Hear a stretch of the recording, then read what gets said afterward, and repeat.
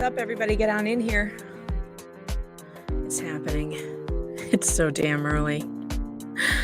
I had quite a night last night. I am not recovered, so my camera is not on yet. Don't hate me. But there's a special surprise coming during the stream today because guess what? We went past 10,000 subscribers on YouTube thanks to Nick Recaita's stream, Recaita Law. Welcome all my new Rackets friends. Glad to have you here. We rocketed past the 10,000 mark and I made you a promise. I said that I was going to come to the stream today in my best Pirates of the Caribbean gear, which I am going to do. I am not there yet. I am in my pajamas. I got 3 hours of sleep last night, people. I did the live stream from what time was it? 8:15 a.m. till like 6:30 p.m. And then I went on the late stream with Recaita at midnight till 3 a.m. And then I got up at 6:30. Got the kids on the bus. Like, I'm literally still in my pajamas. I'm totally unshowered. This sucks. But last night was so fun. Recaita Law is awesome. And the chat was great. I thought, you guys, I can't believe how much fun that was. If you're not signed up with Recaita Law, you really need to be subscribed over there. I owe, though, a very big apology to my co-host here who's been sitting in with me for like ever. He's been here. Gadfly has been here. He's not here at the moment because it's very early where he is. But last night I gave Nick Recaita his Objection Hearsay song. He had not seen it, and we never got around to playing it. And I'm so sorry, Gadfly, that I didn't get him to play it. I should have. And also, I stole a bunch of Gadfly's jokes from yesterday's stream, and he didn't even get credit for them. So I have to apologize. And because of that, I made a video. Because, hold on, I gotta show it to you. Hold on, I gotta get rid of this thing. Where's my producer? What? My producer sucks. My producer's not doing his job right now. All right, there we go. Hey guys, how you doing? I cannot turn on the camera. My dark circles really do look like black eyes. If you saw what I look like right now, I'm drinking a mega pint of coffee because I was up on the Recaita stream late last night. And I'm going to show you one of my favorite moments from that show. And I'm serious, you guys. Some of you know how much I love Rush Limbaugh. He was my absolute favorite, and I loved him and he loved me. And and I haven't wanted to listen to anybody since Rush. And unbelievably, when I found Nick Recaita, it was back when he was covering the Rittenhouse trial, and I found LawTube. And it's the first time that I've been compelled to really tune into something and like be excited to listen to somebody. It was Nick Recaita's stream. So I'm so thrilled that I actually got to make an appearance there. I think he was a little wary of me. I like pestered him for like a week and a half, and he finally let me on. But we had a really good time. Here's Nick explaining internet jokes to me, that I don't understand. The chat is asking me, balls or no balls? And I have no idea what this means.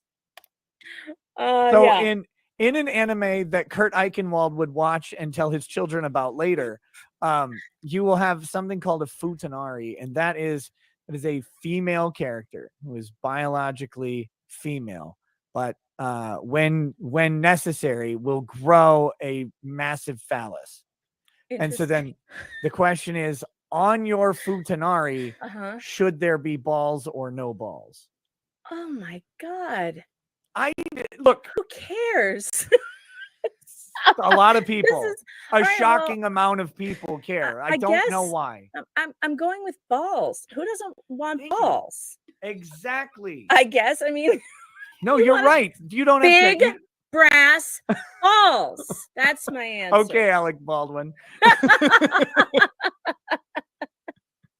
Weird. The chat. Weird. Like, you know what was weird? The question. Okay, that was what was weird. To the chat, you're weird. You're weird.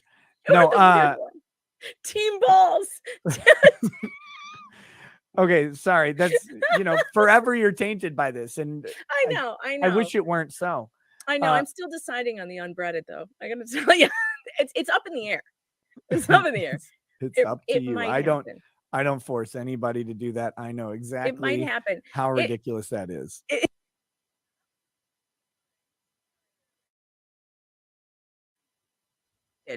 Okay, there I'm back. Okay, Scott, thank you so much for the super chat there. He says, okay, I'm here because you were on Rackets. Hilarious, by the way. Where's the pirate costume? Balls. All right, the pirate costume. I explained this, but because I was up all night with Rackets, I am still in my pajamas. I have not even looked in the mirror. But I am definitely going to get that pirate costume on sometime during the stream today. I just have to wake up. That's why my camera's not on. I'm totally not. I'm not ready. I got 3 hours of sleep last night. I couldn't get the costume on and look decent. So what's going to happen is I'm going to tell you when to do it. Well, yeah, the video's frozen. Sorry. Let me just take that out of here. That was me on Rackets last night. That was fun. So here's when I'm going to do it. I'm going to put the pirate costume on probably during the first set of testimony, whatever's first up today, because court starts at 9, right? Court starts at 9. So while they are testifying, I will be mobile me and I will be going and getting ready, and then I will turn the camera on. So when I turn the camera on is when the pirate costume is coming, because you guys did push me over. You pushed me over 10,000 subscribers. And Amy Clark, I'm sorry you don't find any of this humorous. And if that's the case, you should go find another stream to be on, because this is not the one. Yo ho, me hearties, yo ho. Okay, so there was a lot of things that happened yesterday, and I was supposed to be napping to get on the Racket show after the stream. And I couldn't sleep, of course, because the adrenaline was pumping and I was so nervous to go on with Nick. It was like going on the Johnny Carson show for me. So what I have done is I sat and made a video about what I saw yesterday with Josh Drew's testimony. And I talked about it last night on the Nick Rekieta show, and I'm going to show it to you now. If my non-existent producer could get that up on the screen. All right, let's see. Here's what I saw last night. I saw Josh Drew, who was, God, my brain is fried. Okay? How many live streams can I do in a row on 3 hours of sleep? It's pretty difficult, but it's fun. So we're not going to worry about it. Okay. Busted. Josh Drew v. the LAPD. All right. I'm going to play this for you as soon as I get it up there.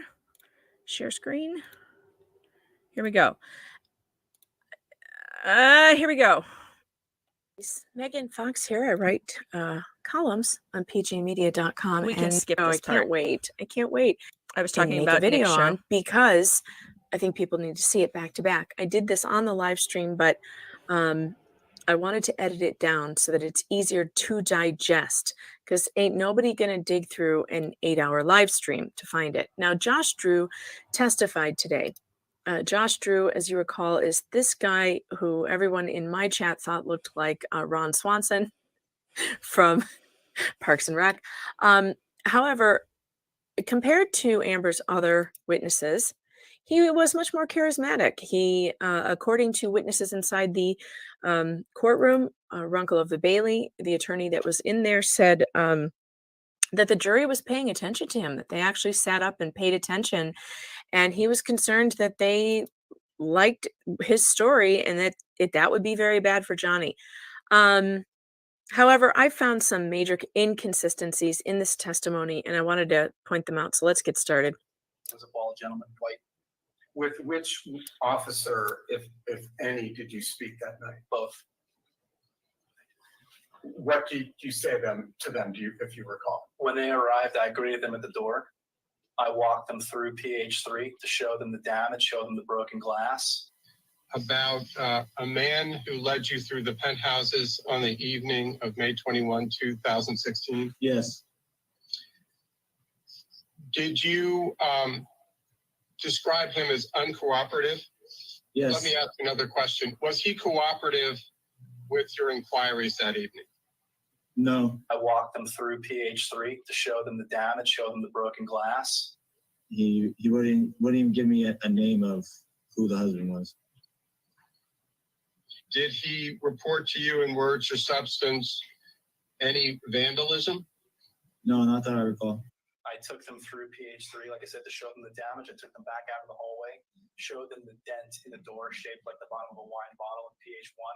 Took them into PH5 to see broken picture frames, smashed glass, Raquel's jewelry and things like that strewn about the apartment. And then I brought them back to PH3. Did he report to you in words or substance that any domestic violence had occurred? I don't recall any exact verbiage he said. Specifically, my communication with him was asking what, if anything, could be done, because we were obviously upset.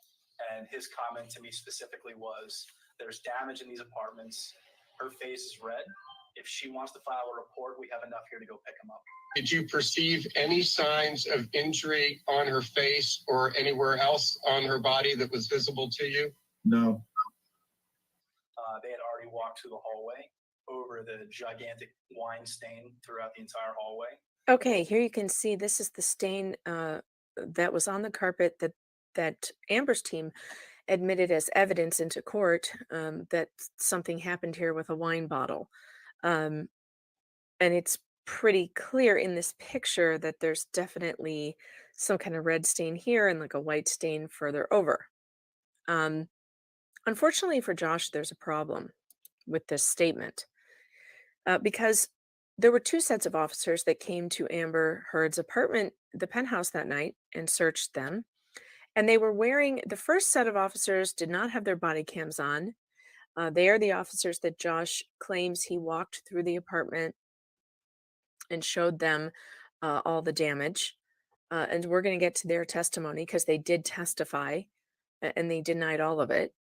And then the second set of officers did have their body cams on, and they walk through the hallway and there are no wine stains anywhere. So and he said they had to step over them. And that is not what I saw. And we're going to look at that again and see if you can see them and you can make up your mind if you see them. Just looking at the carpet now. Let's just look at the carpet, because if I pause it, it gets pixelated. But if it's moving slowly, we can see better. Okay, so let me get out of here so you can see even more. All right, has anybody seen any wine stains like we just saw in the picture? Keep looking. No wine stains. I don't see any. I see shadows. Looking for those two red splotches with the white one a little over to the left of the two red ones. And remember, Josh Drew said the police had to walk right over it. They had already walked through the hallway over the gigantic wine stain throughout the entire hallway. Now, that picture does not show me how far away or close it is to the door. But let's back up a little bit. Let's do that again. I thought I saw something. Maybe I saw something to the right. So let's check it out again. This is, to me, is all shadows. You let me know in the comments below what you think you are seeing. I'm seeing a lot of shadows, but the carpet looks like a uniform kind of color. The only color difference I'm seeing is where I see shadows.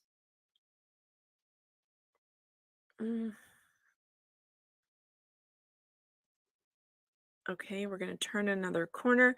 This is where I thought I might have seen something. Wait, I'm looking for those two red splotches. Anybody see them? No, that's a shadow. Yeah, no, I didn't see them. See, I backed. I don't see any wine stains at all. But you've never seen Johnny hit Amber. That's correct. And I've affirmed it to everybody that I've spoken to. I've been explicit about that. And you've never seen Johnny hit any woman. Correct. When you first saw her, did you notice any marks on her face? Yes. Describe the marks. To be very honest with you, I don't actually remember which side of her face it was, but I do distinctly remember there being a red mark and a small bruise on her cheekbone, and red marks just above her eyebrow and to the right side or to the side of her eyebrow. Anything that made you believe there had been a crime committed, from you exiting the elevator up until that point in time? Did you hear or see anything that made you believe that a crime had been committed? I did not. They had already walked through the hallway over the gigantic wine stain throughout the entire hallway.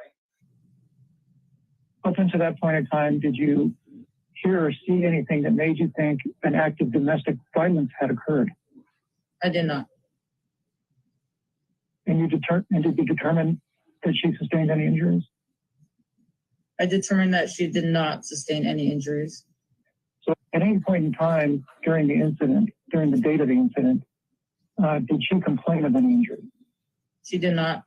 Did you see anything in disarray? I did not.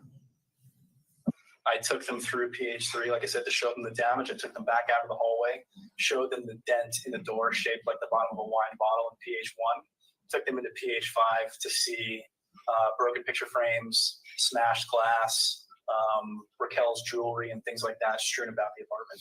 And then I brought them back to PH3. So that's pretty interesting, isn't it?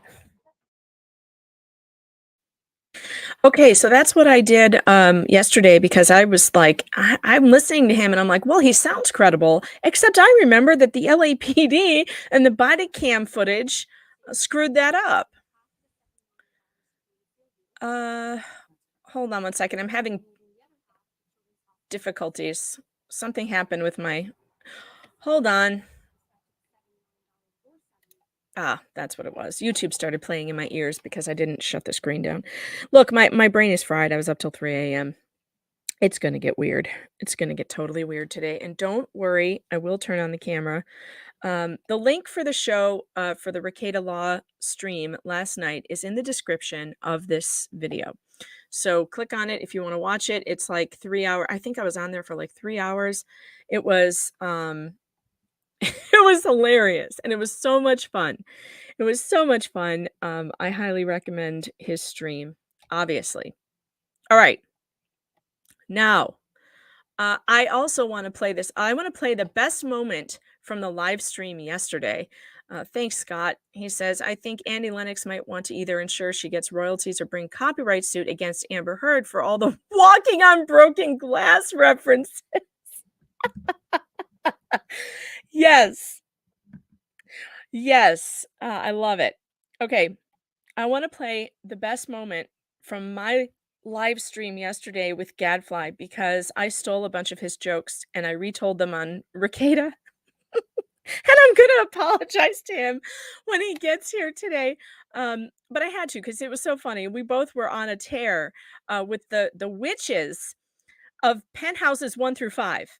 And if you missed what was testified to yesterday, you're going to see it. If you're wondering why the craft is featured on the artwork today, is because Elizabeth Mars, who is apparently some kind of sex magic worker. I know this is not the Alex Jones show. It sounds like it. It's going to sound like it for the next couple of minutes. She's some kind of sex magic worker, and they were casting magic circles in Johnny's penthouses, her and the coven of witches, including Amber and these weirdos. Okay, so the freeloading yahoos. And we were, before this testimony even came out, Gadfly and I were saying, and so was the chat. The chat was like, "What? This woman looks like a vampire. Like, what's going on with her? She looks like she's got elven ears." And we were cracking all these jokes about her being a witch. We weren't even listening to the testimony. We were just talking over it at this point because we were cracking each other up so much. And then she starts testifying that they were creating casting magic circles. I swear to God. So here it is. Best part of the live stream yesterday. On a bed. Do you know Where are they what this broken? picture What are they is of? talking about?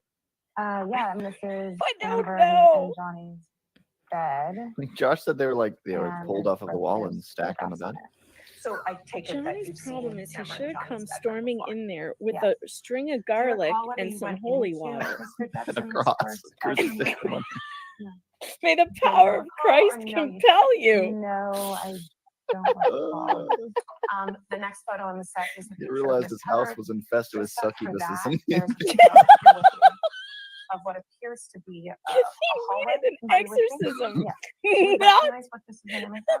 not That's a the- wine bottle. That was his first It's the mistake. hallway. That's just between all the blood they spit up after they left the Oh, you've apartment. been on this hallway many times.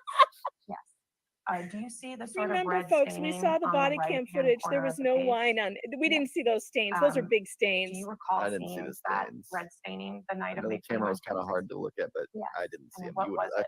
I think you would have saw him. It was wine. So you saw I that would've seen staining it. on the night of May 21, 2016. Yes. Suck Do you, recall whether it was loaders. there when you arrived in the afternoon? I don't remember seeing it now. So when was the first time you remember seeing it? I think when I came out of my hiding spot and came Johnny burst in downstairs. speaking in tongues, and I had an urge to run away from him. But you didn't see the wine get spilled. Not this, no. You saw other wine get spilled? I saw, yeah, as he was, and when he came to the apartment and he was flailing the wine. I'm crying. And the he there is Johnny.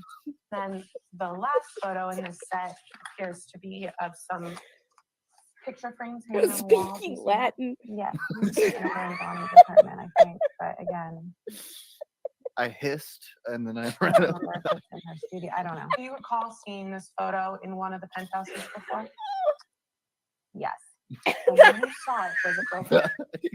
No.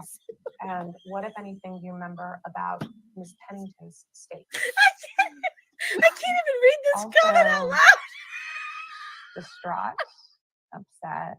You've been friends with Miss Pennington for many years. Is that the ceiling? Had you ever seen her similarly distraught? Mm, not similarly, but seems sad. But have you ever seen her have the same reaction? that she No had wonder that so many people could stay. They just all slept in coffins next to each other. So you also testify that you saw Mr. Drew in his and Miss Pennington's penthouse? Oh, God. What, if anything, do you remember about Mr. Oh, Drew's God. state? I just remember him being just a grounding energy. Oh, a Just grounding trying energy? to What? be supportive She's to now she's Amber doing and to witchcraft. Phil and No, just really kidding. trying to be like A the grounding man in the energy. situation that was gonna like really Oh, be grounded amongst like women that were sort of like frightened and sort of a coven. Yeah, our, Yeah, our it was coven, very I mean, our grounding, cuddle like, puddle was fear. very. I remember very like feeling scared. safe with him. Like he was, it was like protection. They cast a Testified circle with earlier a today coven. That, quote, there are some things that I really Walked in, remember. he some ruined things our that I don't. pentagram. I just want to say that we were kidding Which until bucket she did the just marks admitted on Miss Hurt's face? that they cast a protective circle with a The things coven that of were women. A little shady. No or the wonder things he you said remember? drown her before you burn her. Oh my god. You- Your next witness? now I know Witness why Your he Honor, wanted is to Melanie drown her. Iglesias, Your and that next is witness also lives in by Romania. video. Is that correct?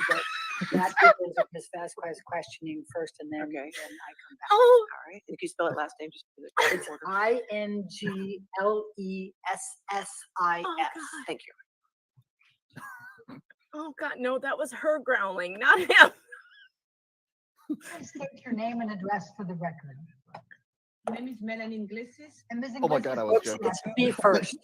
And the makeup artist.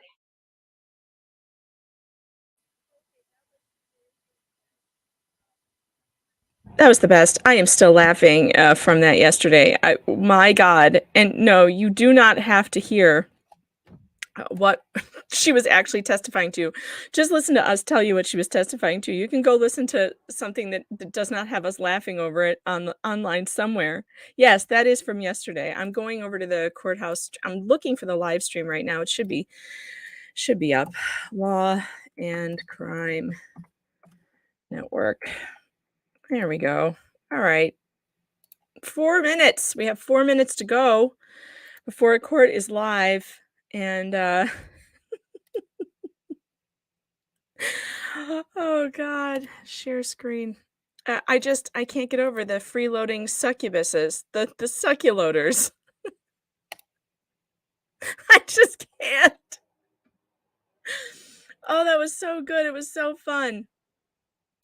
All right. Well, which one is being shared? Hold on. Now I'm confused. All right. Law and Crime.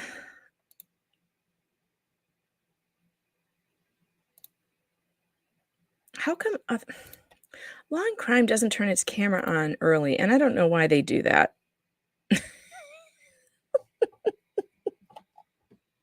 All right, I'm going over to the comments. I'm going to read your comments for a little while. I missed a bunch of them, so I was laughing too hard. Beth says, between you and Ricada Law, I don't think I've slept. Fear of missing out. Well, I didn't sleep either. And so it's going to be a rough one today because my brain is barely working. And I don't know how I'm still talking after all the live streaming that's been going on. Let's see. Shiver me timbers. It's coming. I promise. It's coming. I just need some time to like wake up, drink my coffee, and like go into the bathroom and I don't know, try and towel off because I'm not gonna be able to get in the shower. Oh my goodness.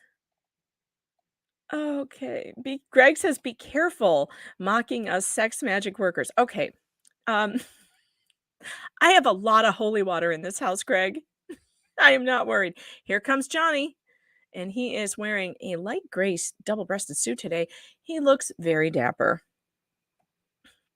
Very dapper. And he looks very happy. You know, I will say that the difference between how Johnny has started out looking and how he looks now is just incredible. It's almost as if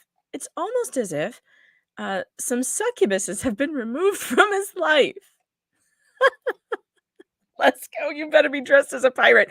I will be soon. I have to recover from the Ricada stream in the very early morning and getting up at 6:30 to get my kids on the bus. Megan Sweeper wants to know, why are Amber supporters on here? Well, you know, everybody's welcome. I believe that in making Americans friends again. And if they want to be here, they're welcome to be here. And you know, everybody has their own opinions and we may disagree, but we should still be able to have a beer together. Or some coffee.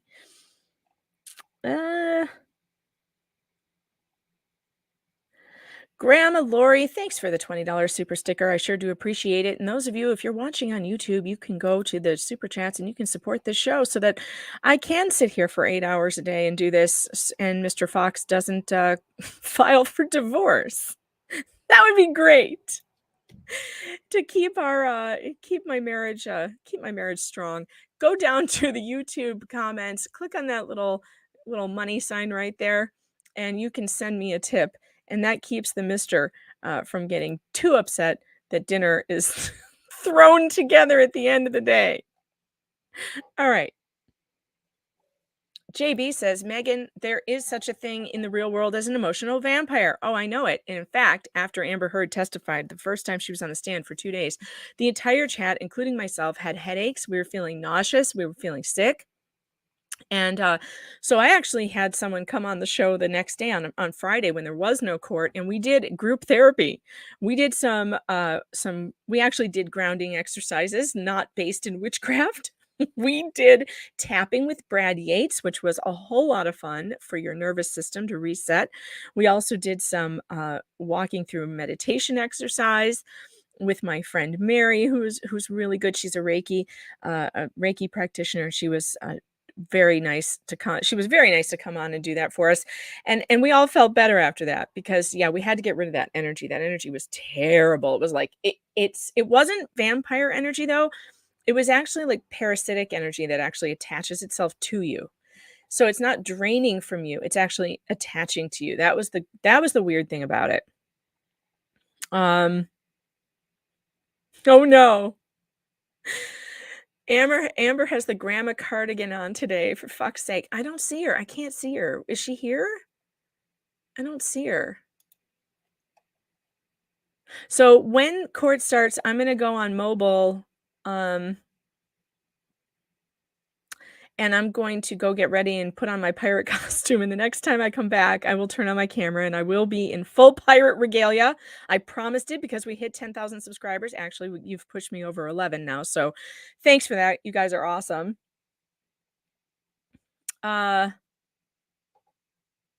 Okay.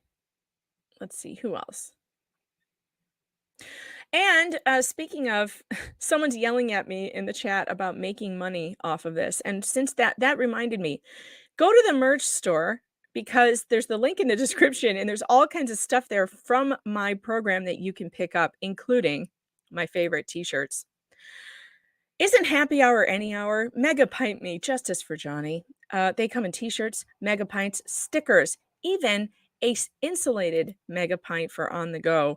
You don't want to miss that. I have another one too that says Frosty at the drop of a hat. Time for a Mega Pint. Also, I should be doing Objection Hearsay merchandise. I don't know why I haven't done that yet. I'm just too busy.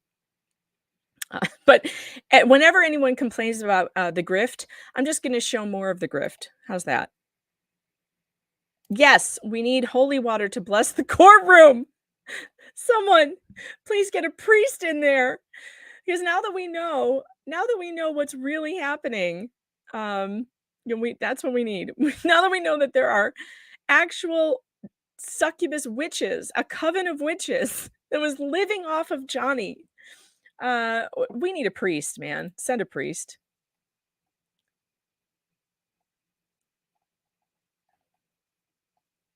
Which video did you want a link for, Hava? Can you specify which video you need a link to, and I'll throw it in the chat. I'm checking the chat. Guys, when Gadfly gets here, oh, I can't wait to play his song for you guys, because those of you who are here from Racket's stream, you have not, I don't think he played Objection Hearsay for you yet. He was going to do it last night, and we totally bombed that and didn't do it. We didn't do it. So I'm going to play it for you again.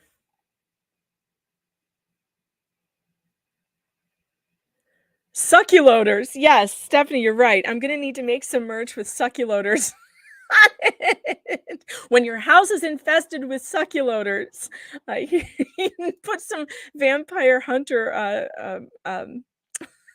elements on the elements. My brain's not working, you guys. My brain, it's not working. I'm operating on 3 hours of sleep. This is going to be really tough today. Okay. It looks like, is the judge coming in? People are standing. Judge must be coming in. Not a simple priest. We need a bishop from the 10th century of Rome.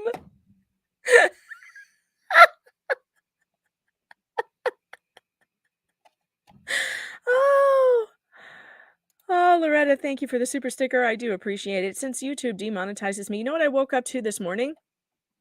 I woke up to YouTube telling me that a bunch of my videos are being limited for ads because of suspicious activity. They are accusing me of clicking on my own ads and letting my videos just run all night. I have never done anything like that. I don't have time for that. I'm watching Ricada.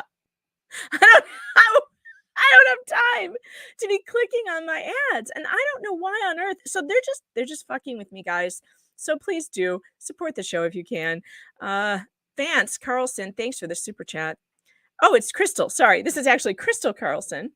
Love your show and all your commentary. Tell Mr. Fox thanks for all of us. He's a long-suffering man. He really is. Scott Campbell, thanks for the super sticker. He says, Megan Fox, you are the Judy to Nick's punch. Last night was the funniest racket stream I can recall. Viva and Barnes started out with one stream. Now they are my must-watch. Another must-watch, maybe? Oh, gosh. I would love it. I love Nick. And if Nick invites me back, I will be there. Believe me, I will be there. To me, that was like getting to go on Johnny Carson. Like, I was so excited. I was so nervous. Yes, YouTube is accusing me of wrongthink, I think. And they're always demonetizing everything I do. So, you know, I'm not going to be able to make any money on it, which I guess is okay. But buy the t-shirts, okay? Buy the t-shirts. Oh, and the mugs. I have a great mug that's hilarious that you guys would really like, I think. I don't think I have a picture of it right now, but it's the meme, support the current thing. I love it. I love it so much. Just when you don't know which virtue signal you need, it covers them all. Objection to an all-nighter clicking on your own ads. Like, really, who would do that? Who the hell would do? I've got 3 kids to take care of. I'm seriously like, am I seriously sitting on my phone just clicking on all the ads? And that makes no sense. I would never have thought of that. Now they've given me an idea, but I would never do that. Just blame Rackets, says Jury Rigging. Everything is his fault. We need squatting tweakers on something.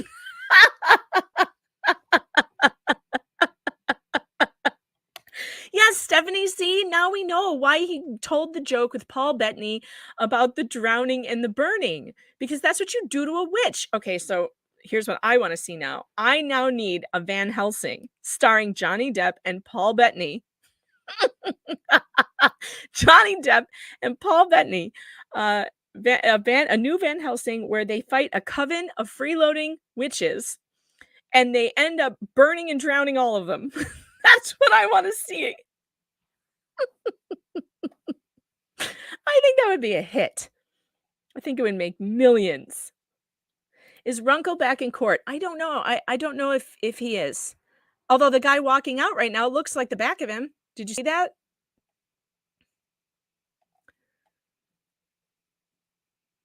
Okay. Mega pints of holy water for all. Everybody get ready because this, whatever it is, can come through your computer screen. I felt it before the break. I'm telling you. So get prayed up, okay? However it is. Get your holy water out. Get your rosary. Get your smudge stick. Start burning some incense. Because if her other witnesses are anything like yesterday's witnesses, we are all going to need some extra protection. Oh, man.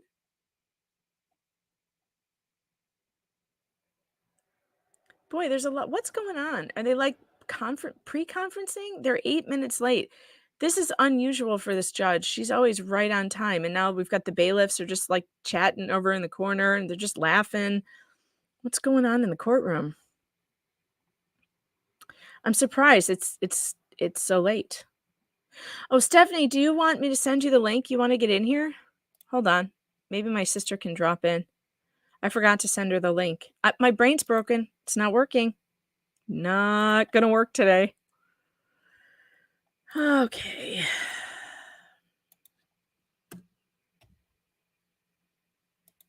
I just sent Stephanie the link. My sister, she's a lawyer. If she wants to jump in here, she's probably on her way to work though, and her connection is never good. And then I invite her on, and then we can't hear anything she says. But she's my sister, so I let it happen. All right. Dolly's got her smudge stick and her rosaries. I think that's a good tactic to double up on on the protection. Watch out, sucky loaders will select their new victims today. Oh gosh. I actually make smudge sticks with the sage from my garden. I use sage and lavender. And my dad loves them because he smokes cigars. Here's a trick if you're a cigar smoker. A smudge stick, if you have people around you who don't like cigar smoke, just burn a smudge stick while you're smoking a cigar and they won't notice it. My mother hates the way cigars smell, and she can now sit out with him while he smokes his cigar because she burns the smudge stick and she enjoys that instead of the cigar smoke. Yes, I do have a t-shirt that says Frosty at the drop of a hat. Let me show it to you right now, Jillian. And it comes in other colors. Frosty at the drop of a hat. Time for a mega pint. Justice for Johnny. Comes in several colors. You can get it in the merch store. I will drop the link to the store in the chat, but it is also in the description of these videos. And because we hit 10,000 subscribers, I haven't been able to do it yet, but I will be able to set up the merch store on the actual YouTube page. I'm so excited. What a milestone. I'm so happy. And stay tuned because the full pirate regalia that I promised is coming. I just wasn't able to get ready in time with the 3 hours of sleep.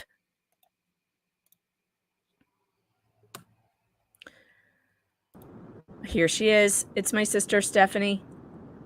How are you? Hey, I'm good. I'm almost to the parking lot, so if I cut out, I'll be parked in 2 minutes. Okay. So could you miss the succubus I missed testimony everything yesterday. I missed everything because I had that trial. I had to work and catch up on a whole bunch of stuff. So I couldn't even really have the phone on. I missed all the testimony. I had no idea that went down. That is the funniest bit of TV I have seen in, years. You two, I was in the line at the Dunkin' Donuts cackling. I was laughing so hard. Gadfly. Gadfly's in the Gadfly. He's in the chat. He says, "Listen closely, and you can hear Amber's friends flapping their wings into court." I love him so much. Oh, Gadfly, please get on this. You have to get in here. It's very early in the morning for him. He likes to get up and have coffee and be normal for a little while. He'll be here. He's coming. He can pull a gadfly and not turn on his video. That's acceptable. Oh my gosh, well, I need to check I'll check my DMs. Okay. Yeah, he's going to be in here soon. Fairfax is not that far from Annapolis. Maybe I should drive down there with some oil and just anoint that place in the name of the Lord.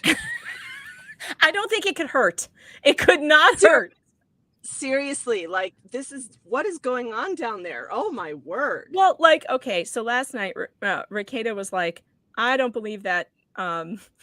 He's like the whatchamacallit, the instructor, the acting coach was like, well, Johnny got very dark.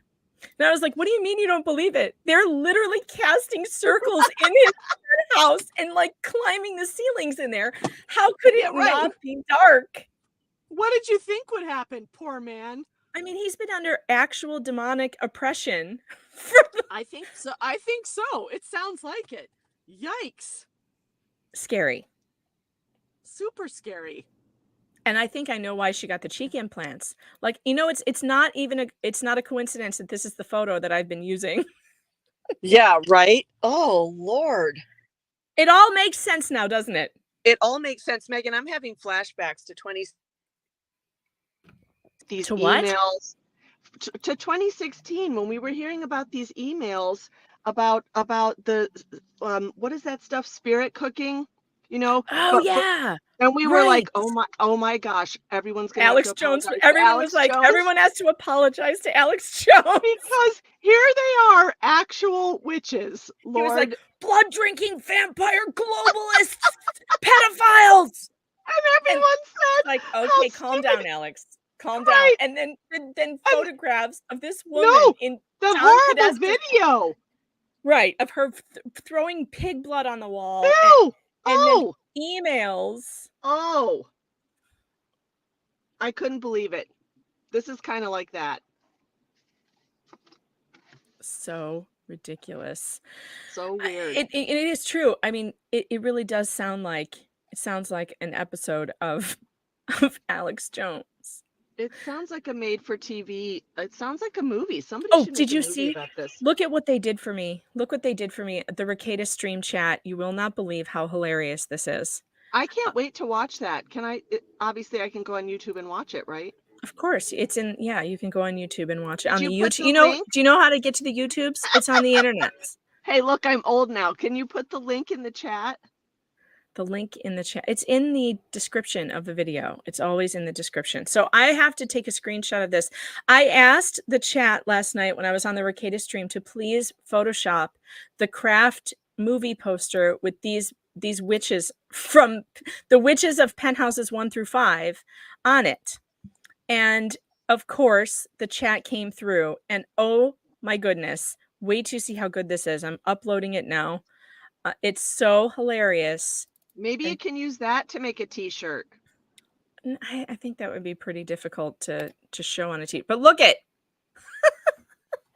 Oh my word. It's the witches of penthouses 1 through 5. How fantastic is this? You know, whoever came up with succuloters, that person should get a prize. I know. That was funny. Where's Gadfly? Gadfly, are you seeing this artwork?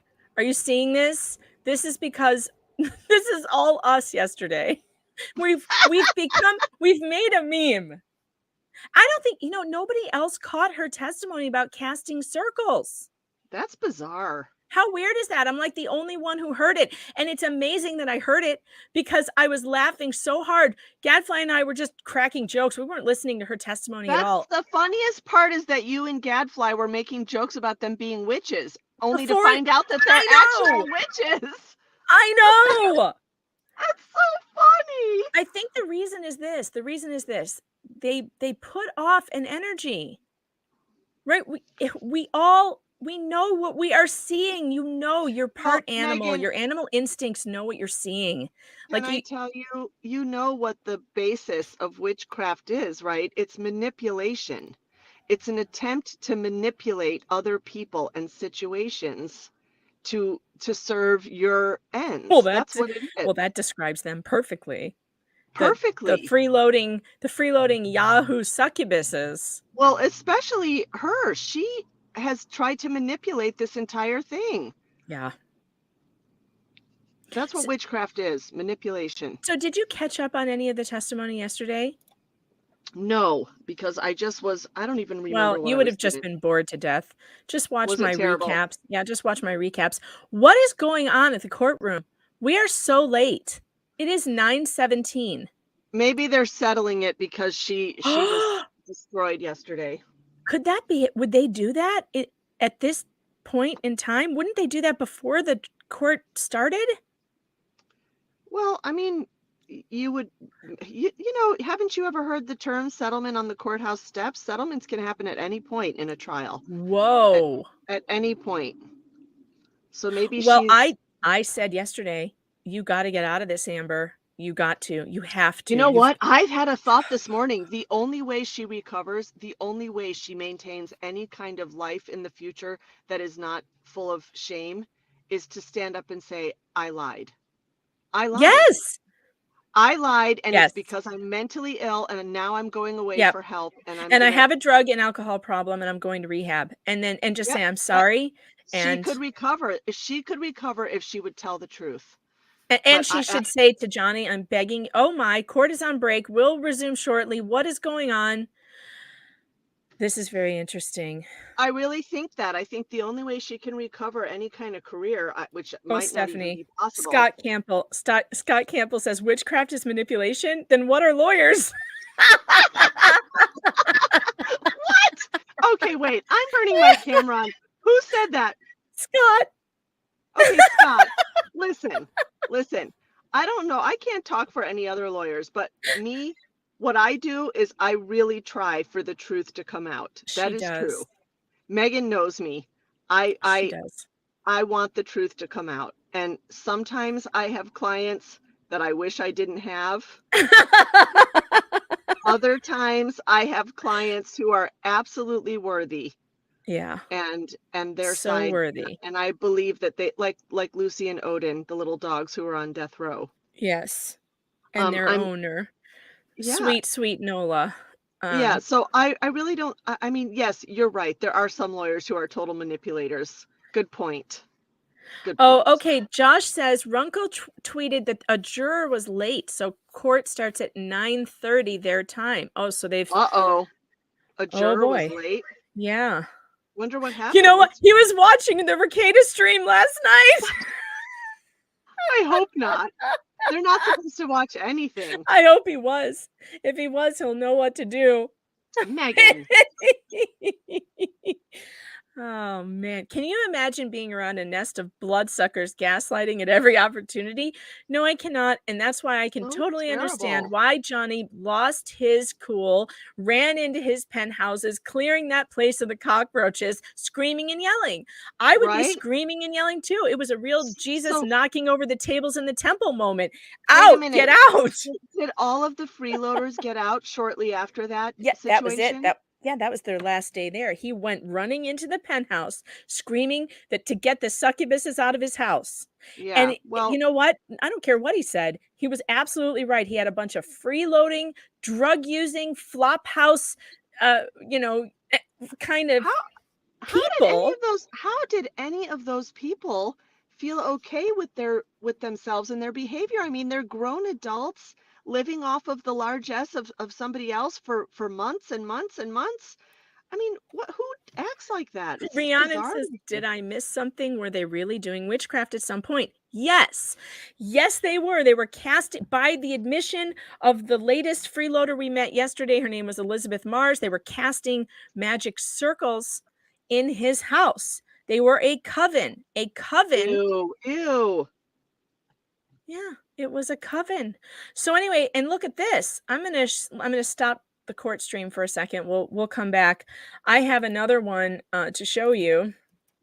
So last night I was on the live stream with Gadfly, and I just Googled Amber Heard witchcraft. See what would come up. And a new headline came up. Amber Heard cackles like a witch in recorded fight. Gadfly's here. Yay! He's here. Hi, Gadfly. I had to join in case anything exciting happens. Yeah. Well, a jury is apparently face down in his own vomit somewhere. I'm not sure. A juror. A juror? Yeah, I said a jury. I meant a juror, but my brain's broken because Poor I was up Megan. till Megan 3 a.m. is super tired, operating on 3 hours of sleep. And Gadfly, I must apologize to you because I stole a bunch of your jokes for the live stream last night, and I didn't give you any credit. And Good. and I was going to have Nick play your song because he hasn't heard it. I can't believe he hasn't heard it.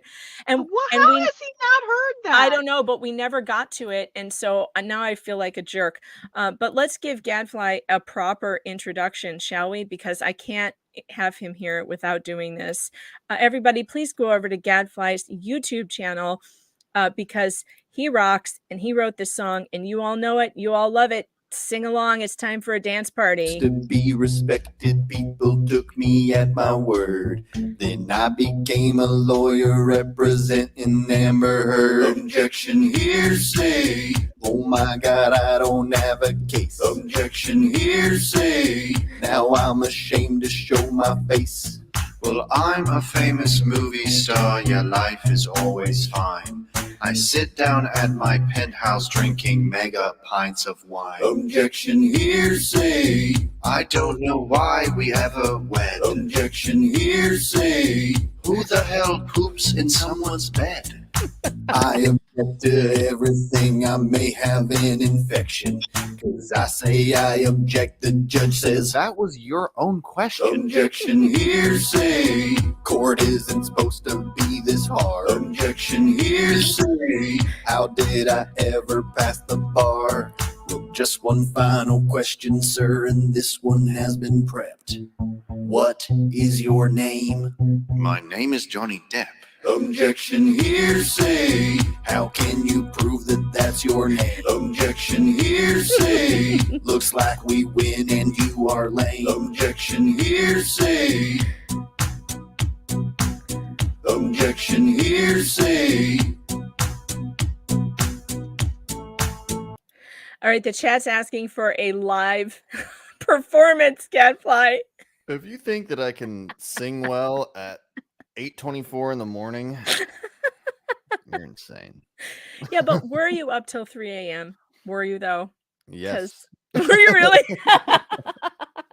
I'm always up to this is the problem for me with this trials. My sleep schedule is normally I go to sleep at like 4 a.m. and wake up at 10. Do you really? Yeah, I'm a night owl. So Well, this is not working for me. whatever it is that I know nothing about you, but I want you in my life all the time, is what I've decided. I don't even know your real name. And and I'm ready to like just have you as a part of my show forever. So, I love it. Scott Campbell, thank you for the super chat. He says, Stephanie with glazed eyes, I believe you, I believe you, I believe you, I believe you. I have not been manipulated. I put in the chat earlier that Johnny got darker when he caught Amber talking to the TV static. So it made him question everything. I went back and listened to our breakdown. Like that we had a literal breakdown yesterday. Like where we were I mean, it was so funny. And I played it for the stream this morning. I cannot I start crying just listening to it back. It was the funniest thing. And it's funny, I laugh at my own jokes, but to be fair, it was really funny. I thought it was funny too. But because it's it's only funny. For a narcissist. It's a total narcissist move, yeah, for sure. Maybe that's why YouTube is striking me, because I keep watching my own content. Are you not allowed to watch your own content? Because I watch my own content all the time. You should be able to do whatever you want. Wait, YouTube gave you a strike for what? Not a strike, but I got a bunch of my videos demonetized because they said that there was wait, what was it? They said invalid activity. And then when I clicked on it, it said we have evidence that that the creator is clicking on or letting her streams run over and over and over again, or letting her videos play over and over again. I'm not doing that. And also clicking on my own ads. But I'm not doing that. That's a lie. That's just YouTube bullshit. That's how they demonetize me. Sounds like somebody started flagging you. I'm not going to say who. I'm just going to say. I know exactly who. Sounds like somebody may have, chanted. Could it be the same person? Oh, someone may have chanted. Someone may have flapped her wings. Someone may be casting spells your way, Meg. I'm not worried about that. I don't think you that. should be worried. I'm never worried about that. I'm in a good place spiritually. I'm completely protected, and I have no concerns about that. I'm not worried about that at all. Well, the truth is, you've been dealing with threats from psychopaths for years now. Forever. Since your fight to get porn out of the library in the children's section. Yeah, what a monster I am. I'll tell you. You're such a crazy lady that you would try to keep guys from watching porn right next to the children's department in the library. And jerking it at the same time. Oh, God. Horrid. How dare you? Wow. How dare I? How dare she? Taking away people's fun. She's a real witch, that Megan Fox. I'm just like a puritanical, what do they call me? A stay-at-home outrage potato. That is that what they called you? Yes. That was my favorite. That is my favorite insult of all time. That's not even an insult. That's great. I know, I should put that on a t-shirt. You really should. Stay-at-home outrage potato. I love that. Hey, personally, I love potatoes. Love me too. But the whole mental image of it, I just see a potato yelling, sitting on a couch, and it makes me laugh so hard. The idea of a potato being outraged, though, potatoes are really chill, so I don't see that. Christy says I would wear that t-shirt. Potatoes are like comfort food, Potatoes are life. Mashed potatoes with butter. Megan, how dare you? Spud Gun says, how dare you kick porn out of kids' libraries? The alphabet people will be fuming. Oh, they were. Trust me, they were fuming. They sent people in matching t-shirts to protest me. It was ridiculous. And remember, you were pregnant at the time at those crazy meetings. Pregnant. Yeah. Rachie says, Megan's energy is high frequency. She's good. That's right. I am. It's true. It is. I'm good. Yeah, Megan has that sort of like lion energy. I have a real bring it energy. I feel whatever your threat is, I'm going, yeah, bring it. Bring it on. I've been there, I've done that, and I will see you in court. I'm surrounded by lawyers, and now I know Nick Rekieta. Nothing can go wrong at this point. What do you mean, Nick Rekieta? You know me. I do know you, but I'll tell you I'm what. kidding. You don't have an army of lawyers behind you like this guy does. Yeah, but I have Ed, and Ed is a one-man army, and you know it. All right, but Beatrix wants to know, question, Megan, is Cuddle Puddle the nickname they gave it? Psycho AH referred to their activities as that. Yeah, that's the nickname. That's when she does her laughy drugs. It's a Cuddle Puddle. It's not a bunch of drug addict flophouse inhabitants. Ooh, wait, this is what she does. She does a Cuddle Puddle with that chick who's a sex, what is she? She's a what? She's a sex magic worker of some sort. Ew. And so now we're discovering that there was this sexy Cuddle Puddle, and Johnny wasn't invited. Good morning, Judy. Wow, that's loud. All right. Thank you. Apologize. We had a delayed juror, but now we have all the jury, so we're good to go. All right. Do we have preliminary matters? All right. I'm going to put on my pirate gear. All right. I'm signing off for a little bit. I'll talk to you guys later. Okay. I'm going to go mobile. Oh, they're huddling already? Jeez. Well, since Megan didn't plug me last night at all, didn't help me in any way. I wanted to. Someone asked if Objection Hearsay is on iTunes. Yes, it is. You can just look, just type in Gadfly on iTunes, Objection Hearsay. There's other people named Gadfly. Don't listen to any of them. Yeah. Only my stuff. For sure. Go and subscribe. And also download that iTunes song. I'm so glad it's on iTunes. I'm totally adding it to my library. It's on iTunes, on Spotify, it's on Apple Music, it's on YouTube Music, it's on all the things, I believe, now. It needs to win a Grammy. Oh my gosh, JB. Cuddle Huddle Puddle. There's a Cuddle Huddle Puddle up by the judge. Yes, Julia, it's on Spotify. He just said that. Yes. Oh my goodness.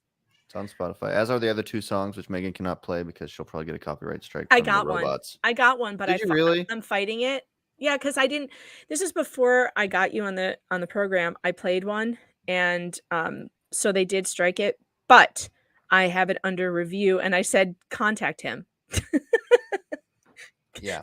Find out if he doesn't want me to have this song. You will be wrong. So wait, Christy wants to know, I saw the real or the true Gadfly. Those are fake, right? It depends on what you're talking about. On like Twitter and TikTok and social media stuff, I'm at the true Gadfly. But on Spotify and iTunes and Apple Music, it should just be Gadfly. Okay. All right, that's important. Oh, I have to change the banner. The banner's not right. I should say, oh, we need a new banner. I know someone messaged me and they were like, well, it's clearly you stole my name. And I was like, dude, I'm not going to explain to you how Gadfly is a word, but, but we'll get there. Oh, people don't know what Gadfly means? Apparently this person did because they chose it as their username. And they're like, you stole my name. I was like, my name is a reference to many things. To many things. Not to mention Gadfly is a very old term. Yeah. Presenting more witnesses. I'm going to say the defense is presenting more witnesses we hope are not demons. The first witness is her goat blood salesman.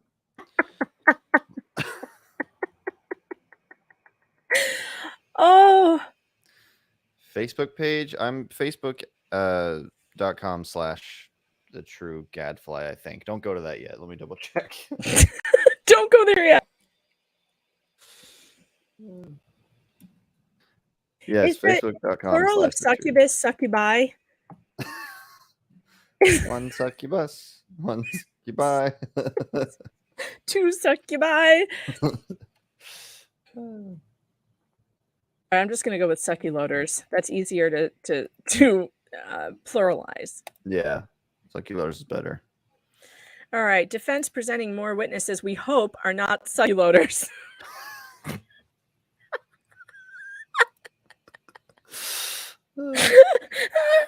Oh, don't forget to like and subscribe and share this. If you're on Facebook, share the video. And don't forget, if you're on Facebook, you really shouldn't be. You should be on YouTube because Facebook sucks and they'll cut the stream at 8 hours and then you're going to lose it. And then I have to reload it. And it's a whole thing that I wish I didn't have to do.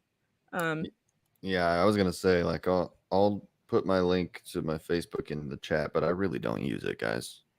I would prefer, like, follow me on Twitter or something like that. Spud Gun says the plural of succubus is succubi or succubuses. Interesting. That's what they wrote into Coachella. Succubus. They took a succubus. Oh man. Oh boy. What I want to know if there's anybody else in this courtroom today that David Shane touched inappropriately. Oh no. Because there's a New York Post reporter who says she was in the courtroom and he touched her and she didn't want to be touched. Ooh. And he told her she was beautiful and he wanted to meet her at a hotel and he promised her, according to her, an exclusive interview with the head succubus herself, Amber Heard. That was reported in the New York Post. The New York Post is going after PR magician David Shane, who's so good at PR that he was able to take the headlines for himself instead of Amber Heard. That's Incredible. A good PR guy. Incredible. Do you think that if they were actually like, I mean, I know the juror was late because he was trying to muster up the will to live, but Well, Runkle of the Bailey reported that the 60-year-old juror with the hearing aid keeps taking his hearing aid out and like just checking out.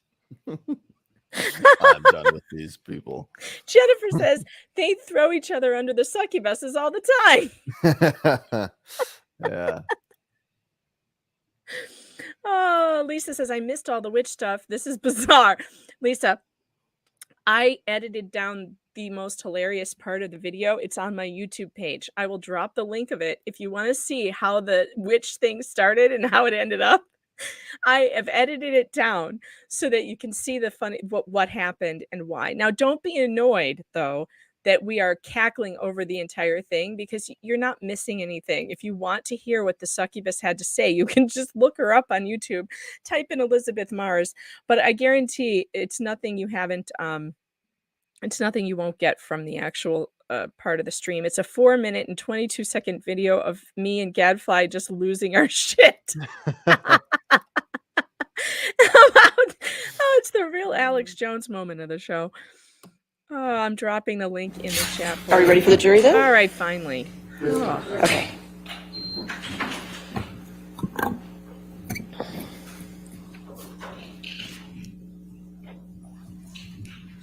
Yes, chat, that happened during this trial. No one believes me about the witchcraft. No one believes this. Yes, she's a witch. She's a witch, which is why he was talking about burning or drowning. Yeah. I guarantee you, he just thinks the new age, like Wicca stuff is so dumb. And so he just makes jokes about it to his friends. Whipple, the pirate is coming now. I'm going on mobile and I'm going to go get dressed. And when I come back, I'm going to turn the camera on and it will be full pirate regalia. I just have to figure out how to get into the stream mobily, and my brain doesn't work right now. Oh, God. All right. Headphones All right. in. Good morning, ladies and gentlemen. Your next witness. Your Honor, we'd like to call Bruce Whitkin, and it's by deposition designation. Oh, All right. Who's first? I think we are. I think we asked Okay. questions first. All right. Thank you. Thank you. Sorry. That's right. Will counsel please stipulate that in lieu of formally swearing in the witness, the reporter will instead ask the witness to acknowledge that their testimony will be true under the penalties of perjury, that counsel will not object to the admissibility of the transcript based on proceeding this way, and that the witness has verified that he is in fact Bruce This Whitkin. guy looks like a Wiccan. He looks like a warlock. Yes. Yes, I am. Mr. Chu. So agreed. And could you please state your name and business address for the record, please? Bruce Whitkin, California, His literal last 91607. name is Wiccan. And how did you I meet think Mr. the Depp? captions did that. It's a He joined the band that I was in Florida. I was going to say the And guy's did- sound pads, so he's probably a musician. Did Depp ever become family? To me, yeah. Who was the first person that Depp married? My sister-in-law, Lori Ann Allison. Yes. Okay. And was that around the time? It's right when we moved out here, 1984. Okay. So how long have you known Mr. Depp? How many years? It's got to be over 40, maybe from 82 to now. And would you consider yourself friends with Mr. Depp? We were until about 4 years ago. Yeah. Okay. And before 4 years ago, were you close friends? Yeah, I would consider him my best friend. Yeah. Was he like a brother to you before 4 years ago? I mean, yeah, we were brothers. You would call me a brother, I'd call him a brother. Yeah. We had a lot in common. Is it fair to say that he was like family before 4 years ago? Yeah, I mean, he was friends with my mom. My mom loved him. I mean, yeah, we were as close as you can get. And do you agree to tell the truth today, regardless of your close past friendship with Mr. Depp? I tell the truth either way. Yes. From about 2011 until 2016, how often do you think that how often do you estimate that you would have communicated with Mr. Depp? A lot. We were working a lot of music together. We did a film together. Well, he did the film. I just helped record some stuff. A lot of time between that era. But him and I spent a lot of time from around 2001 till 2015. You know. Yeah. Based on your personal observations from 2011 to 2016, did Mr. Depp ever abuse illicit drugs? Yeah, I mean, I think that abuse is the wrong word, but you know, I think that it was going on. You know, it wasn't like crazy rock and roll house. No, it was just But I wouldn't call it abuse. What word would you use instead of abuse? Getting high. What? Oh, Getting high. okay. Getting high on cocaine? Yeah, once in a while, if I saw it, you know. I mean, a handful of times I saw it. I don't think he liked to do it in front of me. Did you ever observe forgetfulness in Mr. Depp after he'd been drinking or using substances? Forgetfulness, no. I think that he's got a pretty good memory, but, you know, my personal experience with him, no. Did Mr. Depp's drugs or alcohol ever impact the band when you were bandmates or its music performances? We were all young. No, we were kids. We all did bad stuff then. Are you aware of Mr. Depp achieving any period of sobriety during the years that you've known him? Yeah. And when was that? It's hard for me to, I mean, it was right around, we'd have to look it up, when he did Lone Ranger. He seemed really kind of focused and wasn't drinking. I went to visit him. I believe it was New Mexico. Amber was there. Everything was like different. You know, he was proud of it. He wasn't drinking. And I think he was smoking a little weed, but that was it. And do you remember about what year that was? Feeling it's 2013, but I'd have to look to see when Lone Ranger was. Is there a time that you believe that Mr. Depp needed help with substance abuse? As a friend, yeah. And do you know who Dr. Kipper is? Oh, yeah. And what do you know about Dr. Kipper in relation to Mr. Depp? I don't have a strong opinion of Dr. Kipper, but I'll be honest as I can. He was a doctor brought on, I believe, to help him get sober. He was a sober doctor. And I believe he had a nurse with Johnny and a nurse with Amber. at the time. I thought it was a scam. I thought it was a complete ripoff. But that's just me. Please bring up Exhibit 3. Okay, and does this look like a true and accurate copy of this exchange? Yeah. And regarding the lines, I'm real worried about him and this Dr. Kipper. What did you mean by that? Like I said, I didn't trust this guy. And were you ever worried about Mr. Depp's health?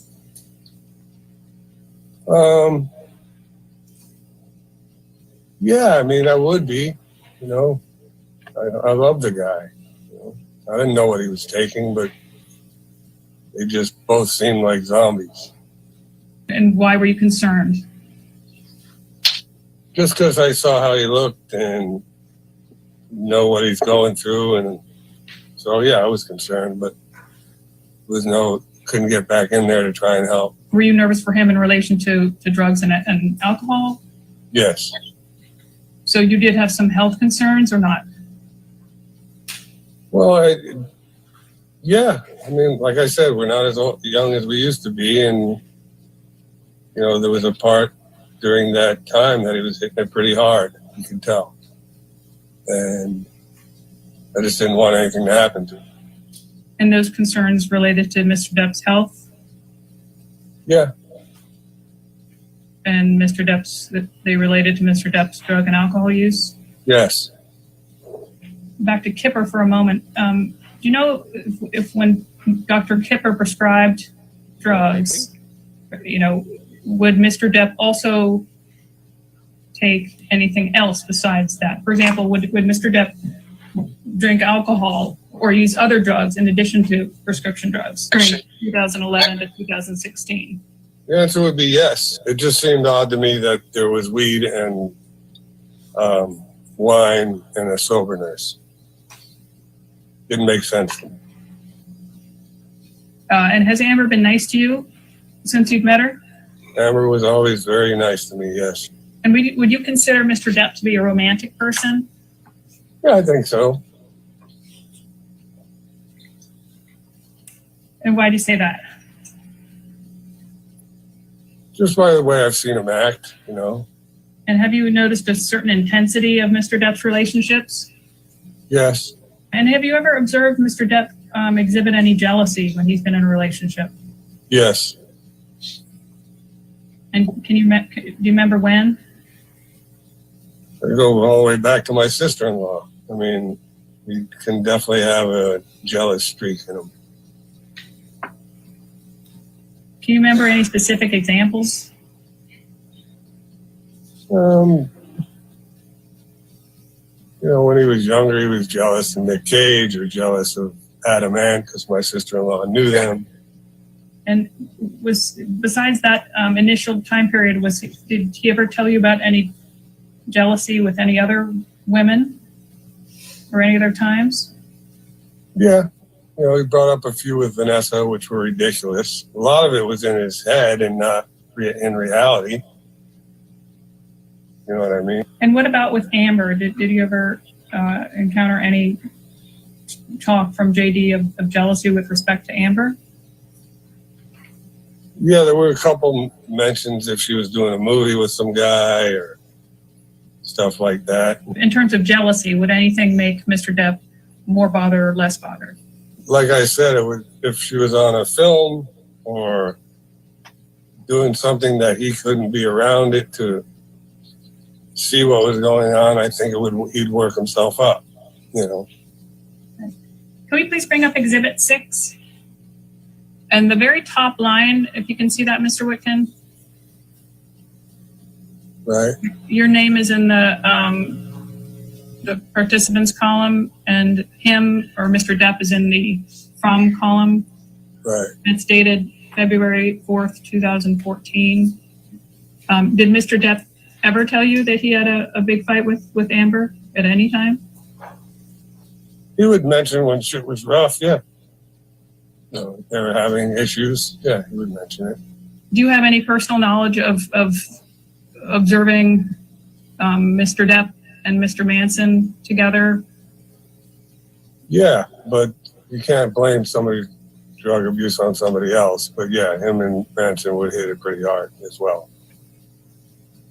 And they would, if I hit it hard, they would drink and smoke weed. I don't know if I ever saw Manson do blow, but I would assume that he did. He's done everything else. Okay, but you would see them drink together? Yeah. I worked with them both on a few things, so. Let's go to Exhibit 8, please. Yeah. We can see that it's the same date. It's February 3rd, 2014. Text exchange between you and Amber. And you have I have a vague memory of him hanging at Manson's house for a couple of days. Do you know what kind of professional help more specifically?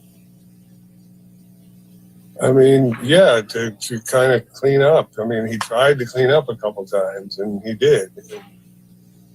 I think he needed that, and he needed therapy. You know, and I recommended that to him. He did it a little bit, but then he stopped. Because from my experience, it's deep-rooted issues that he's dealing with. It has nothing to do with Amber. That's my opinion. Okay. So you were referring to two types of professional help there. One was therapy and one was cleaning up for drugs. Is that fair? Yeah.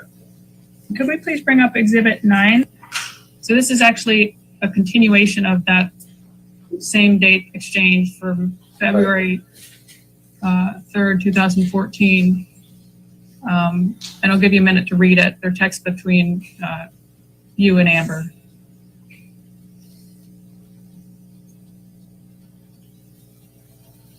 Right. Do you think that you were going over there People used to smoke out of concern? I mean, obviously, she was concerned, so I was concerned, and you know, going to Manson's would have been interesting because I don't know if he would have left. But I was trying to get there. I know it looks like I was trying to get through the Manson or find out where they were. Okay. Can we pull up Exhibit 10, please? Do you remember this exchange as sort of part of a continuation of the last exchange? Yeah, probably what I was doing is reaching out to the assistants to see where the fuck he was and how he was. Because obviously I didn't get any real answers. Can I please bring up Exhibit 12? It's April 28th of 2016. Okay. How often were you around Mr. Depp at this time in April of 2016? You smoking? Probably a bit, depending on if we were rehearsing or recording. And my dates are a little squirrely, but And yeah, probably a bit. Do you have any memories of at this time of Mr. Depp getting high or drunk? I mean, drinking while we were working, yeah. Smoking weed, yeah. So I think your prior testimony was that you've not observed arguments between Mr. Depp and Amber. Is that correct, or is that wrong? I've never seen them physically abuse each other, no. And did you say this was at 3 a.m. when he called? It was late. I can't exactly, but it was later than I imagined that I'd get a call. So I thought it was, you know, something bad. So yeah, I went down. So Stephen called at around 3 a.m. And then you went down, and your understanding, you went down after that call? Yeah. And what was your understanding of the reason you were called? Yeah, that it was just crazy arguing and stuff going on down there, and for some reason he thought I could help. What was crazy about it? Right. I mean, I think what was crazy to me is that's the first time that ever happened. You know, the first time Stephen ever called me for help like that. You know, very recent deposition. Usually it's just to come and record or go do this or go do that, but for some reason he wanted me to come. And when Steve had called you, did he make any references to anything being thrown around? That I don't remember. You know.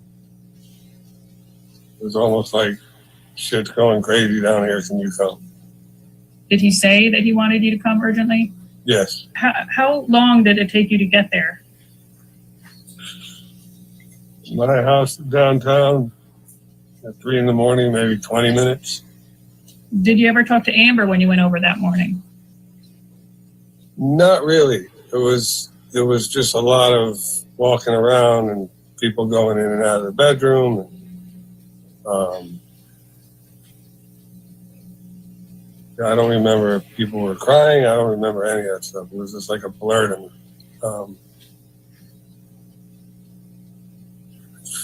I don't remember if I talked to her. I'm sure I probably said everything's gonna be all right. By the time I got there, you can tell there was a vibe in the house, but there's nothing I could witness. What was the vibe in the house? Yeah, just people, a little bit of an edge, And look, I got called down there at 3 in the morning, and there's the mom up. I mean, it was obviously, to me, something went down, but I didn't see anything. And if we could pull up Exhibit 13, please. And do you recognize the person in this picture? Yep. Who is it? Amber Heard. This picture is ALH, in case you can't see the base number, 7101. It's dated March 23rd, 2013. Mr. Witkin, you mentioned previously that you had seen bruises on Amber's upper arm. Yeah, one time, yes. One time. Does this look like the bruise you saw on Amber's upper arm? Mr. Witkin, what did the bruise that you saw on Amber look like?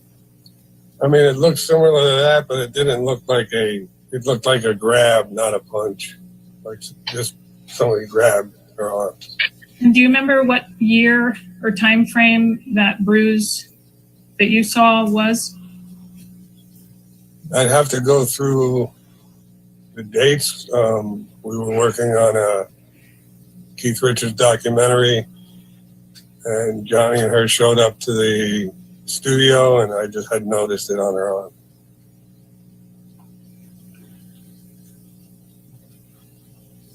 And I don't know if it's the same date or not. Did the bruise look like this bruise? It's in the same vicinity. I don't know if that's the one. Can you tell me more specifics about that bruise? What did it look like? Like I said, it just looked like she was grabbed. That's all. That's what it seemed to me. Finger marks. And did you ever talk to Amber about that bruise? No. And when did you see Mr. Depp with a fat lip? Late. I'm thinking it's sometime in either 2015 or 16 during rehearsal. Could have been can you be more precise of a month? Do you think it could have been in the spring of 2015? Yeah, I don't remember. I mean, we toured spring to summer, so yeah, maybe it's the spring of 15 or 16. I think it was 16. Wait a minute. Johnny did drugs? Well, we did do other rehearsals. I'm shocked, I tell you. So Shocked. I could be off by a year.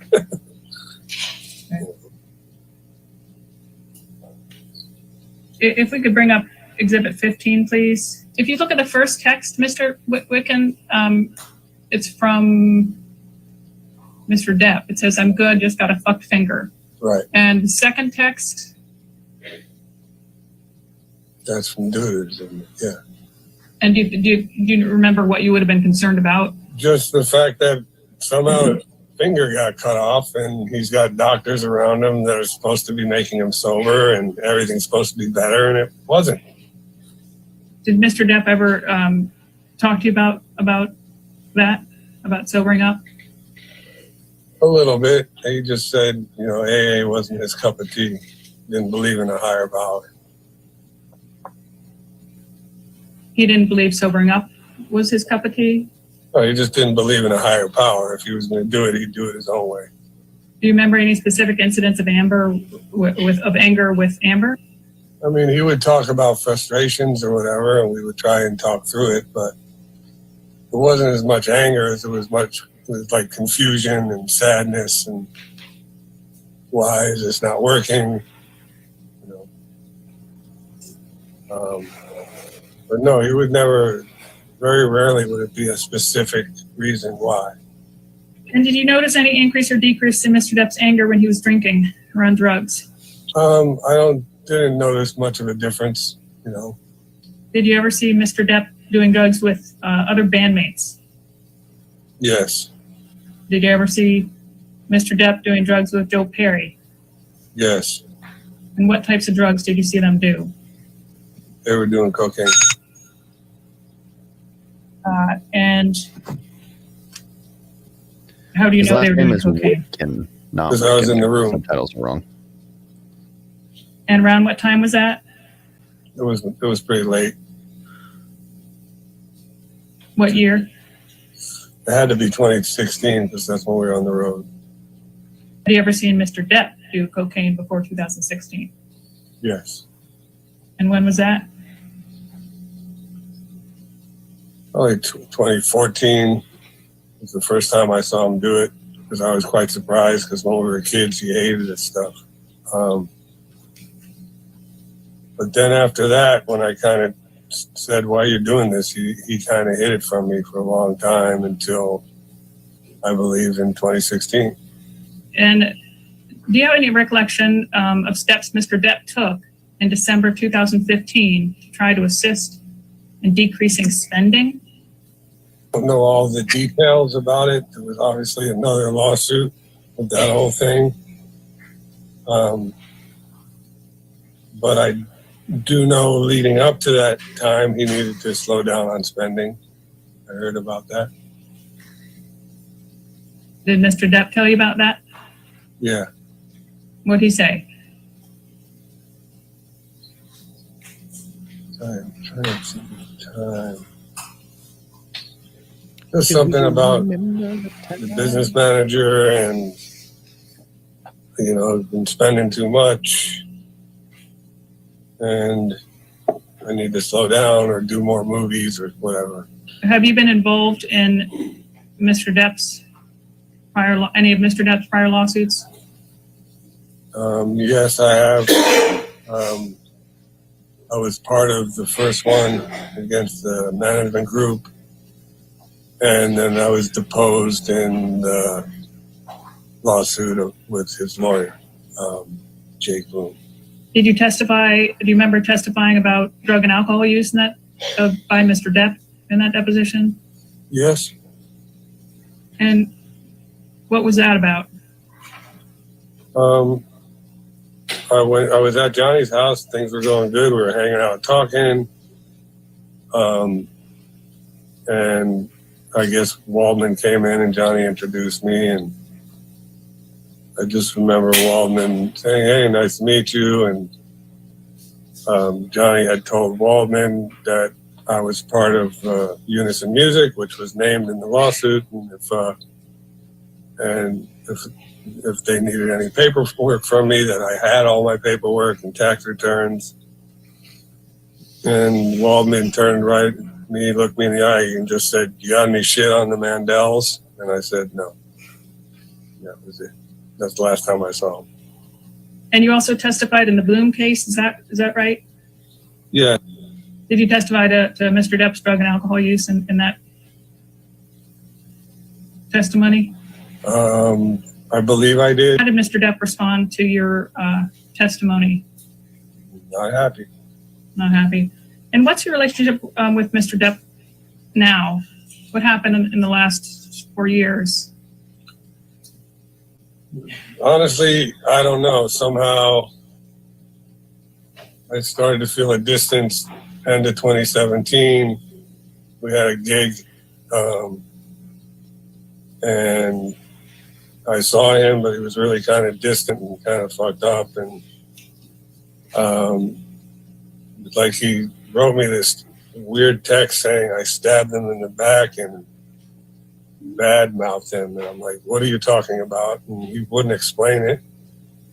And pretty much I haven't seen him since 2018. Didn't even get to have the old bro argument. Just cut off. Can't get through to him. No return text. No nothing. No email. My daughter even got married and he ignored it. So I think there's some people behind the scenes talking shit about me because everybody always tried to position themselves. Oh, who's the best friend and who's this, that. When I was just there to be his friend. And I think there were some lies and bullshit said about me that he actually believed, which is surprising. And I've yet to have the conversation with him to go, what are you talking about? I know that he wasn't happy about my testimony, but I wasn't going to lie. And did you ever try and help Mr. Depp? Oh, yeah, I tried. Did you ever try and help him with substance abuse? I mean, I got him with a therapist. But never tried an intervention or nothing like that. No. Incredible. Or we would just talk about it. And he would say, oh, you know, I'll be all right. I'll be all right. And I said, well, you're not. 11,000 subscribers. And shit would just Your move one on to the camera next makes up conversation. for my lack of camera. Did you How good observe that anyone pirate else trying to help is. Mr. Depp with substance abuse? I mean, I know Christy, his sister, was always concerned with his Check out the well-being, jewelry. whether it was substance abuse or not. And everybody, Oh, nice. I think, deep down inside was, but like I said, the people on payroll won't really say much. They'll try, but what, you know, they don't want to lose their job. And I'm not saying they all fall into that category, you know, but My eyes are bad enough. If I put an eye patch on, it's I a wouldn't be strange able to read thing your around comments. people like him. Everybody wants something. And I think today you testified to seeing a bruise, but is it fair to say that you have no knowledge one way or another of violence? Not personal knowledge, no. You mentioned before that Mr. Depp has pushed you away in the last 4 years. Is that right? Yes. Has Mr. Depp ever admitted being violent to you No. with anyone? No. All right. Yes, ma'am. Your next witness. Next witness representative Tracy Jacobs. She's also by deposition designated. Wait, no cross? No cross? I'm sorry. One more time. Yeah, Your Honor, we'd like to call Tracy Jacobs. Did I miss the cross? She's also by deposition designation, and it begins with me. All right. Asking questions. All right. Thank you. I don't know. That guy said that Johnny was on drugs. They stopped being friends. And He was never saw violent. them violent. He never. Okay. Wow, really helped your case, Amber. Tracy Renee Jacobs, Los Angeles, California. And what is your current occupation? Talent agent. Looks like And it. how long have you been a talent agent?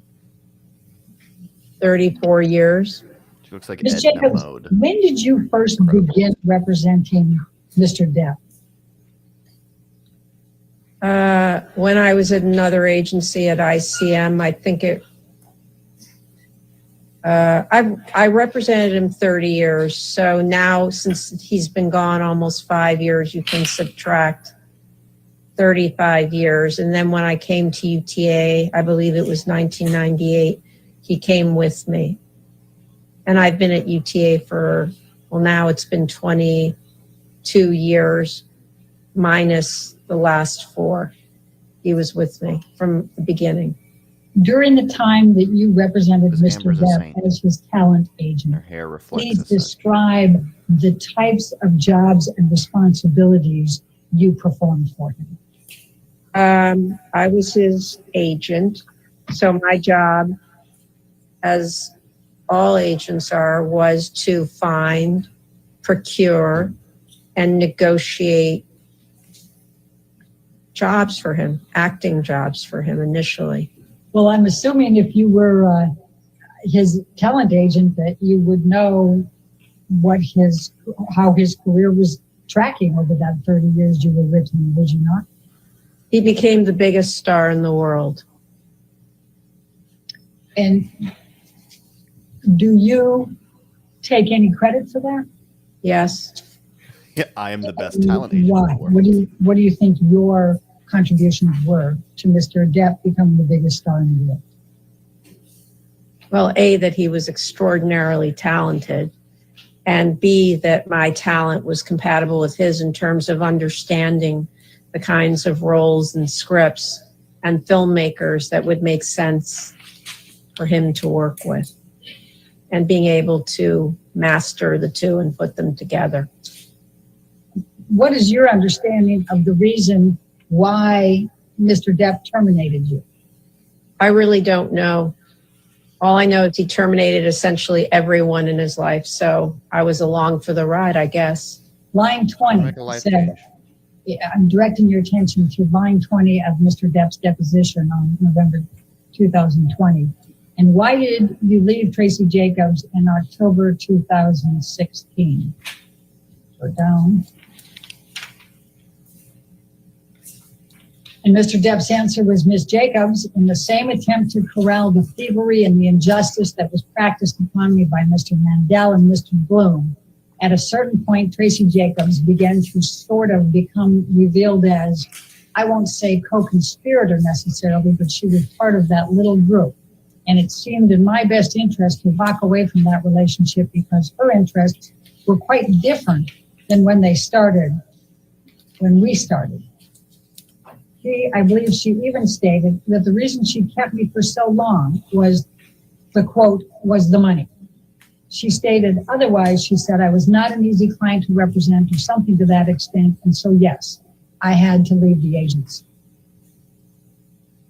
Would you agree with Mr. Depp's characterization of your representation of him? Oh, I understand it. This is the first time I'm hearing or seeing this in 5 years. No, is the answer. And why do you not agree with this? Because it's all untrue.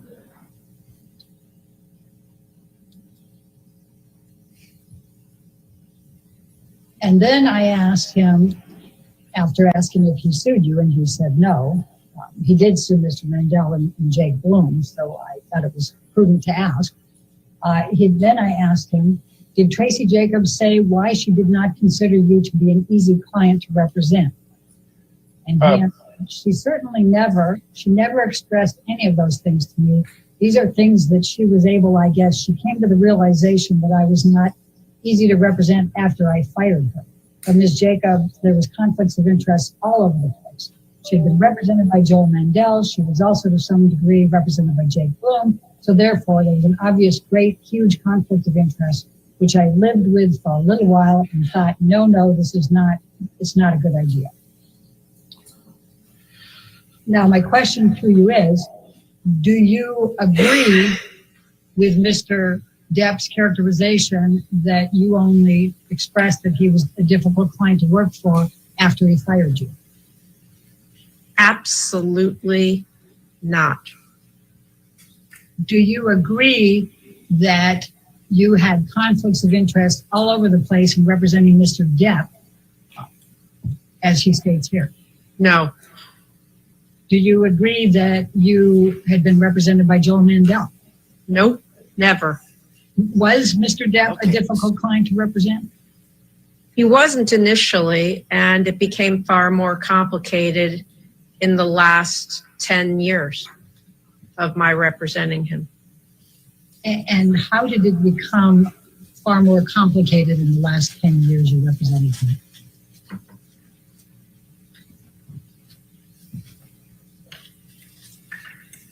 I'm not sure I would trust anybody who wears that wig. Guys, let's all stop shitting on talent agents. How dare you? His unprofessional behavior. They're the most talented people in the world. That's why they represent talented people. I recognize that wig. It I think comes that from Party covers a City, multitude of things. and it was featured on And Just Like That. What do you mean Miranda by Hobbs. Mr. Depp's unprofessional behavior in the last 10 years of your representation? Showing up late to set consistently on virtually every movie. All right, if she has I a would wig, get for example, yelled at. like I she never has to wear said a to wig, him, then we all "You're a apologize. difficult client." I know, those are never all used total those words, jokes. but I I was know. Not the very case. honest with him and said, "You've got to stop doing this. This is hurting you." And it did. And yeah. And yeah. Did, even with your speaking to Mr. Depp about him consistently showing up late for set, did he correct that behavior during that last 10 years? No. And what types of difficulties did that cause for Mr. Depp? Well, initially, crews loved him because he was always so great with the crew, but crews don't love sitting around for hours and hours and hours waiting for the star of the movie to show up. And it also got around town. I mean, people talk. It's a small community. And it made people reluctant to use him toward the end. And when you say toward the end, was that toward the end of your representation of Mr. Depp? Yes. The end. Do you recall difficulties that Mr. Depp had during Pirates 5? Yes. He looks like a Scooby-Doo villain. Did you have just one conversation with Sean Bailey, or did you have more than one conversation with Sean Bailey about Mr. Depp and Pirates 5? More than one, I'm sure. I don't recall. Okay. Do you have a recollection of the production of Pirates 5 having to suspend for several weeks while Mr. Depp had surgery on his finger? Yes. Did you go to Australia at any point during the filming of Pirates 5? Twice. No, Yes. they all look Was exactly there like this. something I that promise you. caused you to determine that that was the time you should get on a plane and fly to Australia? Yes. What do you recall that being? The complaints about what I stated earlier about the lateness, not showing up to talk to him about it. When you were talking earlier about there being a change in Mr. Depp's behavior over the last 10 years of your representation and it becoming more unprofessional, was part of the unprofessional behavior his increased use of alcohol and drugs? Yes. Was part of the unprofessional behavior that you witnessed increasing over the last 10 years of your representation of Mr. Depp, his increasing anger and tendency towards violence? No. Do you know who referred Dr. Kipper to Mr. Depp? I did. And why did you refer Dr. Kipper to Mr. Depp? He has had a lot of experience with high-profile people and really helping them seriously get and stay sober. Did you observe in your dealings with Mr. Depp as his representative that he romanticized the entire drug culture? Yes. I'm asking for your observations based on your dealings with Mr. Depp. Was it your observation that Mr. Depp had fundamental issues with anger? Yes. And in your observation of Mr. Depp having fundamental issues with anger, did that worsen over the time of your representation, or was it relatively the same? Yes. It worsened over time. Did you observe Mr. Depp lacking patience when he didn't get his needs met? Yes, but yes. Do you recall a time while you were representing Mr. Depp that he started having earpieces so people could feed him his lines during filming? Yes. Recall that became a regular thing for Mr. Depp, that he needed to use earpieces for lines being fed to him during films. Yes. Do you have a recollection of issues associated with London Fields Yes. I'm going to ask you to take a look at Deposition Exhibit number 8. Ms. Jacobs, I'll take you to the second page first so you can just read the frame. And there's really just a part there. Is this witness wearing a bad disguise? That's what it looks like. She And doesn't here's want where I'm anyone. going to direct your attention. This is from Mr. Depp to you. She doesn't want anyone to recognize her. On Saturday, August 29, 2015. You see that? Yes. Okay. And London Fields Mr. is a Depp, 3.9 when on Mr. IMDb. Depp would write to you in emails, would he regularly Out of have 10, by the parts way, of in it case all you guys don't know. capitals and Eyeliner is going exclamation inside my marks? eyeballs. Yes. Harley's. He says fucking Harley. What is he talking about? I think he's referring to, I don't know. I think he might be referring to the daughter of a director friend of his, but I'm not sure.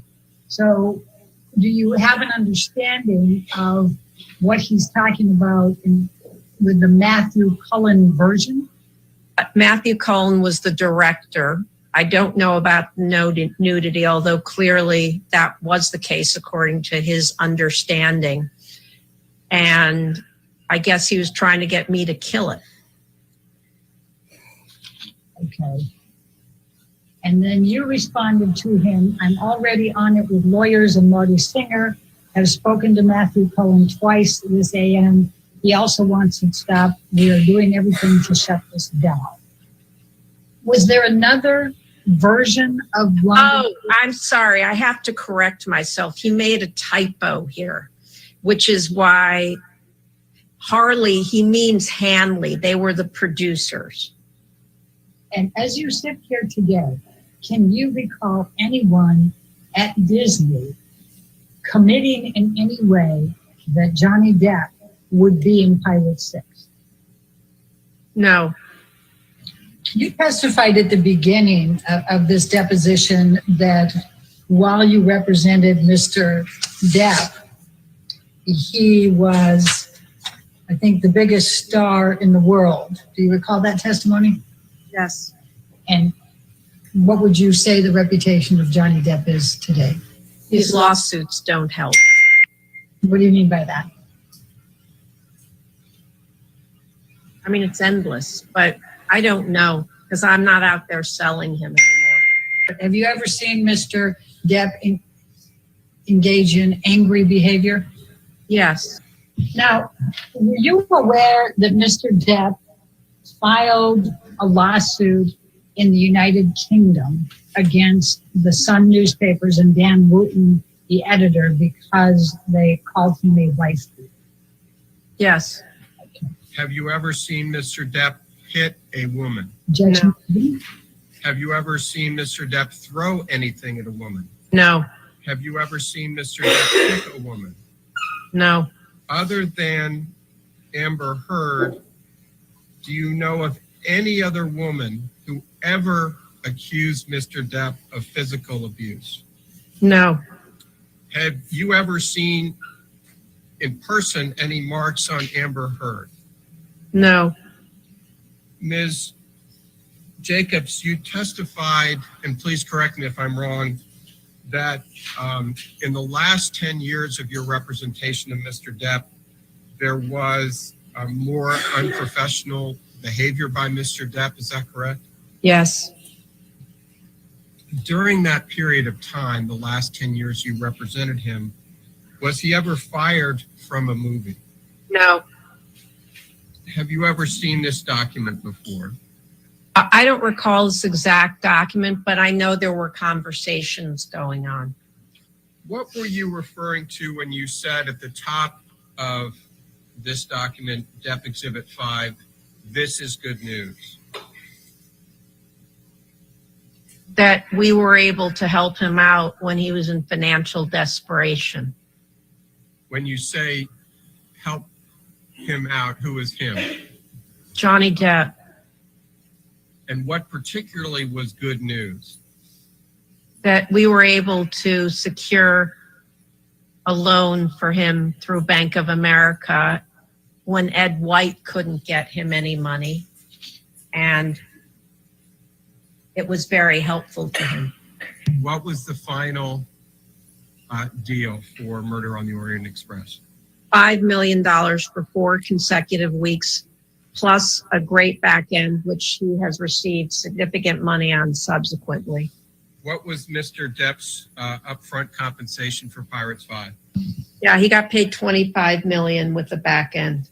Would it be fair to say that you cannot say one way or the other whether Mr. Depp has hit, punched, kicked, headbutted, or choked Amber Heard? Yes. Can you say one way or the other whether Mr. Depp has ever hit, punched, kicked, headbutted, or choked anyone else? Yes. Can you say one way or the other? Do you know? No.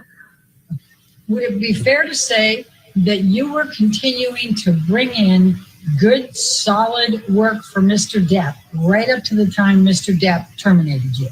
Correct, yes. Earlier you said that Mr. Depp's reputation, that he became the greatest actor in the world, right? That's not what I said, but okay. I said he became the biggest movie star in the world. Movie star, thank you, forgive me.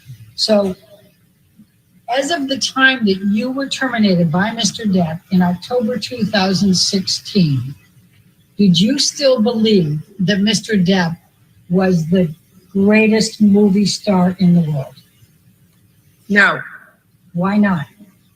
Because his star had dimmed due to it getting harder to get him jobs, given the reputation that he had acquired due to his lateness and other things. And what were the other things? Just, you know, people were talking and the question was out there about his behavior. And that behavior included?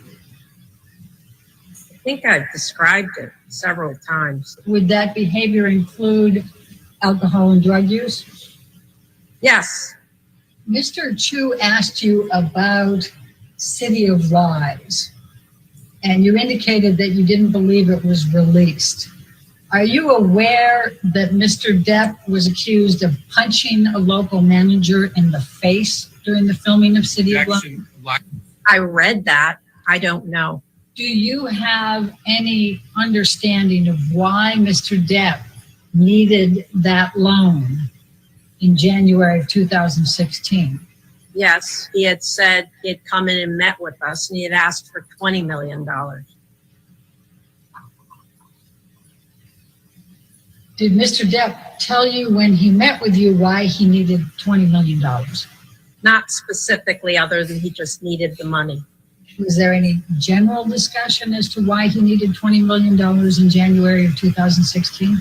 Not as to why, he just expected us to do it. So Mr. Depp came in and said, I want you to get $20 million for me? Actually, it was, I want you to give me $20 million. It was not discussed. The question was not asked as a loan. And what did you say in response? I didn't. Jeremy Zimmer and Jim Burkus spoke directly to that point. I was just in the meeting. When did she say this happened? I missed it. In the meeting, do you Who the hell recall could pay attention? what Jeremy I don't and know. Jim said to Mr. Depp when he asked them for $20 million?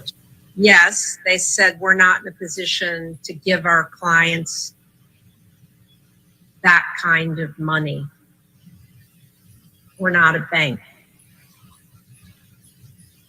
Did Mr. Depp explain why he thought that you Oh, it was should just 2016? give him $20 million as opposed to loan? Same Yes. time he did Yoga Hosers. What- the movie with a That budget of it $5 made a million. lot of money for us and that we should just do it because of how much money he had made over the duration of his being at UTA. Technically, he probably filmed that movie in 2015, but you get my point. You ever had any other client who's ever made that kind of a demand? No. And do you believe the Rolling Stones interview, the article, damaged Mr. Depp's reputation. Action. Are you aware of any significant role that Mr. Depp has starred in since you were terminated that you did not negotiate and get for him? No. Did Mr. Depp get The Invisible Man? They didn't make it. They made it much lower budget with a woman, as it turns out, for Universal with Blumhouse. What? With the You were asked about whether there was any option contract for Pirate 6. And I just want to make sure I understand your answer. Were you involved in any kind of negotiation with Disney for any kind of option contract for Pirate 6 with Mr. Depp? Not that I can recall. No. I'm so frustrated right now. All right. Yes, ma'am. Your next witness. This witness is just so Again, Ms. Britta. bizarre. Your Honor, But our I next forgot witness to use is the Joel microphone. Mandel. He's also by deposition designation. She didn't use a microphone And again. we start the questioning. All right, thank you. She's losing it. I guess that's what happens though when you have a client that's so hard to control. She can't remember Please anything state now. your name and Well, and business it's feeding off address. your life energy also. It's Joel Mandel. That's Mandel. It's 8383 Wilshire Boulevard. Now, Mr. Mandel, you are here under subpoena. Is that correct? Testifying under subpoena? Correct. Okay. Could you please describe a little bit about your educational background and work experience? I graduated from Brown University in 1980. I graduated from the University of California Berkeley School of Law in 1983. I went to work for a law firm in Century City from 83 to 87, called Wyman, Bouts of Rothman, Jekyll and Silver. And I left in March of 87 to form this company with my brother. Could you please describe a little bit about your experience in the field of the business management, the types of clients represented, your reputation in Hollywood, business field? I'll cut to where we are today. You can ask me different questions.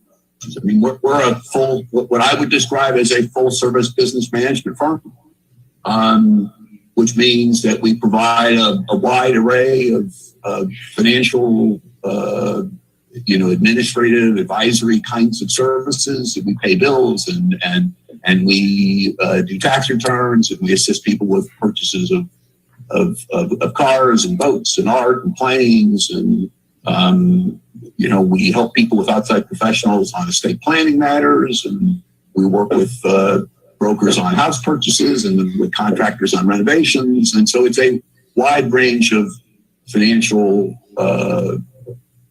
primarily financial services, but financial and personal services that we provide to our clients. And what types of clients are those? The business, our business is primarily entertainment. So I don't have a percentage. My guess is it's probably something like 80%. But that means people that work in the entertainment business, broadly speaking. How long have you been a business? Why is he so manager close in to the LA? camera? Since Talking to 1987. the camera like this. I know. When did you first meet Back up. Mr. Depp? In, I believe, 1999. So if you could take us to make this run a little more smoothly, start with what you provided in the earlier time, and if it changed over time, just kind of take me through if that's possible. Let me do my best job. I would describe things initially as being the way I described our services generally. I mean, the broad range of things that we do for all of our folks, we did for Mr. Depp. What changed was that reasonably early on, so within the first few years, his life and career exploded in size. And so as I said, our relationship started in '99. I think he did the first Pirates film in 2003. And so, it had already he was on a very successful trajectory. The success of the Pirates films obviously catapulted him to an entirely different level of success. And that was a career thing. It was also a financial thing. And so there was money made from the Pirates movies, and all of a sudden what he was going to now make moving forward was going to be significantly greater. His life changed. And so what did that translate? That translated into a variety of things. And I don't want to mix dates. It's a long stretch of time. But that meant a bigger life. It meant more employees. It meant buying additional real property. It meant buying additional personal property. It meant a bigger life and more expensive life. Can you please describe for me the day-to-day logistics of communicating with Mr. Depp relating to your services? Sure. So I'll explain this, but early on, Mr. Depp had made it clear that, just as my initial introduction to him had been through his sister, that his sister was acting in what I would call a gatekeeper-like role, and that she was going to play an instrumental part of his life in interfacing with people like me, like his agents, like his lawyers, and so almost like she's family. There was interface on a constant basis with Christie in the role that he sort of placed her in. The conversations and communications were constant and daily. With Mr. Depp, they were when they needed to be. And so we talked often, we met often, but not with the same kinds of frequency, the daily kinds of frequency that I communicated with Christie. Please describe the challenges presented in serving as the business manager for Mr. Depp. Look, they changed over time. And so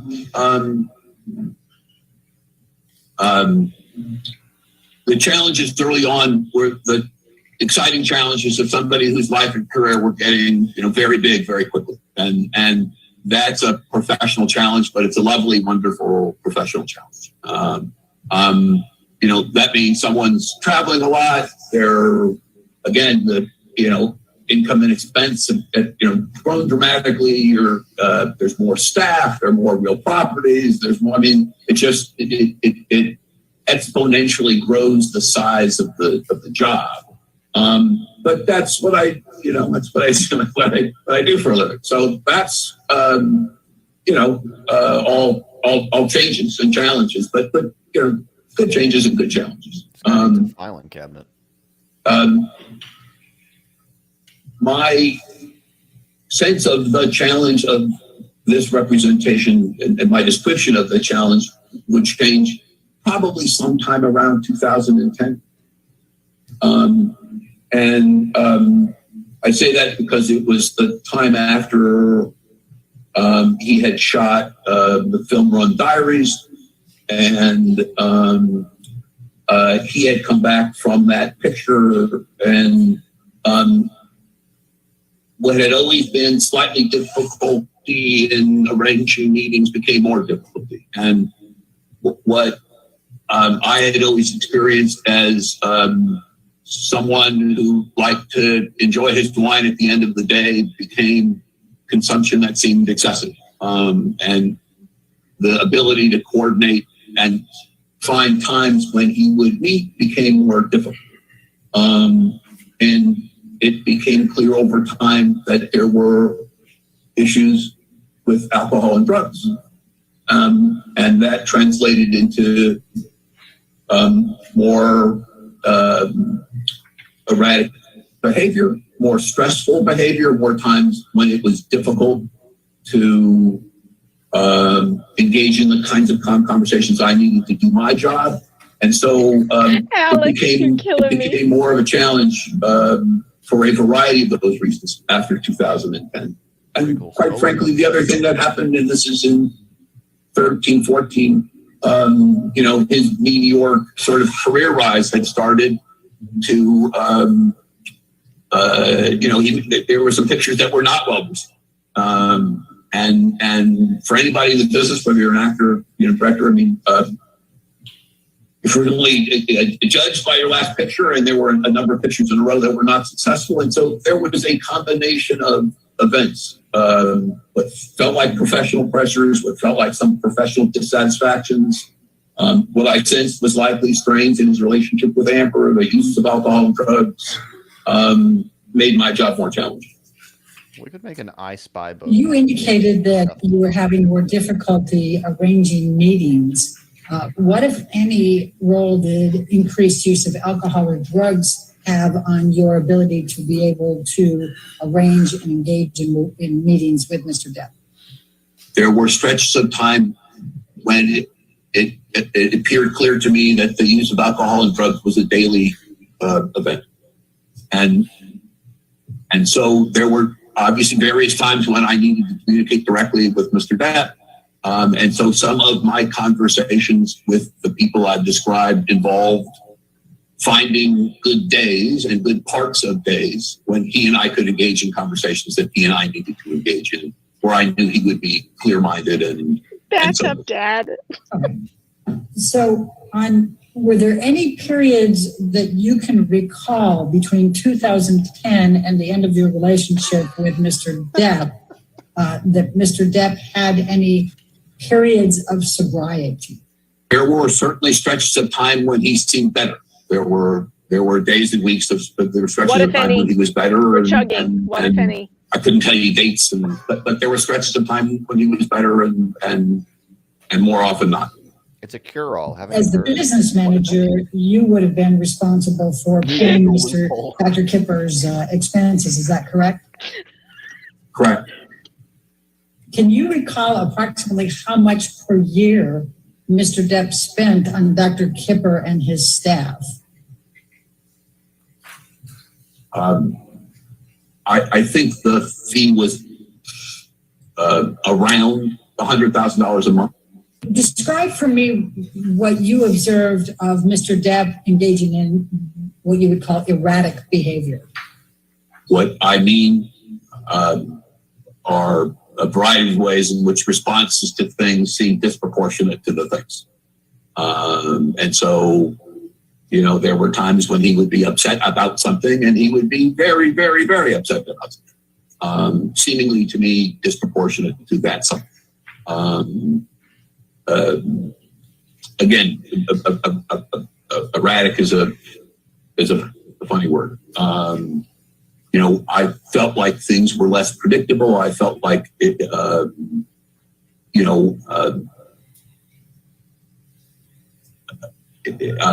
I was, I guess, professionally in a place where I never knew day to day what to expect.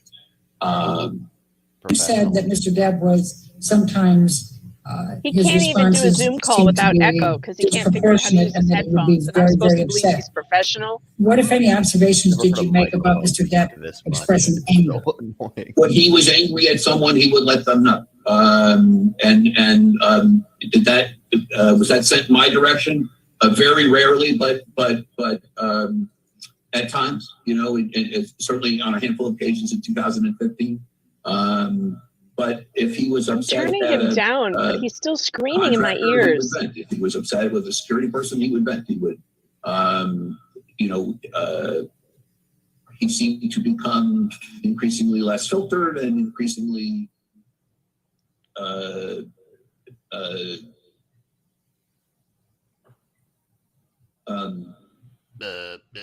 Swivel that chair one more time. The notion he's screaming because he's not sure if the computer 1 inch away from his face can hear him.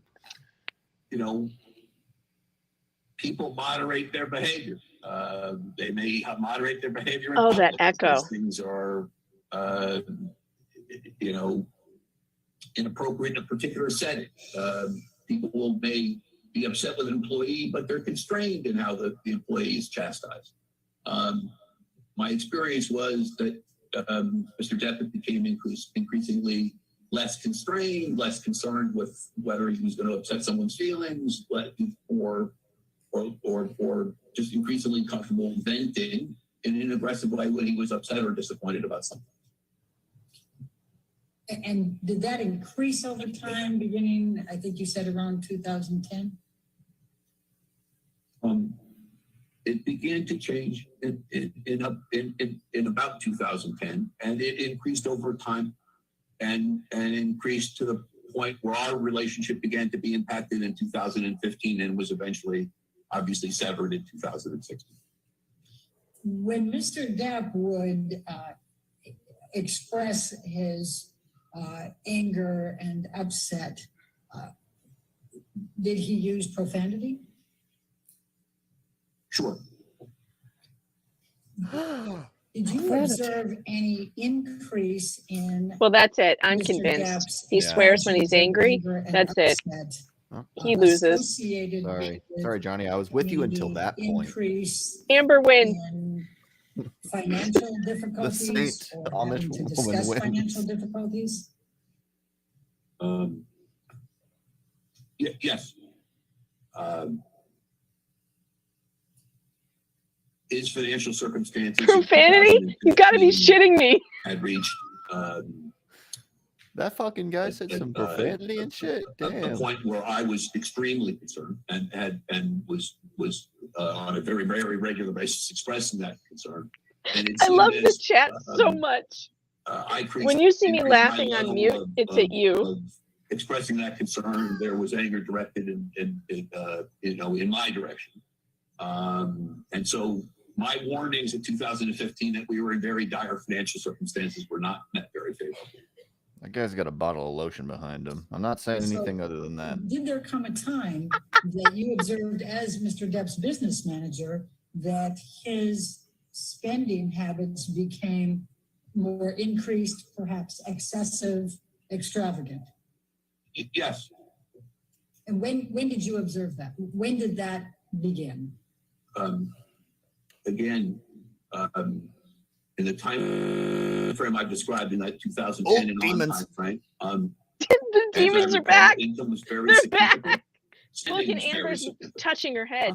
She's And summoning them. Again, the spending levels had grown very, very, very large, and required that level of incredibly high income to be maintained. And when it dropped off, the disconnect became untenable.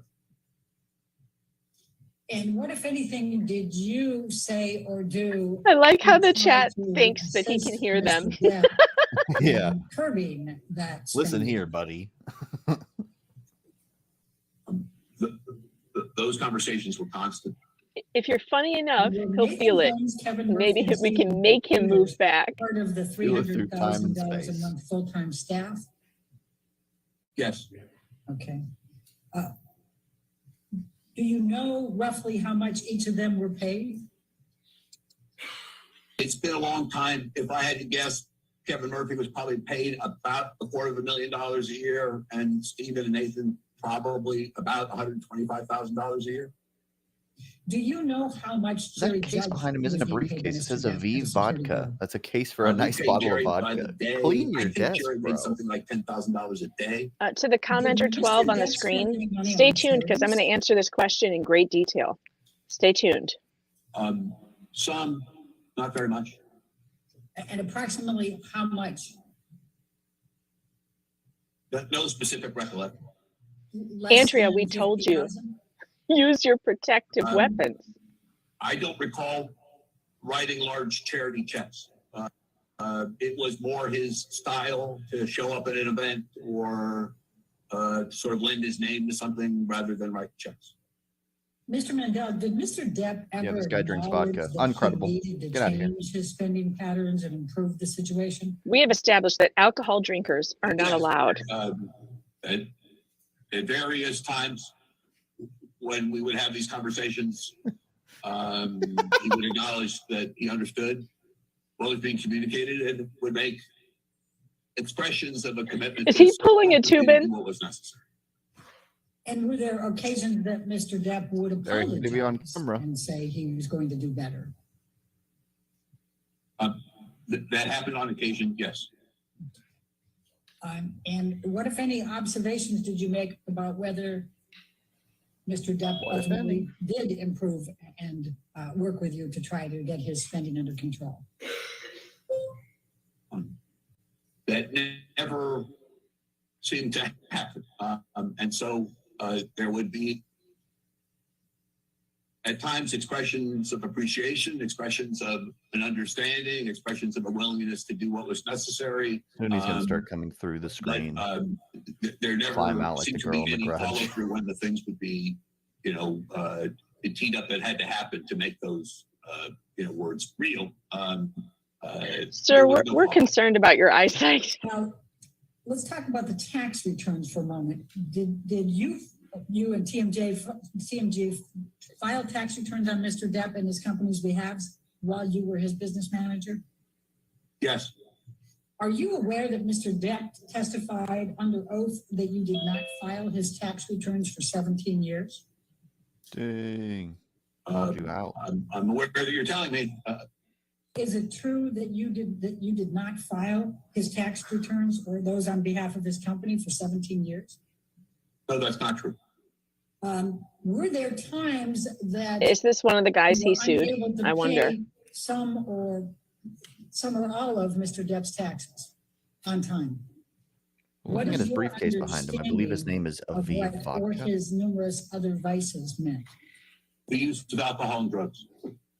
Do you know how much Mr. Depp spent on prescription drugs during the time that you were his business manager?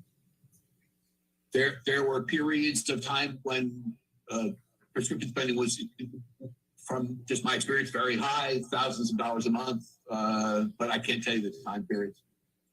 Do you have a recollection of whether TMG had to pay for property damage at other rental properties or hotel properties that Mr.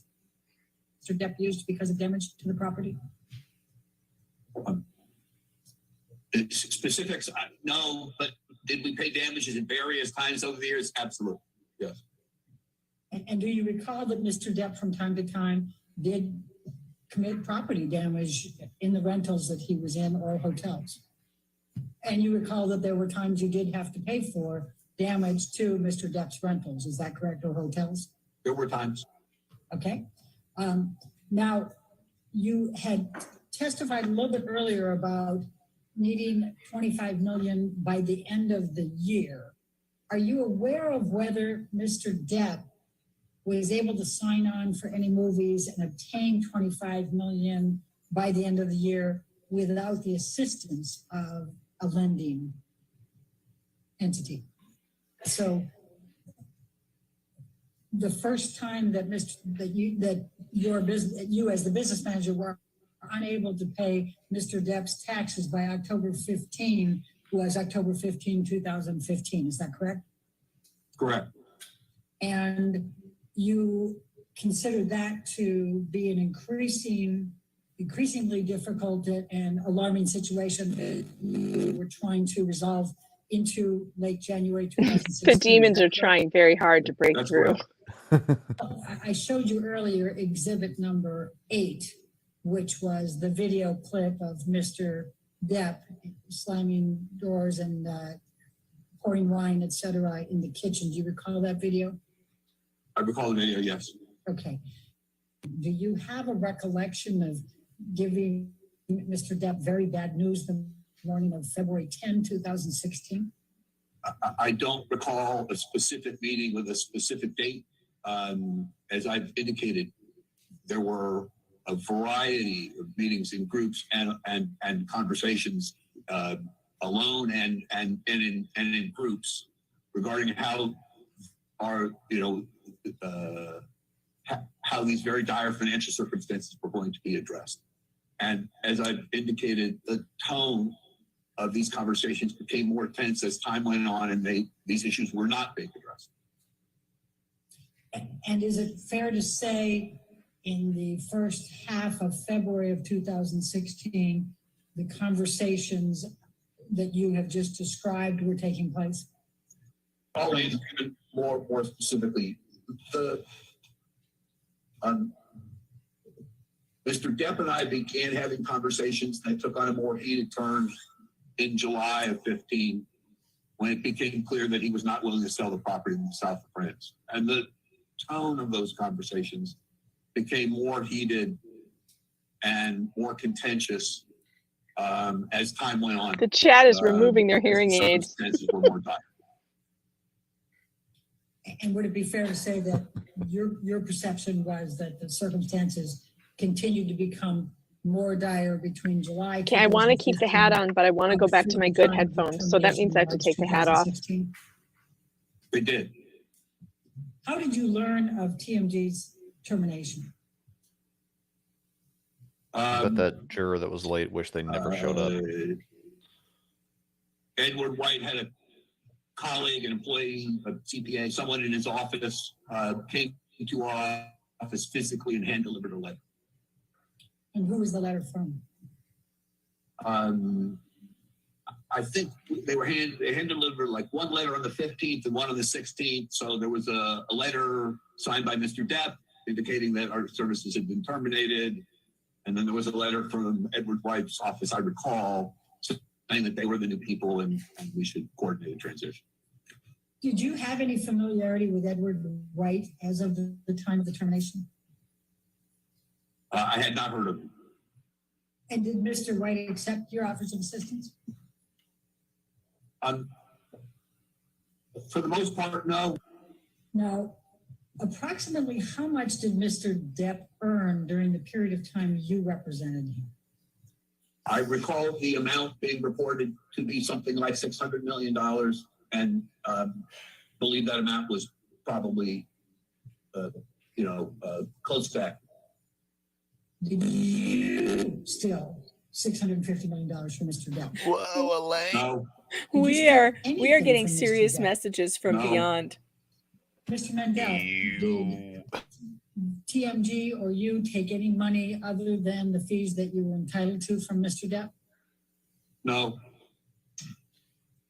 Mr. Mandel, were you ever found adjudicated by any court, any kind of legal entity, any agency to have committed malpractice, malfeasance, or embezzlement?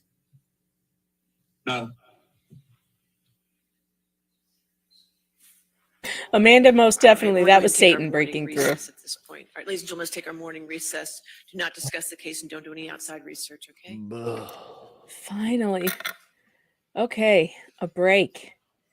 Now I just have to remember what Again, I said court I is was still going in to do. session, if we could- I your said I was average- going to Still answer in that question. session. Thank you. Yeah. But I still haven't decided if I'm going to ban that person yet. We're looking, I'll see what the chat says. So far, it's at 65% ban it. 35% say expressing himself, leave it, or him, or her. We don't know what it is. All right, we'll go ahead and take a recess then until 11:15. Is that? All right, 11:15. Court will resume. Let's mute that. That was brutal. My God. My God. All right, I'm surprised. I'm going to go over to my starred chats. I was starring chats because I want to talk about some of them. By the way, Scott Campbell, this was a super sticker, hilarious. Nickelodeon is going to resurrect the beloved kids cartoon voiced by Lily Tomlin with a few changes. The new show will be The Magic Succubus. Nice. Sorry, Megan, needs more eye patch. That one was close. It was like Lit AF won with the costume by a very small margin. The rest of you thought it needed more eye patch. Christy, if you're still here, you said, can you do characters of defense for next levels of subscribers? Pretty please. I don't know what that is. I think I'm too old for that reference. So if someone wants to explain that to me. Megan, can you at least get a black eye? Yes, I did that on my live stream several weeks ago. You can see the results of that right here. I'll pull it up for you. I did this with my makeup bag. demonstrating how easy it is with a little bit of eyeshadow and some contour to put bruises on one's face. What happened So, to you?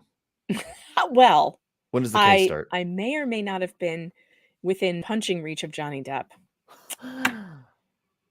I mean, that's basically the testimony we are supposed to believe. All right. Back to the comments. There's a lot of you here from the Ricada stream. I appreciate that. Thank you for being here. Thanks for watching last night. That was a lot of fun. Maggie says I'm getting cough rage. Everyone coughing in the courtroom needs to exit. I agree with you. Coughing Well, people. they're all coughing, going, bullshit. So sorry. I have a cough, everybody. All right, so Ariana brought up a really great point. What do any of these witnesses we've heard today have anything to do with the op-ed defamation case in the Washington Post? Nothing. Do any of them have Amber's anything? team's whole strategy is just to put people on the stand and go, so Johnny's a bad man, right? And they Mhm. go, I mean, he drinks and is a drug addict, I guess. Well, then. Did he do anything violent? No, never. No. Okay, well, shut up. And then this last guy, one of you, I think it might have been Andrea or Angie, I don't remember, somebody with an A said, "Are these words my brain is refusing to to hear them?" You know, Yeah. I felt that way while he was speaking. Like my brain's not translating these words into sentences that I can understand. All I got from that was another guy he hired that didn't do the right job. He wanted him to do, so he fired him. So their witnesses consist of let's look again. What do their witnesses consist of? Dead people. People who are living off Johnny rent-free, and the coven circle of succubuses, right? Mhm. Who are you taking screenshots? I heard that. Wait. Someone's taking screenshots. Oh. Um, Oh, that was succubus- me. I'm sorry. Succubuses, dead people, people who were fired by Johnny Depp. Am I missing anything? Nope. That's everyone. That's every credible person. What's your point? This is their whole defense. What do you mean? So the troll, before I end up banning what you think is a troll, if I do, there was a question that was asked that That's a is fair legitimate. question. This is a fair question. Realistically, what can anyone say to convince any of you? I actually like this question. You know why I like it? Because I wrote an entire article answering it. So I'm going to go and bring you over there so you can see it, because I've actually answered this question. I've answered it very thoroughly. And I did list all the things that I'm going to need. So let me go over there and find it. I write on pjmedia.com. You can find me writing columns there every day. After I sit here for 10 hours a day, I go and I make dinner for my family, and then I go sit in my bed and I write articles about this case. And it's pretty exhausting, but it appears to be working for right now. All right, here's the evidence I'd need to see before I believe that Amber Heard is not a lying psycho. Let me share the screen with you. Boy, this black eyeliner is intense. I never wear eye makeup. My eyes are itching so bad. So bad. Okay, here's the evidence I would need to see before I believe that she's not a lying psycho. And I will skip down to okay, Johnny Depp's cleaning staff on the stand. I need them because Heard claimed that the first time Depp hit her, she was knocked onto a dirty carpet. She talked about this carpet at length, describing how long she stared at the dirty, filthy carpet, wondering how she got there. The descriptive carpet foray was bizarre, to say the least, but let's just take her at her word. Johnny Depp has filthy carpets. But does he? If I were the plaintiff, I would call Depp's cleaning staff, which must exist for every property he owns, and ask them to detail their cleaning schedule, including how many times the carpets were cleaned. I would ask them if they ever allowed any carpet to get filthy, and if so, how they stayed employed. This weird claim could be easily debunked because no cleaning staff that works for famous rich people would be so negligent that they would allow carpets to get filthy, would they? We need to know. So that's one. I also need the weather report in LA for the night that Heard claimed she saw her breath against the window. I'm not from LA, but I don't think residents there often see their breath in the air, do they?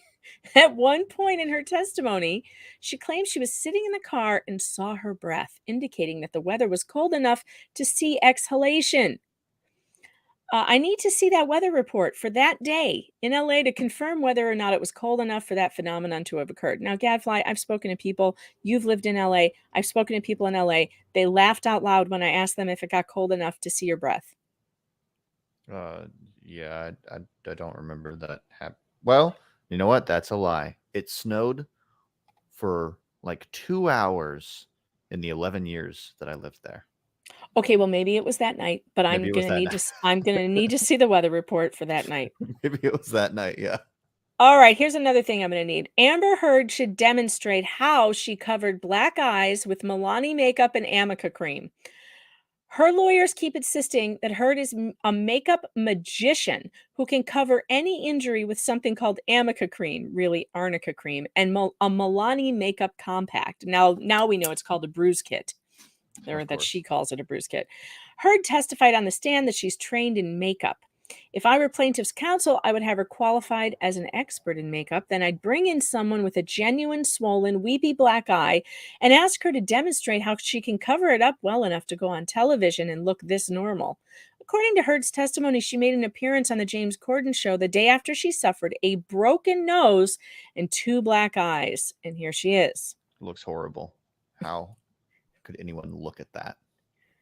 Yeah, I mean, I don't understand why you people are still saying, those of you who are saying, why don't we believe her? I'm wondering, how the hell do you not believe Johnny after seeing this? I'm thinking the same thing, like, except the opposite. Like, what's wrong with you? What do you need to see that would change your mind? Yeah. And I'm not even done yet. I've got more. Even one corroborating medical record, just one would do.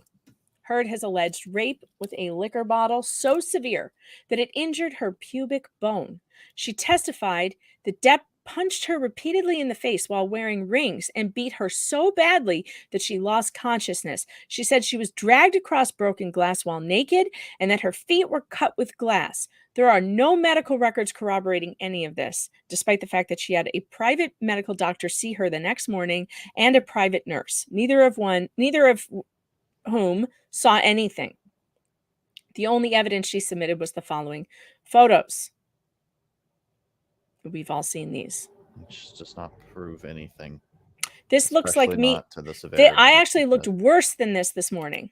I looked worse than this morning without makeup on. Because I got 3 hours of sleep. I have to insist again. Anyone who has not dealt with domestic violence or seen the photos recently, go look up the picture of Rihanna. If Amber had a photo of her like that, like Rihanna did after her incident with Chris Brown, or something like that, of course. Yesterday, Elaine in the chat room sent us this picture. Elaine wanted us to see this. This is a real photo of her after she was beaten by her domestic partner. This is a real victim of abuse with 2 black eyes, and this is what it looks like. And it's a horror. But this is not it right here. What we're looking at here is not right. Compare and contrast. That looks like, especially considering her testimony. If she had said he slapped me and then showed us this red mark on her cheek, I might be like, okay, that could have happened. I'd believe that. Actually, I would. Yeah, but I do not believe her testimony. I just don't, because she made it sound like a Marvel movie, and then she didn't have a scratch on her. The nurse who saw her after the alleged event saw nothing except a bleeding lip, which could have been due to lip picking. Several videos showed Heard has a lip picking habit. Heard also testified that her vagina was bleeding after the alleged assault, but she did not seek any medical attention. Not only that, but audio recordings from the day after the alleged assault reveal her nonchalantly asking about Depp's condition and wanting to see him in the hospital and not telling anyone that she needed to go see a doctor. The doctors in the room, her personal medical team, were not concerned with any injuries to Heard. We're only trying to calm her mental state while worrying about Depp's condition. And then I played a funny clip of Ben Shapiro reacting, which was hilarious. I would also need the unnamed flight attendant and unnamed party guest whom Heard testified were abused by Depp. Agreed. Heard conveniently keeps naming witnesses who are dead or don't seem to exist. One witness is her now deceased mother, whom she claims she told about the alleged abuse. She provided a text message with her mother in which she sent a photograph of a bruise on her arm.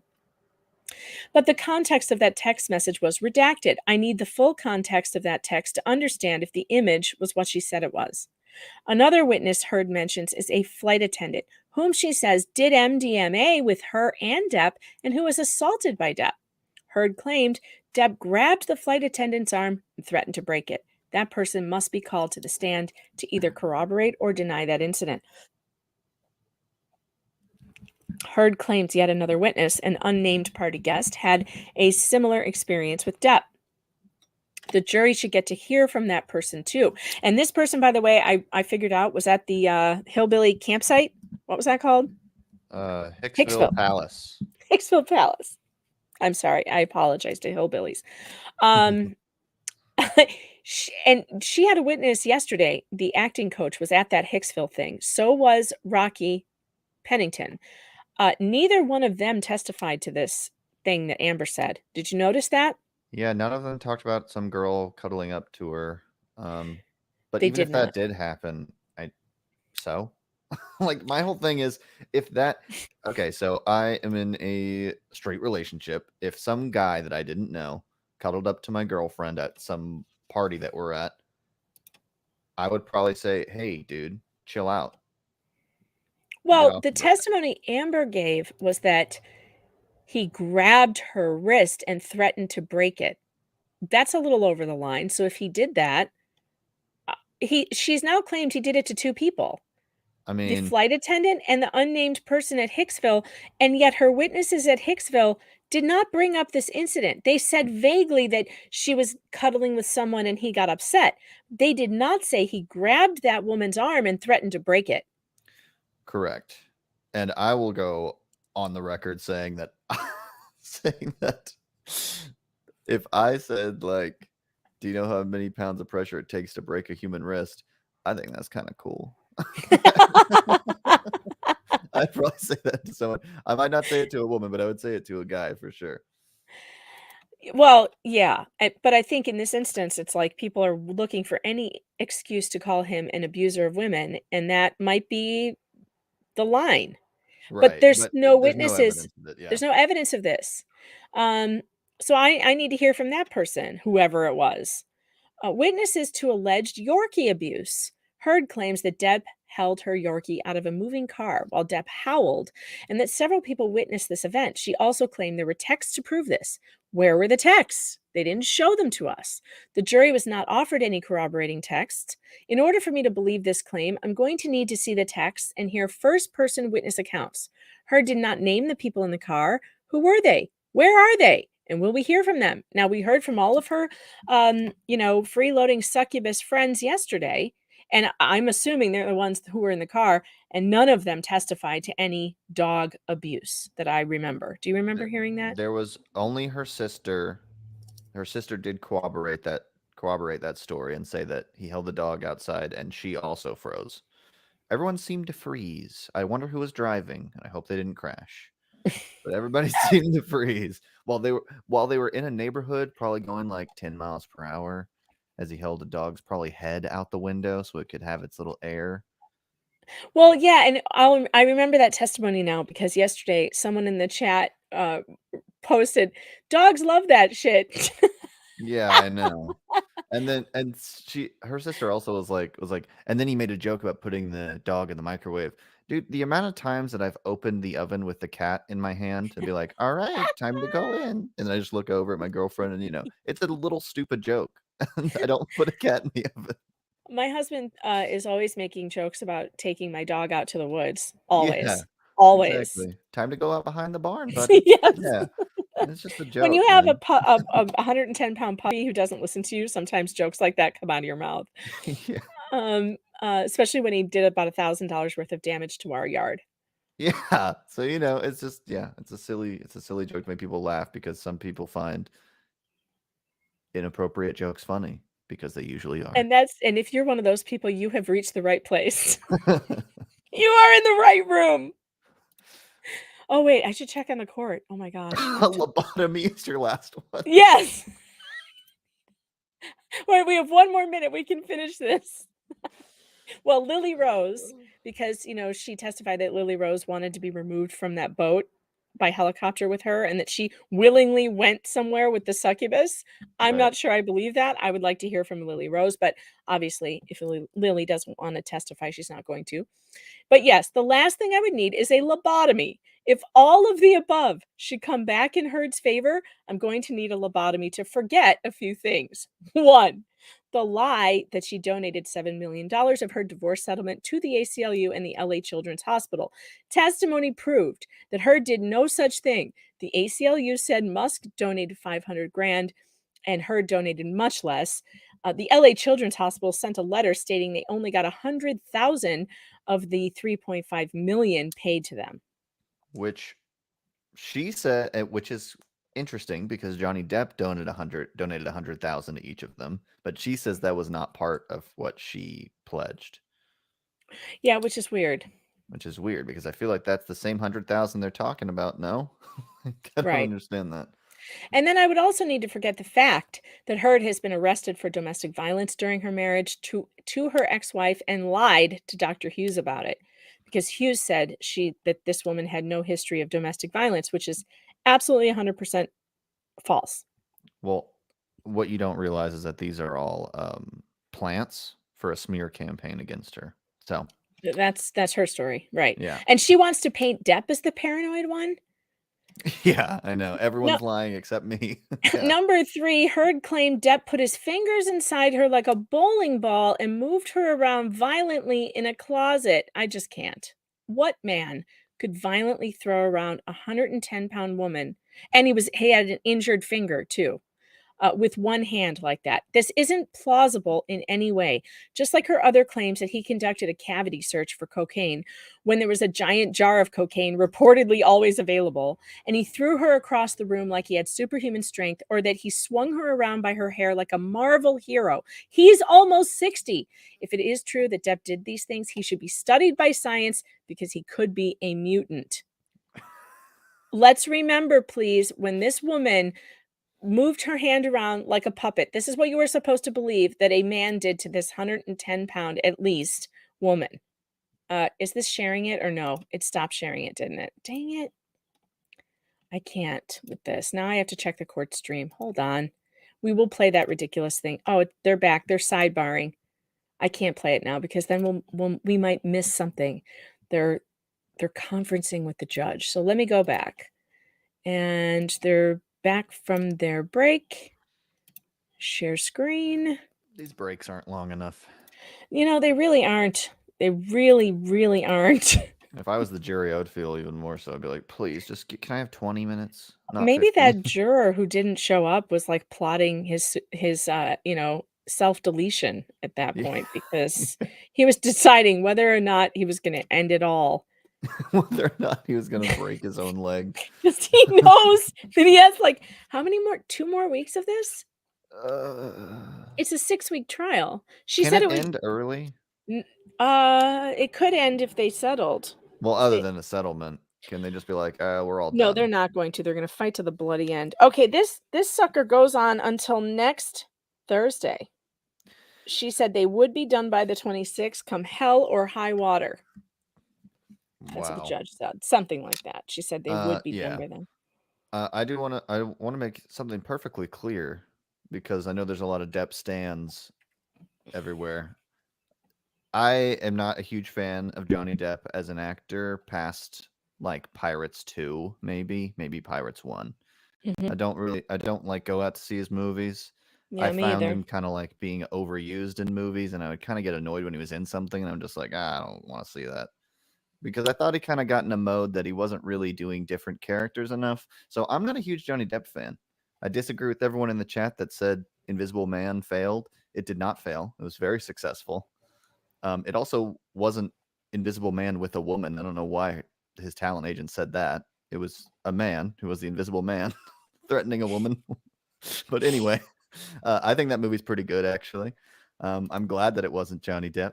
So, I'm not a huge Johnny Depp fan. So I just want to make that clear that this isn't like Johnny Depp can do no wrong. Yeah, no, I'm not either. I'm with you. I actually don't like. I haven't seen most of his movies. I really do love Captain Jack Sparrow. That's my favorite character. Great Yet character, yeah. I think that the movies past, like you said, past the second one, are totally forgettable. All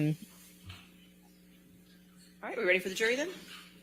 I agree with you though, and hey, he's got a lot of issues. Clearly, nobody here is saying that he's the perfect guy. And I think those people standing outside the courtroom screaming, they're going a little overboard. Like this, I hate the fact that they're turning him into like a Michael Jackson character, because those people were nuts too. Yeah. Don't but I've never been that type who would go camp on a sidewalk. Moon-eyed girl says, I always agree with Gadfly no matter what. But he's always right. That's right. Exactly. We haven't found anything to disagree about. And believe me, I argue all the time. And he and I just haven't found, he's like my spirit animal or something. I don't know. Spirit animal. I don't know. Now I'm going to get brought into the stand if you're ever in a case. You said he was your spirit animal? Is that correct? Yes. Isn't that what happened with Isaac? Yeah. Did you once call him your spirit animal? All right, be seated. Your next witness. Your Honor, our next witness is Adam Waldman, and I will start the questioning, and then Mr. Rottenborn split that with me, and we'll be questioning next, question an then attorney? it will be Mr. Depp's counsel. Isn't all of that protected information? Oh, this should be interesting. I love it when they depose attorneys. All right, I'm going to mute myself. Morning. My name is Elaine Bredehoff, and together with Ben Rottenborn, we represent Amber Laura Heard. Will you please state your name and address? Sure. Adam Robert Waldman, Washington, D.C. And what is your current occupation? Attorney. I'm also involved with a skincare company in a variety of capacities. How long have you been an attorney? I think since 1995. Do you currently represent John C. Depp II, who I will be referring to in this deposition as Mr. Depp or Depp? I do. And is this representation an attorney-client representation? It is. Does it include any other type of representation of Mr. Depp other than as an attorney-client? I would instruct the witness not to answer that question on the grounds of attorney-client privilege and attorney work product. You can't answer that question without disclosing communications between himself and his client, Mr. Depp. As you're aware, Ms. Bredehoff, the court has ruled that Mr. Depp has not waived attorney-client privilege and will not be waiving attorney-client privilege. So you're aware of that. So, Mr. Chu, I'm not sure that you heard my question. I was actually asking him if he had any other type of representation relationship with Mr. Depp other than as an attorney-client. I think he can answer that yes or no, but I would instruct the witness on behalf of Johnny Depp not to disclose any communications you've had with your client. No. So just so we're clear, since we had a little bit of record back and forth, the only way in which you represent Mr. Depp is as an attorney-client representation. Is that correct? I'm sorry, Mr. Waldman? I believe that's true. Okay. And you are here today providing this deposition under a subpoena and then subsequent notice, correct? Yes. And when did you first become Mr. Depp's counsel? I think that it was around October 2016. And what is your role in this case as counsel for Mr. Depp? Objection. And I would instruct the witness not to answer that question. Okay, I'll follow the instruction. When did you first meet Mr. Depp as opposed to first start representing him? I first met him in October of 2016. How is it that you came to meet Mr. Depp? Tina! The general counsel that I referenced a moment ago asked me to go and have a meeting with him, with Mr. Depp. and to talk about a financial problem that he was having. Did you enter into a written representation agreement with Mr. Depp when you began your representation? I would instruct the witness not to answer that question. That calls for attorney-client privilege. Okay, I follow the instruction. Have you entered into more than one representation agreement with Mr. Depp during the course of your representation? Same instruction not to answer. He can't answer that without disclosing attorney-client communications and attorney work I don't know product. why they're even trying this. The whole thing's going to Mr. be like Waldman, this. when did you consider your attorney-client relationship with Mr. Depp to have begun? I believe it began the night I met him, actually. Sometime in October 2016? Yes, ma'am. Has the attorney-client relationship between you and Mr. Depp been severed at any point between October 2016 and the present? Would instruct the witness not to answer that question on the grounds that you can't answer that question without disclosing attorney-client communications. When a lawyer. Okay, I accept the instruction. As Mr. Depp's attorney, you have provided him with Just advice. remember that Is she's fair to wasting say? her time on this kind of crap. She That's only has correct. a certain number of hours, and And she's wasting you have it. charged Mr. on Depp this. for your advice, correct? I would instruct the witness not to answer She's that not gonna question. get anything Can't out of answer him. that without disclosing attorney-client communications. I can't believe they And the subpoenaed fee him. arrangement in any event is irrelevant. Why wasn't But this I'm stuff instructing cut him out not of the to answer video? on the grounds of privilege.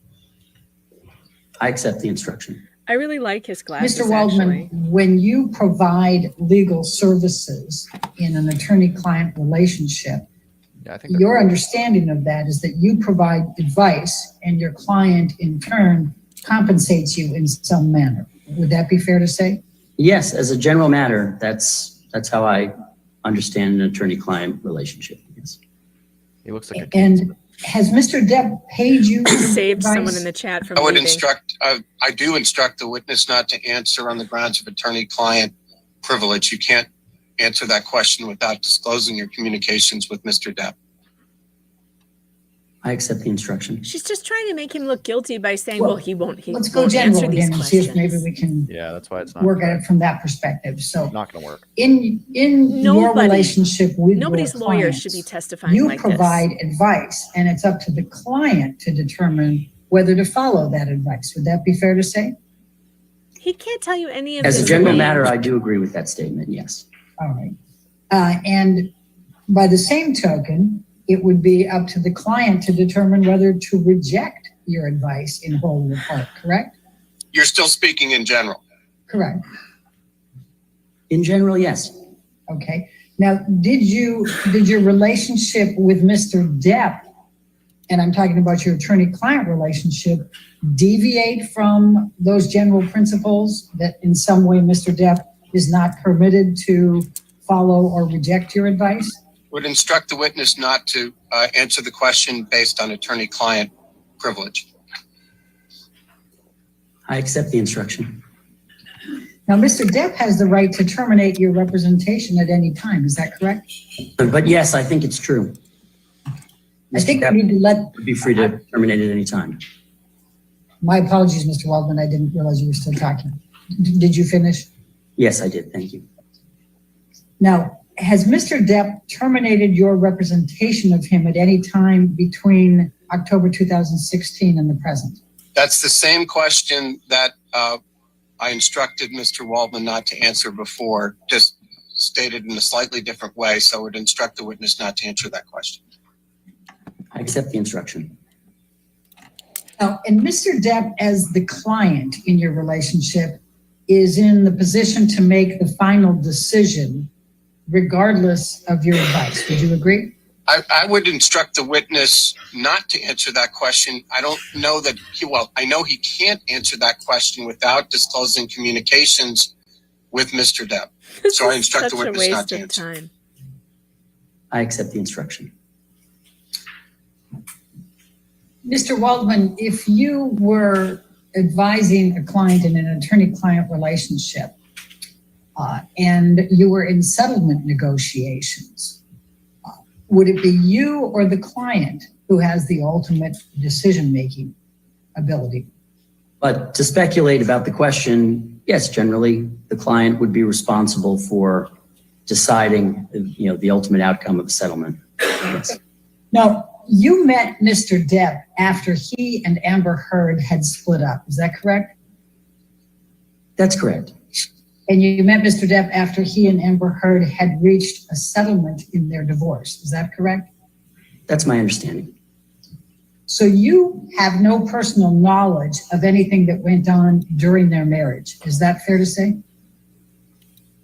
Well, it depends what you mean by personal knowledge. I wasn't there, if that's what you mean. Correct. You never witnessed any interaction between Mr. Depp and Amber Heard prior to October 2016. Is that correct? That's correct. And you have no personal knowledge of any conduct by either of them against the other prior to October 2016. Is that correct? Again, if you're asking me, do I have any knowledge of their conduct? I think I have knowledge of their conduct. I think maybe you're asking me, did I witness conduct? I'm asking personal knowledge, which would mean you would have had to have witnessed it. If you're asking whether I've witnessed it, the answer is no. What if any, what if any's? Did you, No. what if any? Your initial knowledge of the relationship between Mr. Depp and Ms. Heard was based on your interviews with Mr. Depp. Would that be fair to say? I would instruct the witness not to answer that question because he can't even answer yes or no without disclosing the substance of communications with his client, Mr. Depp. I accept the instruction.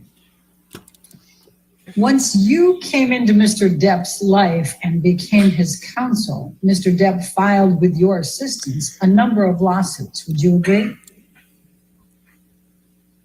Good night, Yes. everybody. Did They're not Mr. allowed Depp to bring in terminate his, Tracy his other Jacobs lawsuits, as though. his agent I thought. before or I thought they after fought you this became already. Mr. Depp's counsel? Mr. Waldman, I would instruct you not to answer that question. Yeah, this whole thing's If going to be doing like this. so would require you to disclose any communications you had Yeah, with how can Mr. you Depp. comment on lawsuits that he was the Yeah. lawyer It on would.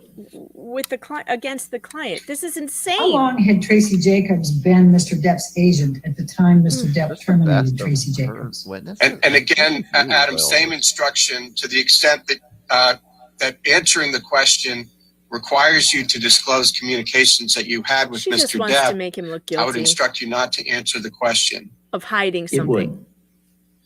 Was it Mr. Depp's She wants to make decision it to seem like terminate he's Tracy hiding Jacobs? something about Again, the I lawsuits. would instruct you not to answer that question because that could only have come from Mr. Depp in the communication She's with you. not going to get anything out of I this. accept the instruction. After you began representing Mr. Depp, He doesn't want to Mr. get in Depp trouble filed a himself, so he's lawsuit not against gonna Joe answer the question. Mandel, Mr. Depp's former business manager, correct? That's correct. I'm regretting turning And you the stream represented off. Mr. Depp in that Too lawsuit loud. against Joe Mandel and his company, did you not? I did.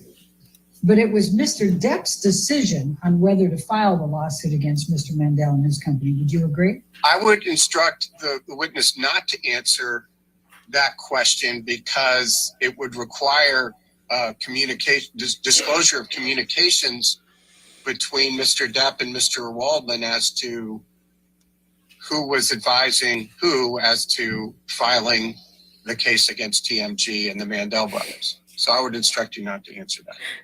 I accept the instruction. I accept the instruction. Yeah, that's going to be his answer for everything.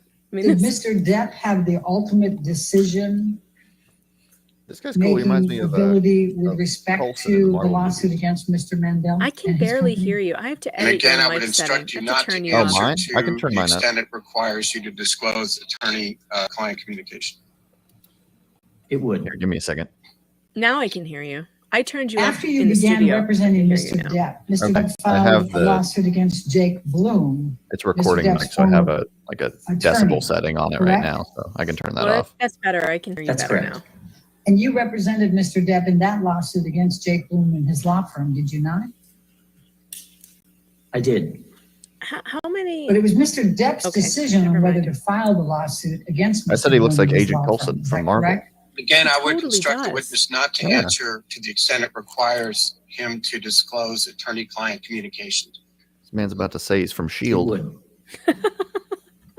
And Mr. Depp, though, is the ultimate decision maker in connection with any decisions made in the litigation against Mr. Bloom and his law firm. Would you agree?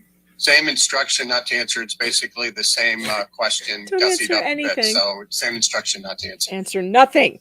I accept the instruction.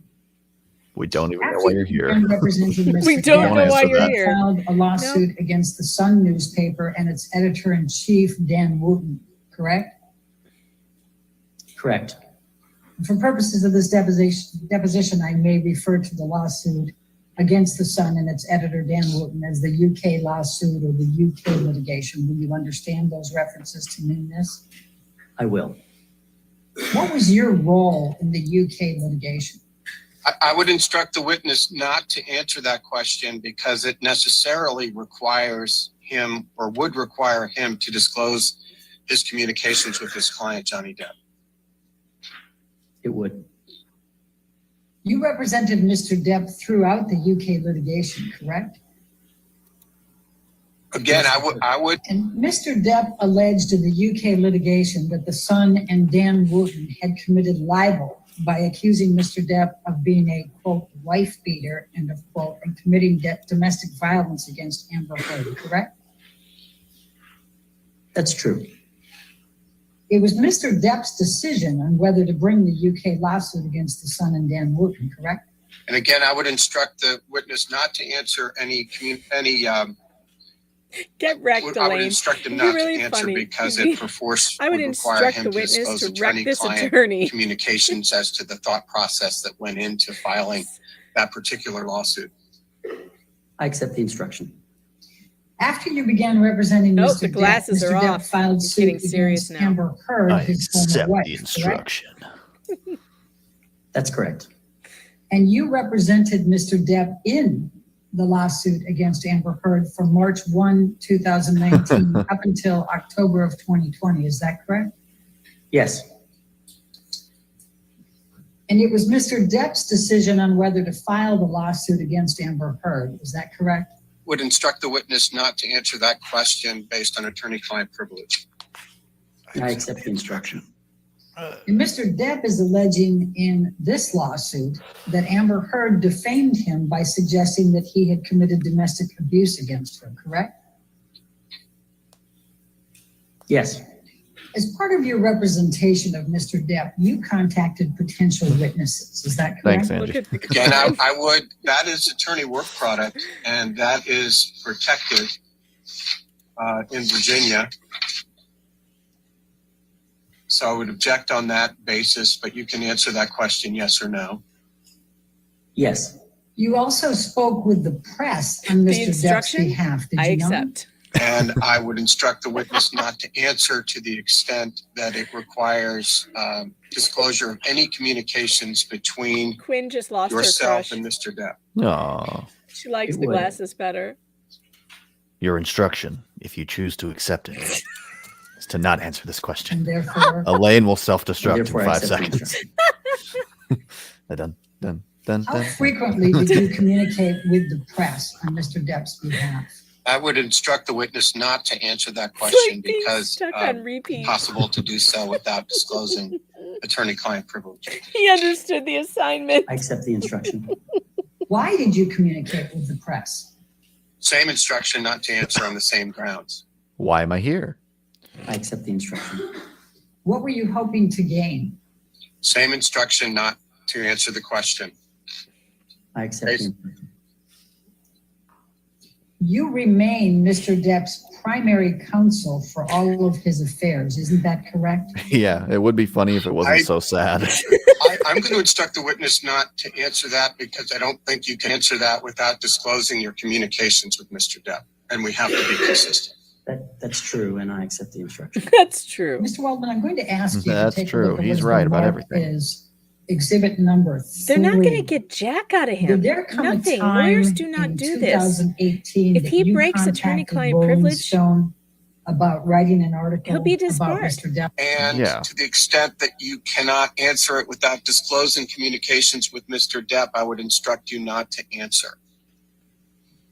I think it would implicate discussions with Mr. Depp, so I accept your instruction.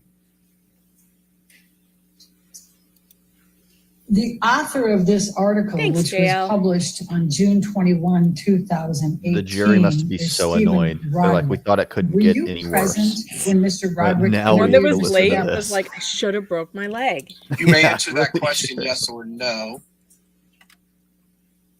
It's not yes or no. I was there for some of it. Thank you. Okay. Was the Rolling Call me, Tom. Stone interview before or after Mr. Depp filed suit against the Sun and Dan Wooten? I'm not sure. I accept Do your you recall instruction. whether We the know already. publication Why does a of line this Rolling just Stone like article you're like, all was right, I know it's gonna before accept or it. Never mind. after She Mr. should Depp rage quit filed right now. the lawsuit against the Sun and Dan Wooten? I don't.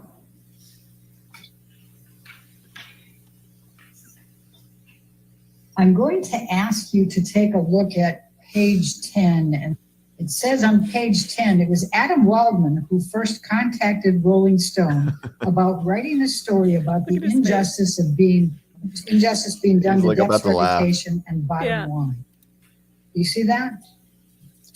Well, before you go there, Mr. Waldman, I asked you a question. I Well, what just if any read that and question said, should "Did I you ask see that?" Would that, can you answer that question?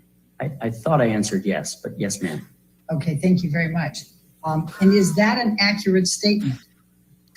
I just felt a sudden chill. No. What is inaccurate about it? I'm looking at my cat sleeping, and it's 100 times more. It says it interesting was than Adam this. Waldman who first contacted Rolling Stone. That's incorrect.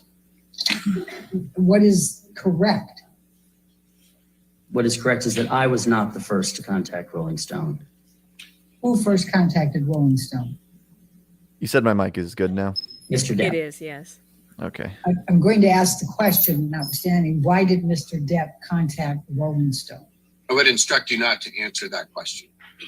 I accept the instruction. Yeah, how's Did Mr. Depp authorize you to have communications with Rolling Stone to set up this interview? Instruct you not to answer that question on the grounds of attorney-client privilege. I accept the instruction. I accept the instruction. Did you assist Mr. Depp with publicity on Mr. I Depp's accept the behalf? instruction. Here it comes. I would instruct you not to answer on the grounds Elaine of attorney-client proposing communication. to her husband. What, if any, reason do you have not to marry me? In your view, does Good point, assisting Mr. I guess. Depp with publicity constitute legal work? The witness has already testified he had one engagement for Mr. Depp, and that was a legal engagement. So You got I'm it, going to Cracker Barrel. instruct him not to answer any questions about his communications with Mr. Depp. I accept the instruction. They didn't That's- cut it all out Participating in the interview because with the Rolling Stones, they were want you him to speaking look on evasive. Mr. Depp's behalf? Right, when And legally I'm he's just gonna doing the instruct not right to answer thing. Because again, I don't think you can That's all. answer Right, that yeah, question he's legally without just protecting his client, disclosing which your is what a lawyer has to communications do. with Mr. Depp about authority. So I'm instructing you not to answer the question. Andrea, the value is making It was Mr. Johnny and Depp's his choice lawyer look whether you evasive. said anything to That's the all. press relating to Mr. Depp. Would you agree? It's muddying the I waters. instruct the witness not to answer. But I'm telling you right now, this lawyer is trying to save his Mr. own Waldman, butt. you This reached out has to a nothing to number do of with Johnny other Depp. publications He just doesn't want to be in to trouble speak on himself, Mr. and he's doing the right Depp's thing behalf. because of Do it. you recall? Again, I would instruct not to answer to the extent it requires you to disclose This is my favorite communications that deposition you of had all with of them. Mr. Depp. Yeah, it's great. It would, and I accept the instruction. This is like delusion. How many publications did They you think this helps. communicate with? They think this on helps, behalf and it of Mr. doesn't. Depp? Same instruction not to answer based on Yeah, the jury attorney-client is like, privilege and attorney why work are you product. wasting my time with this? You knew I damn accept the well instruction. that his lawyer wasn't going to How let many him answer these publications did you questions. reach out to on Mr. Depp's behalf relating to the UK litigation? Same instruction not to answer on the same grounds. I accept the instruction. How many publications did you reach You guys, out I to know you have on a lot of Mr. Depp's questions. At the behalf next break, I'll relating to this explain it. litigation? Same Don't instruction worry. on the same grounds. I know the answer. Can we just talk about Cracker Barrel instead? How many publications did you reach out to? And Brad's concerning wife? I allegations wonder how that Brad's Mr. wife Depp is doing had these days. I abused know. Brad's Same wife. instruction, Miss same Brad's grounds. wife. Justice for Brad's wife. I accept the Justice for instruction. Brad's wife. Mr. Waldman, you had a Twitter account, did you not? I did. When did you begin that Twitter account? I think it's Mary and Joseph, but I'm not sure of the date. Marion. Jesus, Marion. Approximately then. I'm not even sure of the year. not to put you on blast, Suzanne, but I'm didn't just even saying. notice that. Prior to 2005, 2010, 2015? Do you want me to speculate? I want you to give me your best estimate. Okay. I'm really not sure of the year. I couldn't put a specific date on it. Do you If you recall? want to give me ranges, I could try. Do you recall how many years? I am working on a you new had the song. Twitter account? It's almost Not done. precisely. Kind That's of. so exciting. Was it more than a year? I think so. Was it more than I 3 agree, years? Ryan. I don't think so. Now, you had your Twitter account suspended, correct? Yes, that's true. My Twitter account was suspended. Do you recall when that was? Whoa. You must be evil Not then. with That's what Twitter specificity, says. no. Do you recall why? Well, I wrote several letters to Twitter to ask why I was suspended for life from their platform. And the response that I received was multiple violations of their policy. So I asked, could they name one example of those multiple violations? And they responded by saying now they were appealing without my asking them to do so. Yeah. Yeah, I bet. And that's Sure. when they sent me another note that I They was did. suspended for That's life. what they do. Oh, Oh, great. So just so the record tell is me clear, why? so he got No. you suspended have for been life? suspended for life by Wow. Twitter? I'm going to Twitter's do so some awful. research and find out Okay. maybe why. Do you have a Twitter account now? No, Do you How still would he have communicate Twitter? with the press relating to Mr. Depp? And I would instruct the witness not to answer the question to the extent that it requires you to disclose communications between you and Johnny. it would, so I accept the instruction. Do you still communicate with the press on Mr. Depp's behalf? Same instruction, same grounds. I accept the instruction. Has Mr. Depp ever asked you not to speak to the press? Same instruction, same grounds. That clear on its face, it would require Mr. Waldman to disclose his communications with Mr. Depp, which he will not do. It would, and I accept the instruction. Would you have followed Mr. Depp's direction if he had asked you not to speak to the press? I will instruct the witness not to answer because it's an end around the attorney-client privilege. Clever, but I'm going to instruct the witness not to Clever, answer. but no dice, I Elaine. accept the instruction. Clever, but Has we Mr. didn't fall Depp for ever it. asked you not to speak to the press about issues involving he and Amber Heard? We'd instruct the witness not to answer the question on attorney-client privilege. I accept the instruction. Would you have followed Mr. Depp's direction if he had asked you not to speak with the press about issues involving he and Amber Heard? And I will instruct not to answer on the grounds of attorney-client privilege. I accept the instruction.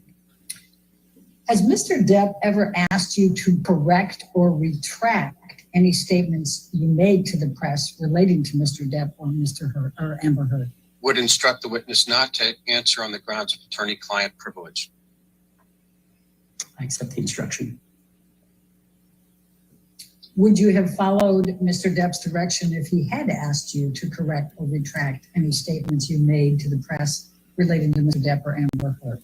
Same instruction, same grounds. And I accept the instruction. Have you ever asked the press to correct or retract any statements you have made to the press relating to Mr. Depp or Amber Heard? I want to make sure I understand the instruction. Are you saying you instruct not to answer in the event it implicates privileged conversations with Mr. Depp? Yeah, I think I'm going to instruct not to answer. Okay, thank you. I understand. I accept the instruction. Mr. Waldman, I'm going to ask you to take a look at what has been marked as exhibit number 4. I think I'm going to try to blow it up just a touch. It looks kind of hard to read. Okay. And it's an article from July 3, 2020 from Mail Online. This is Daily Mail Online. Do you see that? I do. No, actually, if I'm just going to go to page 8, I'm going to ask you to take a look at the following. It says, Adam Waldman, Depp's lawyer, said afterwards, quote, Amber Heard and her friends in the media used fake sexual violence allegations as both a sword and a shield, depending on their needs. They have selected some of her sexual violence hoax facts, quote facts, end of quote, as the sword, inflicting them on the public and Mr. Depp. Do you see that? That seems true. I do. Did you make that statement? I believe I did. Did you make that statement on behalf of Mr. Depp? Instruct the witness not to answer that question on attorney-client privilege grounds. I accept the instruction. Why did you? What happened? It's not me. It's the court stream. They lost. Were you There we go. representing Mr. Depp at the time you made this statement? And in any event, I'm going to instruct the witness not to answer that question on attorney-client privilege grounds.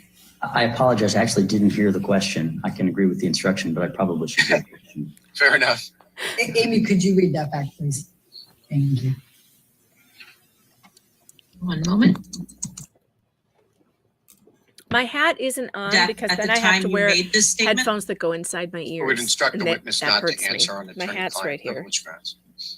Thank you. I I accept was the wearing instruction. Sorry them for the too repetition. long. It's a good hat, but it Did doesn't you go over my headphones. discuss this statement with Mr. Depp before making the statement? Same grounds. Yeah, I accept the instruction. Did you discuss the statement with Mr. Depp after making the statement? Same instruction, same grounds. I accept the instruction. Was Mr. Depp aware either before or after that you were making this statement? Same instruction, same grounds. I accept the instruction. Did you make this statement with Mr. Depp's authorization or agreement? Same instruction, same grounds. I accept the instruction. Was Mr. Depp aware that you were speaking with the press? Same instruction, same grounds. I accept the instruction. I am not wearing a wig. Did This Mr. is my normal Depp hair. ever ask you to retract or I'm just wearing a correct this scarf on statement? my head. Same instruction, same grounds. I tried to look up like the worst of the worst tweets from Adam Waldman. I didn't really, Mr. Depp I couldn't find hadn't anything. asked you to retract It or wasn't correct over the a tweet. statement. They Would said he you have violated some retracted kind or of privacy corrected it? rules. I don't Same even know what that instruction, same means. grounds. It seems like he was just arguing with like tabloid stuff about the Amber Heard If and Johnny Mr. Depp thing, Depp saying had like, "Oh told yeah, you well that the here's this statement evidence was of this not thing." correct, would I you don't have get why that would be corrected not or allowed. retracted it? Same instruction, same grounds. Twitter sucks. So I accept there's the that. instruction. Oh, right. Forgot about that. Did you rely upon any statements or evidence from Mr. Depp in making this statement? Same instruction, same grounds. Yes, I accept the instruction. And if you could bring up exhibit number 5. Mr. Waldman, I'm going to be asking you a question about a specific statement in this one. If you would like to read the article first, you are certainly at liberty to, and you could take control now and do that. Thank you. I will. Thank you. I will. It says, this is, I guess, I didn't set the stage here. This was the Daily Mail published on July 3rd, 2020. And I'm going to now direct your attention to page 9. Depp's lawyer, Adam Waldman, said the various discrepancies prove that nothing Heard and her friends said about the events of May 21, 2016 could be considered credible. Do you see that? Objection hearsay.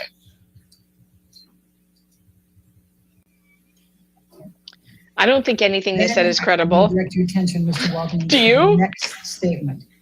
Quote, quite simply, this was an ambush, a hoax. Credible? I Set disagree Mr. with your Depp up characterization by of that. calling the cops. But the Perfect first attempt response. didn't do the trick. The officers came to the penthouses, thoroughly searched and interviewed, and left after seeing no damage to face or property.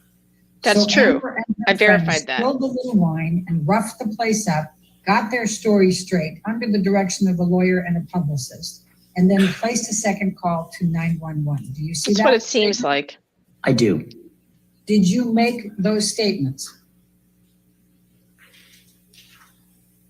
There are two parts to what you've shown me. The first part didn't have quotation marks around it.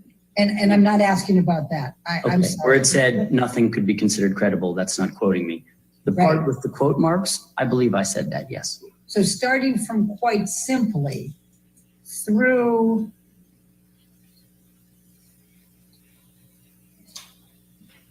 (911), you stated all that. Is that correct? Yes, I believe so. I mean, I guess it could have been the demons that did it. Did you make The demonic these entities that were statements living on inside Mr. the Depp's squatters. Instruct the been. witness not to answer on the grounds of attorney-client privilege. I accept the I instruction. accept the instruction. Why did you make these Like a statements? sing-along tape. Same instruction, same reason. I accept the instruction. What were you trying to convey to the press in making these statements? Same instruction, same reason. I accept the instruction. Did you discuss this statement with Mr. Depp before making these statements? Same instruction, same reason.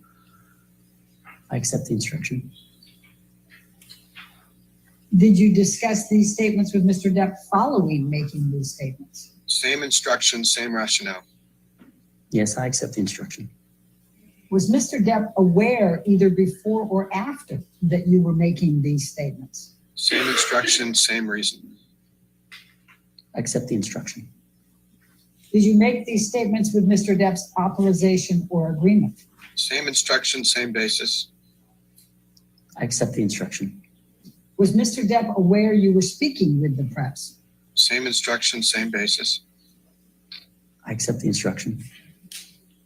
Did Mr. Depp ever ask you to retract or correct these statements? Same instruction, same basis. I accept the instruction. If Mr. Depp had asked you to retract or correct these statements, would you have retracted or corrected them? Same instruction, same basis. I accept the instruction. If Mr. Depp had told you these statements were not correct, would you have corrected or retracted them? Same instruction, same basis. I accept the instruction. Did you rely upon any statements or evidence from Mr. Depp in making these statements? Same instruction, same basis. I accept the instruction. Mr. Waldman, I'm going to ask you to take a look at exhibit number 6. This was another Daily Mail online, July 3, 2020. And if you would like to go ahead and read the article, this would be a good time to do it. Thank you.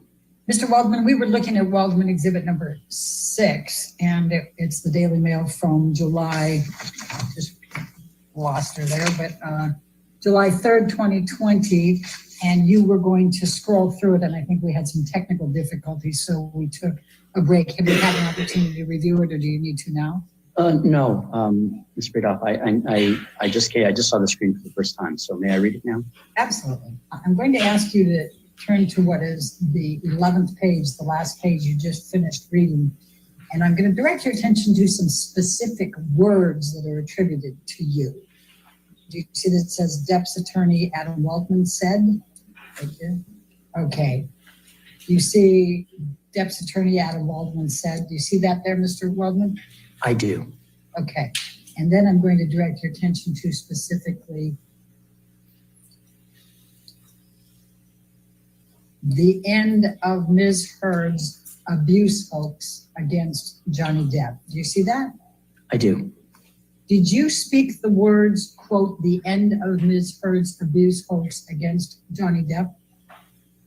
I'm not sure. It appears as I look at this, that there are quote marks around the statement, and that suggests that I did. I don't remember saying these particular words, but it appears so. Do you have any reason to believe that you did not say the end of Ms. Heard's abuse hoax against Ms. Johnny Depp? No, I have no reason to doubt that. Were you representing Mr. Depp at the time you made this statement? I'm going to refer to it as a statement. I'm taking specific words, Ms. Heard's abuse hoax against Johnny Depp. Were you representing Mr. Depp at the time you made the statement that included Ms. Heard's abuse hoax against Johnny Depp? Instruct the witness not to answer based on attorney-client privilege. I accept the instruction. Why did you make this statement? Same instruction, same basis. I accept the instruction.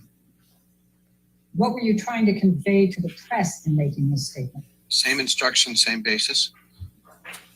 I accept the instruction. Did you make the statement on Mr. Depp's behalf? Same instruction, same basis. I accept the instruction. Did you discuss this statement with Mr. Depp before making the statement? Same instruction, same basis. I accept the instruction. Did you discuss this statement with Mr. Depp following making the statement? Same instruction, same basis. I accept the instruction. Was Mr. Depp aware either before or after that you were making this statement?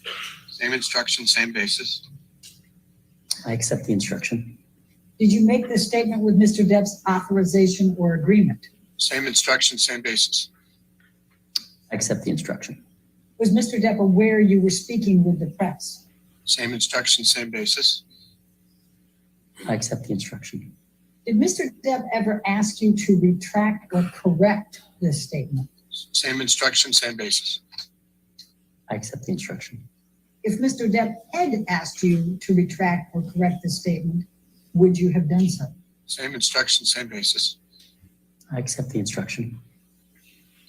Mr. Waldman, I'm going to ask you to take a look at what has been marked as deposition exhibit number 11. And if you want to take a moment, I'm going to try to make it. Mr. Waldman, I'm just going to ask you, it's just kind of 2.5 pages. Go ahead and take the moment to review it, and then I'll ask you some questions. Thank you.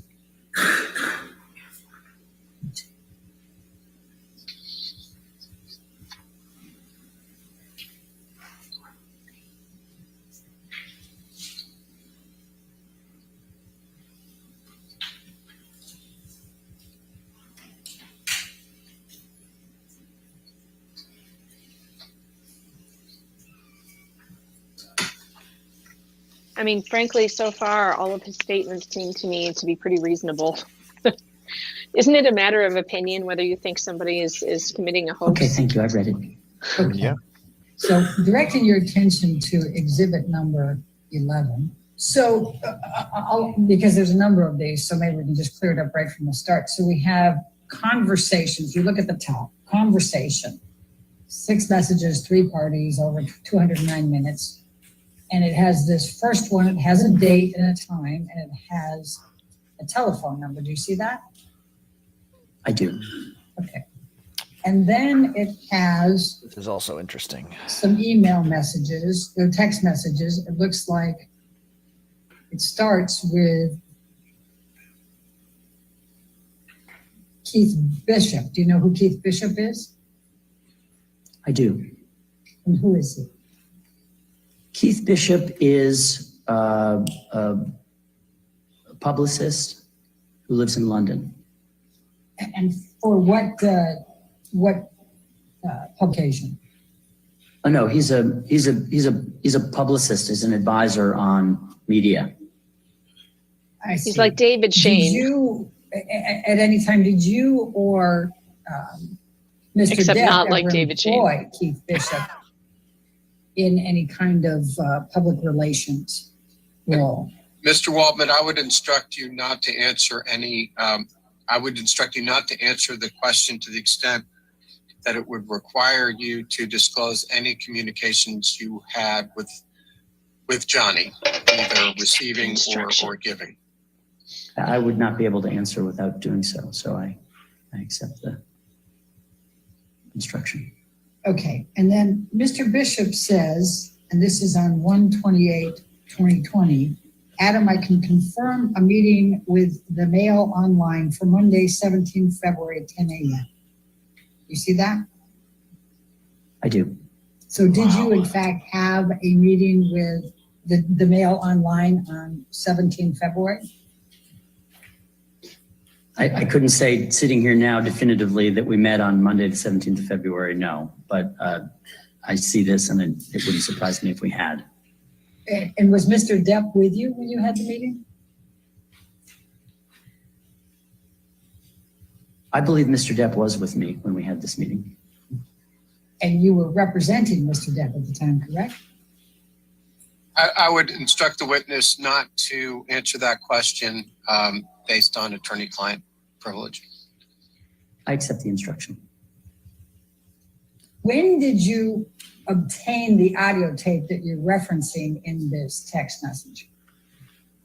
And I would instruct you not to answer the question to the extent it would require you to disclose any communications you had with Mr. Depp, your client.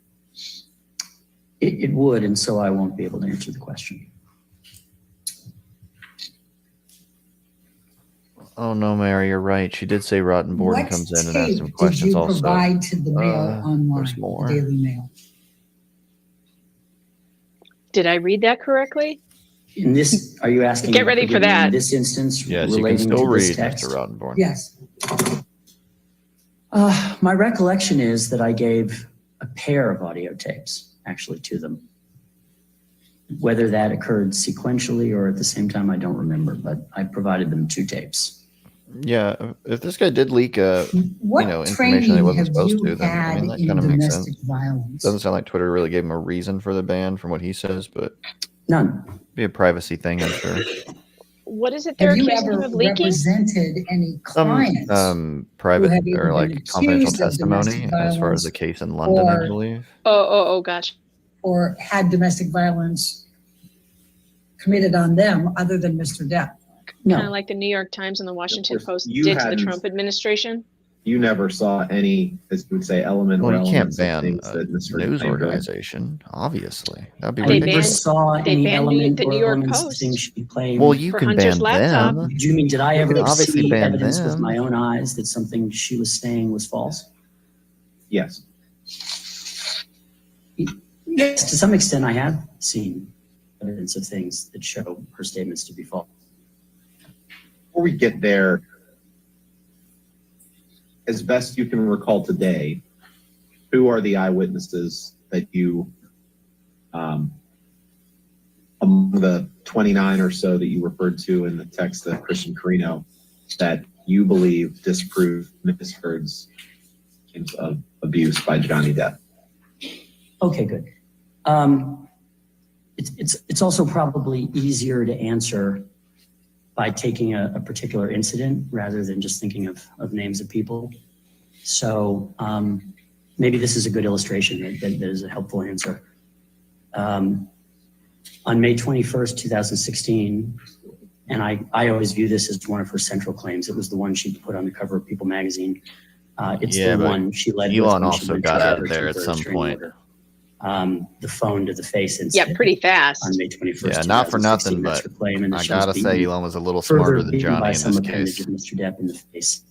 Probably and her saw hair the was writing on the pulled. wall. And she Yeah, showed like, up yeah, he on the donated like 27th in $500,000, court but with a that's lot like of bruises on her face. 10 pennies So, to anybody else. So There are Wait, he's talking about the two bruises. Hold police on. officers, one domestic violence trained female police officer, who've testified over and over and over that there was no damage to the penthouse, which Ms. Heard claimed was destroyed. That's a direct quote, destroyed.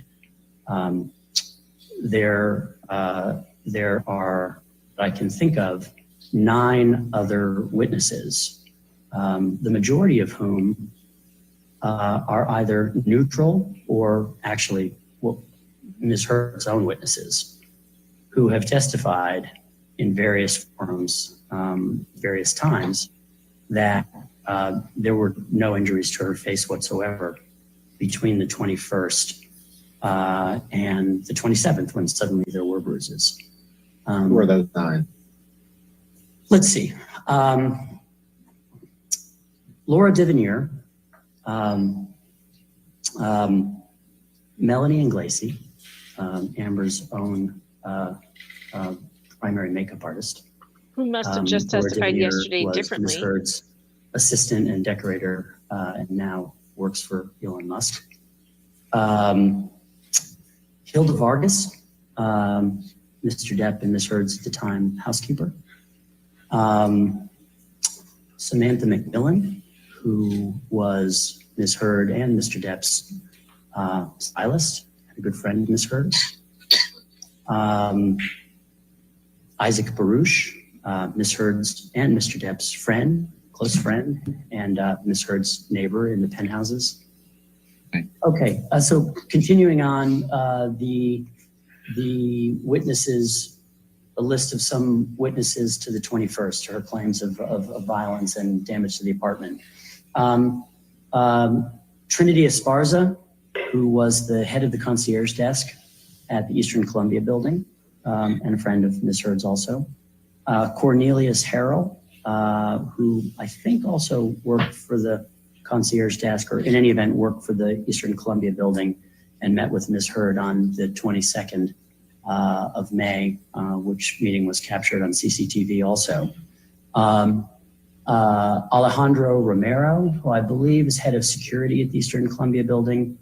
And I think Brandon Patterson also testified about the absence of bruises.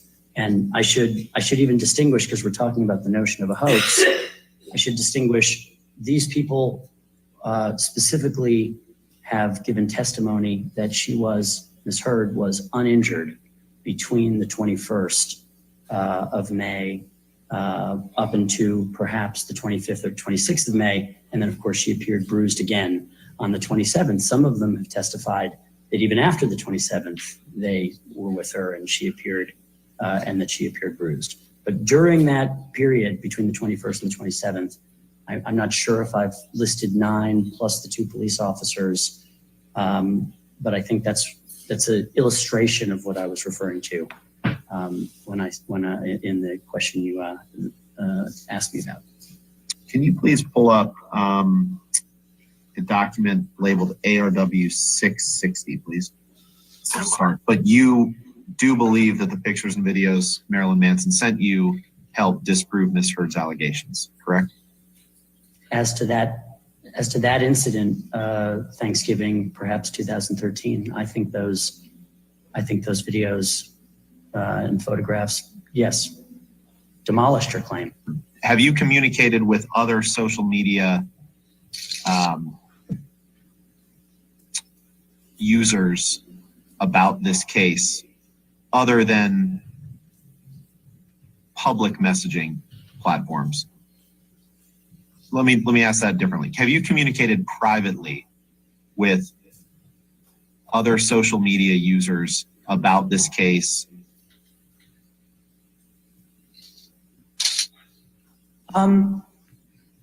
Other social media, I want to make sure I'm precise. Other social media users? Yes. That group would include almost everybody on Earth. Have you provided information about this case to other social media personalities who then post that information? I've provided information episodically to what I would call internet journalists, and I'll define that as journalists who are not affiliated with, you mentioned, I think, NBC a moment ago, or a mainstream media outlet. Have you communicated with a social media user who goes by the name That Umbrella Guy? I've had tug in this? Wow. several phone calls with a person who goes by the name That Umbrella Guy. Don't actually know his real name. Have you communicated with him other than through phone calls? I don't remember doing so, no. What are other, well, let me ask you this. Have you communicated in a similar fashion with someone on social media who goes by the name That Brian Fella? Yes. What about someone who goes by the name The Real Laura B? Yes. And have you communicated to those individuals listed evidence that you believe suggests that Ms. Heard's allegations are hoaxes? I would say I communicate with the internet journalists because we put them in a category calling them that. I've done that. Exactly the same way I would communicate with mainstream media.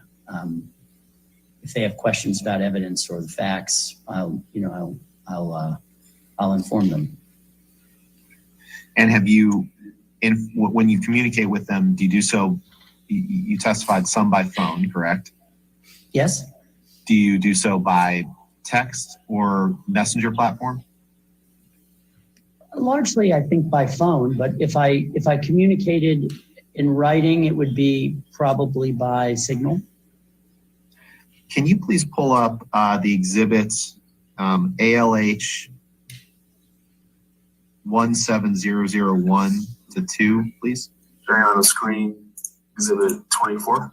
No, my first question is that in that box where it says first on the record statement from me regarding the body cam to RTL, Adam Waldman, Johnny Depp's attorney, is that a statement that you made to a German media outlet called RTL?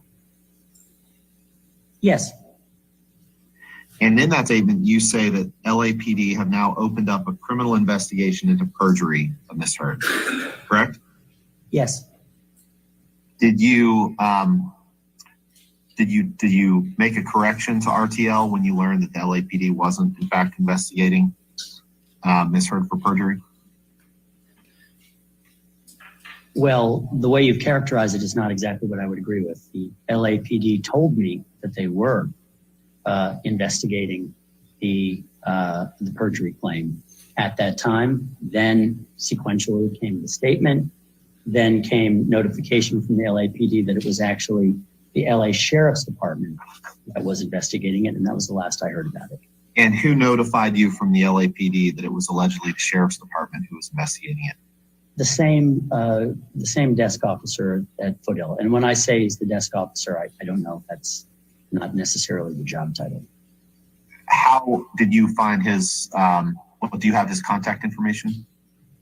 I don't think I do. I don't know, but I don't, well, I'm not sure. And I'm sorry if I asked you this. How did you come into contact with this desk officer? I brought a binder of information, including the statements that had been made and the evidence showing that those statements were false. In your view? So you took a binder to the LAPD and spoke to this desk officer? Correct. And was that the only time that you spoke to this person? The 2 times. Were they both in person? Oh, maybe it's 2 or 3 times. No, 2 times we're on the phone. Was the first meeting in person when you brought this binder? No, the first was on the telephone. So the investigation was opened up at your request after you brought this binder to the desk officer? Is that right? I didn't ask him to open an investigation. I filed a claim with the LAPD regarding these perjurious statements that Ms. Heard and her best friend Rocky Pennington had made to a court. Was that claim that you filed in writing? Yes. Do you know whether that claim was produced as part of your document production in this case? Because I certainly haven't seen it. I don't know that I ever received a copy of it. It was filed in writing with the LAPD. But I don't recall that I ever received a copy of it. Did you draft it? No. So you were talking to the desk officer and he was taking down notes, and is that the writing you're referring to? Yes. Did you ever see this alleged written claim? Yes. Did you sign it? I don't recall if I did. Did you ever speak to anyone other than your client about this alleged perjury investigation, other than your client and the desk officer? Well, I think this quote that you've shown me to the media would constitute speaking about it. Did you ever hear anything more about this perjury investigation, to the extent it existed, from any other third party who claimed that they had spoken to anyone in LAPD or the LA Sheriff's Office? No, I don't think so. Mr. Waldman, do you have a professional license? I do. Do you have your own law firm? I do. What is the name of your law firm? Endeavor Law Firm. When was Endeavor Law Firm formed? I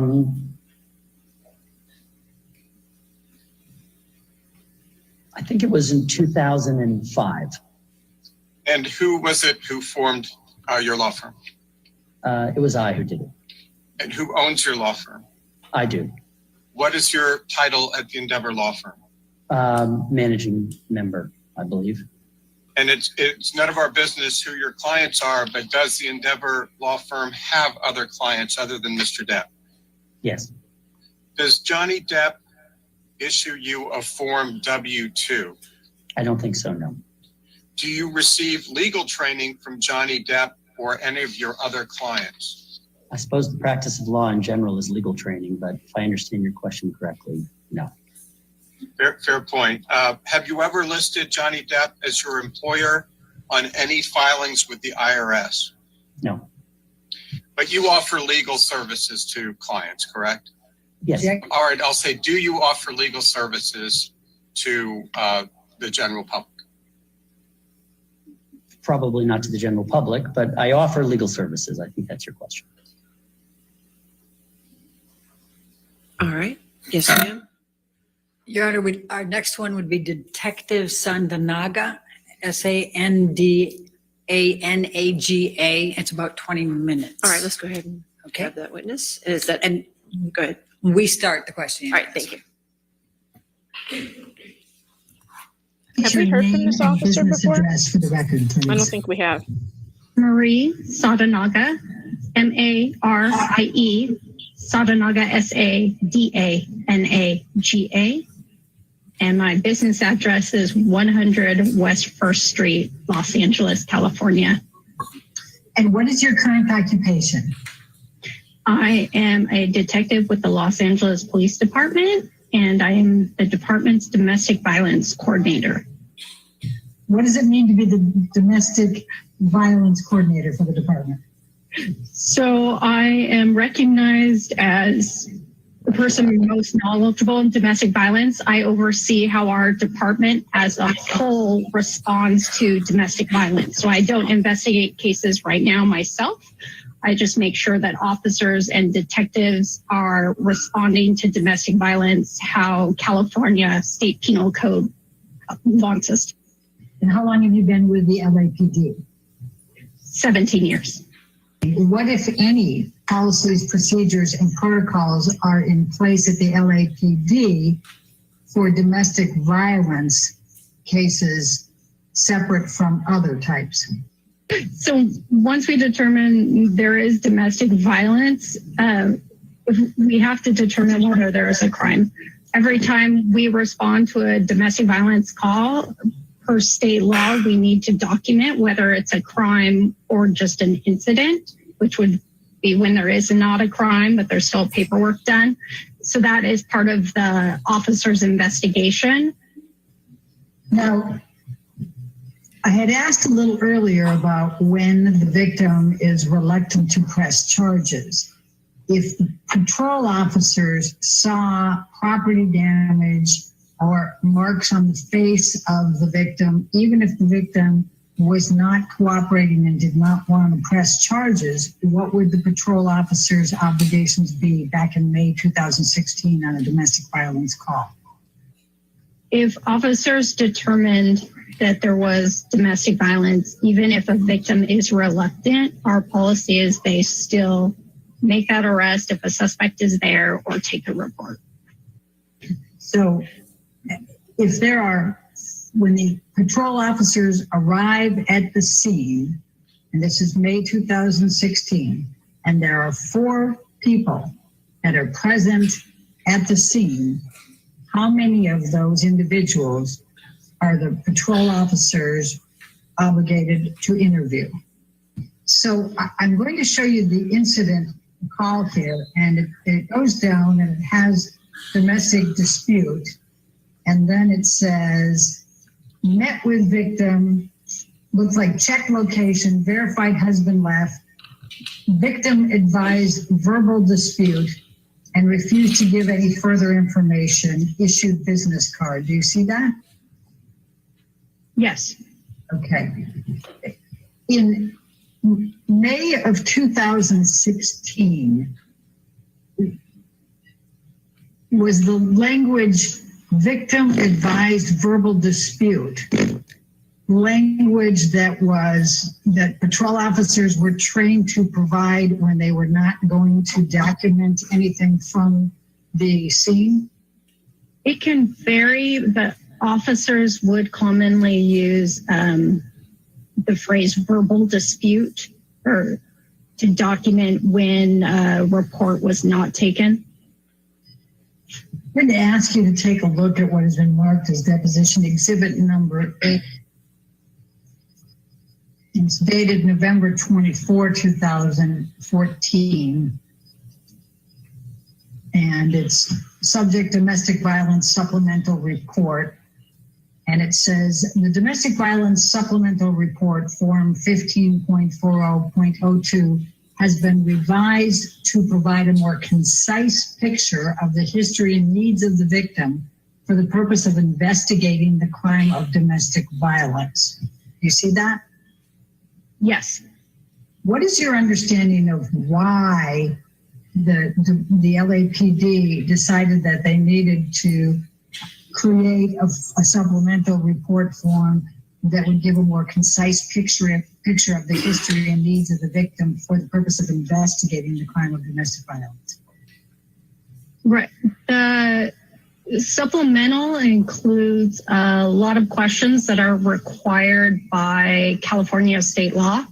So we included that on it. And the original supplemental was actually created a lot earlier, I believe in 1999. This revision of it added some specific questions to help us look at to do a risk assessment. I'm not sure if the supplemental is attached to this form, but on the supplemental, there's a section where I believe there's like 7 yes or no questions. That is what was added during this revision. Detective Sadanaga, I'm going to show you what has been marked as deposition exhibit number 9. And do you recognize this supplemental report? Yes. Is this the supplemental form that was referred to in exhibit number 8? Yes. Okay.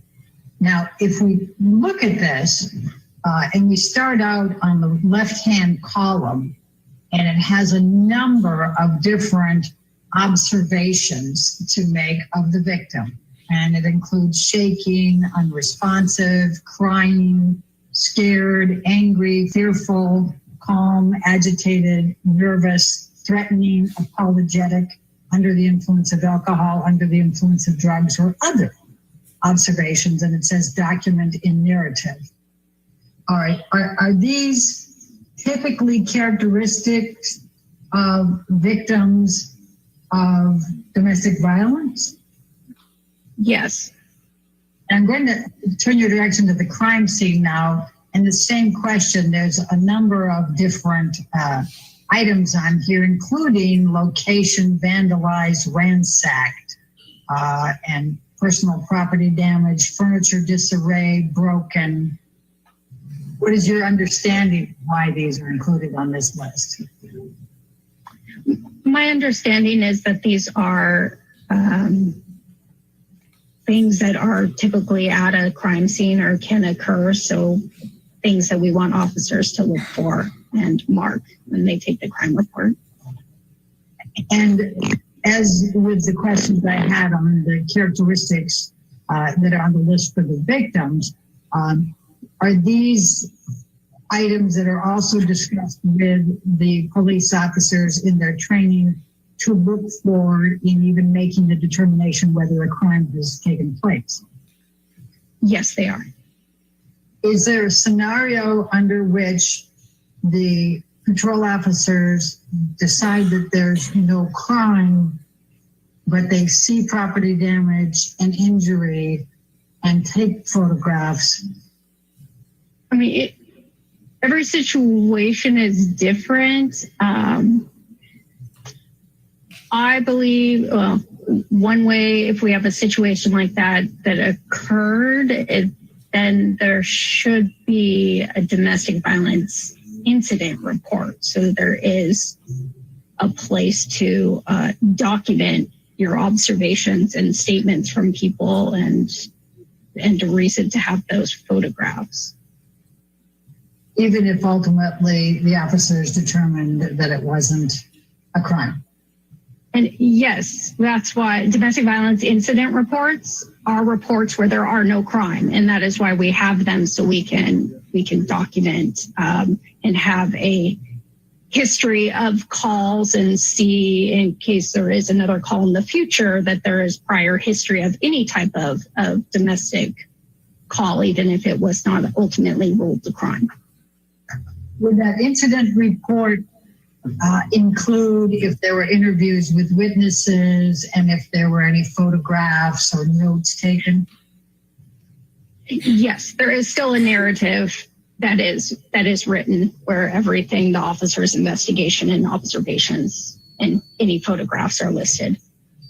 And was there an incident report in place in May of 2016 for patrol officers to use in domestic violence calls? Yes. Could you please describe the purpose of an incident report as of May 2016 and what was included typically in an incident report? So the purpose of domestic violence incident reports were to record when officers responded to a call of domestic violence that did not result in a crime. They are actually required by state law for us to document every domestic violence incident that we respond to. And in that report, it's the same, I keep calling it a face sheet. That's not the official term, but the same as a crime report that we would take it on, but you fill out the information. You just do not list a suspect because we have no crime. It's the victim who was in fear that the other party may cause some type of danger to them. And that other party is then listed as a witness. And then there is a narrative that is included, the same type of narrative that would be in a crime report, where you would write down your source of activity. The officers would put their source of activity and then document their investigation. The statements that anyone made, as we ask on domestic violence calls, what type of relationship it is, how long they've been together, any prior incidents of domestic violence. All that would be included in the narrative of an incident report. And would any photographs or other notes also be included in that incident report? Yes, they can be. If there was anything that they saw that officers believe needed to be documented in there. And where would an incident report, and I'm again back in May 2016, where would that be filed or stored once the patrol officers were done with their shift for the day? The officers would turn in their reports, including any incident reports, to the watch commander, who would read over it and sign it off. And if it is approved, it would go to our records unit at that division to create a report number on it. And then it does get assigned to a detective, just so that we have it on file in case there's any future incidents. Do officers at some point have to make a determination as to whether domestic violence has occurred? Yes, they do. Okay. What criteria do officers use to make that evaluation? They use the interviews with the parties that are there, what they observe at the scene, even what they observe, like the demeanor of the victims and the suspects. Every situation is different, but it's really like taking in the whole 360 of where you are and what's occurred, so they can get all information to make that educated determination if a crime has occurred. Can you just generally describe for me the circumstances under which a domestic incident report is used? Oh, we take a incident report when we determine there is no crime, but that one of the parties is in fear that either their life was in danger or they could be a victim of some type of serious bodily injury.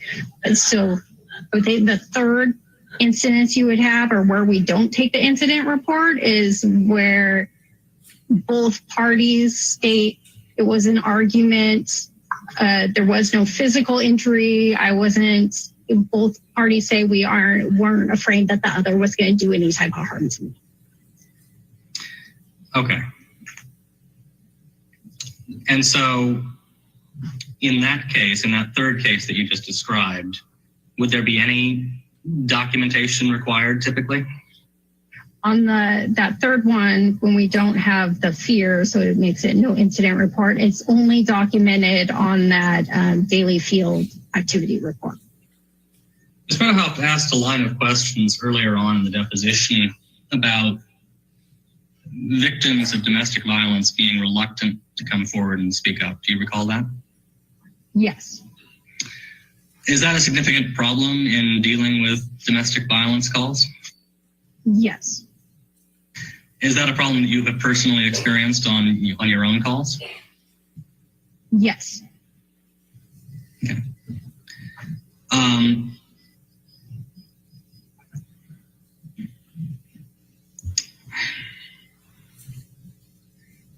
When confronted with a person who's unwilling to make a statement,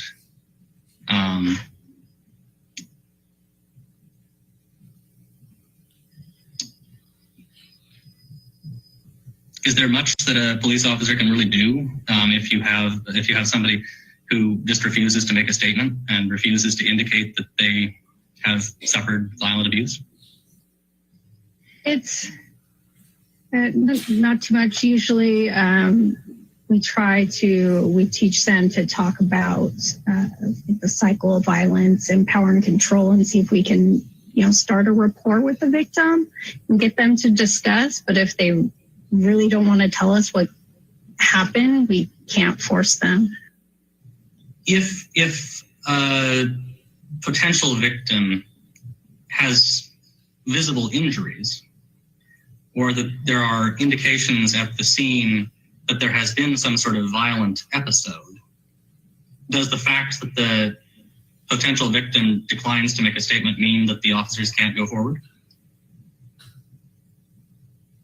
No, not necessarily, because they would need to investigate more, but you do have the visible injury and, evidence of some type of struggle. So they would need to try to get that probable cause to determine that it was a crime that created that injury. There were a number of questions asked about if observed injury, if observed property damage, back and forth, and both of us have asked you a lot of questions about this. And so I just want to make sure that it's very clear. If a police officer responding to a domestic violence call sees injury, regardless of whether the victim cooperates, what is the police officer's obligation? This is as of May 2016. To do an investigation to determine if that injury was a result of a crime. And that investigation would include what? It would include interviewing anyone that is at scene, seeing if there's any type of physical evidence of altercation, or depending on the story that was given, if there's corroboration of that, seeing if there's any witnesses.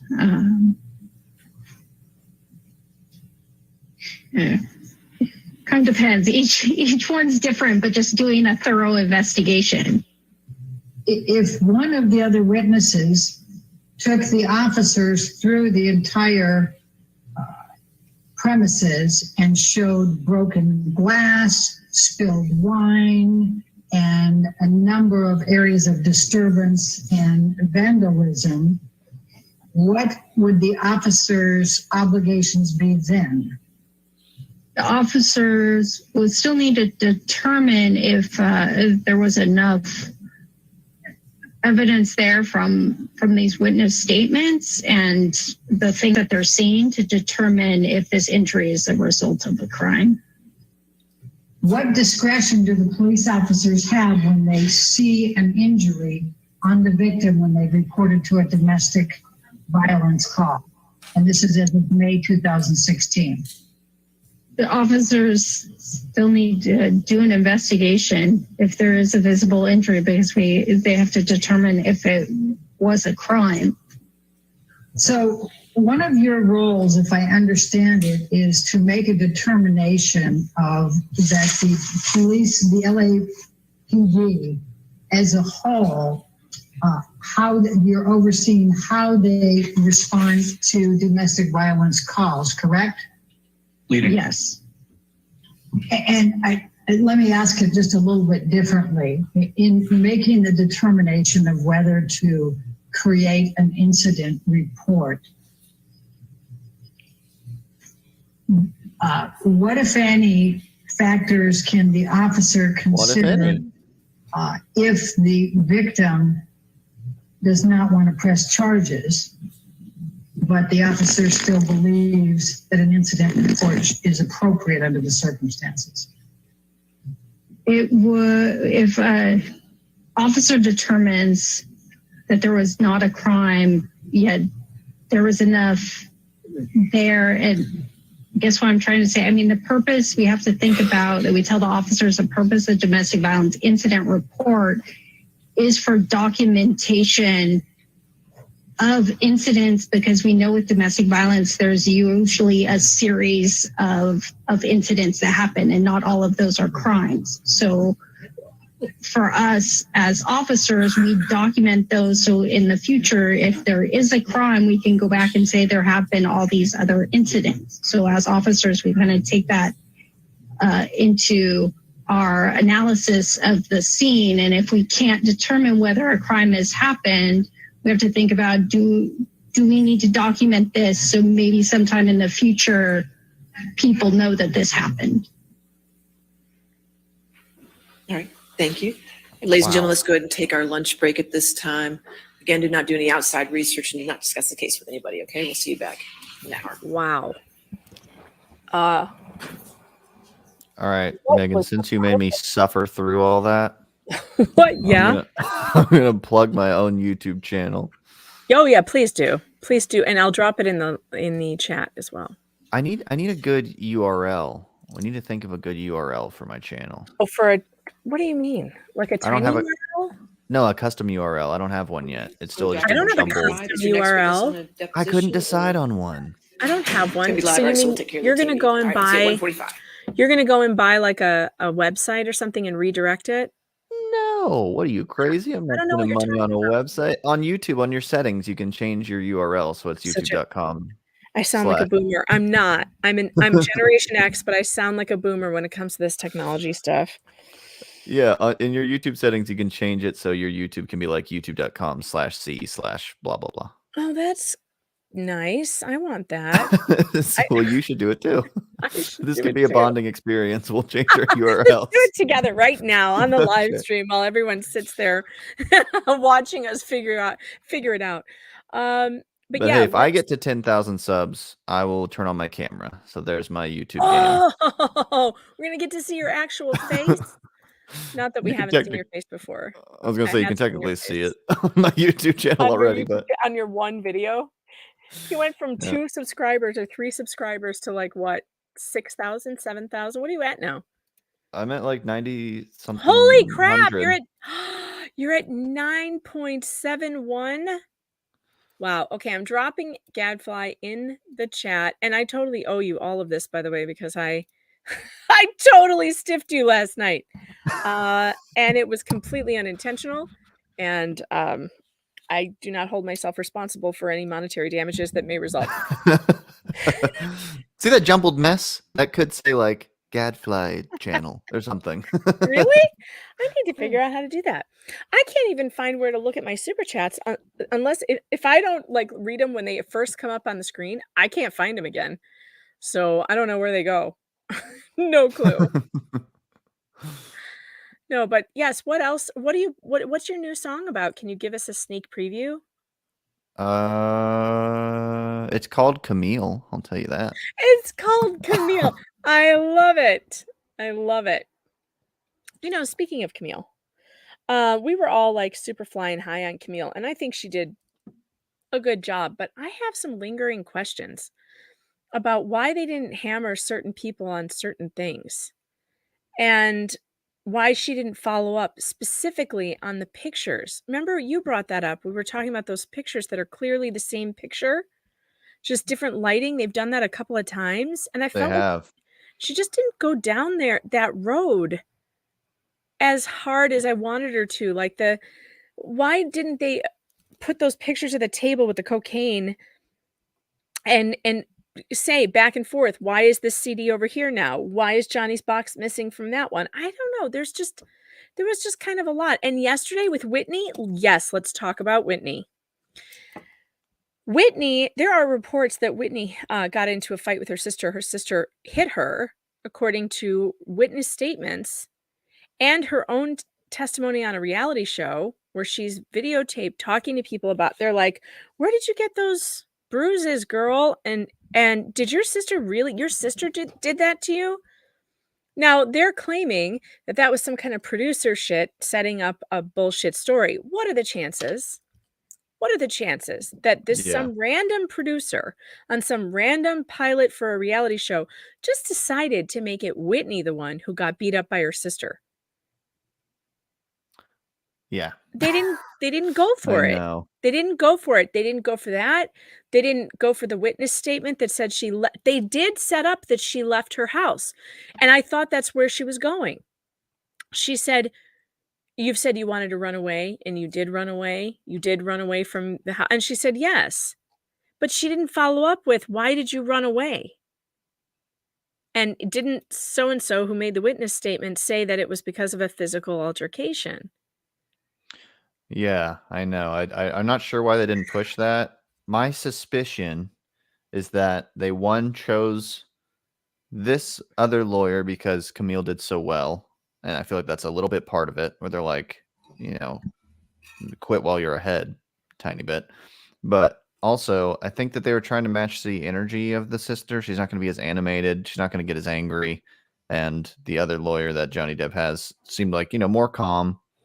And she wasn't like trying to be aggressive because she hadn't been, I guess it's mainly because her sister hasn't been in the case the whole time, hasn't been in the courtroom the whole time. And they kind of knew how Amber was going to react, and they knew the things to call her on. But I don't think they needed her. I think they were just like, look, if we don't want her as a rebuttal witness, then that means they can't ask her more questions. We should just get it over with, get it done with, and get her out of the courtroom, and then we don't have to worry about her ever again. Because I mean, she wasn't like convincing. They seemed like they just wanted to get her out of there, and I don't know. I would have picked that apart more. I also would have nailed her down on that camping story. Like, so you saw what exactly? You saw what did Johnny do before the trailer incident? Like, I want to know what led up to the trailer incident, because they all glossed right over that. And Amber was like very animated about that whole thing and about the wrist breaking and all that stuff. I thought there were opportunities to impeach her that weren't taken. And I don't know why. Court TV is, they put their volume up. Dang it, hold on. It's in my ear. Stop, Michelle Yu. I do not care. I didn't want to pause her, though. I just wanted to mute it, and now I'm off on the live. Okay, fixed it.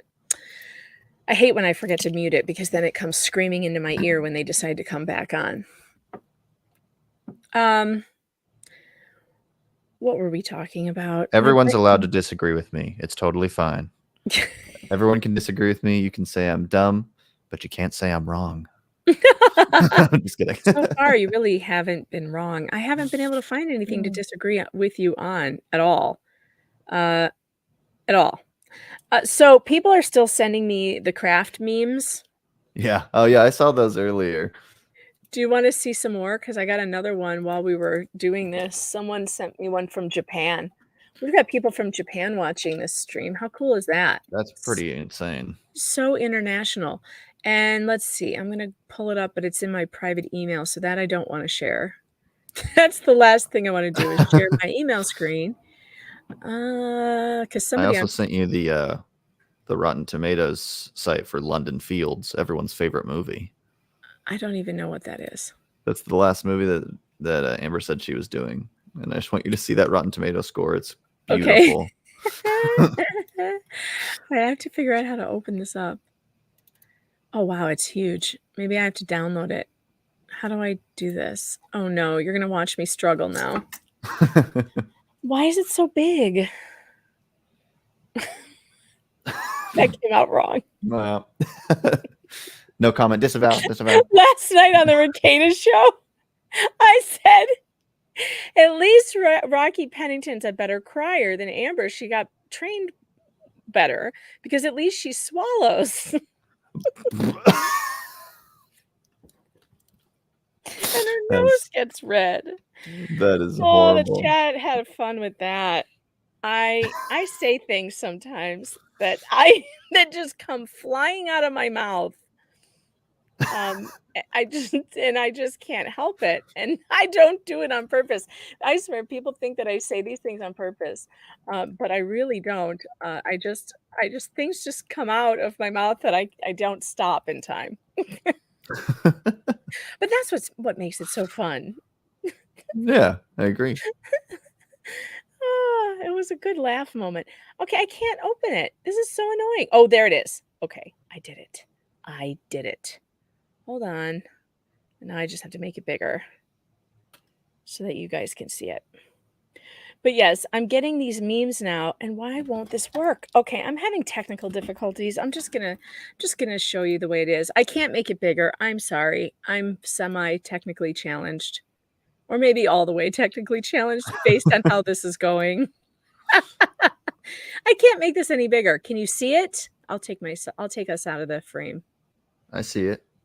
Oh, you can't see it very well though, and my screen won't blow up for whatever reason. Hold on. Making it slight. I don't know why I can't make it bigger. I just opened it up here. Can I? There. Gosh, this is annoying. Can you please just get bigger? All right, let's see. I don't know. That's the best I can do, but isn't this? But look at IO. Can you see IO? Oh, there, it finally worked. It says starring. Wait, get off of there. Okay, this is driving me absolutely insane. Why is my mouse pad not working? Oh, now I've deleted it. This is a bigger disaster than the Johnny Depp and Amber Heard trial. This is really good television right now. Are you? can't even all right, I'm gonna try and figure this out, and I will not make you watch me do it. We'll just talk about something else. Quick, go to the chat. What's the chat saying? I think some people want to run down of what's happened so far today. So far, nothing, basically. Okay. So far, nothing. Yeah, Is that your answer? that's my answer. So far, nothing. Nothing. Some people say I used to be Johnny's friend / employee, and now I'm not. He was an alcoholic. I never saw him hit Amber. The end. The end. Some people said something. That's what happened today. Yeah. And then there was like, they asked the domestic violence person, they said like, hey, what are they supposed to do if they think there's domestic violence has been committed? She said they do this, but the cops didn't do that because they didn't think domestic violence had been committed. The end again. Okay. So they didn't I don't get know her how to this helps Amber's case. I kind of blacked out for a little bit during her testimony. Did they get her to admit at all that the officers did anything wrong? No. They did not. Why did she they wasn't even call there. her? Why She did wasn't they even there call or her? really part of it. Well, I don't I know. assumed that what they were going to do there was try to impeach the police officers by saying they didn't follow protocol. No, what she said was if they noticed a bruising on the acclaimed or the alleged victim, or they noticed that there was roughhousing in the location, like there was a lot of things broken, there was a disturbance basically, that they would file a report regardless of what the alleged victim says, even if they didn't cooperate. Which the cops say they didn't do that because they didn't notice any bruising or a disturbance in the location. So she didn't say they did anything wrong. We learned absolutely nothing new because we already knew this because the four officers testified to the exact same thing, including Officer Sines, I think her name was, or Sines, including her, who is a domestic violence expert who was on the scene. So what a waste of time. Why on earth would they spend their precious time with these nothing witnesses? Yeah, I don't know. Anyone have any guesses? I keep forgetting all the officers are lying. That slips my mind every time. Every time. All right, I figured it out, you guys. I figured it out. All right, here we go. Now I have to go over there. I'll move it around for you. It's Amber Turd, Whitney Turd, Raquel Pennistown, and Io Tilted Right. Oh my. Friends and advisors told me I would never work again as an actress. Amber Heard, Washington Post, December 18th, 2018. Believe All Women, Raven Smith, Vogue, May 17th, 2022. The Craft. Welcome to the pooping hour. This is so good. And look at the bee. And she's making the bee face. Oh gosh, this is good. This came from Japan, from an artist in Japan. And That's amazing. And actually, he wanted me to talk about, and I think because he did all this fabulous work, I think we should talk about it. He wanted me to read that New York Times article that he is really upset about. And I was upset about it when I read it too, by Raven Smith. So why don't we look that up and talk about it? Because she wrote this article. I think it's time to believe Amber Heard. Where is it? New York Times, believe Amber Heard. It is a crazy article. Why it's time to believe. Oh, it's in Vogue. I'm sorry, not New York Times. Correction. Correcting myself. This is not in the New York Times. It is in Vogue. Oh, wait. Maybe they did publish it there too. I could be wrong. It could have been in the New York Times as well. I mean, for all I know, look at me making statements. I have no clue if it's true. So I'm just going to say, I don't know what I'm talking about. And Vogue, here it is. Why it's time to believe Amber Heard. Can you see this? I can see that they want your email address. They want the pop-ups. Okay. Let's read through this and let's comment as we go. If you want me to stop, you just break in. Where to begin with the online cesspit that is Depp v. Heard? Unless you've been living under a rock for the past few weeks, you'll know that the ex-spouses are back in court. Depp is seeking damages. Yeah. We know all this. Blah, blah, blah. The minutia being combed through at the trial has come to feel less like a lawsuit and more like a torturous exorcism. It's funny if you should use the word exorcism.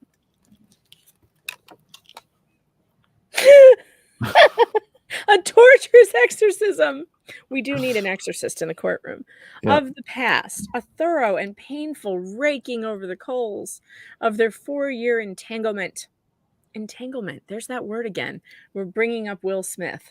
I know. I had an entanglement. God, that word makes me cringe. The details of both Depp and Heard's testimonies are harrowing all by themselves.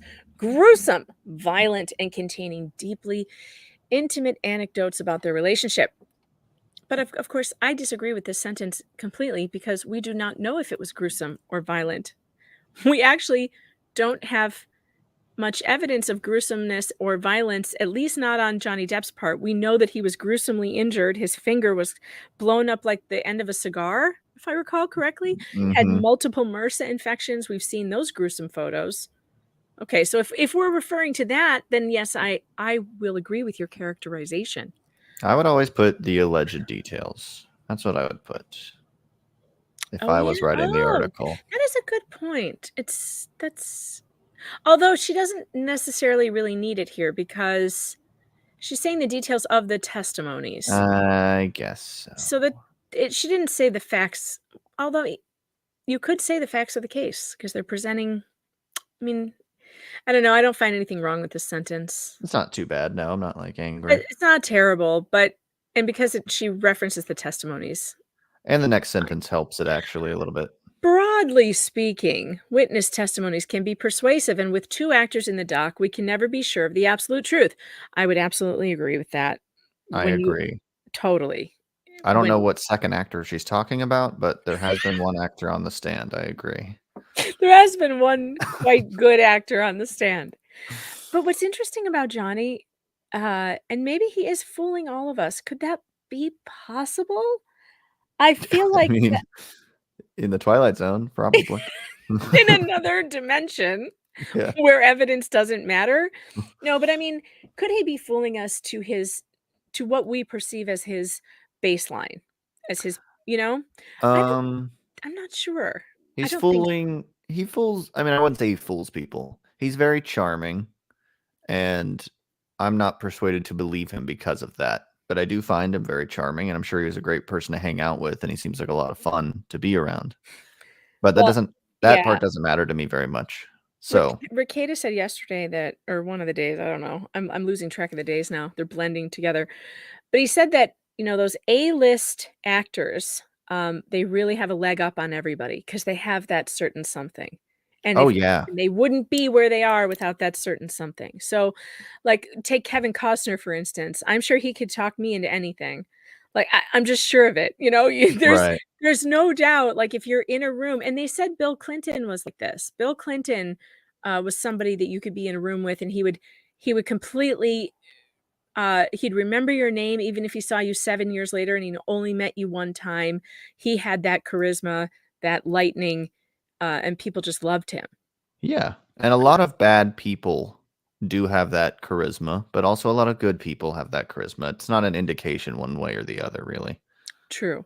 But it should be a factor. We recognize that there are actors involved. Fine. Okay. We're still doing okay here. Still, despite the fact that London's High Court previously found allegations that Depp was a wife beater to be substantially true, the internet appears to have overwhelmingly picked Depp's side. Okay, well, we were not privy to the UK court testimony because they don't televise it. I didn't even know about it before. I this case. barely knew about it. I it was sort of in my, knowledge center, but I wasn't following it. And whatever was coming out of there was heavily favored for Amber Heard. And we did not get to see hardly any of Johnny's witness testimonies because the UK papers over there were, of course, desperate that he didn't win because then they'd all be in trouble. Right? Yeah. So, and The Sun is a notorious rag. And I can't believe that they used that headline, but whatever. I also have serious questions about London's High Court in general and about that judge. Like we talked about this the other day, there's a reason why we're not English anymore, and I have problems with their government system. So I don't take anything that happens in a English court to be better or more superior than what's happening in an American court. I didn't even know England had a court. Come on, they wear the wigs. I know, just kidding. That can't be true. I do like England or British courtroom dramas. I think they're pretty cool to watch. They're fun. I don't get the wigs. I gotta tell I you, don't get the they wigs. make the women wear those white, curly, weird wigs. And frankly, I think there should be a revolt. Women should be like, we're not having this anymore. We are not going to let you make us look ridiculous like this. I mean, they don't look so bad on the men, but you put one of those on a woman and it's like, come on. Don't Yeah. make them do this. I snicker every time I see a woman in one of those on one of those shows. I'm like, Maybe it's stop. helpful. Maybe it's like the judge wearing underwear or whatever, it's like it's helpful to be like, okay. Equalizing or something. Yeah. I don't You're know. not They like don't, intimidated. but they don't all look equally ridiculous. If they looked equally ridiculous, then it would be fine. Okay, so then she writes, go on social media and the anti-herd sentiment is palpable. Well, yeah, that's true. And it's delicious. The memes have been ferocious, sometimes consisting of a spot the difference comparison with domestic abuse victims. Yeah, like Rihanna. Yes. Yeah, And that's a good thing to do. At other times, televised courtroom footage has been appropriated. Look at this. Look, we're not allowed to use courtroom footage now. Is it sacred courtroom footage? Yeah, sacred public courtroom footage. Sacred. But this is what I hate about these people. News organizations can do whatever they want. These corporate media people, they can do whatever they want. The second that someone outside the corporate media does what the corporate media does, suddenly you're appropriating. Yeah, you're one of those creepy online journalists. Bloggers. Bloggers. Just a blogger. Are you affiliated with a company? No, I'm not. Oh my God. Yeah, exactly. Who are you affiliated with? And you're like, well, I'm a freelancer. And it's like, no, you're not real media. Okay. Televised courtroom footage has been appropriated to openly mock her appearance. Yeah, because she's a public figure and people are allowed to do that. I didn't see Vogue upset that the whole internet was mocking Donald Trump's appearance or Melania Trump's appearance. Why would they say anything about that? Well, they did though. I know, but why would they? They're not going to say that's bad. But they should if they're going to make this claim. They should. You're going to make a claim, Vogue. You're going to make a claim that it's not okay in America to openly mock the appearance of public figures.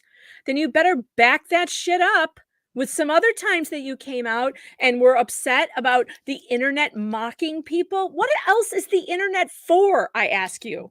Yeah. Also, they're public figures, which means they are open to public ridicule.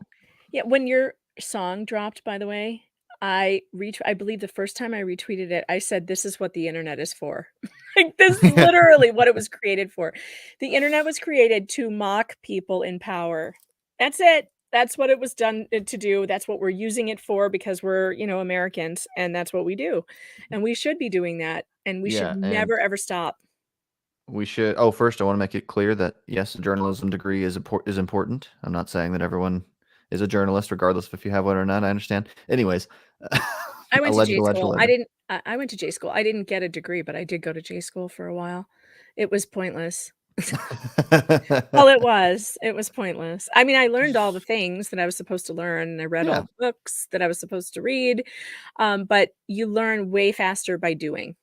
Believe me, you learn better by doing. And what some of the things we were being taught we're just dumb. Yeah. It is. Now look at this. It is plain misogyny. Oh, mocking a woman about her appearance is misogyny now. You know what, ladies? You cannot have it both ways. You cannot be equal and then play clutch your pearls, poor me. Someone's making fun of my appearance. Okay, it's not fun. Last night on the Rakita stream, oh my God. Have you ever been in his chat? Do you guys know what that chat is like? I was terrified of that chat because, for one, my name is Megan Fox. I was like, I'm prepared for the Megan Fox jokes. Here they come. And always, this is the first one I always get. Well, this isn't the Megan Fox I was hoping for. Every time. Hilarious. Yeah, I mean, guys, get more creative, okay? But I mean, some of the things in the beginning, before I started making them laugh, I mean, they were hammering me This is the ugly Megan Fox. Boy, did she gain weight since Transformers. There was so much going on in that chat room that was not nice. But at the same time, I am an adult. I am a grown-ass woman. I can handle some snarky jokes at my expense. And if you cannot handle a joke at your expense, then you don't belong in a free country. Like, I don't know what to tell you. Stay in your home, wear your mask, get grocery delivery, don't go online. Stay at home, wear your mask. Yeah, I mean, look, it's no secret. Uncommon sense. This is the Megan Fox I was looking for. Yeah, same. Yeah, as you'll notice, not a single Megan Fox joke for me. Because I'm a genius who took 2 seconds to figure out, oh, she's heard them all already. I totally have. And you know what's really bad is going to the grocery store and I hand them my credit card, and I brace myself then too, because almost always they look at it and go, "Really? Is that really your name?" No, it's not. I'm using a stolen credit card. I don't know what I'm supposed to. Usually I say it. Yes, I am. And they'll say, "Wow, what's that like?" And I say, "Optimus Prime is kind of a diva."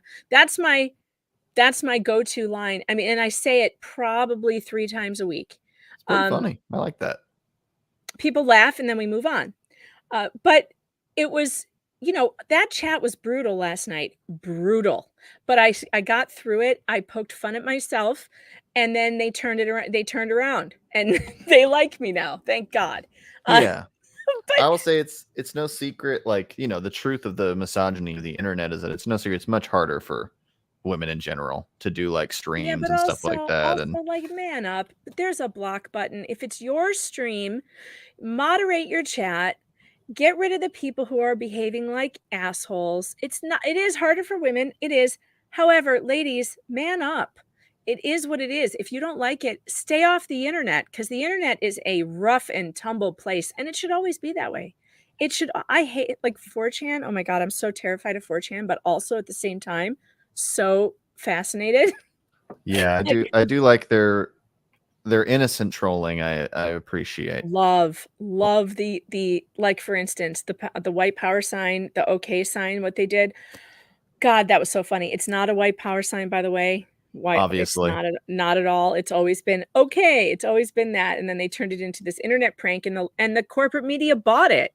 Yeah, Watching they them always do do stuff like that. And by the way, how many seasons of Capture the Flag did you watch? I've watched them all. Me too.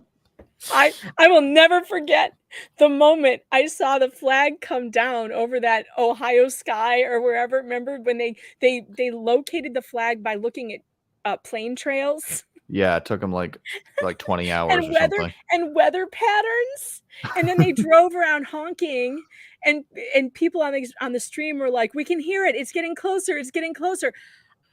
That was like the greatest moment of 4chan history. It's amazing. Well, see, this is what people who, I don't think they actually don't understand. I think they're lying and saying they don't understand.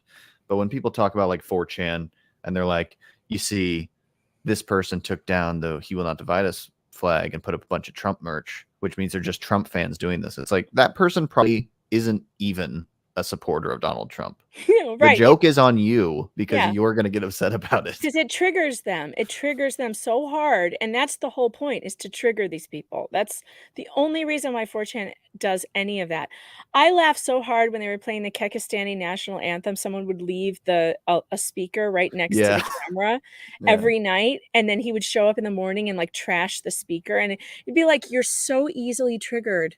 Why don't you just do a little dance for the camera and like, be happy, be friendly? It would stop. If you would stop acting like you cared so much and you're so serious about yourself. That "He Will Not Divide Us" thing was so funny. God, I loved it. Shia LaBeouf. I will never forget that. It was all good fun.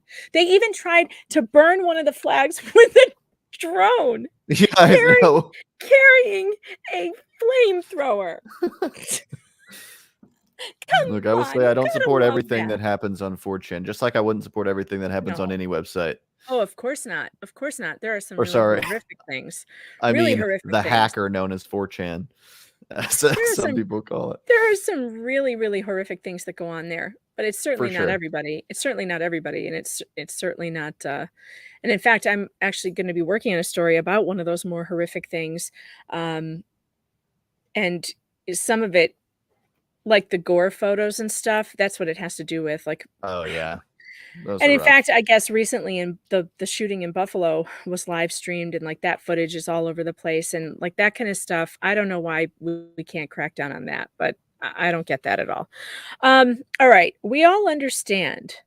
Oh wait, it's plain misogyny. The company behind the makeup compact Heard used to hide her bruises even made a TikTok disputing her claims. Well, of course they did, because they don't want to be dragged into this mess. Heard Is is that being. misogyny? It's not. It's just correcting the record. So that's nonsense. A makeup company probably isn't misogynistic. I'm just going to throw that out there. Yeah, you think they want to be known as being misogynistic? And how is them correcting the record about when their product hit the market anti-woman? Her lawyers, I don't know if Amber did, but her lawyers lied about it, or they probably unknowingly lied, but they still told a lie. Yeah, I think they slipped up is what I would say. To be fair to them, I believe they probably just misspoke. Well, Elaine misspoke because she tends to do that. Probably should have said, she used a makeup compact like this. Right, And exactly. instead she said, this is the makeup compact, and it was probably a misspoken thing, but she's the one who brought it on them. Heard is being systematically jeered at and ridiculed like a medieval criminal in the stocks as she catalogs historic abuse as she alleges rape. Have we completely lost track of the severity of these allegations? And I would say absolutely no, we have not lost track of how severe it is.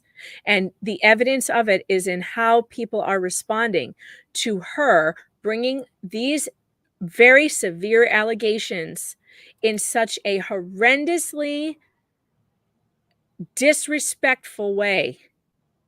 I'm sorry, but what she is doing disrespects the victims of domestic abuse. That's how I see it. And I would be in favor of putting her in the stocks and possibly caning her as well. I think that in Singapore, they cane you for spitting gum out on the street. I wonder what they would do to someone who bears false witness against her husband in order to ruin his career. Lying is, bearing false witness is a sin, right? It's on the 10 Commandments. You are not to bear false witness. It's actually not the same thing as lying, because people lie all the time for actual good purposes. You lie so that you don't hurt someone's feelings. It's better to not hurt someone's feelings sometimes than it is to open your mouth and say what you're thinking, right? But It could absolutely be still a lie.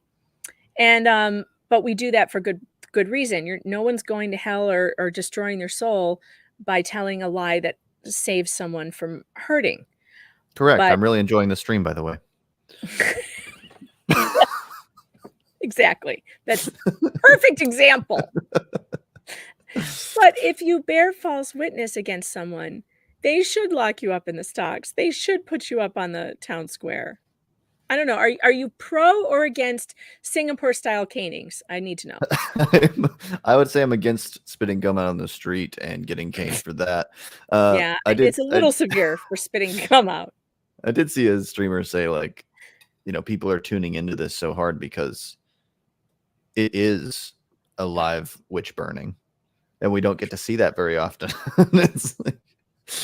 It's true. That's what it feels like. So yeah, the severity of the allegations makes it worse because they seem very likely to be untrue. And that's what makes people so upset. Yeah, with no regard for people who actually are going through what she's alleging to have happened. If the allegation was Johnny didn't want me to work on Aquaman, who cares about that? Yeah, Maybe he did, maybe he didn't. I don't care. Doesn't mean anything to nobody would anybody. be doing that. The allegations are just so wild and so dangerous and so severe. Juanita Smith says an American teen was caned in China for graffiti. I think it was Singapore. I remember that kid. And also those canes, I think it's bamboo. They literally will break your buttocks. It bruises very deeply. It will break the muscle. That's how hard they hit you with those things. So it's actually quite horrific but here's what I would what I would like to Americanize it. I've thought long and hard about this. I believe that we could bring this to America and it would solve it would actually help us get past issues like this. You remember the paddles they used to use like in frat houses in elementary schools back when you could beat kids? Mm-hmm. Dunce You know, caps and paddles. the paddles. Just do those. Forget the canes because they break the muscles. We'll just bring back the paddles. Grab the desk, bend over. We'll put it on pay-per-view, and we decide how many whacks you're going to get, maybe by internet vote. And you can't go past a certain number because it can't be cruel or unusual. But I think public spankings are a good idea. And I'm sticking with that. I believe that. I think that is a recipe for a certain audience you don't want. What I'm going to say. It's just a paddle. Oh wait, I get it. You're talking about the fetishists. Nobody wants more kink in this society. That's for darn sure. Yeah, they're all nodding with you, going, "Yes, we should do that. Bring that back." Yes. All right. We all understand that Depp fans will side with Depp. But again, we're saying we're not Depp fans. We're just two people who like some movies but also hate liars. I'm fairly confident I own one Johnny Depp film. Oh, I have two. I own Tusk and I own Ed Wood. I think that's it, though. I own Pirates. That's it. We all understand. Okay, but even the less aggressively Depp-pilled, I guess that's us, want to believe that the Caribbean pirate is blameless. Nope, I do not. I've said it a million times. If not squeaky clean. Nope, never said that. Did you ever say that, Gadfly? Absolutely not. He's obviously drunk, alcoholic. I believe he probably pushed her at some point. He even said so. He pushed her off of him. So I think that's fine. Yeah, I think he did that too. If not squeaky I'm not saying that's clean, fine, but yeah, I don't think he's squeaky clean by any means. Then at least under the duress of drug addiction or acting out of character, that his violence can be somewhat explained away by a lapse of judgment or circumstance or both. Stop. What did Dr. Hughes say? Let's go back to what Dr. Hughes said about reactive violence. Do you remember that? Mm-hmm. I sure do. She said that a victim of domestic violence would often react with violence because they were protecting themselves. And I am a strong believer in self-defense. Johnny, I have seen injuries on him that would make it okay to me to punch her right in the face. If she was throwing bottles at me, as a man, if you are throwing bottles at a man and you cut off his finger in order to stop you, he has the right to knock you out. Absolutely. That's self-defense. I don't even think he went that far. I think he tried to hold her arms down. He said that he tried to contain her arms. He said he held her in place, right? Trying to stop her flailing arms. Right. So yeah, I believe he probably acted in self-defense, but I do not think, I don't think he's blameless, and I don't think that he's perfect, and none of that. I'll publicly differ with you. Disavow. Because I would not personally hit a woman that was hitting me. I would certainly grab her arms, maybe hold her down. No, I didn't say hitting. That's fine. I didn't say hitting. I said severed your finger. Even that I would not. However, seriously, what if there's another bottle coming at you and now your finger is severed, your bone is exposed, you are bleeding uncontrollably, and you're gonna do what? Here comes another bottle. I'll say this: if a girl attacked my girlfriend, though, then all bets are kind of off for me. But for myself, I'm not sure. So you're going to let her kill you with a bottle, because the next one could cut your jugular. It could. You're right. You know what? Frankly, he would have been within his rights to shoot her dead in self-defense. Yes, because a broken bottle can be a deadly weapon. It can be. It absolutely can be. He said the first one went right here. What if it had gone right here? Yeah. You're right. Thankfully, I haven't had any bottles thrown at me. A wound of velocity is what the doctor said. So I think she's lucky she's alive after doing that, if she did that. If that's what the scenario was, that she threw 2 vodka bottles at him, she's lucky that she didn't get knocked out or shot by security. I think I would agree with you if it was like a random person.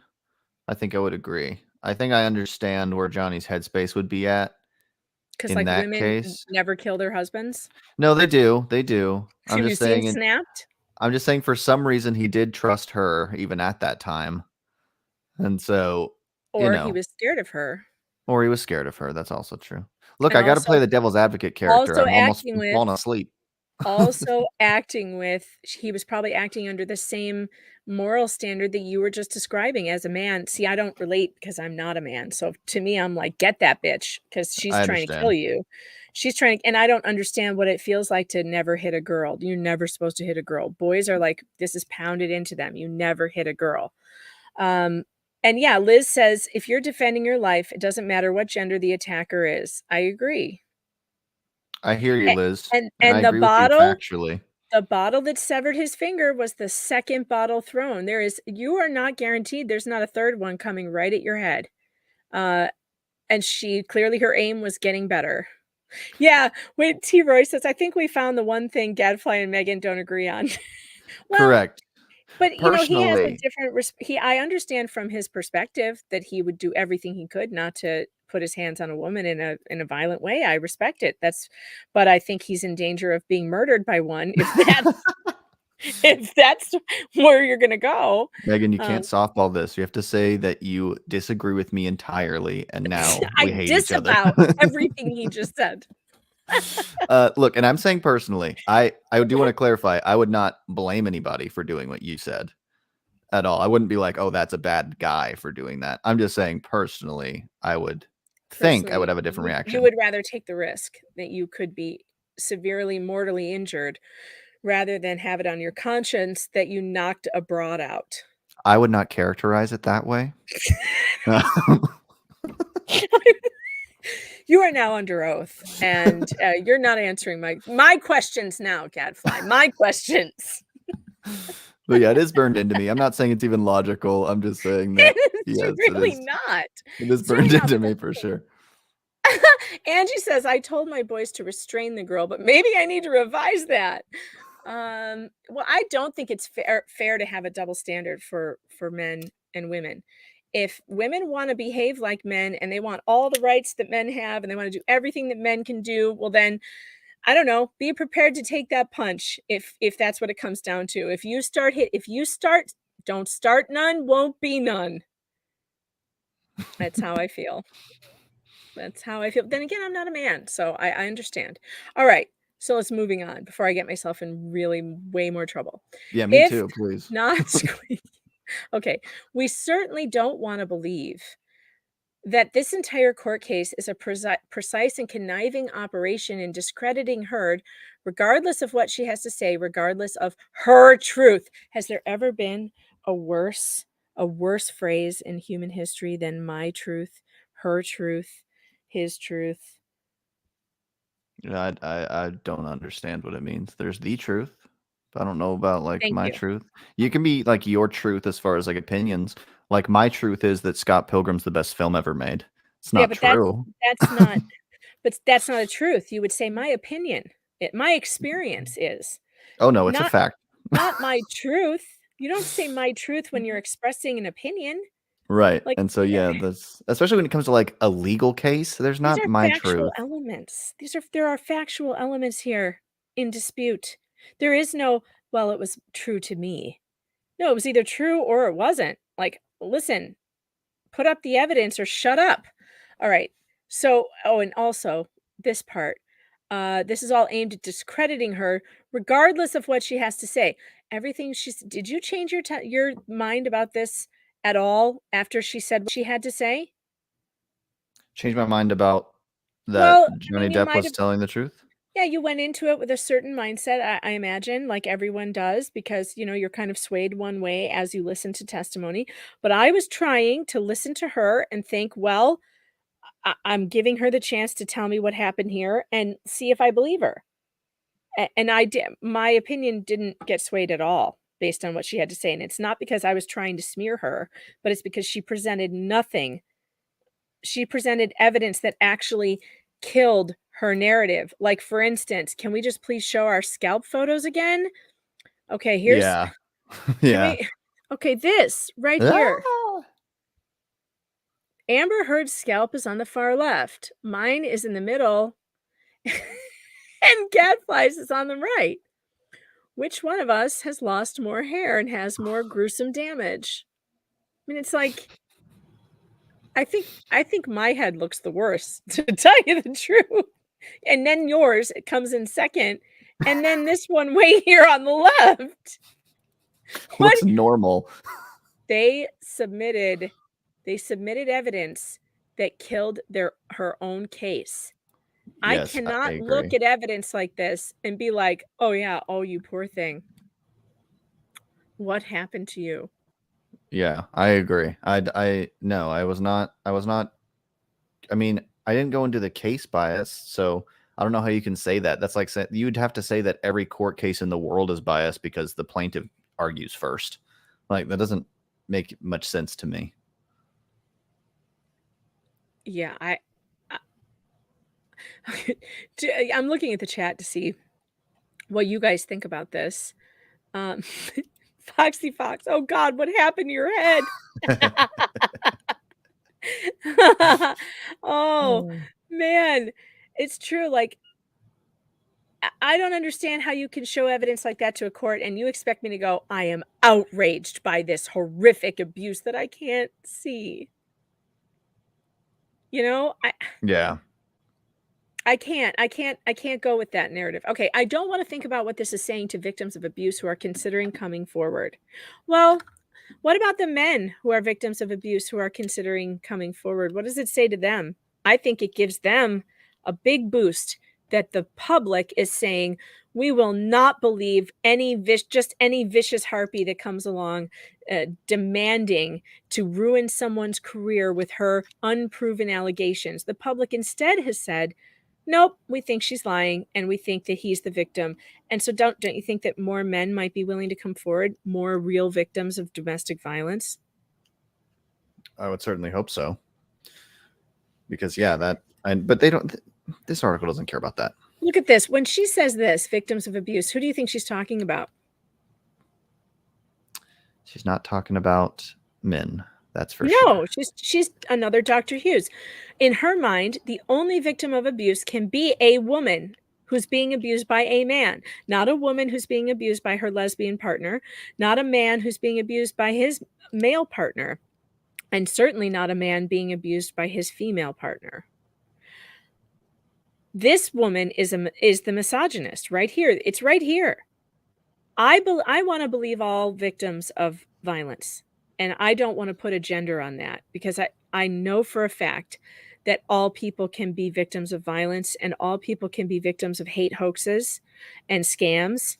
And we need to support real victims. I've seen it so often in family court. Oh God, it's real bad there. I mean, you can go look at even videos of like Maury or like Dr. Phil or whatever. Even if you go back just a few years, and obviously still today, you'll see a guy, talking about how his wife throws dishes at him and stuff, and everyone's just laughing. Yeah, people laugh. Oh my God. Yes. Okay. So my friend Mike Harlow, he's one of my good friends, and he is amazing. He's very talented, and he used to write a blog, and he wrote his he kind of got some notoriety for writing his rape story. He was raped by an intruder. Horrible event.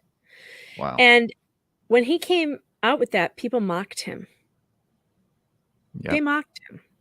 And there is something about men being on the receiving end of violence, especially if it's sexual violence, where I don't know if society is just uncomfortable with it, and so they can't process it, so it becomes like a joke, like that uncomfortable laughing. I'm not sure, but it's something we really need to work on, because it's not okay to pretend like men can never be victims. Look at this next sentence. This is the one that's most evil, I think, in the whole thing, at least so far. And regardless of what Heard did or didn't suffer at the hands of Depp, isn't the relentless memeing of her a form of violence in itself? No. We should be able to meme and joke and ridicule and criticize anybody who is clearly lying. Yeah. I know. And even if you just But- suspect that they're lying. But look, Fine. she herself, the author herself, admits she may not have suffered any abuse. And regardless of whether she didn't suffer any abuse, she thinks we shouldn't be memeing her, even if she lied, even if she orchestrated this whole thing. We are committing violence by memeing, violence by memes. Don't you like? How can someone write that and not realize that they're giving people like a get out of jail free card in society? They can just if you make a claim, then that means you can never be ridiculed on the internet ever again. It's insane. Especially for like a famous person, that doesn't make any sense. It doesn't make any sense. People ridicule me all the time. Like, I am never calling that violence. It's not violence. And you know what? I don't have to look at it. One of the worst times I had with angering the atheist, they really come after you hard with like death threats and weirdness. I eventually just like shut down the comments, and it was like, oh, guess what? They all disappeared. Yeah. You don't have to look at it. You really don't have to look at it. You can just let it go. And it doesn't, it doesn't do any good to be the Karen asking to talk to the manager all the time to get the bad comments and memes removed. Right. I mean, there's been people in this chat here that have said things where I'm like, oh, that's super annoying. But what am I going to do? Megan, can you please remove that commenter because they said something I don't like? So cringe. Is the pummeling by social media not a type of psychological assault? Well, only if because that means that you're being forced to view it, and you're not. You have a choice. You can turn off the computer and go outside. It's really nice out there, actually. What's outside? There's What are you talking about? I'm inside. I have 3 masks on, and I'm doing great. My grocery delivery is coming.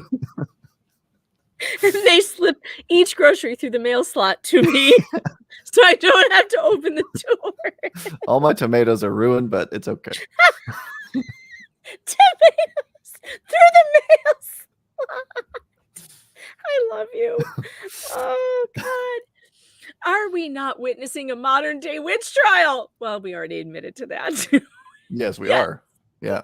Yeah, but Pretty cool, huh? But she's saying that she's not a witch, and we're saying we already proved she's a witch. Yeah. No, she proved she's a witch. Sorry, she proved she's a witch. And so we are fine with that. Some weeks the internet is buoyant. All of us kept afloat by daft dresses and Kardashian weddings. No, I don't like those at all. I don't like Kardashian weddings. I don't look at any of that crap. What are you talking about? And Marvel actors saying they've never been in the same room.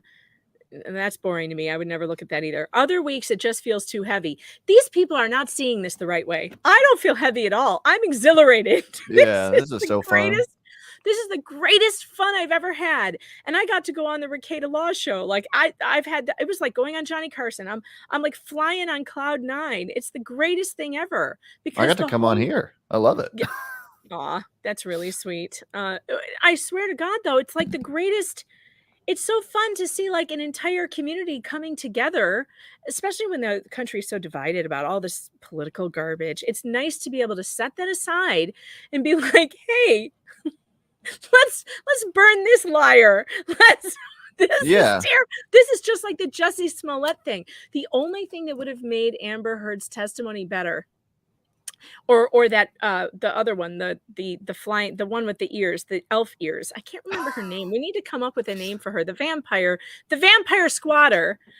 Yeah. The only thing that would have made her testimony better is if she said that Johnny had come raging into the room screaming, "This is pirate country!"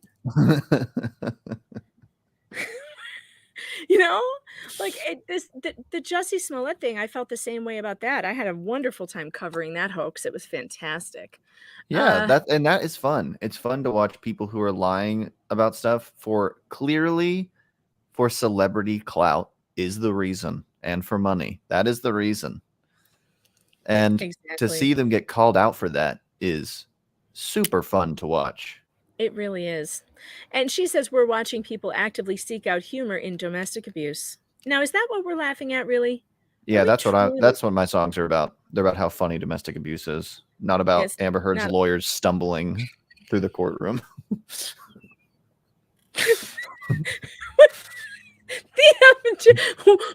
What is your name? Objection hearsay. What role were you going to play in Pirates? Captain Jack Sparrow. Objection hearsay. None of us. Oh, yeah. Objection foundation. None of us are laughing at humor. We're not finding humor in the abuse. We are finding humor in this being presented as abuse. Can I please remind you? This is what we are laughing at. Hold on. Now I lost it. That was bad timing. I'm firing the producer. Here. You're fired, Jane. All right. This is what we're laughing at. I don't see. No one sees anything in that picture. So when you say I am a victim of horrific domestic abuse, and then you show me this picture, I laugh because that's not domestic abuse. I don't know what it is. Looks like a healthy scalp with you scratched it too much. I don't know. Yeah. But this is what people are laughing at. No one's laughing at actual abuse. If she showed pictures that looked like this, we would be running Johnny Depp out of town on a rail. Absolutely. Yeah, that's hard. That's hard to even look at. I do look away from time to time. I appreciate that someone was. I won't put it up again. But I mean, if she looked like a real abusive victim, if she had any injuries that went along with her claims, and again, she's the one who made the grandiose claims. It wasn't us. It was her. Right. Yeah, it's like if you watch those videos of someone like doing a police investigation and they're like asking them like, "Hey, did you commit this crime?" and they're like constantly say no, and then they show them like the security footage they didn't know about of them doing it, and you just watch their face like, and then they're like immediately destroyed. Yes. That's why it's funny. It's because it's someone being like, "Yeah, but no, that we have all these people saying that didn't happen," and she just goes, no." I mean, I feel like I'm literally in some fantasy world where there are people that are watching the same trial as me, but their eyes are different. Like, how can you see two different things? It's like what Scott Adams always says. There's two movies. There's two movies. Oh, shit. Sorry. We're back from break. Oh, crap. We're back from break. We were having too much fun. Wait, are we back from break? Who is this? I look so crazy in this costume. I think it's great. Thank you.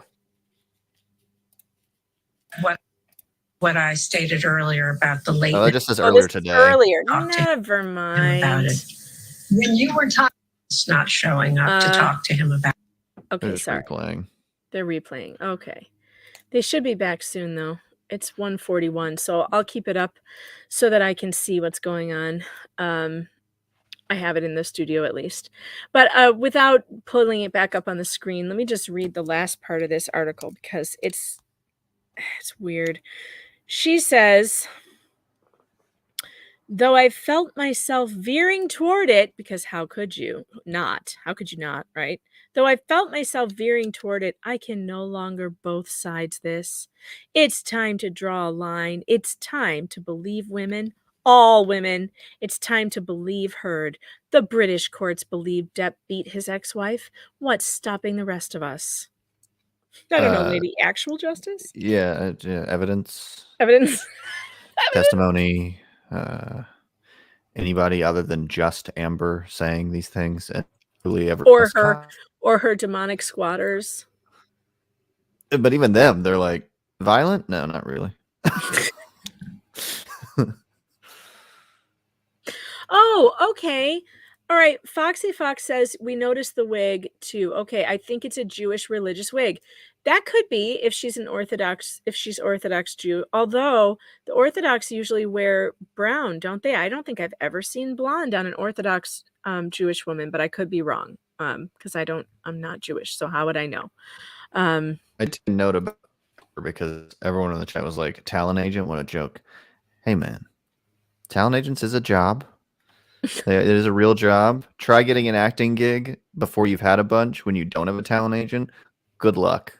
They do help. You can't. But once you get to a certain level, like Johnny Depp, you don't really need one anymore. Like, for instance, Bill Murray doesn't have one. He hasn't had one for a very long time. Because why would he need one?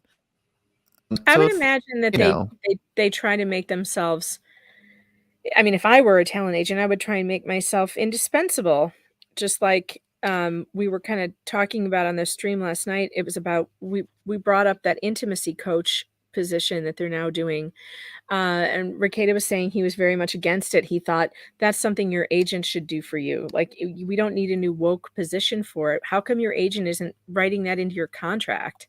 You know, and I yeah. kind of agreed with that. It's like, well, yeah, why isn't your agent doing that? Like, it's a good idea to have someone watching out for you and during, you know, sex scenes and blah blah blah. Yeah, agents are very helpful. They look out for everything while you can focus on acting. So I mean, they are a useful position to have. As far as getting jobs goes, yeah, you don't need one after you know, a bit of recognition, and when you're getting calls directly, you don't really need one anymore. But they do help negotiate and stuff like that. I mean, because they want more money as much as you do. So, you know. Yeah, I would like to ask the author of the Vogue piece if she's ever talked to any domestic violence victims. Mischievous RN says, you could count 4 fingers and a thumb bruised into my neck clearly and a full handprint wrapped around my upper arms. I had rug burns on my shoulder blades and the small of my back. She's a liar. And these are people who've suffered real abuse. And I just wonder, did this person ever speak to anyone who suffered abuse? Because I have all kinds of you in my chat and who've been emailing me and contacting me and saying, I am a victim and I believe every one of you, you know? So it's not that I don't believe women. I just don't believe shady women who tell stories they can't back up. Yeah, I mean, it feels weird to even have to like explain this. I mean, no one who the person who wrote that article is not listening to us, so it doesn't really matter. But it feels weird that anyone would have to explain that to someone who like believes. Cognition stops me from believing this. Well, exactly. It's just so obvious, and it's like, and for media outlets to write as if like the entire internet has turned on her because that's just what the internet does because they all hate women. Like, dude, you're insane. True. It's not. Nobody turned on Rihanna. Nobody turned on Epstein's victims. Nope. Nobody turned on Weinstein's victims. Nope. Nobody. We were all going, how horrible. Even in conservative media, I can show you our articles back then. We covered Weinstein. We covered Epstein. We were all over Epstein. Let me tell you what. We were all over that. And we didn't have anybody doing that. So, no, I don't believe that the internet just does that. We had, during the Epstein thing, 4chan was working overtime to find information on Epstein.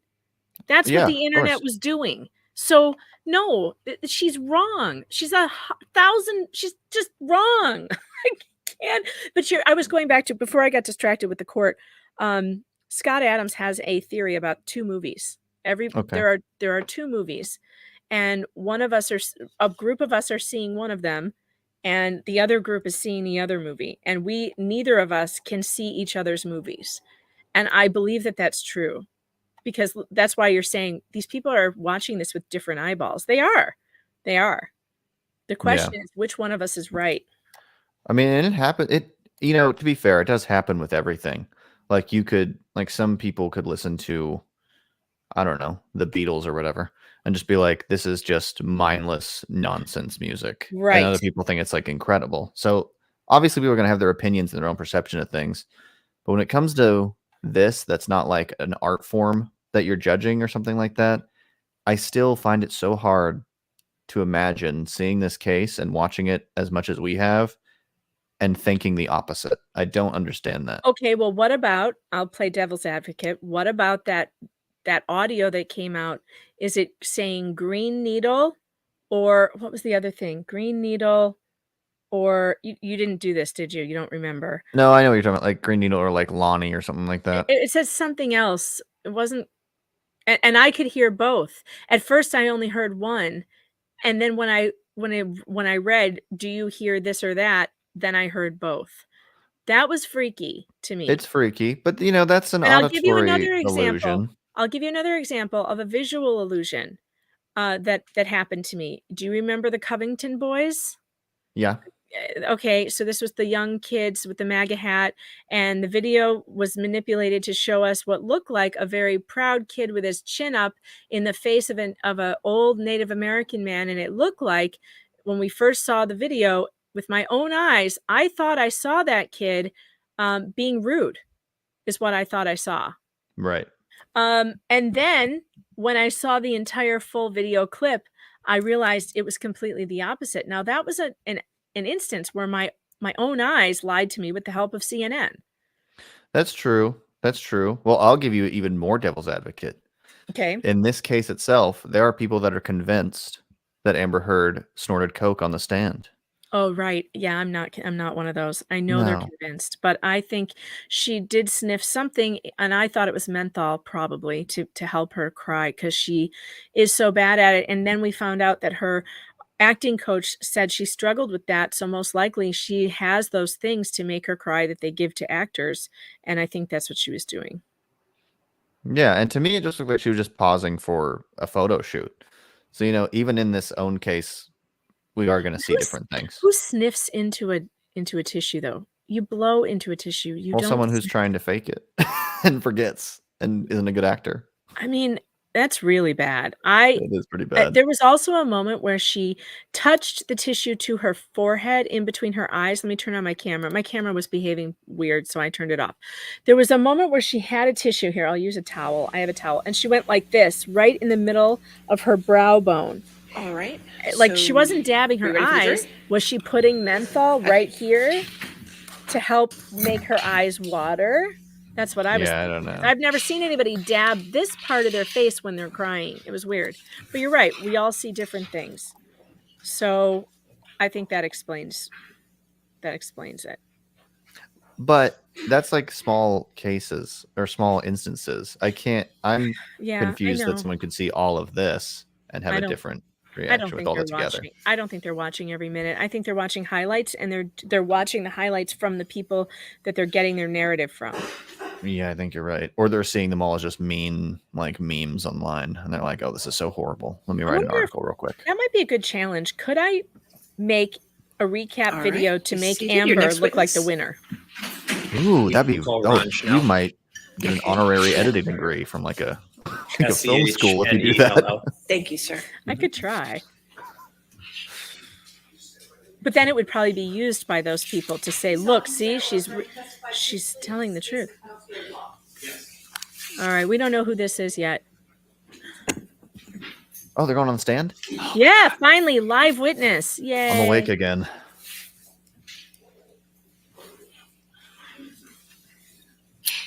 All right. Please introduce yourself to the jury. I'm Ron Schnell. And what is your current job title, Mr. Schnell? I'm a director at Berkeley Research Group. And could you briefly describe your educational background since high school? I have a master's degree in computer science. Do you have an undergraduate degree? I do not. And can you explain to the jury why not? When I was a kid, there was a lot of publicity about me because I was a professor at NYU.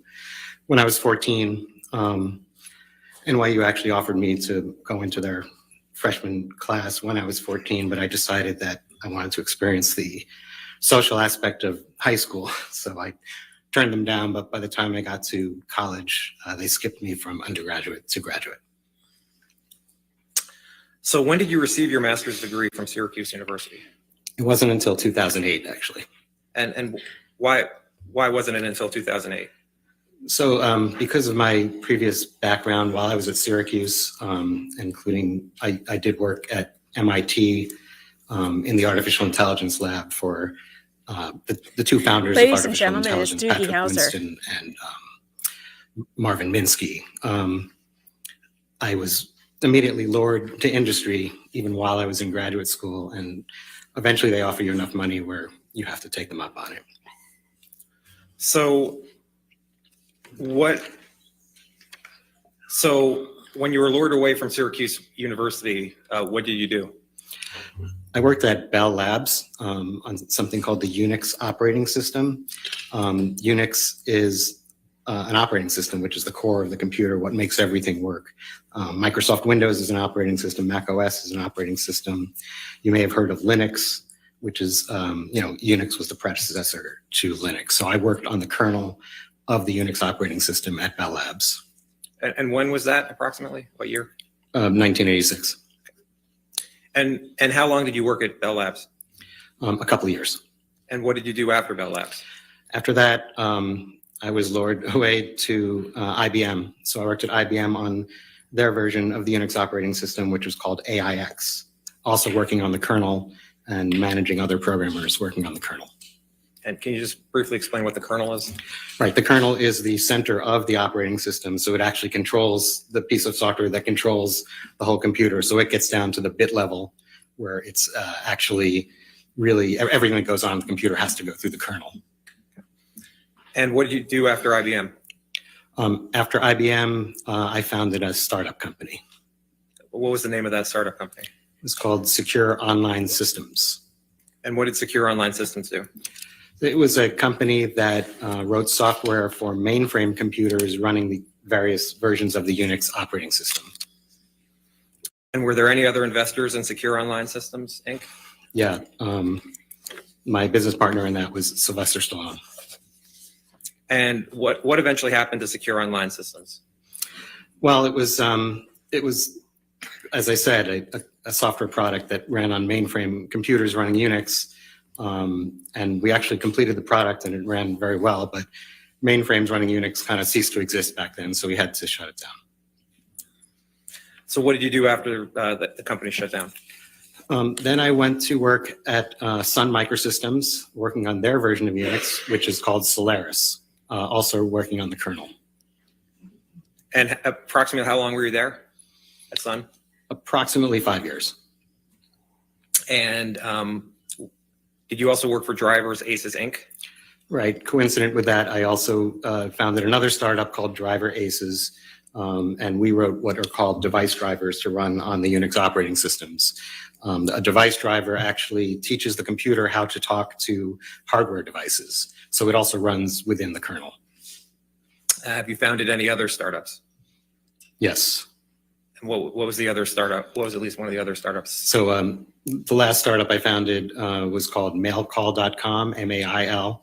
And that was a startup that allowed you to read and manage your email on your cellular phone before there were smartphones. So a computerized voice would read you your email and you could speak a reply into the phone or send it to a fax machine, basically let you manage your email on the road. And what happened to mailcall.com? I sold that to a public company in 2000. And what'd you do after that? After that, I ended up working at Equifax, one of the 3 credit bureaus in the United States, running software development for their internet marketing division. And how long were you in that position? Until 2005.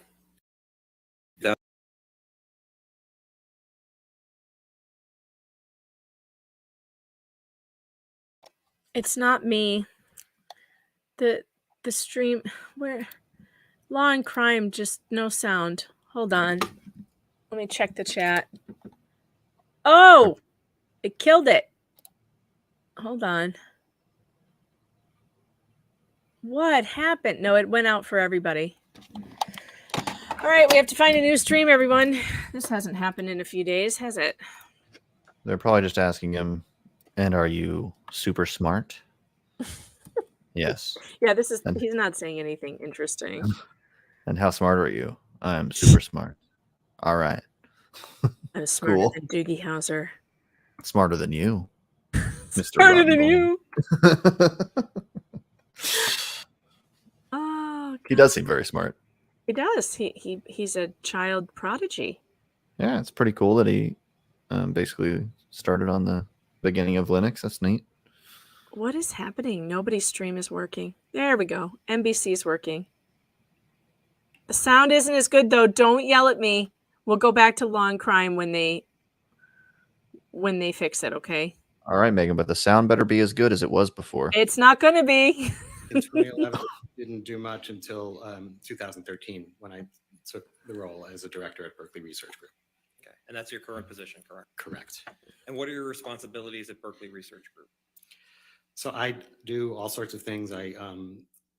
Generally I consult, I do software projects and manage software projects and architect them. But I also do things like this where I'm consulting in litigation and sometimes testifying in litigation. Have you taught any courses? Yes, I'm an adjunct professor at Nova Southeastern University. And what classes do you teach there? I teach computer security and the Unix operating system environment, although since COVID, I haven't been doing that. And have you published any scholarly articles? Yes, I have 2 published articles, one related to computer security and another relating to antitrust enforcement using technology. And what experience do you have in statistical or forensic analysis of social media? A bunch of the consulting work I've done involves analyzing data from social media. Most of them have been consulting for litigation. Some of them are consulting for non-litigation. Yeah. And is that work both in civil and criminal matters? Yes. And could you describe the work just a bit more in terms of what you've performed regarding statistical or forensic analysis of social media? I can't talk about the specific cases because I haven't testified on them, and some of them are awaiting indictment, most likely.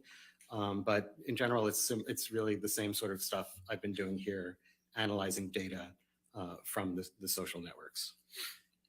And what social media platforms have you performed forensic analysis? All of the major ones. What are the major ones? Twitter, Instagram, Facebook, Reddit. How much of your expert work is for plaintiffs versus work for defendants? Well, I don't consider myself working for either plaintiff or defendant. I take my role as an independent expert extremely seriously. But looking at whose counsel has hired me over the 9 or so years I've been doing this, it's almost exactly equal. And how many times have you been a consulting expert? Including litigation, non-litigation, hundreds.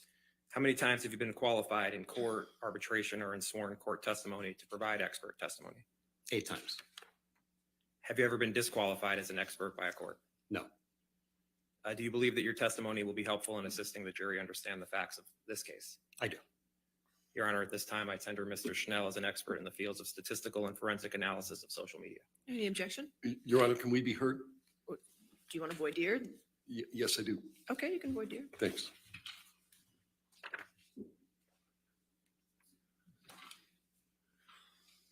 Sir, my name's Wayne Edison. Good afternoon. Good afternoon. You made here an analysis of certain tweets and hashtags, right? Right. And you made no effort to connect those tweets and hashtags to the statements made by Adam Waldman. I'll sustain the objection. The voir dire is just for his qualifications as an expert. Can we be heard, Your Honor? If you want to come forward, that's fine.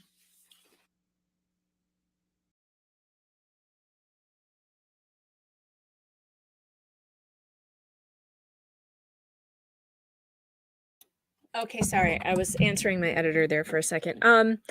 I don't know what voir dire means. I'd have to look it up. We need Stephanie for that. Where is Stephanie today? She never came back. She must be working.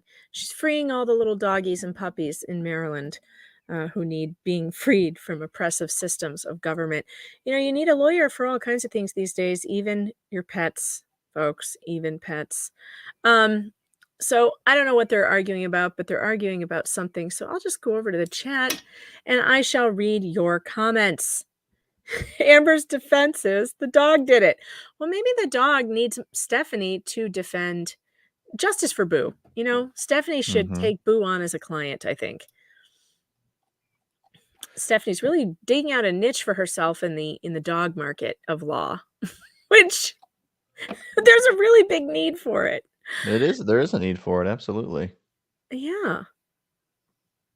Oh, I see. So she's a lawyer for dogs, which means she hates cats. Wow. Yeah, Big Boy in particular, I guess. Big Boy was the cat So, that Mr. the Dennison, do you dogs have were the accused of objection killing. against moving in as an expert? All right, then I'll move him in as an expert in statistical and forensic Voir analysis of dire social is media. establishing his qualifications as an expert Yes, sir. witness versus lay witness, Schnell, what were you like asked the to do in friends. this- in Okay, this matter? thank you for that. So I was asked to do several things.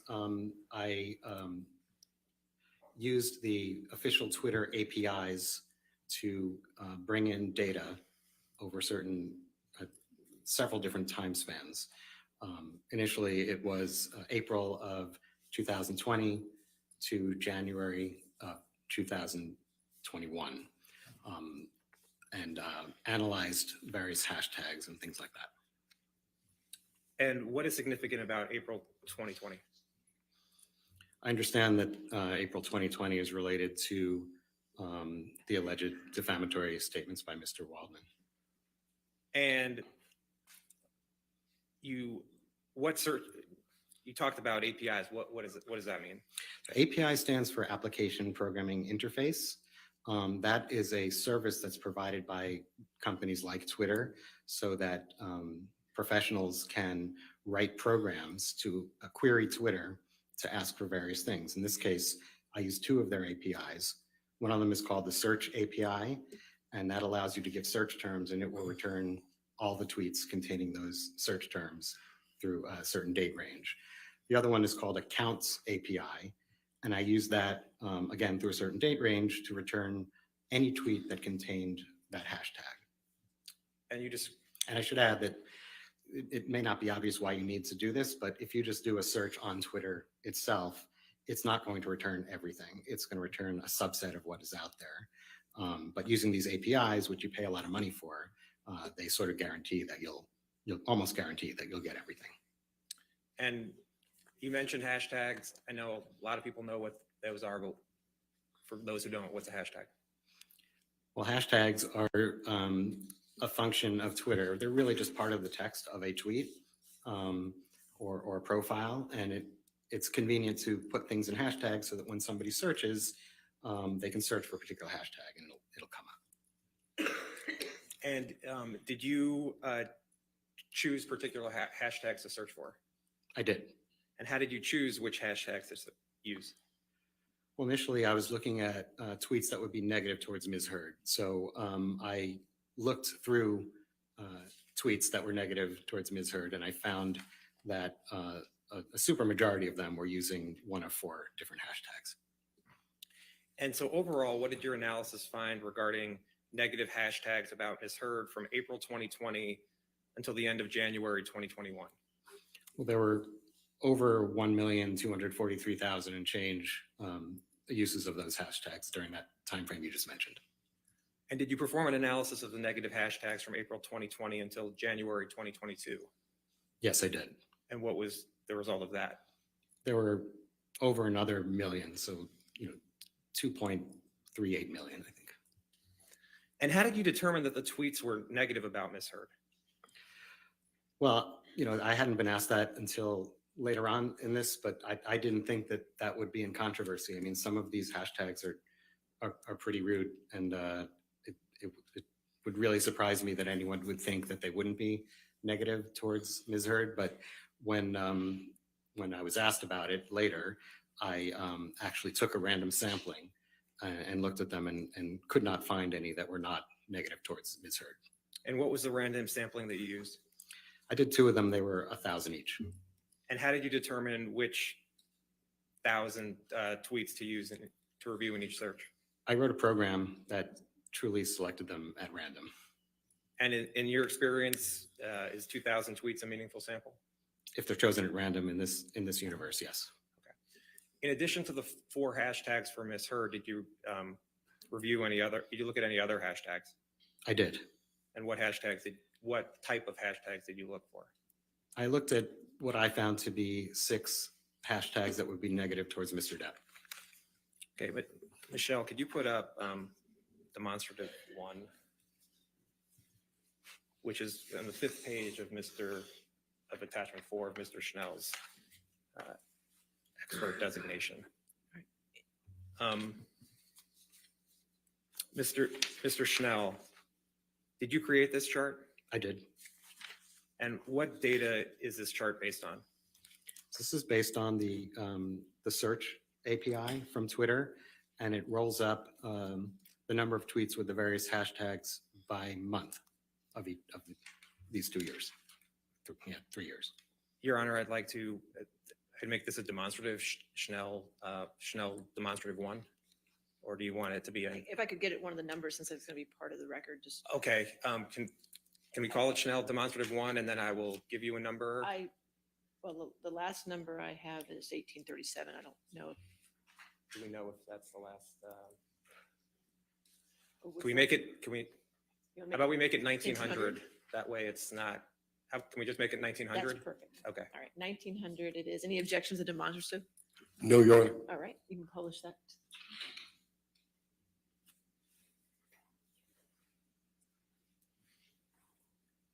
And is this the chart you made, Mr. Schnell?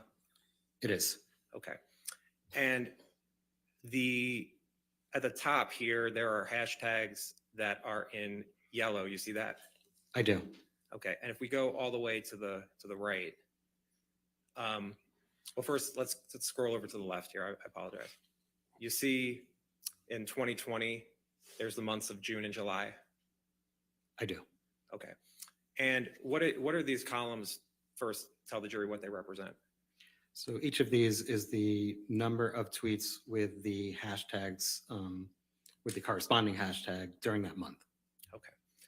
And if we look at the first one in yellow, you see that first hashtag, the fourth one over? I do. And are there any, what does it show from 2018, frankly, to July of 2020? There were none. And then what happens in August of 2020? Well, there's a remarkable jump from July to August of 2020. It goes from 0 to 13,878. And if we scroll to the right, the last three hashtags, which are highlighted, or shows the difference between June and July. What did your analysis show? Well, you can see that June is about at its steady state. In July, there's also a remarkable jump. And that's for all three of those hashtags? That's correct. Okay. And the hashtags, if the hashtags that are in blue are the ones related to Mr. Depp, correct? Correct. Okay. Oh, by the way, what is your understanding of when the last alleged defamatory statement was made by Mr. Depp through Mr. Waldman? My understanding is that it was the end of June of that year. Of 2020? Yes. Now, looking at the hashtags that are highlighted in blue for Mr. Depp, for the months of November and December of 2018 and January of 2019, what does your analysis show? Well, I see a remarkable jump in November of 2018, and then it starts to, well, it goes way down in December of 18 and January of 19. And do you know when Ms. Heard wrote the op-ed in this matter? My understanding is that it was December of 2018. Okay. And if we go to November of 2020 for the hashtags related to Mr. Depp, if you see the difference between October of 2020 and November of 2020, what do you see there? I also see a large jump from October to November of 2020. Okay. And if we look at the last hashtag in blue that says Johnny Depp is a wife beater, what does that show what did your analysis find in terms of tweets without those hashtags? It looks to me that also, I mean, there are none prior to, well, little here and there, they're single digit ones, but prior to November of 2020, there are basically none. And then it jumps up to over 2,000. And do you know what happened in November of 2020? My understanding is that's when the UK trial ended. Okay, we can take this down. And can you put up demonstrative 2, which will make 1901, which will identify as 1901. That's fine, 1901. Any objection? No, Your Honor. All right, 1901 can be published.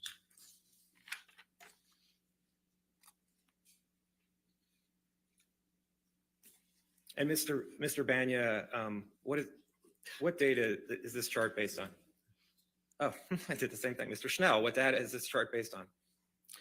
This chart is actually Oh based my on the God. data He called him the wrong name, just like looked at, Elaine up did to until, Dr. Hughes.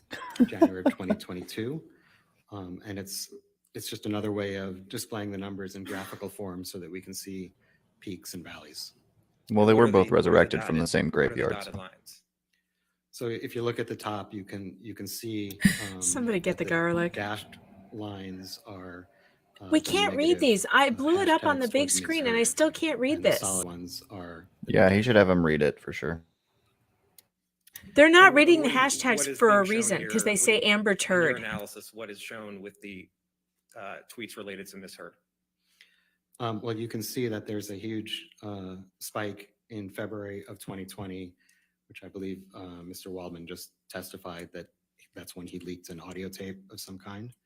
There's also a notable, remarkable spike in July Does of that 2020, graph show domestic violence? November of 2020, and then in March of 2021.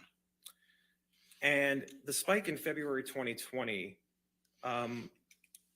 that came before the alleged defamatory statements, correct? Which one? The spike in February 2020. That is correct. And even though that spike came in before the alleged defamatory statements, even taking account for that spike, what time period has more negative tweets about misheard, before or after April 2020? I'm so confused. No one knew who she was. It's this really large spike in February of 2020, and you look at from the beginning of Can't even read it with a 2018 magnifying glass. until Nope. the beginning of You're not allowed to read these 2022, charts. There are a majority of the negative tweets are between. Oh, and I April learned last of night, Nick 2020 Recator said the jury is not allowed to beginning of bring any of this stuff back with them to deliberate. And They don't get do anything, you not recall, transcripts, nothing. at your What? That's right. That spike in negative hashtags, And they can't occurring ask for stuff before either. April 8th, right before. But can't they usually ask, or is that only criminal? That's criminal. They're going to get nothing. So you think they're going to remember this guy's testimony remember with questions these regarding graphs particular we dates. can't even see? What's your understanding What? as to why Well, there was more negative tweets in April 6th, Negative April 7th, tweets. April 8th? Objection, no foundation. That's what we're Oh. looking at now, Was folks. there more Negative tweets. in April 6th, Evidence. April 6th and April 7th, The and internet April is 8th, so 2020 abusive as it and relates to violent misheard? because Right, there's if you look at trending the Amber day-by-day, Turd. counts, which I I'm sorry, supplied to Mr. Leslie. Depp, I'm sorry. I'll turn my you can see microphone that down. I know it's this- too loud. There's a spike that begins on April 6th and goes for a few days. Is So that in better? April We'll do 6th is, ASMR. to my understanding, before I'll just what whisper. people are calling the alleged No one's defamatory buying statement. this. And did their you look at evidence is that nobody tweets for believes April me, 6th? so that means I'm telling the truth. I did. What What? did you find? I found that Wow, there her are witnesses are Waldman awesome. statements that are the same as on the 8th, on the 6th, and the 7th. The Daily Mail on the 6th, and Vanity Fair on the 7th. What terms were being used? Well, hoax is certainly used in each of them. I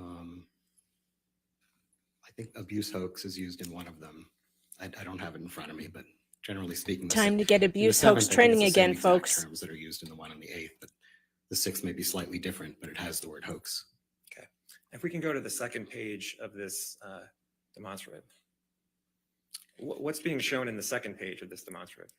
So this is generally, it's the same data as the first one, but I've removed one hashtag, the Justice for Johnny Depp hashtag, because it kind of overwhelms all the others because there are so many of them. And by removing it, it sort of rescales the graph and you can see the others much better. And even though they looked really tiny in the previous page, you can see that they're big numbers, over 100,000 and stuff. So this shows And stuff. And if you look between the two, you can see that the curves are the same. So it shows like a mathematical correlation between all the hashtags. So what do you mean by mathematical correlation? Well, they're correlated.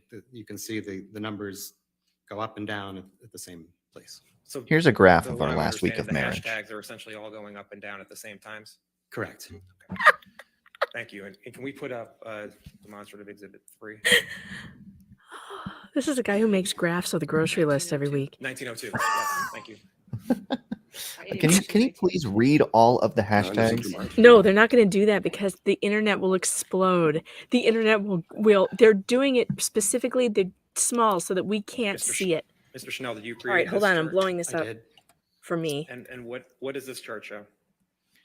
So what I did Justice was for I Johnny took Depp. the data Amber that Heard I is an supplied, abuser. We to don't Mr. like Depp, you, Amber. which is the Amber original Turd. Data from April of 2020. Did you get that? Through January of 2021. I see him. Yeah, that's and good. I searched it for certain key terms, specifically hoax, fake, and fraud. That's what it's representing. The top part, anyway. And the top part, if you look at for hoax, fake, and fraud. Which one of those say fraud? And this is within the negative hashtags or misheard? Right. This is only searching. I do through not the see ones that fraud. have one of these 4 hashtags in them. Okay. And if you look at the total, oops, I'm putting that in black. Let's clear that. Good job. Oh, you saw the line there. What's the total number of times it was used in the negative tweets, either hoax, fake, or fraud? 81,121. And did you perform any other searches on the data? Yes. And what searches did you perform? So I also looked in that same data for references to Waldman by itself, or Wald, and then followed by anything followed by Mignon or Minions, Minion, depending how you want to pronounce it, sort of a portmanteau of Waldman and filet mignon, I guess, or Minions. What? And looked for I'm those lost. in the same data. And in terms of the percentage of the amount of times Waldman or Waldmignon was used in the negative hashtags from April 2020 through, is it January 2021? The percent?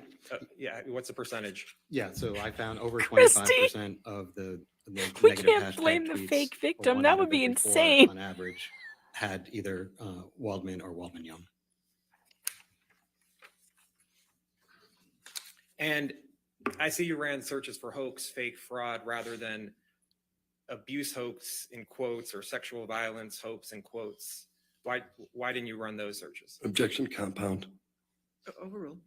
So so if I had put them in quotes like that, say abuse hoax in quotes, that would require that it show up in exactly that way with the same spacing and the same order. So if it said something like there was abuse and there was a hoax, it wouldn't get caught. So if I take the quotes out and search for them separately, search for things separately, that'll cover it and make sure that I catch everything. And based on your analysis of these searches within the negative hashtags, what are the results of these searches mean? Well, obviously I can't read what's in people's minds, but you know, when I read the disclosure of Mr. Depp's expert, Mr. Banya, he stated that if these terms, in particular the Waldman term, Objection hearsay. He's an expert. Oh, overruled. If these terms had shown up a lot of times in the negative hashtag tweets, then that could show that they were, you know, paraphrasing the impetus of why people tweeted these. So I sort of adopted Mr. Banya's opinion on that and found this large number. So I agree with Mr. Depp's expert that this could show a substantial correlation. And to what level of confidence do you hold the opinions you just provided to the jury? To a reasonable degree of scientific certainty. Thank you, Mr. Schnell. I have no further questions. All right, cross-examination.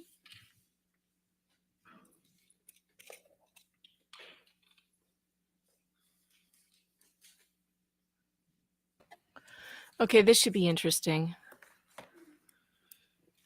Let's So hope. this is the first time that you've testified as an expert as in the field of statistical and forensic analysis of social media, isn't it? I've consulted on litigation for it, but it never got to testimony. That's correct. This is your first testimony. Testimony, yes. Right. And you've never been involved in a defamation case before. That's correct. And You're being compensated for your time here today and the work you did, correct? Berkeley Research Group is being compensated, yes. At $600 an hour. That's what they're getting paid. Right. And you're aware that Mr. Depp is being sued based on allegedly defamatory statements. What are the dates? Squad Q buses. My understanding is there was something around April 8th, I believe April 27th and June 24th, somewhere in the end of June. Okay. So, and where do you understand those statements to have resided? In the public media. In any particular article or? I didn't consider that. All right. So you're not offering an opinion on how widely the articles that contain those statements were read? That's correct. And you're not offering an opinion as to how many people actually saw the language that's been attributed to Mr. Waldman? Only a minimum number of people who could have seen it based on the tweets that referenced him. Okay. And you don't know even where those references appear in the articles? I'm not sure what you mean. There are statements by Mr. Waldman that appear in articles. Do you understand that? I do. Do you know in what portion of the articles the statements appear? I've looked at the articles, and from that, I've seen where they appear. And where, in general, do they appear? In the middle, the end? What's your sense? That I'm not sure of. I mean, the ones I looked at on the 6th and 7th, I think they were towards the top. All right. So you testified that you reviewed a number of hashtags that you deemed were negative towards Ms. Heard. That's right? Yes. Yeah. And the four you picked, at least the negative ones, Justice for Johnny Depp. That's from one of them, right? That's right. Amber Heard is an abuser. That's one of them. That is one of them. We just don't like you, Amber. That's one of them. That is one of them. And the last one was Amber Turd, right? Oh my God. Okay. Read on the court record. Hashtags you identified and searched for. This is a great day. You don't believe they have We any will never connection, forget it. or you testified that you have no connection to these three Waldman statements. The hashtags aren't connected to Waldman, right? Well, I did an additional analysis that did show how many of those had Waldman connected to them, and I found that 1 out of 4 of them did. Right. But when you were deposed, I wish he would you say were asked so. whether And these were related, these particular hashtags were related to any of the Waldman statements, and you said no at that time. I said more than that. I said I didn't know, and then I said I'm basing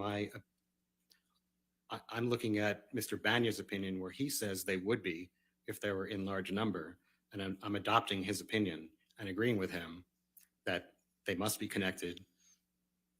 So you're adopting an opinion that hasn't been rendered in this case yet by anybody but you.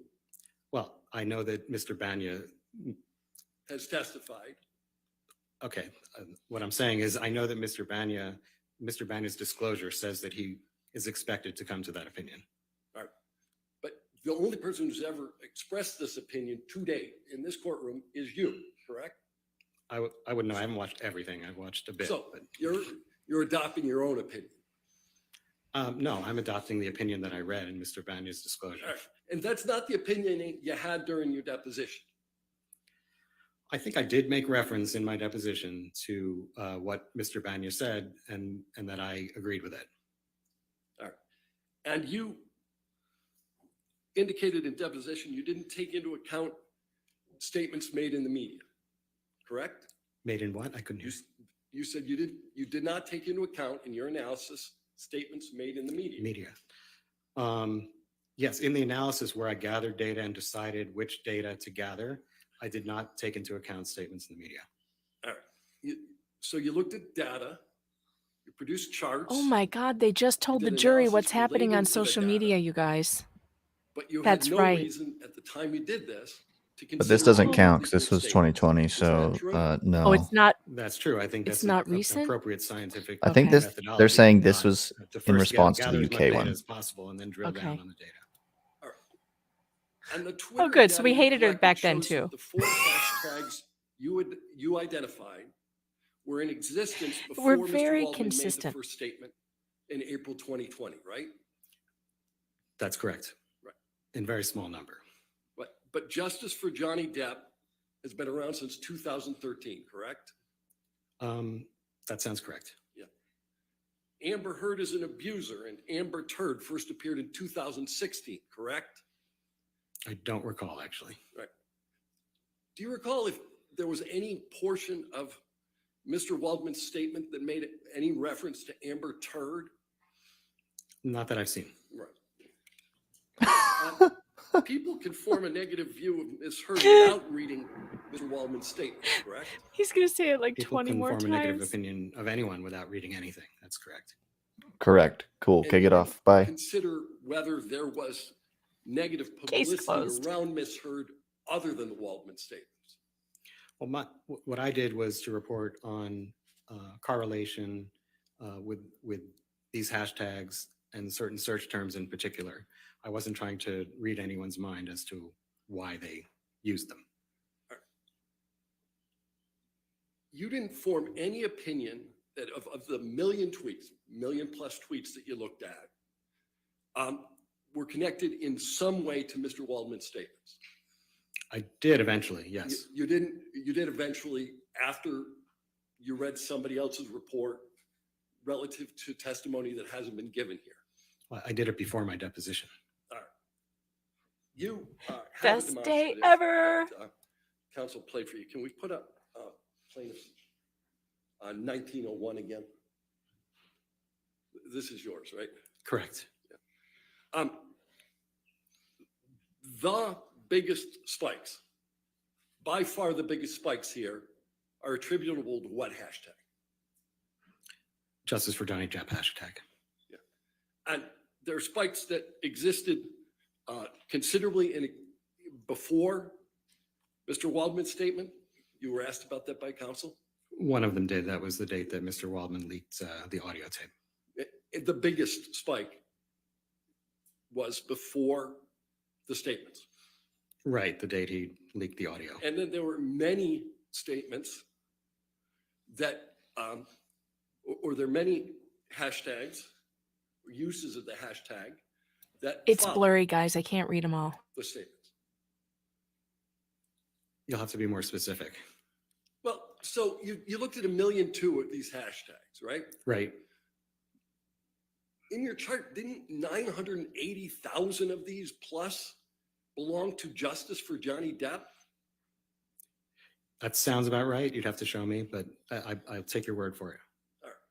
But the vast majority of them were Justice for Johnny Depp. A majority of them were. Well, it wasn't the majority so large that you had to draw another chart. The reason for drawing another chart is because the numbers were high at particular points, so you wouldn't be able to see the other hashtags. Right. Literally, this is your chart, and all of the other activity. I'm being at the told bottom law and you can crime is back barely on. see I'm going to switch to law in and crime comparison again to because the the split screen hashtag is better. Justice for Johnny Depp. Right, as I testified, you can barely see them because of the spikes in the Justice for Johnny Depp hashtag, but when you look at the other chart, you can see that those others are still very large numbers. So you're not offering any opinion as to what caused these spikes. That's correct. Right. So you're not opining as to why these spikes are there. I'm only talking about correlation. Right. You're talking about a mathematical connection. That's right. Right. All right. Don't panic. It's coming.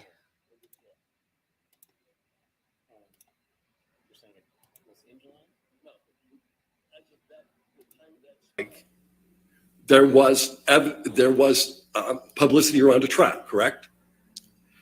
I don't know how much publicity there was. I know the trial was going on then. All right.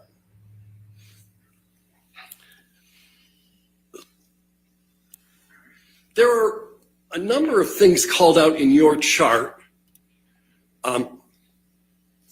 I relative specifically to said, particular don't dates, panic, December Jennifer. 17th, February 11th, February 14th. You see all those? I do. And your chart makes absolutely no reference to and does not identify the dates of any of the Waldman statements, does it, sir? No, it doesn't call those out if that's what you're asking. It calls out a whole bunch of other dates, but nothing relative to the Waldman statements. Correct. All right. Interesting. All right. At some point, you ran searches for additional search terms, hoax, fraud. I think you said fake. And then you don't know why those terms appeared, do you? I'm not sure what you mean by that question. Are you asking me? You could not perform a scientific analysis of the reason why those terms appeared in the tweets you were looking at. Right. I could only show mathematical correlation. Right. You could show a correlation, but you don't have any idea why they're there. I can't get into people's heads. Right. And just because the tweet contains one of the terms does not mean the tweet was in some way prompted by Mr. Waldman, right?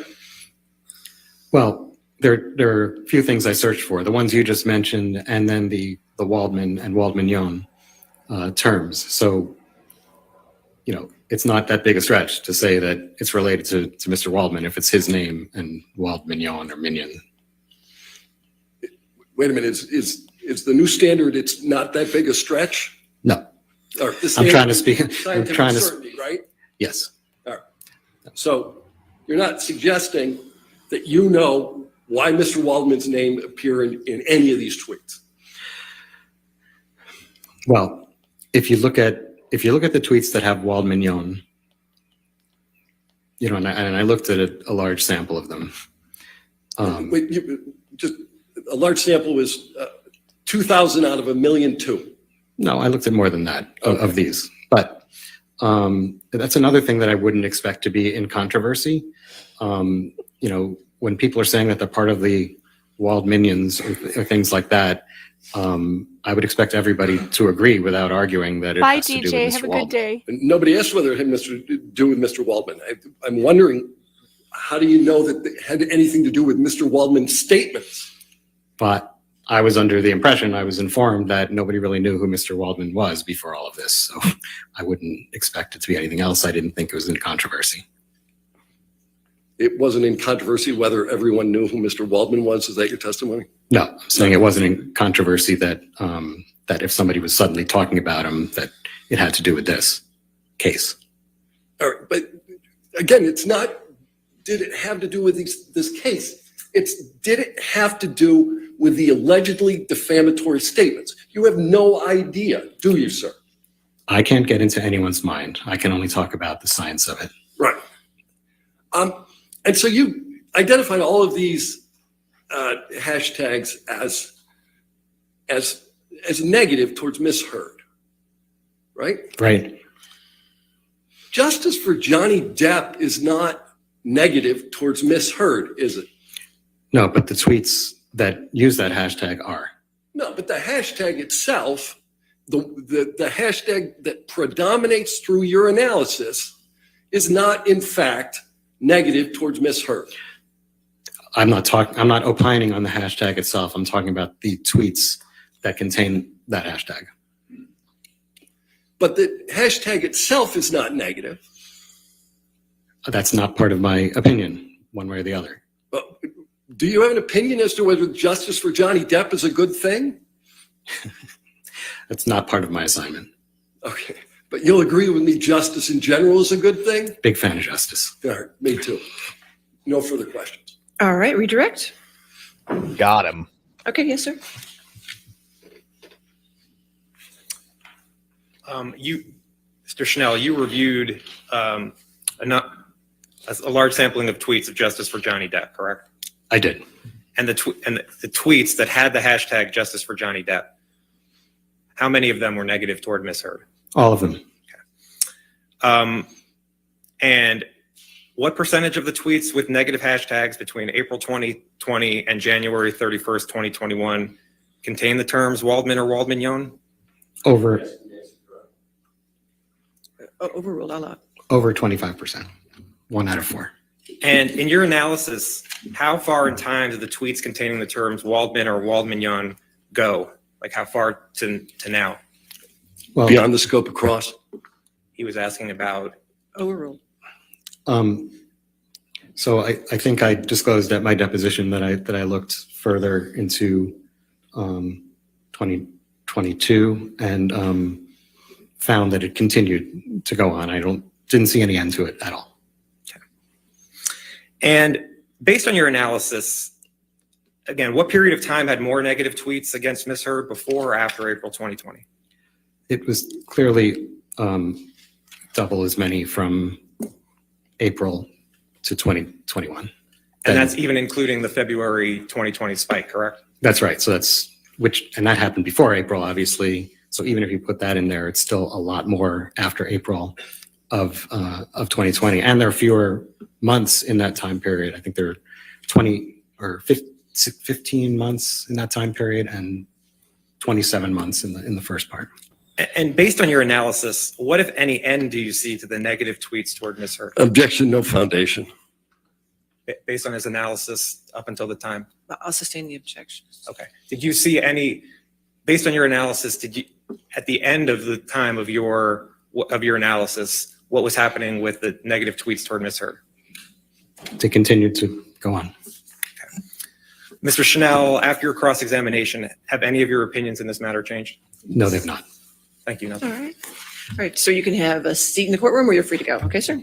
Thank you. All Does right, that your next include witness. April 1st, Okay, sure. 2021?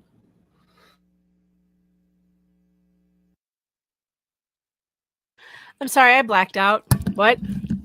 I said, he said that up until April 2021. I said, does that include April 1st of 2021?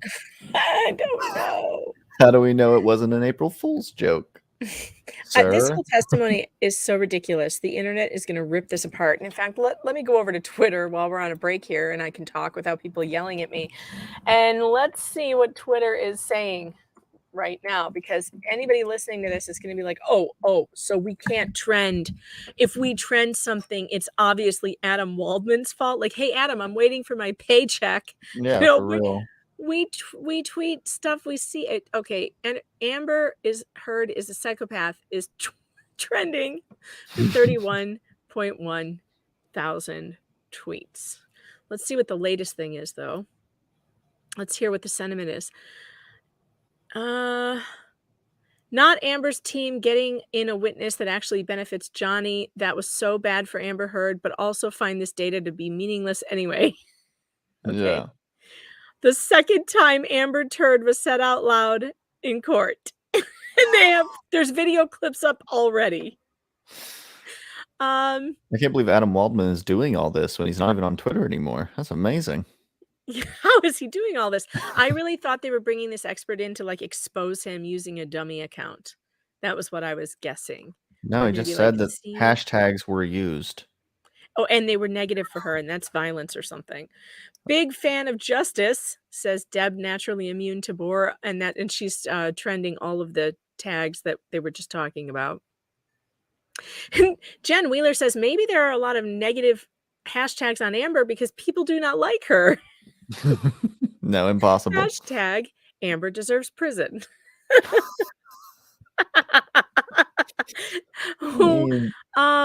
What is this? What was that? I don't know how that helps them in any way. They just let the jury know too about Amber Turd. How maybe the jury didn't know that. Now they're going to go into, and I guarantee you more than one is chuckling inside if they're not chuckling Yeah. outside. They have to be. Most of the jury is very young too. They're in their 20s and early 30s. There's only one 60-year-old, the guy who takes out his hearing aid, and he'll have no idea what any of this is about. He won't understand a word of it. So you don't have to, because he's, for one, not listening, and two, 60-year-olds don't know what hashtags are. At least not in my experience. All right, if you're 60 and you're in the chat, please do not come for me. If you're super cool in your 60s, I believe you. Just saying that in general, I think they're more like my dad. My dad, by the way, who is not 60, he's actually 80, but when he was 60, could not send a text message. I swear to you. So I'm basing this on my experience with him when he was 60. It's been 20 years, and I have finally gotten him to be able to look at the text messages so he can see pictures from me. He just can't respond. Yeah, I was just about to say that. I was about to say that same thing. I remember when it was called a pound sign. Exactly. Exactly. An Octothorpe, I believe, is its real name. Look Okay. at me. JD has taken a screenshot up close of the graph, and it says Amber Turd is the best hashtag ever. This chart shows that people want justice for JD. How dare the public make a hashtag based off my actions? Yeah, like what are they talking about? This woman would blame God himself before she would take any accountability. I'm reading to you tweets that are happening right now. This guy is claiming to have read every dingle tweet with the hashtags mentioned. Amber Heard is a psychopath. Amber Heard is a liar. Amber Heard deserves prison. Amber Turd. Amber Heard is an abuser. Justice for Johnny Depp. Johnny Depp v. Amber Heard. I was gonna say, like, he said he read some sample, but that doesn't account for the context that some of these could have been in. Some people obviously tweeted, "I don't like the hashtag this." You know what I mean? So. Oh, for sure. I mean, We do it's that just all the like- time. We take over hashtags that are not supposed to be for what we use them for. Yeah. It's like a raid, like a pirate raid. Yo ho, me mateys, yo ho. Thank you, Your Honor. We will be calling Michelle I need Mulrooney to by get my deposition jug. designation, and we start. Okay. Just get some water.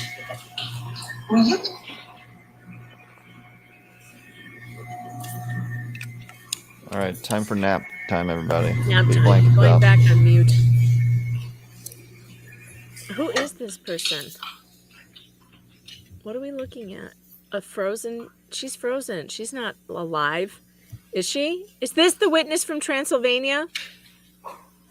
Or You Romania? want to spell the last name for me? It's Mulrooney. Mulrooney. It's DRACULA. Please state your name and address for the record. Michelle Mulrooney, Los Angeles, California, 90067. Ms. Mulrooney, what is your occupation? I'm a partner at Venable LLP, an attorney practice. Could you just please describe? Why do we only see half her give me a face? brief description of The other half is Phantom of the Opera. Okay, I attended USC and received my undergraduate degree in 1982. And then I again attended USC and received my law degree in 1985. I then worked for Gibson, Dunn and Crutcher until 1991. And then I worked for an entertainment law firm that was originally called Armstrong Hirsch. When I joined it, then later morphed into several names. And then in 2011, I joined Venable LLP as a partner. Thank you. What are your areas of practice and expertise? I'm head of the estate planning, the West Coast estate planning group for Venable. And does that estate planning involve any aspect of marital estate planning, such as things like prenups and postnups, prenuptials, postnuptials? Yes, we frequently do prenups, cohabitation, and postnup agreements for our clients. Would you please briefly describe what a prenuptial and a postnuptial is? A prenuptial agreement is where spouses contract on the economics of their marriage before they are married. and they discuss things as the nature, and they contract the things as the nature of the property, community separate, etc., and also things like spousal support.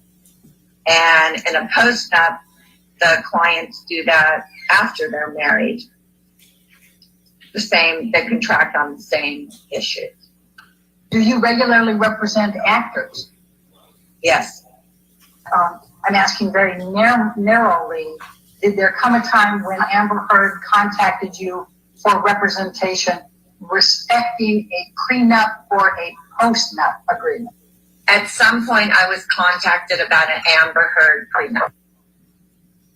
Ms. Mulroney, I'm going to show you what has been marked as exhibit number 3, and it's an email from you to a Dana Lowry. Do you know who Dana Lowry is?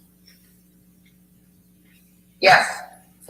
And could you please tell us who Dana Lowry is? She's a family law attorney practicing in Los Angeles. And this is dated Monday, February 2, 2015, and says, I look forward to working with you. Please send me, this is from you, please send me the bullet points for the economics of the deal.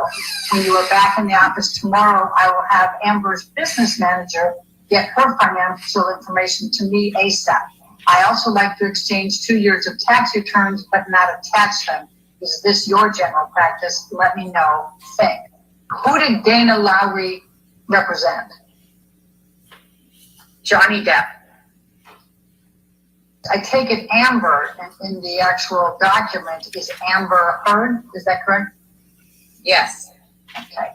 And if I just direct your attention to the top of the email where it says February 2nd, get control. February 2, 2015. What, if anything, does this do to refresh your recollection on when approximately you were contacted about representing Amber Heard in connection with the prenup? It makes the approximate date more clear to me. Okay. And based on this, when approximately were you contacted to represent Amber Heard in connection with the prenup or postnup? The early part of February, the late part of January, or the early part of February 2015. Ms. Mulroney, I'm going to ask you to take a look at what has been marked as exhibit number 4. And it is an email from you to Dana Lowry, which is Mr. Depp's counsel, correct? During this time period, correct. And it's dated Tuesday, February 3.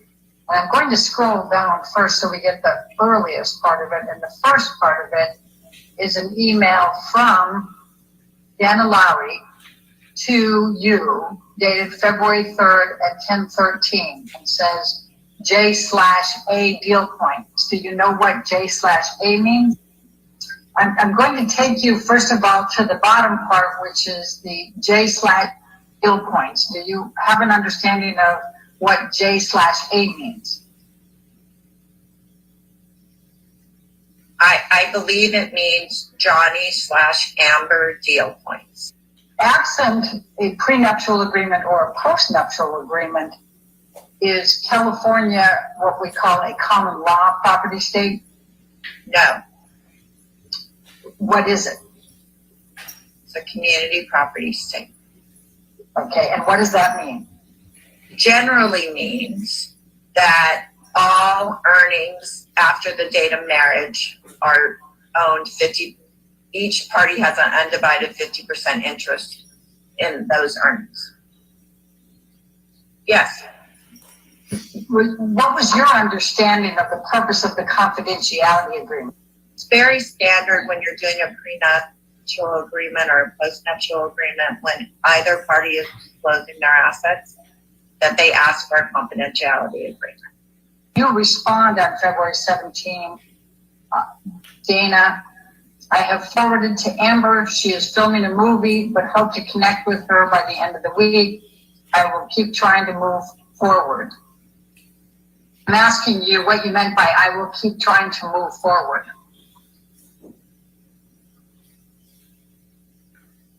I assume I meant that we're trying to get a post-nuptial agreement signed between the parties, and that's what I was hired for. Show you what has been marked as exhibit number 7. And I'm going to start again with going down to show you where the stream is here. And it says, on February 17, that's the same email we've seen a couple times now where she's attaching the confidentiality agreement, telling you she'll have a draft post-NUP agreement, but she's getting the signed confidentiality agreement first. And then I'm going to direct your attention to the very top part, and that is Wednesday, February 18. And it's from you to Dan and Lowry, and it says, Amber is sending the signed confidentiality agreement to me. I assume I will receive all the underlying financials and a list of anticipated future revenue streams and documentation pertaining thereto. What did you mean by underlying financials and a list of anticipated future revenue streams and documentation pertaining thereto? I mean, this is typical for an actor. They have profit participations, back ends. I wanted to have a list of what his future revenue would be. He might have had movies booked that he would render services after marriage. I just wanted to see the pro forma. What did you mean by back ends? Back end is either profit participations or royalties. Sometimes it's box office bonuses. You just have to look at the underlying agreement on each movie, TV show, etc., to track what the revenue will be from each project. And why is that relevant? I want to know what they're going to make during the marriage. I want to know the income during the marriage. And those are all components of what they make during the marriage? Correct. Okay, thank you. All right, and then you said, I can't really comment on the document until I get this information. What document were you referring to there? The post-NUP agreement that I anticipated she would send. How much time expired between when you were sent the confidentiality agreement for Amber Heard to sign and when you indicated back to counsel for Mr. Depp that Amber is sending the signed confidentiality agreement to you? The next day. What, if any, communication did you receive from Mr. Depp in connection with the post-NUP agreement? I received one telephone call. And whom did you receive that telephone call from? Mr. Depp. Please describe the telephone call from Mr. Depp. My recollection is that he was very mean, that he called me names, and that he fired me on behalf of them. When you say that he was very mean, what did you mean? Well, my only exact recollection is he called me a bitch. Mr. Depp called you a bitch on that telephone call? Hearsay, leading. What, if any, observations did you make during the telephone call from Mr. Depp, during which time he called you a bitch? I thought he was under the influence. Why did you think that? Case closed. Very, very mean. That's it.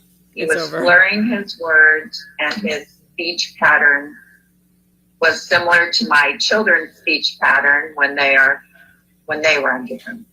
I was just extremely rattled by the call. I was on the phone for a very short time with him because he was represented by counsel, and I didn't want to be rude and hang up, but I told him I had to hang up, like after 2 or 3 minutes after I realized what was happening. It took me very off guard. And that's all I remember is that it really shook me up. After that phone call, did you perform any further services for Ms. Heard in connection with the postnuptial agreement? No. Do you recall ever seeing a postnuptial draft agreement? No. Has either Ms. Heard or Mr. Depp contacted you at any time after the call with Mr. Depp respecting pursuing a postnuptial agreement? No. Who, if anyone, was paying your legal services? I don't recall. Was it your understanding that Mr. Depp had the authority to fire you? No. Did you tell him that? I don't recall. And isn't it true that he wouldn't have had the authority to fire you even if he were paying for your legal services? True? True. What, if any, communications did you have with Dana Lowy about your conversation with Mr. Depp after the conversation with Mr. Depp? I don't recall specifically. What do you recall generally, if anything? I do recall that I told her that I was no longer representing him. But I don't know if I did that in writing. Somehow she knew. But and correct me if I'm wrong, but I believe you testified that Mr. Depp did not have the authority to fire you, correct? Correct. Ms. Mulrooney, when did your attorney-client relationship with Ms. Heard relating to a potential postnuptial agreement terminate? Shortly after that phone call. When you say shortly after that phone call, can you give us a time frame of how long it was after the phone call? Within a few days, could be one. He didn't have the power to fire you, correct? Correct. Do you have any recollection of ever receiving any more communications from Dana Lowry furthering the postnuptial agreement after Johnny Depp called you and told you he was firing you on behalf of Amber and called you names? No substantive. I recall that there was no more substantive conversations. Is there any question in your mind that it was Mr. Depp who called you? No. All right. Yes, ma'am, your next witness. Yes, Your Honor, we'd like to call the Disney corporate representative.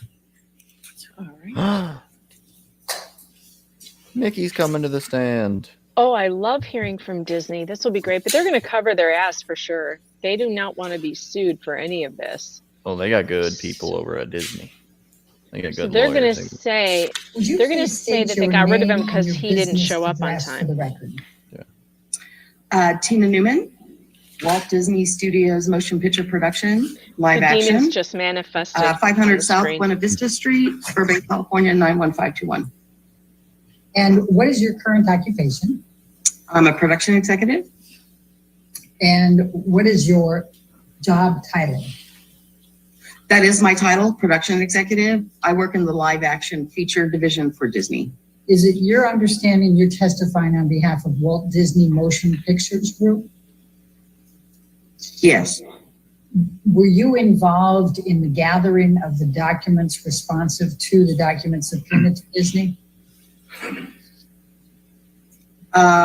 Yes, I did provide some documentation to Alec and his group from our production group. I'm going to ask you to take a look at what I've just highlighted under topic number, it's subpoena duces tecum, paragraph number 2.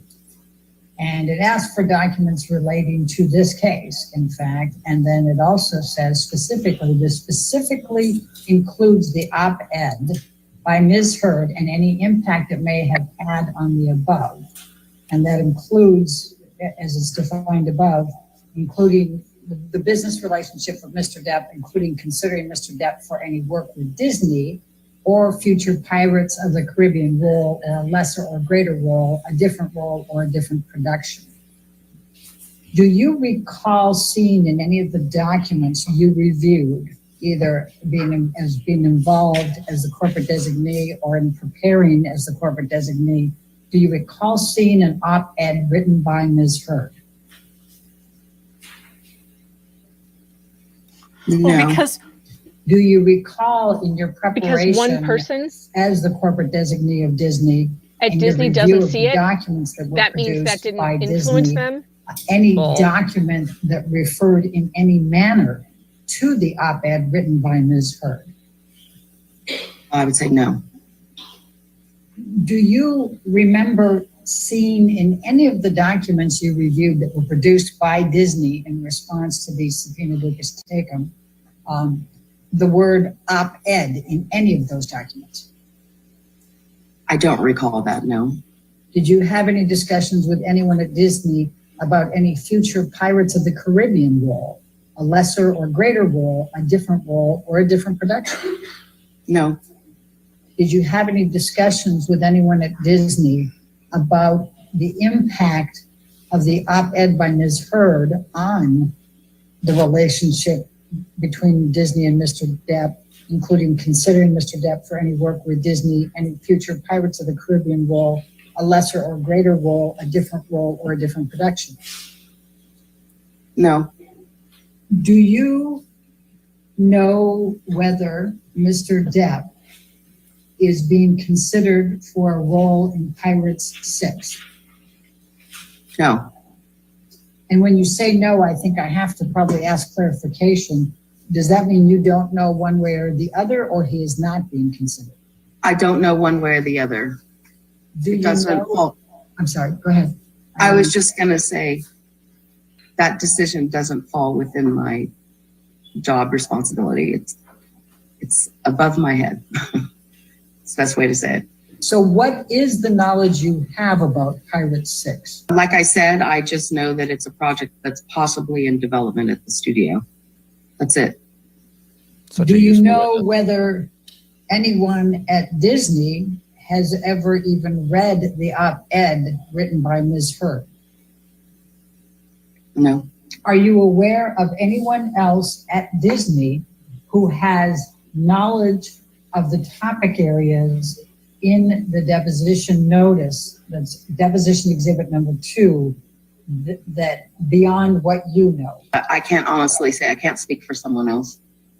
Like I explained earlier, New poll about my Disney on knowledge YouTube. and what my job poll. functionality is at the studio, at Plateaus, and there are people that I work under, and those particular persons may or may not have more knowledge, but I can't speak on behalf of them.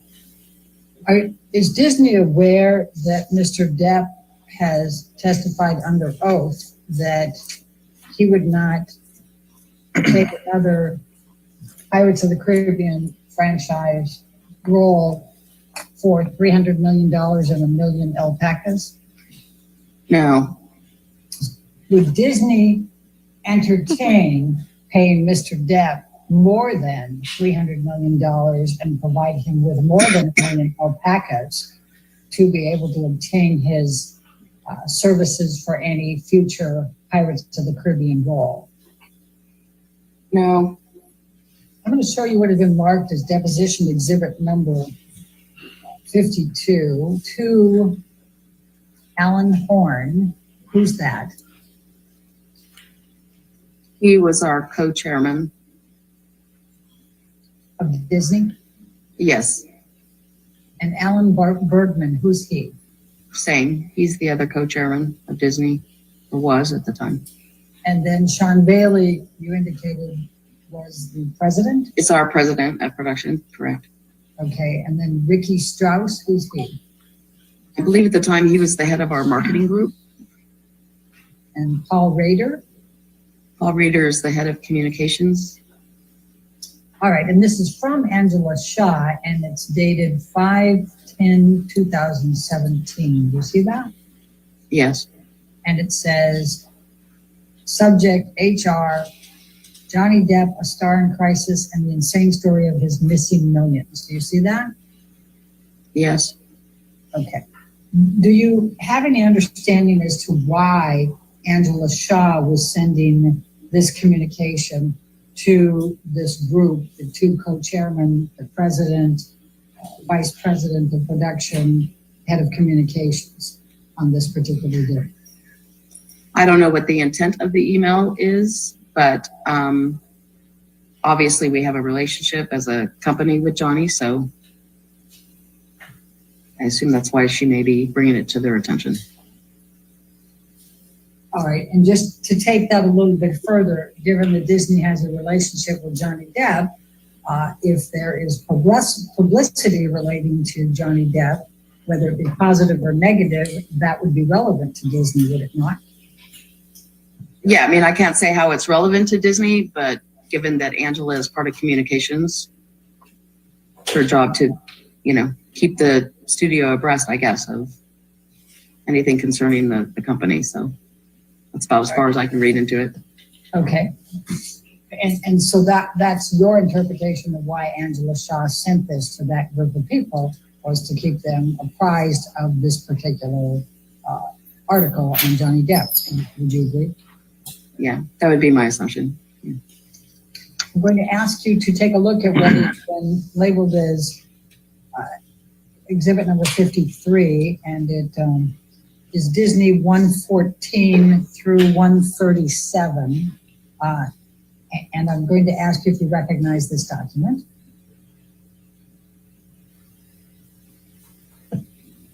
Well, it looks like an internal email. It may have been part of the disclosure documents. This one's from Alan Horn, and I think we've identified Alan Horn before. Well, actually, it starts with, let's start down here. On June 21st, 2018, all right, and then it has a reply from Sean Bailey, SAG. Do you see that? Yes. What was Mr. Bailey's position with Disney on June 21st, 2018? I believe he was the president then. Okay. He may have been the EVP. I don't know. Okay. And then we have an email at the top. It's to Sean Bailey, CC Janelle Tipton. And then it has some copies to some other people. It's from Alan Horn. I believe we said he was one of the co-directors. Is that correct? Co-chairman. Co-chairman. Okay. And Alan Bergman. The other co-chairman. Okay. And do you have any recollection of ever reading the Rolling Stones article about Johnny Depp back in this time frame? I honestly don't remember if I ever read this document. I may have. Do you have any understanding of why this would be sent from Alan Horn to these other individuals on the top? Again, same as before, just because of the fact that we have a relationship with Johnny. So they may have determined it was important to bring it to their attention. All right, Ms. Newman, I'm going to show you what has been marked as deposition exhibit number 54. And do you recognize this document? Yes, it looks like a email. Please describe it for me. It's an email. Well, it started from Scott to myself. Scott Sellers is in Post Finance. And then I replied to Scott. So it looks like an email exchange between the two of us. All right. And you said Scott Sellers is in Post Finance? Correct. What is that? He handles all finances. One of them goes into post-production on any given picture. Also reporting for the studio, internal reporting, finances.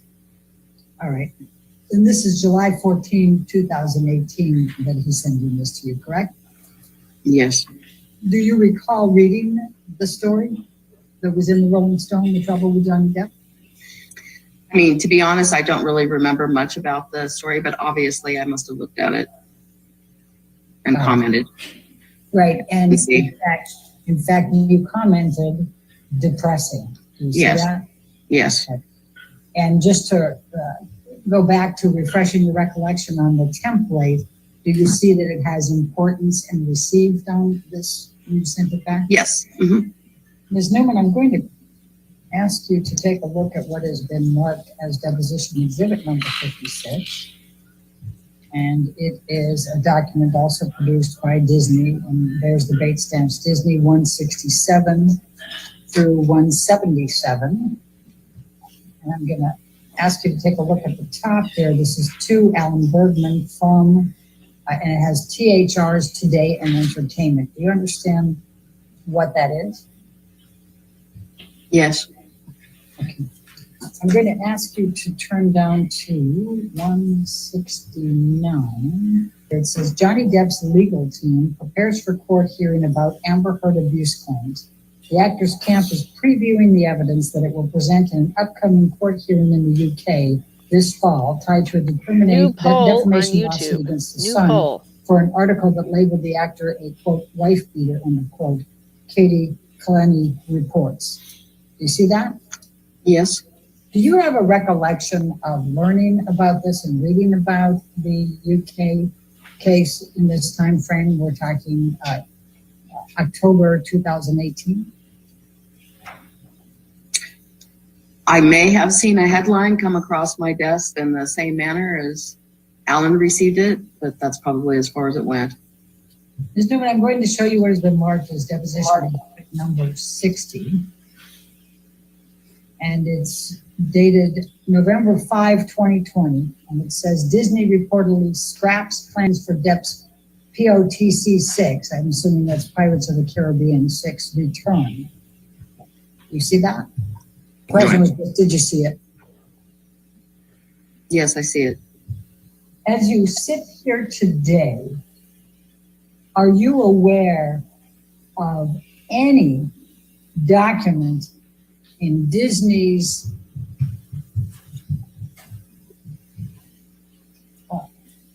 emails or in their IT system or anywhere that contains Amber Heard's op-ed from December of 2018?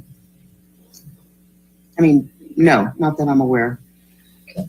Are you aware of any decision maker within Disney who has ever said they are not casting Johnny Depp in Pirates 6 or any other role because of Amber Heard's op-ed? No. Are you aware of any decision maker outside of Disney? And by this, I'm including producers, directors, people of that ilk, who have ever said they were not considering Mr. Depp for Pirates 6 or any other movie because of Amber Heard's op-ed from December 2018? Yeah, they were going to say that. Sure, that makes sense. All right. You're going to say that out loud or put it in writing if you're Disney. No, you're not. We have an 11-minute one. Okay, that's fine. What's your next witness? Ellen Barkin. All right. Here we go. K-I-N. Here we go. She's going to testify that Johnny threw a wine bottle at a hotel wall 25 years ago and didn't hurt her in any way. And the wall wasn't near her. This should be fun. That's Ellen Barkin. Good morning, Ms. Barkin. Good morning.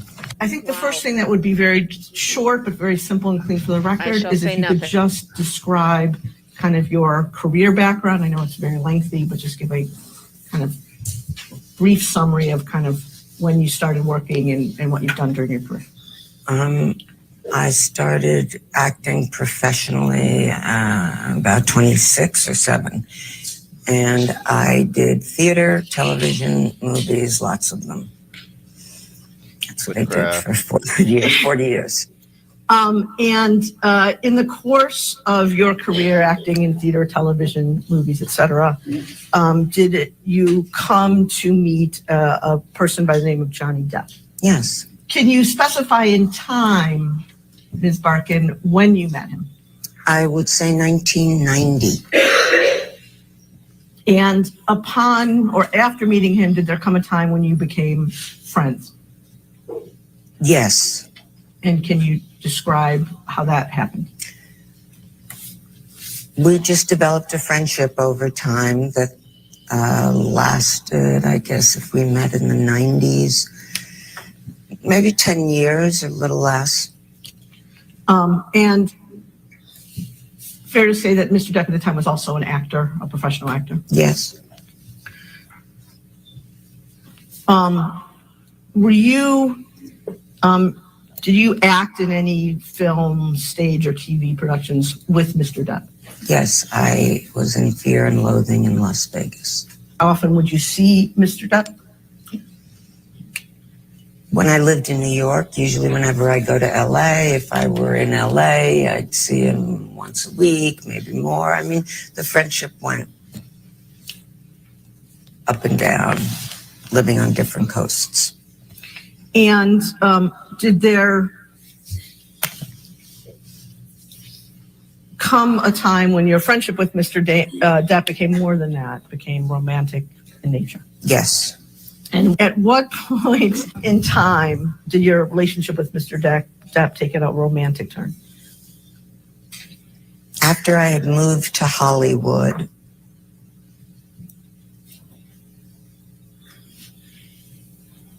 and he, switched the buttons. Recall what year you moved to Hollywood? Yes, 1994. When you said switch the buttons, can you tell me what you meant by that? The friendship went from a purely platonic friendship to a romantic one. At that point in 1994, when the relationship turned romantic, change that to sexual. To sexual. Thank you. For how long did your relationship with Mr. Depp Let's be accurate remain here. sexual? Several months.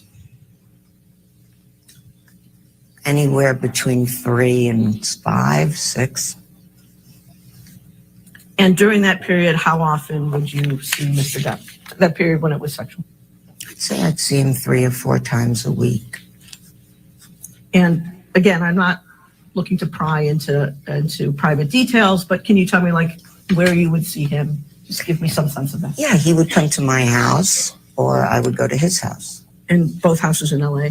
Yes, about 10-minute drive apart from each other. And at either when you were at his house, where you didn't stay the night, or where you were at his house when you did stay the night, were there other people in the house who saw you there? Who would those people be? He had an assistant. His sister.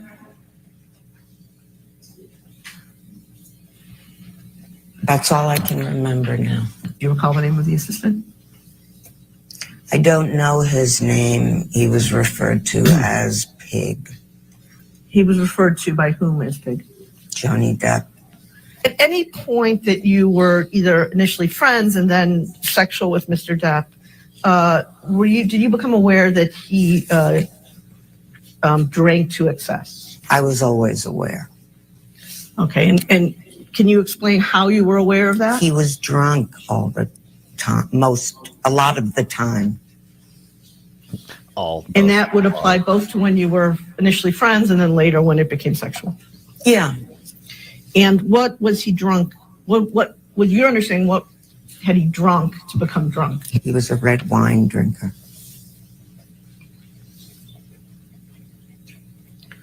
Okay. In addition to alcohol, were you aware at that time that Mr. Depp was taking any prescription medication? No. Okay. Same question, Mr. Barkin, for illegal substances. Yes. Same question. And what illegal substances? Hallucinogenics,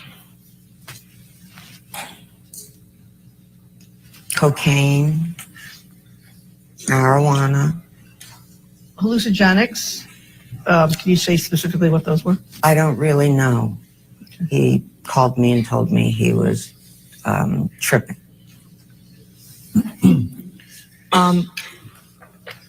With respect to any of that, hallucinogenics, cocaine, or marijuana, did he do any of that in your presence? Yes. More than once? All the time. When you say all the time, how many times, again, in the period that you were both first friends and then sexual with Mr. Depp, do you think you saw him? I couldn't even tell you. I mean, I just know he was always drinking or smoking a joint. But would it be fair to say more than at least dozens of times? Yeah. Over the full course, oh yeah.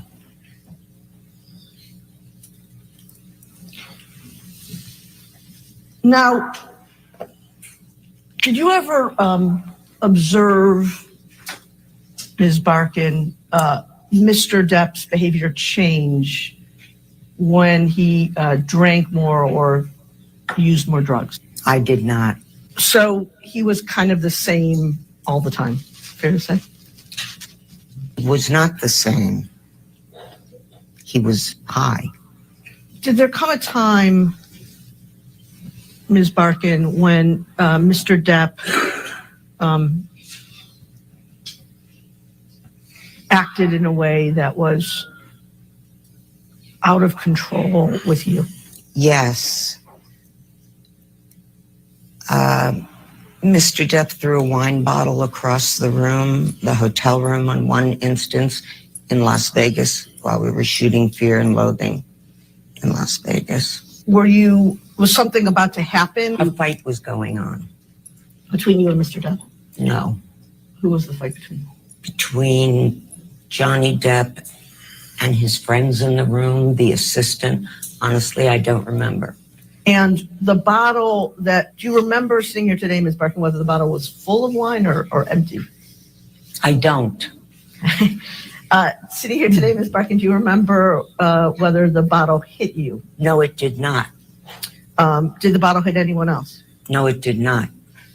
Approximately how far away from you was Mr. Depp when he threw the bottle? Across the room, so maybe by that break in the table or a little further down. It was a toss. And sitting here today, if the bottle had hit you, would it have injured you? Ms. Barkin, was it your understanding back then that he was throwing the bottle at you? I don't know why he threw the bottle. And when he threw it, was it in your direction? Yes. Were there other people standing around you? Yes. So he threw it in your direction at a group of people? Yes. Whose hotel room was it? His, Johnny Depp's. Who broke off? He did. How did it come about that Mr.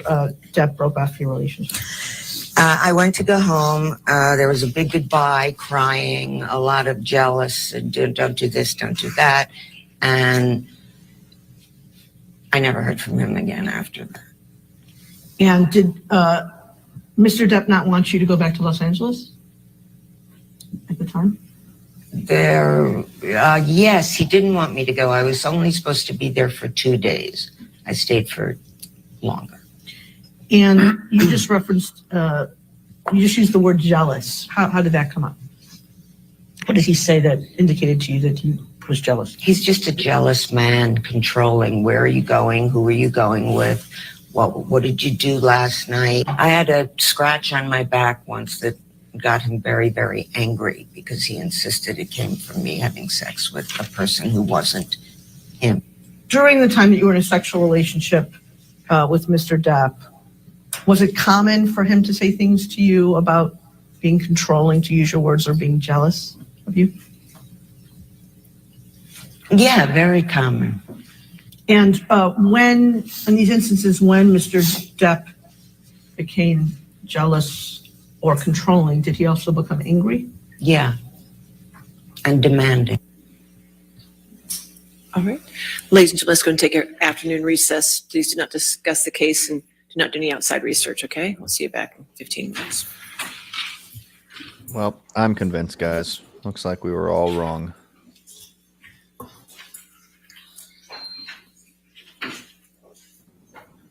This is so sad. Hey, guys.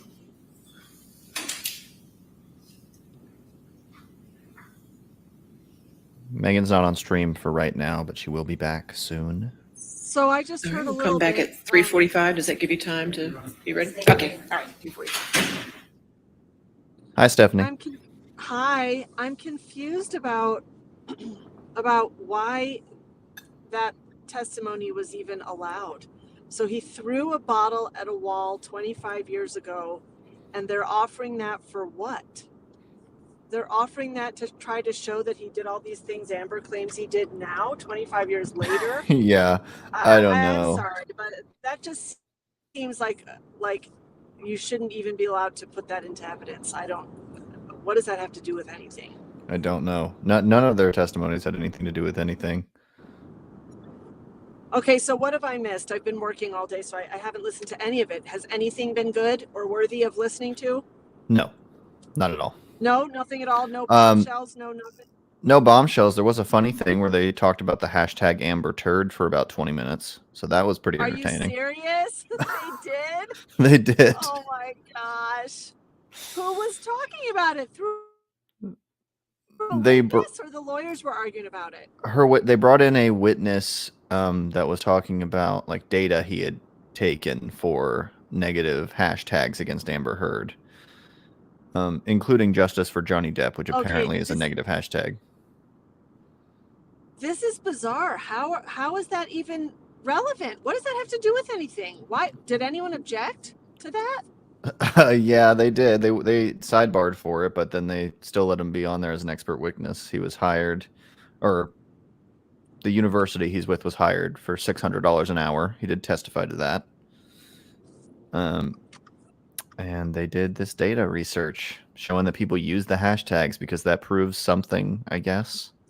I don't understand what the relevance of any of that is. That is so bizarre. Oh, What right. does They that claim it have was to because do- of. Sorry, they claim it was because of Johnny Depp's previous lawyer, Adam Waldman, and that again, I don't know how that proves or disproves anything. That's crazy. I can't believe she let in that evidence after telling the jury all this time, stay off the internet. I don't want you knowing what's happening outside this courtroom. And now Well- she's going to let an expert. That's bizarre. They said this was from 2020 and 2021 during the England case. So it's different. Okay, so hashtag AmberTurd has been around since the English case? Yes, it has. So they say. Wow. See, this was completely outside my radar. I didn't even pay attention to this until this trial started. Mine too. Wow. Yeah.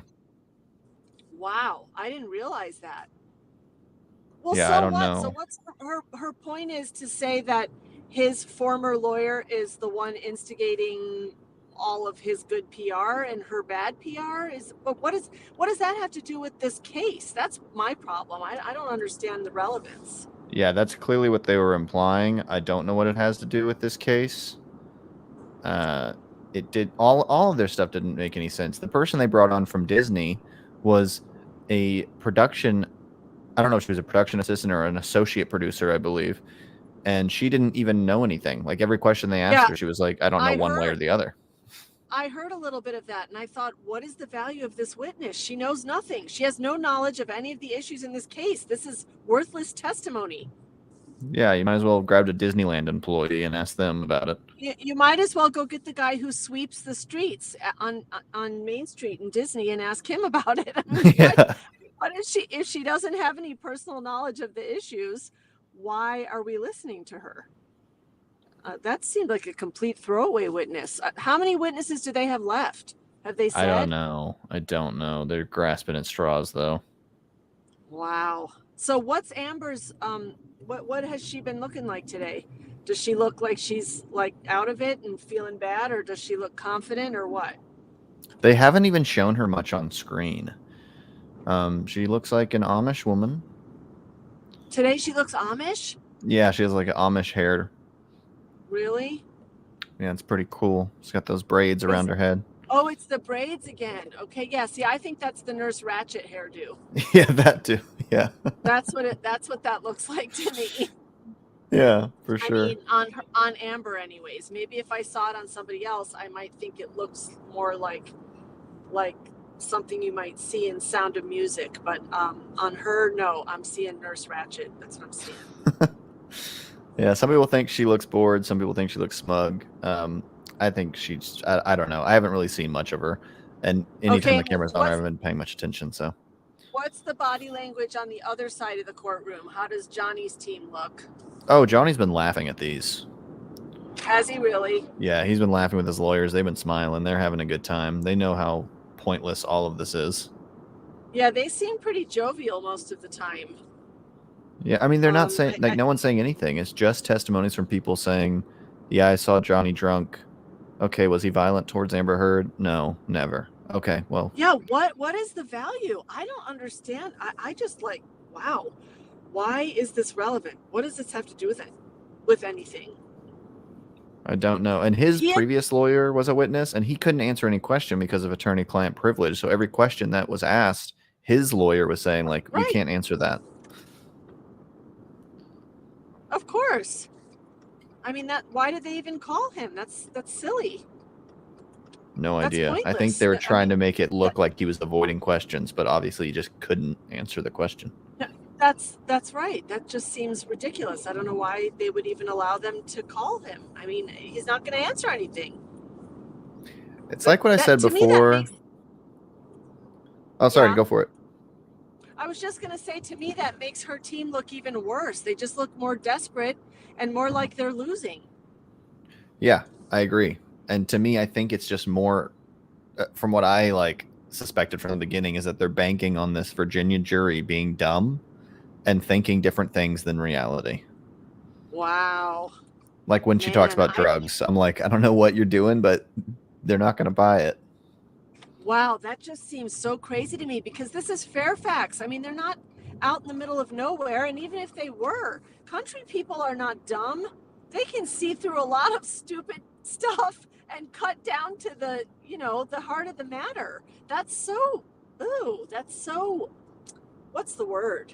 I mean, just like elitist. Condescend. Yes, Yeah. Yes, elitist, condescending, the sort of people who call the middle of the country flyover country. But first of all, Fairfax, Virginia is not flyover country. It's a suburb of Washington, D.C. It's, Right. That's not it's a metropolitan place. Yeah, it doesn't make any sense. And I don't know. I think they if that was assumed. their strategy, that's pretty dumb. Sorry, Yeah. go ahead. Well, I just can't imagine they would have brought his previous lawyer on for any other reason other than to make it look like he's avoiding questions when that so clearly wasn't what was happening.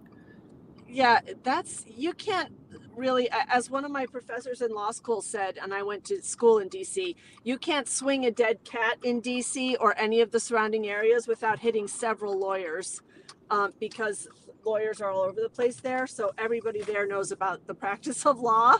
Everybody is related to somebody who's a lawyer. I think people understand the idea of your lawyer can't testify against you. Right. Right.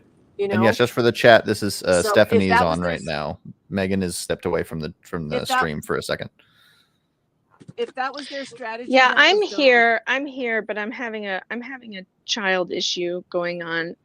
My daughter's home from school and she's having some mean girl problems, and it's not looking so good at the moment. She's pretty overwrought. So I'm gonna go and take care of that. I'm not leaving the stream. I'm just gonna put myself on mute for a while and go comfort her. And but Okay, well, Gadfly, it's all on you, because I just got to my daughter's Oh, Shakespeare no. performance, so I gotta go. I will be back Uh-oh. though.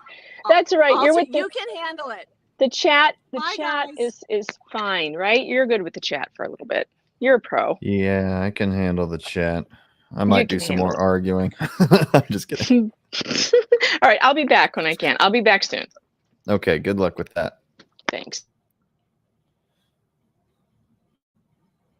Real life calls. As much as we'd like to just watch the trial all the time, real life's more important. kids are more important. Forget Amber Heard. She doesn't deserve everyone's eyes all the time. But stay here, though. I can't play songs. I don't know how to make music. I've never done it before.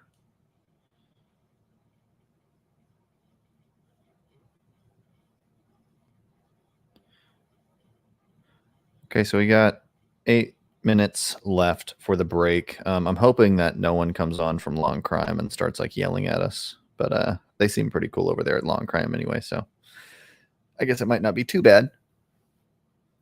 But what is everyone else thinking right now? Because I am just, I mean, most of this has been so boring to me. I don't think there's been a couple entertaining things, like the Amber Turd part was pretty funny. But everything else has just been witness after witness, deposition after deposition of people just saying nothing.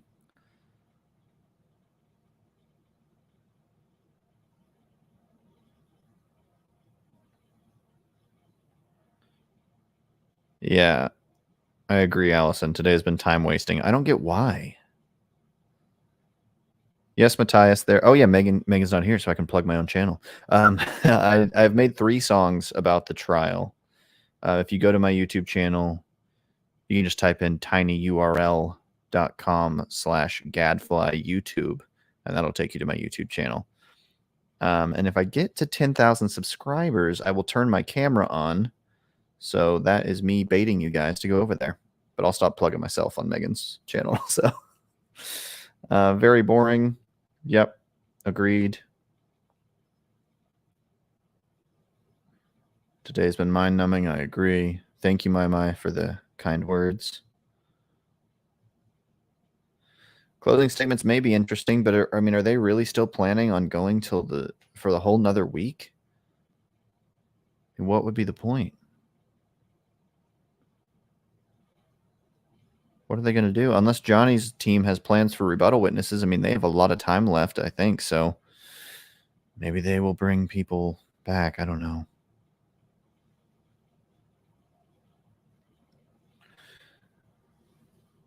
Stacy said, I think Amber wants team to get JD on all abuse, emotional, verbal. Probably. I'm surprised that hasn't been her argument. It's weird to me that her case here is that he did all these extremely graphic and gruesome, violent things to her, rather than saying what she was saying in the article was mainly emotional and verbal. Because I feel like that would have been a much better argument from her than everything she said. And I think she would have had a much better chance by claiming that, rather than claiming there's been all this physical abuse when her evidence is, I'll say it in the nicest way, minimal at best. But it's even less than minimal. I really shouldn't even be that nice. It's pretty much nothing.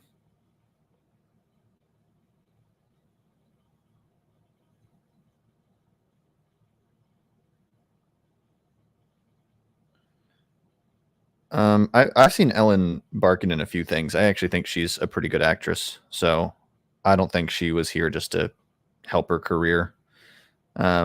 She's a good actress. I think she's actually quite talented, much more talented than the other blonde person that is part of this case. So, you know. I put my YouTube channel in the chat for you guys. It's coming now. So prepare yourself. Because I don't have control of the actual stream, so I'm just doing it on my own channel through the chat. So,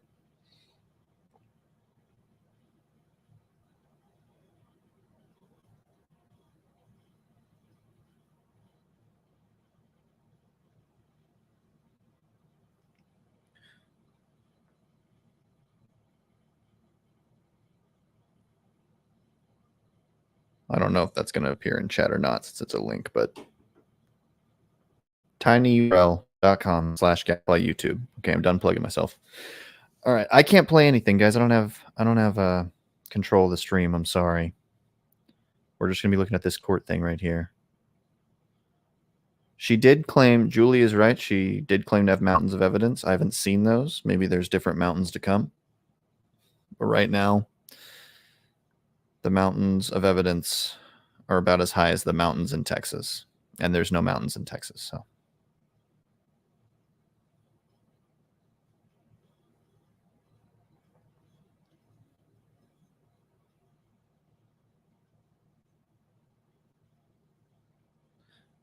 I can play some devil's advocate here. Let me see. My YouTube channel is Gadfly. If you look up Gadfly, I hate that I'm plugging myself so much on our stream. I really shouldn't be. Just find me. It's Gadfly. There's the Objection Hearsay song and stuff. You guys can find it. I believe in you all.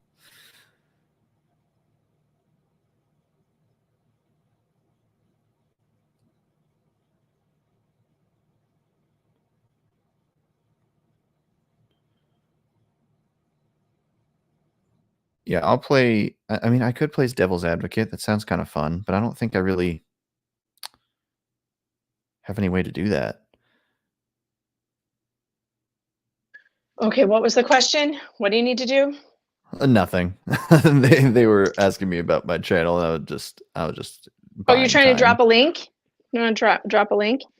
I wish I could add you in here to do stuff because I'm wandering around. Can't do it myself. What's the tiny URL? Tell me. You know what? I'm gonna double check it. Make sure it works.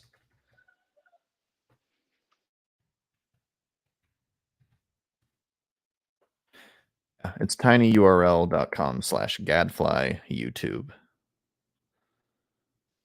All right, let me see. I'm at 9815. Only Oh my 180 more to gosh. go. All right, say that again. Tiny URL. What is it? .com/gadfly YouTube. Is that a forward slash or a backslash? I don't know what that means. It's a forward slash, I believe. Forward slash. Say it again. Gadfly. YouTube. YouTube. No dots between those? There's no dots. I don't do dots. Okay. All right, there. Chat, you should be able to see that now. Hopefully in the next second or so. Yeah, so Mr. Fox is not at home right now, and we're having issues. So I'm sorry that you guys are, well, it's only a minute till court comes back. Did I miss anything with Ellen Barkin, or was that just as crazy as it was when I left? No, it was the same thing. It was exactly what you said she was going to say. Threw a wine bottle at the wall. Yeah, I read her testimony. It wasn't very compelling. And I think that, I don't think that anyone else is going to find it all that compelling either. I think it was really weird for her to come out and do that, to tell you the truth. It was like, what, 25 years ago? Is that what I'm to understand? Yeah, and sorry, I'm going to keep plugging myself for 5 more seconds. Stacy, Gadfly topic is like my artist page that's automatically uploaded to YouTube Music. So it's not my YouTube channel. Anyways, yeah, Ellen, it was 25 years ago. And she said that he wasn't even having an argument with her. He was arguing with somebody else, like an assistant or his friends. And then he threw a wine. She was just there when he threw a wine bottle, but there were a bunch of other people in the room. So was that the person he referred to as Pig? Unclear. That reminded me of Howard Stern. If you guys remember, he used to call his producer Pig Vomit. Yeah, Pig Vomit. So as soon as she said pig, I started laughing because I was remembering Pig Vomit, and that made me LOL. Yeah, really just not a useful testimony. None of these have been All very right, useful. we're coming back. All right, I'm going on mute. I'm going on kid duty. All right, we're almost back, guys. Yeah, 30 years ago.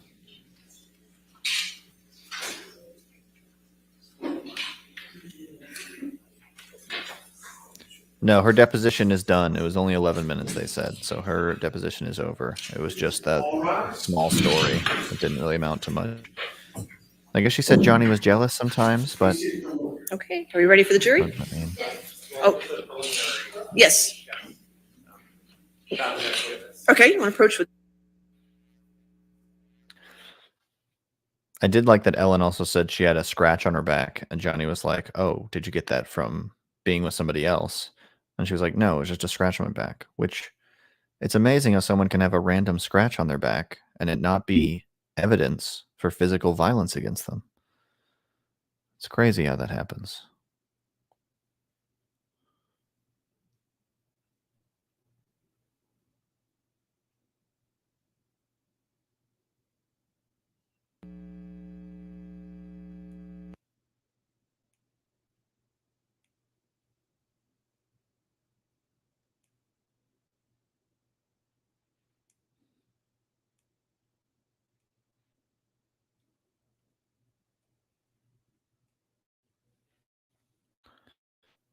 I wonder what they're talking about.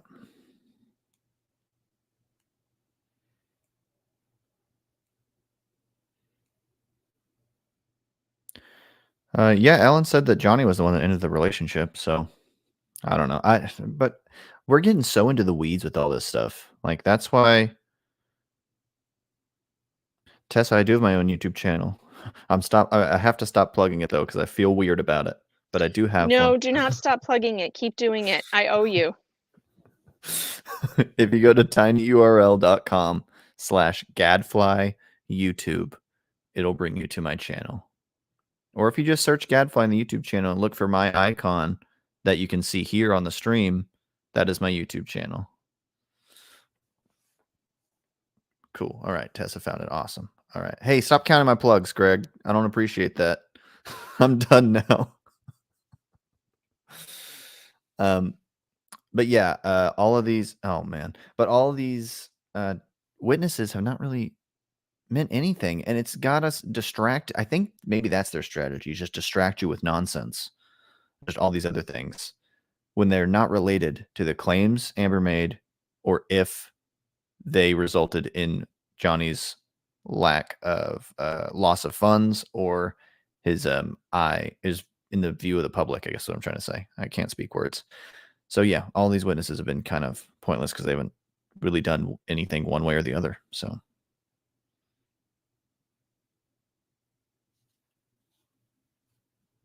because when we start talking about whether Ellen Barkin was close to the wine bottle that he didn't throw at her, like, what are we talking about? We're so far off the reservation that we're not even talking about the same thing anymore. We're just getting distracted by other things that don't matter.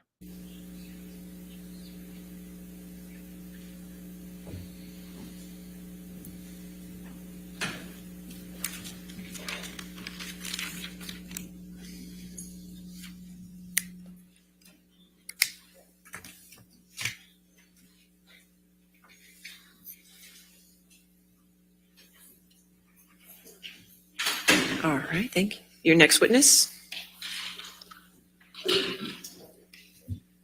Your Honor, we call Dr. Alan Blaustein. All right. Blaustein. Thank you, sir. Oh, and I'm asking questions first. I believe I may be the only one asking questions. All right. All right, thank you. Can you please provide your full name? Alan Scott Blaustein. You're a doctor, correct? Correct. And you're a psychiatrist? Yes. How long have you been a psychiatrist for? Since 1987. And you went to medical school? Yes. What medical school did you go to? Northwestern University. Johnny Depp was a patient of yours, correct? Correct. You understood that Mr. Depp had substance dependence issues, is that correct? Yes. Do you recall what substance issues, what substances Mr. Depp had issues with? Marijuana, alcohol, opiates, I believe. Wow, guys, Johnny did. Did you ever have an understanding that Mr. Depp had anxiety syndrome?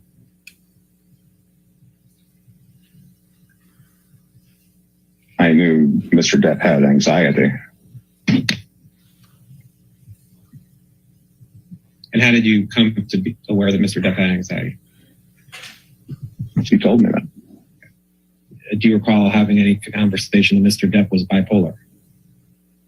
There was some question about bipolar disorder diagnosis, but I do not remember any specifics about the discussion. Do you recall having a conversation with Mr. Depp about a bipolar diagnosis? No. What behaviors did Mr. Depp acknowledge that should be changed? Certainly his drug use and his turning to drugs to help relieve a lot of the psychic pain that he was experiencing. In working with Mr. Depp, would you agree that that Mr. Depp had fundamental issues with anger? I would say that he expressed having issues with anger. Mr. Depp express having issues with anger? Yes. Did Mr. Depp express having issues of anger towards Amber? He expressed having anger towards her. Yes. Do you recall what reasons Mr. Depp told you as to why he was expressing anger towards Amber?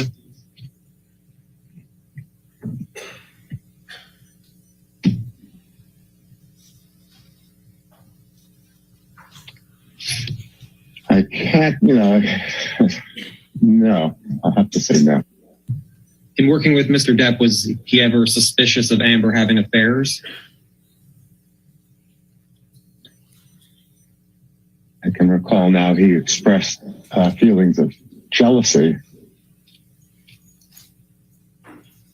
But I don't remember if it was about affairs. Do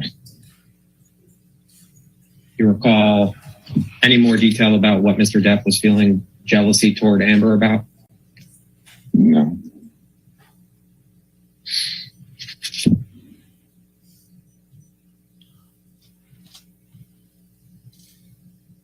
In working with Mr. Depp, did you see that Mr. Depp had any issues with patience? Yes, he was impatient. What is your understanding about issues that Mr. Depp had with Amber?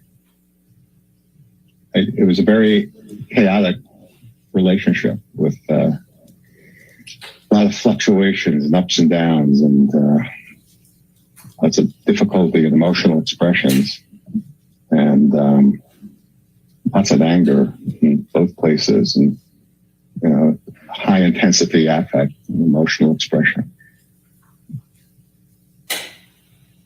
All stuff that we know. A lot of love, a lot of disappointment, a lot of fears. Dr. Blaustein, I'm showing you what's been marked as Blaustein Exhibit 3. Do you recognize this document? Yes. What is it? It's my invoice billing document. This is from your files? Correct. You keep this document in the ordinary course of business? Correct. And this billing invoice is for Johnny Depp, correct? Correct.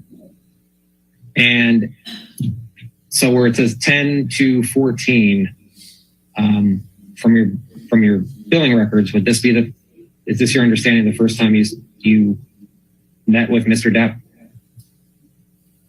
By phone, yes.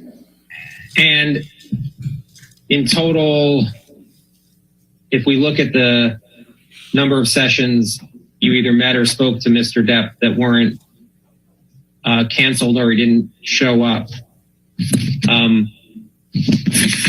my count, it comes to 18 times you met with Mr. Depp. Does that sound about right? Looks like 18 times. Did you have any concerns about any of the amounts of medications that Mr. Depp was taking?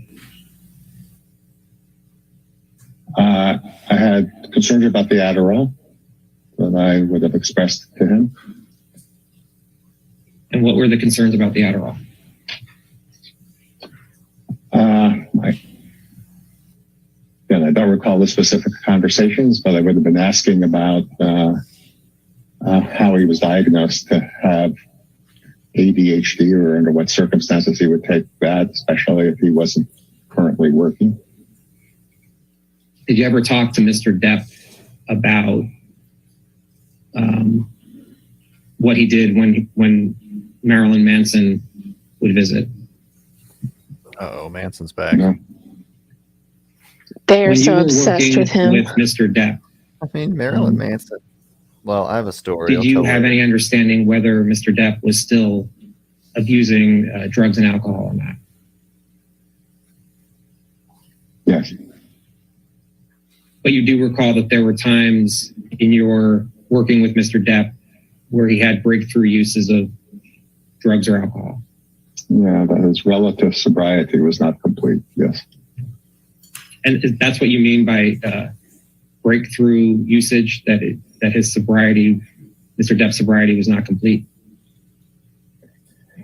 Well, Relative sobriety. Again, I said relative sobriety because he did continue to use marijuana throughout, almost entirely throughout the time that I knew him, with a short time exception, I think.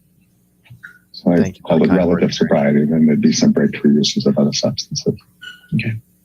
And when you say breakthrough usage, Mary, just so everyone understands, what do you mean by that? He was trying to be sober. He was working on sobriety. And by breakthrough uses, I mean sobriety would mean the abstinence of using the substance. And so the breakthrough would be on a particular time he would have used the substance that he was trying to be sober of, abstinent of. Okay. So in addition to marijuana, in the time you saw Mr. Depp from October of 2014 through January of 2015, there were times where Mr. Depp broke his sobriety with drugs or alcohol in addition to marijuana, correct? I believe so, yes. How did you come to that understanding? He would have told me. Do you know why Mr. Depp stopped seeing you?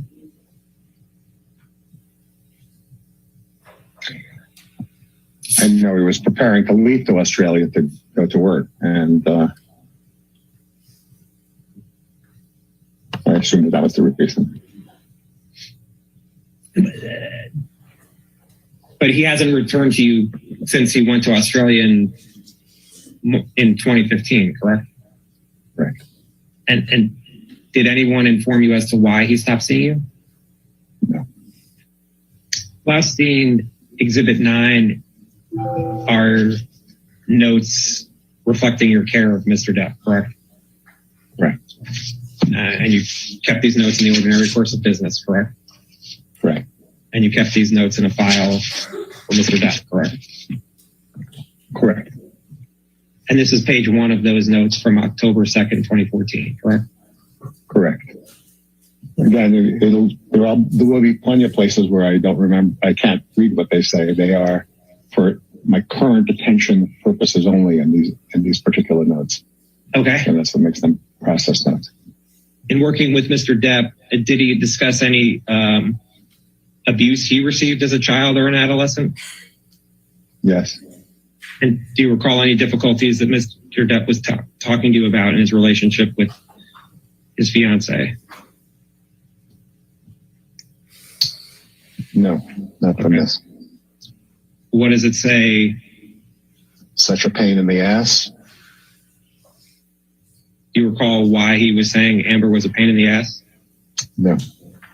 Okay. And what's the next thing say? Well, in boxes about his kid's mom. Okay. And again, I think I have the word destructive. What was destructive referring to? Do you know? I don't know. No, I don't. Something relationship 14 to 15 years, mother of my kids. Out about officially. He didn't want to be his dad, thinking I'm not abandoning like his dad. And then below kids, it says clearer, better. She needed me to be all this. Needed me to be all this week or all this work. I don't know. If we turn to the next page, it says page 2. Yep, got it. And then what's the next line say? There's this violence, rage that we've had over a couple of years. Okay, and so what is Mr. Depp referring to there? I don't recall.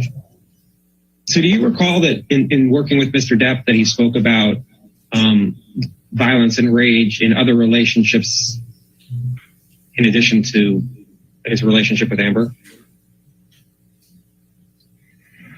Or rage and chaos. I don't remember violence, but I can remember rage and chaos. Now, again, the context of this is I had met him at this point. So this is an initial telephone consultation. So to see whether or not he was going to start therapy with me. It's absolutely not. But in your working with Mr. Depp, was he talking about rage and chaos with relationships in addition to his relationship with Amber, correct? Yes, yes. What other relationships was he talking about rage and chaos? Again, I don't have the specific recollection, but I think it included the mother of his children, and arguments about not child custody, child care, or visitation, or access to the children. On the left, it says raised 2 kids, 15 and 12.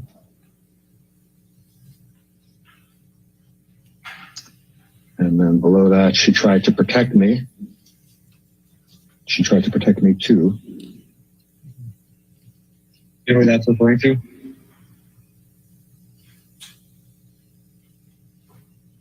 My association now is his sister, but I don't think that's true. I don't have a specific recollection, no.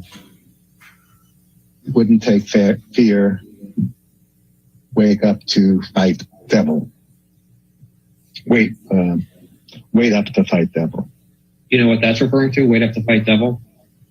I think he referred to a devil as some version of internal depression and chaos that he felt, something like an everyday phenomenon. He felt he was struggling. And I think would label it as a devil. So Mr. Depp labeled it's something that was internal to him as the devil, as a representation of something horrible inside of himself. What I would say. So the devil was something horrible inside of himself, correct? That's what Mr. Again, I don't think he ever said that, so I'm going to be careful here. The devil was the representation of the battle that he had many days when he woke up with the depression and anxiety and fears that he had. Are they trying to say that talking Did Mr. about Depp your ever wife refer to doctor himself as a monster? Yeah, this is stupid. Everybody has a dark side. Everybody has a shadow. We've been over this. Monster in my office, but I don't know if it's referring to himself or not. Maybe that'll be more revealed as we go forward. Now, turning to Blaustein 12, which is page 4 of this exhibit. We know there was something evil inside his penthouses, though. And there's a 3 at We the know top, that. correct? Yeah, there were a few of them. They didn't pay rent. And then to the right, There was it says a nest, you could say. that says Amber's fiance, correct? Correct. And then there's work through anger just below that. And where it's saying work through anger, is that referring to his anger towards Amber? I think what he was saying then is that part of his goal of therapy was to work through anger that he and his fiance had towards each other. Then going back to the left. Seems totally normal. Better with girl about it. Well, she had all the squatters in his house. Of course he was angry. Squatting she-devils. Self-destructive. Casting hard to not spells. Put in front of me. You know what self-destructive, hard not to put in front of me means? It's referring to? I think the self-destructive was his drug use. That's what I'm referring to at this time. I'm now looking at Blaustein 13, which has a page 4. Are you there? Yes, I am. Okay. And at the top it says Johnny/Debbie, correct? Correct. All right. And then the date, it says 10/what? That's 10/7. And so it says JD 10/21/14, correct? Correct. A lot of things, work, intense work, fatigue. Need a minute.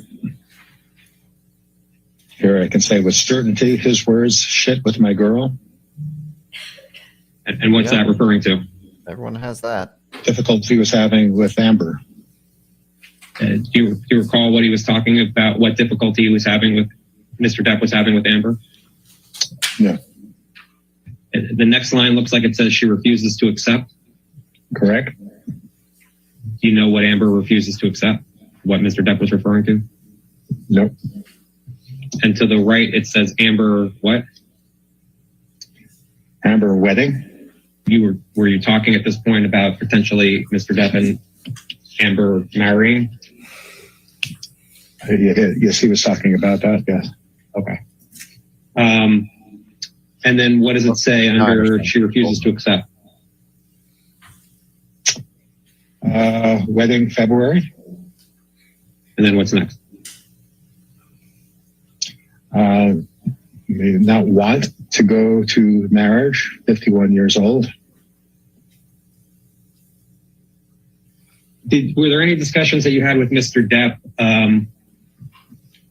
where he had concerns about the age difference between him and Amber?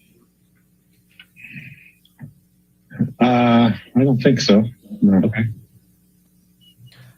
I don't care about What does it say under 51 years old? A lot of life experiences.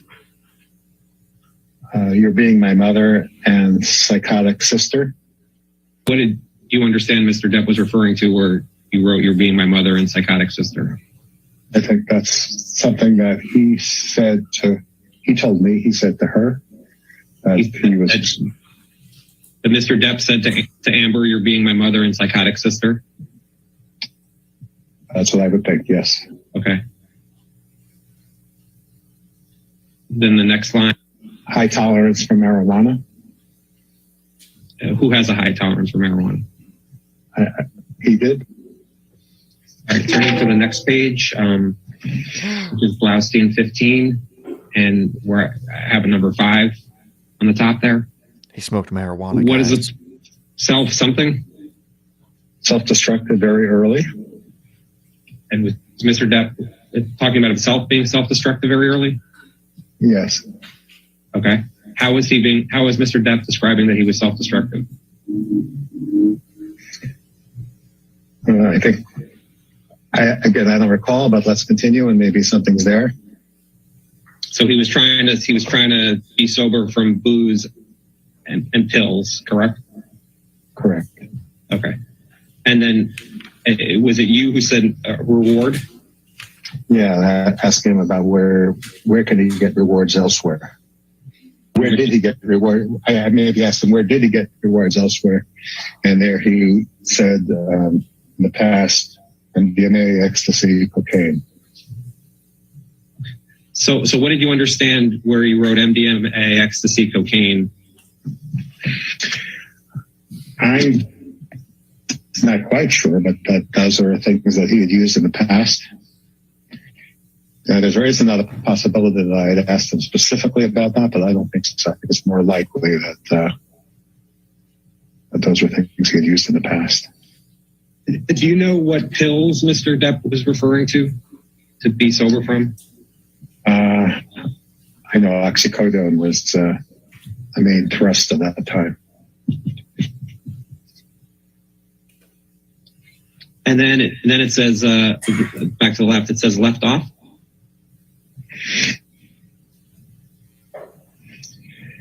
Yeah, and that's probably a note to myself to try to get back to a reward loop mechanism, and it's parallel to a relationship. What kinds of rewards could come back to him that could be healthy? What kinds of rewards that could come from the relationship that could be healthy? And then talk about biology changes. So I made a note to myself there to talk about how the brain changes in the face of many of these drugs over time. Did you talk with Mr. Depp at all that his brain can change as he continues to take these drugs? Yes, I did. And then it says 10/27/14. More on relationship issues, being accused, in his word, of being manic, grounded by seeing children, son is one of the positive aspects of the relationship. I assume he's talking about his past relationship there. Mr. Depp was saying that Amber reminded him of his mom and his psychotic sister. But the relationship reminded him of his relationship with his psychotic sister and his mother. Yes. And Mr. Depp talked about that he was being accused of being manic. Yes. Did he say who accused him of being manic? I assume from this it was Amber. Turn to the next page, Blaustein 16. I mean, this is all so normal to Yeah, me. and this is 1029-14 at the top. Mood euthymic. What does that mean? Attention. Normal mood. Attention decreased. You mean by attention memory decreased? Difficulty with attention, paying attention. Memory, transitional difficulties. And what do you mean by having transitional difficulties with his memory? It would have been part of a maybe mental status test that I would have done in the first session, where he would have trouble holding on to memory of things from 5 minutes ago. If I ask him to remember 3 words, he may have had difficulty. He would have had difficulty remembering those 3 words 5 minutes later after distracting him with other conversation. All right. And then what does it say after that? Yeah, if anything, this is helping Johnny. I don't know why they'd use this. THC, a marijuana, as part of issue, tetrahydrocannabinol. That's what THC stands for. So you saw THC as an issue with Mr. Depp's memory and attention, is that right? Well, with the transitional memory, at least, yes. Perhaps the attention. MSE, mental status examination. More present, more attention.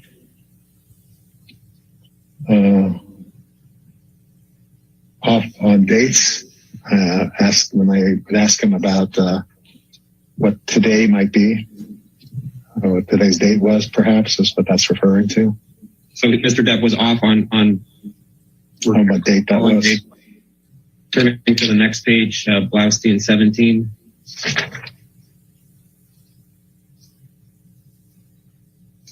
It says JD at the top, and then 11, 10, 14.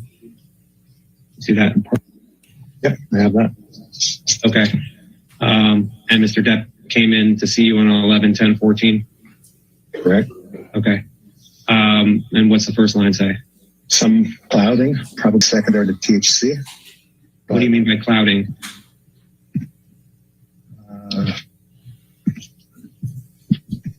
Would have been something in confusion or something about his mental state, or less sharp, less alert, perhaps. What's the next line say? It says no evidence of mania, hypomania. What do you mean by that? I didn't see in his presentation any evidence of mania or hypomania. Okay. Next line. Discussion about relationships, core issues of trust. Amber says context, contact. Don't know. Okay. Fruitless meeting with her therapist. Did you ever observe Mr. Depp with mania or hypomania in any of your other sessions? Not that I recall. And at 10:24:14, Mr. Depp came in for another individual session, correct? 11:24:14. The first line says 15 minutes late. 15 minutes late. Clear. Relationship stabilizing. Looking at jealous parts of him. What do you mean by that? Looking at jealous parts of him? Things that make him jealous, and what his role might be in jealousy. And what made Mr. Depp jealous? Well, about what was happening there, but with Amber, I don't know. I can't recall. I see in my next notice, it was a triggering point. On my next notice, triggering point, early breakup at 22, where an actress cheated with a leading man. So was Mr. Depp jealous of Amber being with other men? I don't remember that specifically. Okay. And turning to Blaustein 18, which looks like it starts with 12/7/14. Yeah. Mr. Depp came in for an individual session. Correct. And then it looks like you have paranoia in quotes. Mm-hmm. Would have been his word. And what he meant by that, the elements were fear, envy, and vigilance. So Mr. Depp told you something about paranoia? Mm-hmm. Well, as he defined it. And his elements of paranoia were fear, envy, and vigilance, as he told you. Then there's what's the next day? 12/18/14? Yeah, let's see. 12/18/14, yes. And Mr. Depp came in for a session. Mm-hmm. Yes. Patient working. So psychotherapy on phone. It says possible there was a phone session that I didn't mark as a phone session. Big fight with girlfriend yesterday. Struggling with how to separate. Let her tell you her feelings. Relationship needs to take care of you. Her to go to a safe zone, withdraw. Different than childhood experiences. And then it's at 1/6/15, correct? Correct. And what do these notes say? Patient late, 20 minutes. Positive hypnotherapy session. Goals to make a beeline to bed. Using relationship to take care of the individuals.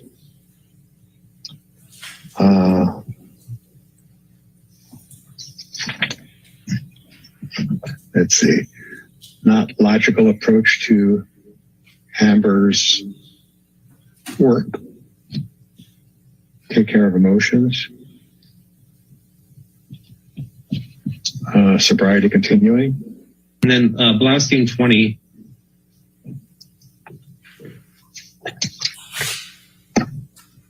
Move down to the last page. And this is for 1/8/15, just to be clear. 1/8/15, correct. Slate, vulnerability, woman in studio who admired Amber. Threat. What did that mean? What did you understand that to mean? That probably related to your prior question, that there was a woman who admired her that he felt jealous of. Let's see, the next thing is something of vulnerability. Instances of vulnerability and internal fear parallel to vulnerability in childhood.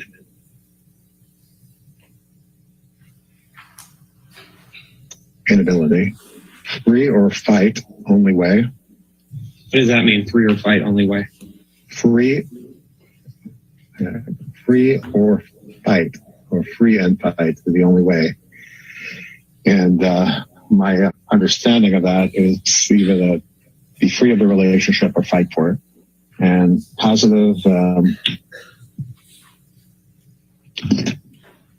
relatedness with Amber through dash vulnerability. Did and 1/8/15 was the last time you saw or spoke to Mr. Depp as a patient, correct? I believe that's true. Did Mr. Depp describe to you at all how his jealousy would present itself, whether he was jealous of a man or a woman in relation to Amber?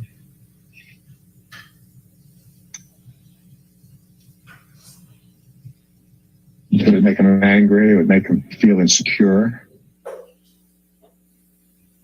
Wow, that was so useful. Your next Wow. witness. Your Honor, our next witness is Eric George. He was the attorney for Amber relating to the op-ed. Will you please state? All right. Another deposition, guys. Your name for the record? Sure. Eric George, E-R-I-C. Last name is George. What did we learn from this one, Gadfly? And could you also state your business From the address, last one, the please? doctor? Sure. Yeah, 21, I missed a bunch of it. 21 All we Avenue have of is the things that help Stars. Johnny. I mean, Suite just Johnny saying 2800, he's sad. Los Angeles, California, Oh, good. 90067. Okay. Had complaints And with what is the name of the relationship, law that's firm it. that you work with? Had It's drug problems, no one would Brown, help him with. B-R-O-W-N-E, George, Ross, O'Brien, Anagway, and Ellis. And you are an attorney, Mr. George? I am. And I take it from the name of the firm that you are one of the named partners? I am indeed.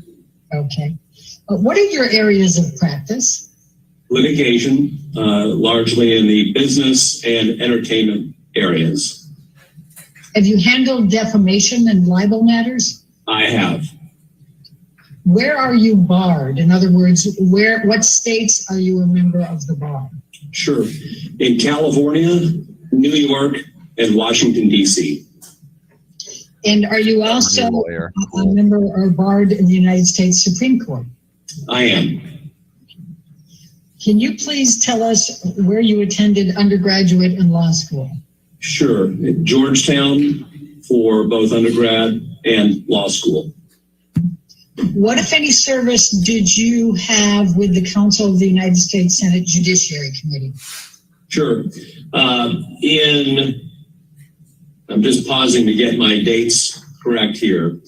In approximately March of 1999, I began service as counsel to the U.S. Senate Judiciary Committee, where I served through about mid-2000.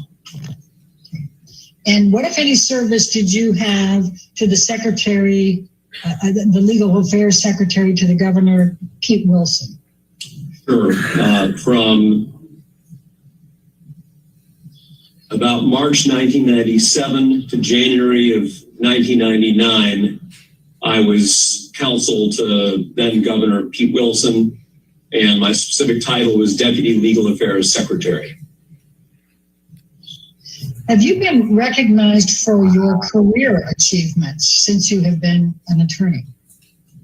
I'll say immodestly, yes, various ways that lawyers are from time to time in magazines and publications and whatnot. And what, if any,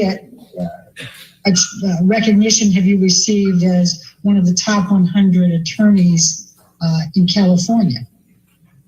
The legal paper annually puts out a list of the top 100 attorneys in California, and I've been fortunate to be selected as one of those for many years. And what, if any, recognition have you had as being a super lawyer in California? Same answer, except that's, I believe it's called Los Angeles Lawyer magazine. I could have that wrong, but again, annually they put out a list of their super lawyers. Super lawyers. And are you also a member of the American College of Trial Lawyers? I am. What is one of the qualifications for becoming a member, being invited to be a fellow of the American College of Trial Lawyers? Sure. So the college reaches out to individual lawyers who have distinguished themselves and generally occupy the top 1% of law practice. And it's an organization dedicated to the development of professionalism within the practice of law. I'm going to now turn to Amber Heard, and I'm going to ask you, Mr. George, how long have you known Amber Heard? I have known Amber Heard, gosh, it's got to be a good 5 years. I'm going to be referring to an op-ed, and I'm going to use the term op-ed. It's obviously an opinion editorial that Amber Heard ended up ultimately publishing with the ACLU. And so in the Washington Post, December 18, 2018. So as I go through and ask these questions, I'm going to be using just the term op-ed. Will you be comfortable with me using op-ed and understand it to mean that particular publication on December 18, 2018? Sure. So what, if any, legal representation did you provide to Ms. Heard relating to the op-ed? She presented to me a draft of the op-ed and asked for my counsel in terms of reviewing it, editing it, and finalizing it for publication. When is the first time Amber Heard reached out to you in connection with the op-ed and reviewing the op-ed? It was certainly within the time frame of December 6, 2018. In connection with the op-ed, what, if anything, was your objective in representing Amber Heard with respect to the review and revision of the op-ed? I reviewed it and spent some significant time on it to make sure that there would be no meritorious claim that could be brought against her in connection with a defamation or related type of tort claim. And ideally, with that in mind, to minimize the possibility of her ever being sued in connection with publishing it. So, Mr. George, I'm going to ask you to take a look at exhibit number 9. Yes. Are you familiar with this document? I am. Please describe what it is. As its title, it's a judgment of dissolution of the marriage between Amber Heard and Mr. Depp. Were you familiar with this document and its contents when you represented Amber Heard relating to the review of the op-ed? Yes. And what was your objective in representing and advising Amber Heard on the op-ed in connection with this stipulated judgment of dissolution of marriage? So my objective was to make sure that there would be no meritorious claim that could be brought against Ms. Heard in connection with the publication of an op-ed, whether that is a tort related to, say, defamation or something akin to it, but also including any contract-based breach claim arising in connection with the judgment. And what, if any, indications did you have from Amber Heard during that time frame that Amber did not intend to follow your advice or did not care if she was in a compromising position or might be at legal risk? So let me answer that this way. Really 2 points. Number one, there was never anything that she said to me to the effect that she was willing to run some risk of being sued or that she wouldn't listen to my counsel or anything of that sort. Number two, that she affirmatively did follow in all instances my counsel with respect to these particular edits. What, if any, legal advice provided by you to Amber Heard respecting the Washington Post op-ed was disregarded by Amber Heard? None, to my knowledge.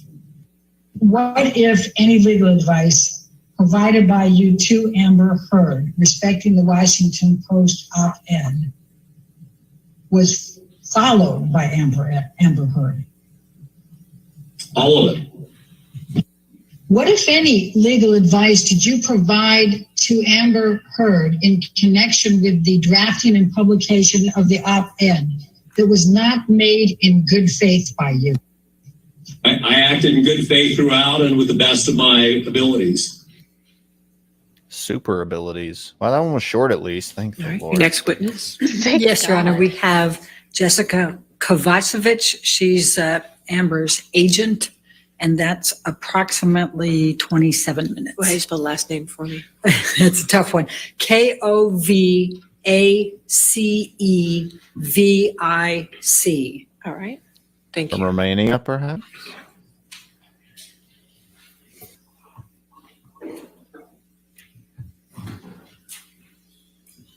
Oh my gosh, it turns Good out I afternoon, can Ms. actually restart the Kovacevic. Facebook And Ms. stream Kovacevic, while I'm mobile. Do you know that you are Oh, nice. here today in your personal capacity and also as a representative of your agency, WME?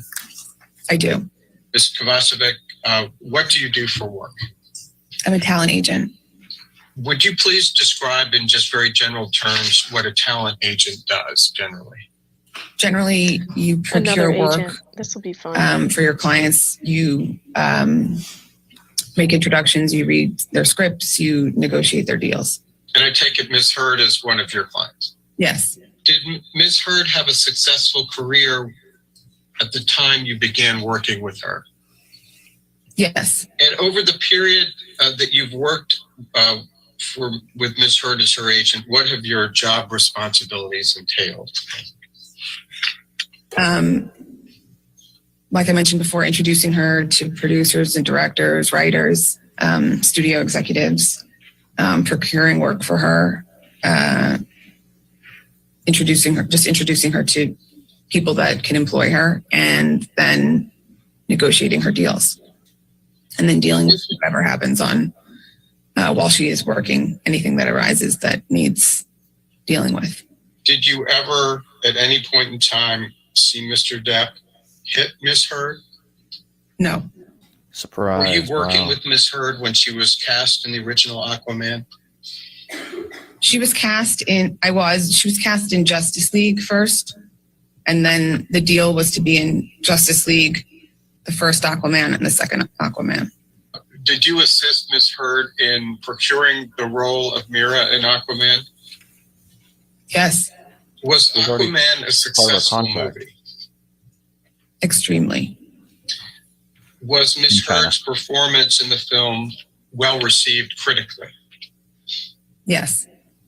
Were there any negative views about Ms. Hurd's performance in Aquaman? In the press, you mean? Or what do you mean specifically? Well, in the press or otherwise. No, there weren't any negative.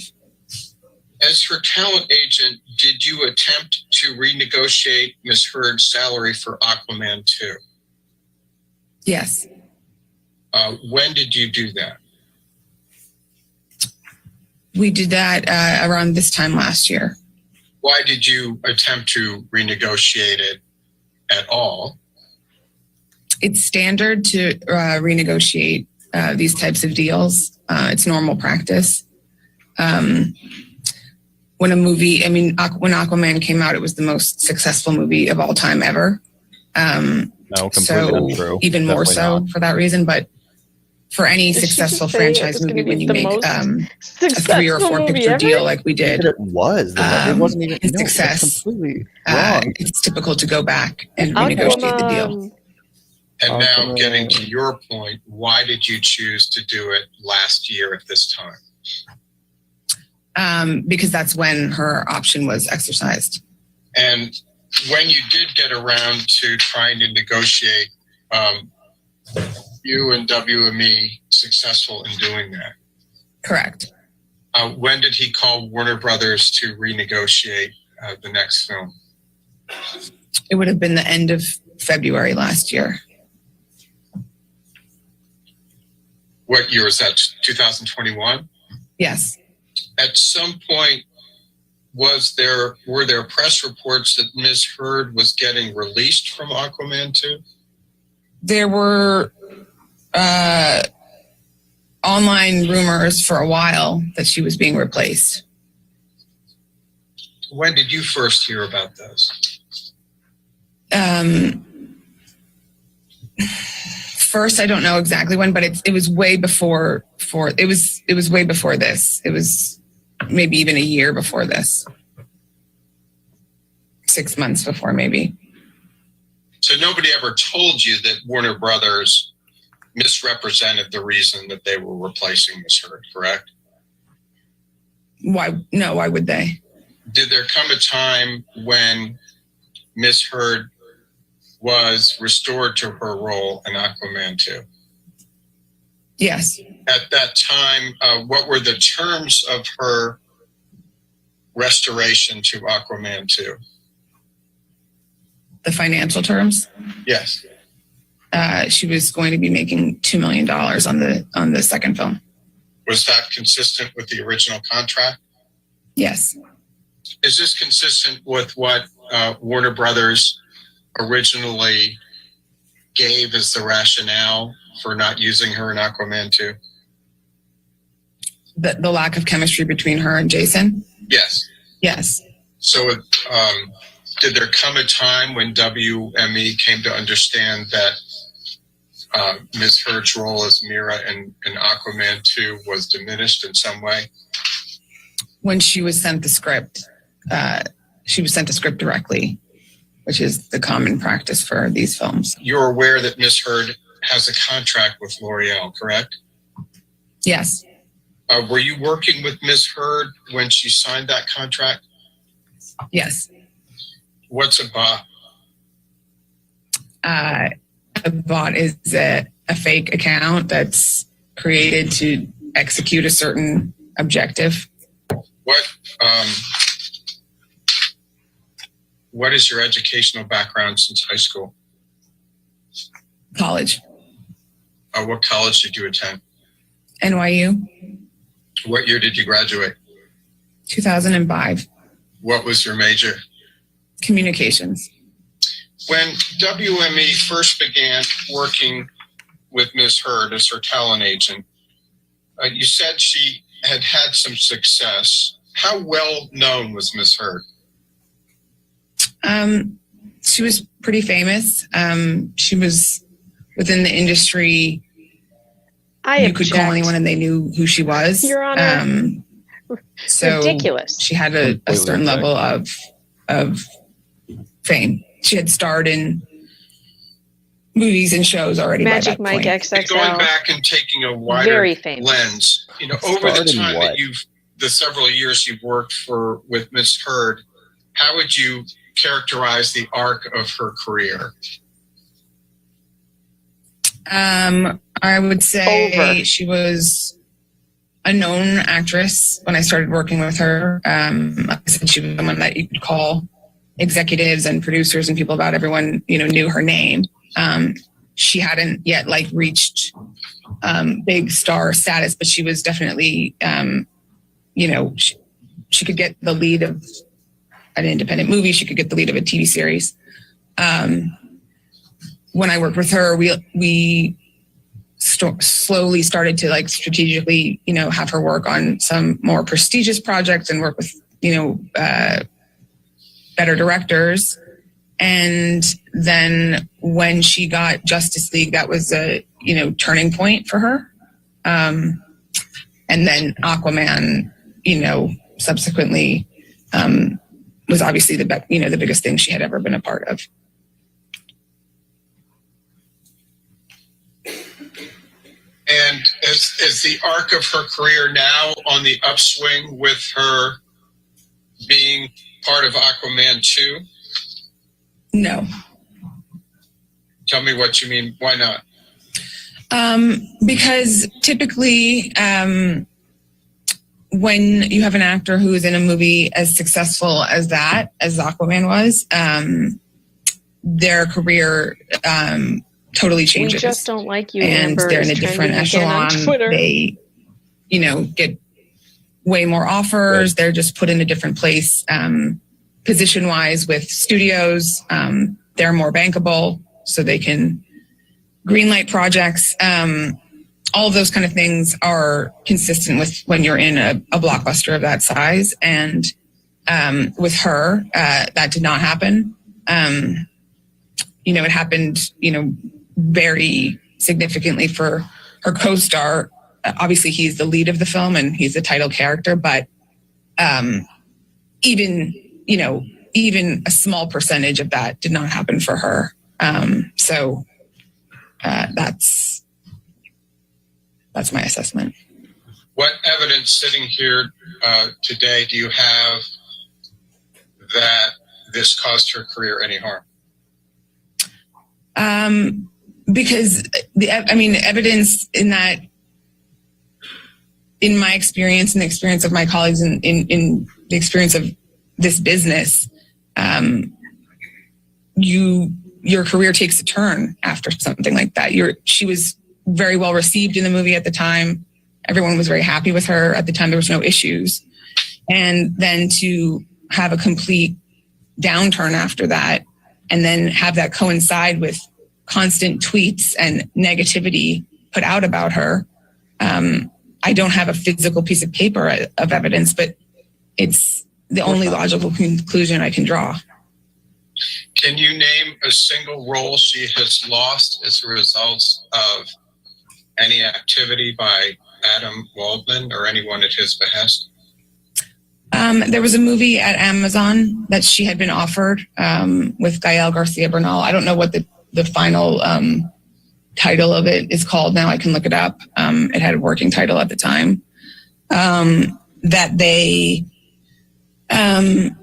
took away from her. And, the lead actor who was a producer on it very much wanted it to be her and was very frustrated with the process. And no one can say out loud, we're taking this away from her because, of this bad press, because it's nothing she did, and it's all hearsay, and it's all, whatever. But there's no other reason. Now, Ms. Kovacevic, you've testified a bit about Adam Waldman, correct? Correct. And can you point us to any career opportunities that Ms. Heard has lost because of any statements made by Mr. Waldman? I mean, the Amazon movie, for one, is one that is tangible, because that is an example of something that she had before all of it that was then taken away. Happens all the time. I know that a campaign she shot for Todd's via Katie Slater was scrapped and not used. There was not another specific example because, like I said to you, no one is going to say to me, oh, we can't hire her because of these tweets or whatever. They just don't want to hire someone that has bad press around them from, these accusations. No one wants someone who's being accused of a liar and making something up and, abusing somebody. No one wants that association with their project. Really? And directing your attention 10 pages into the article, there's another quote from Mr. Waldman. Mr. Waldman states in this article, quote, quite simply, this was an ambush, a hoax. They set Mr. Depp up by calling the cops, but the first attempt didn't do the trick.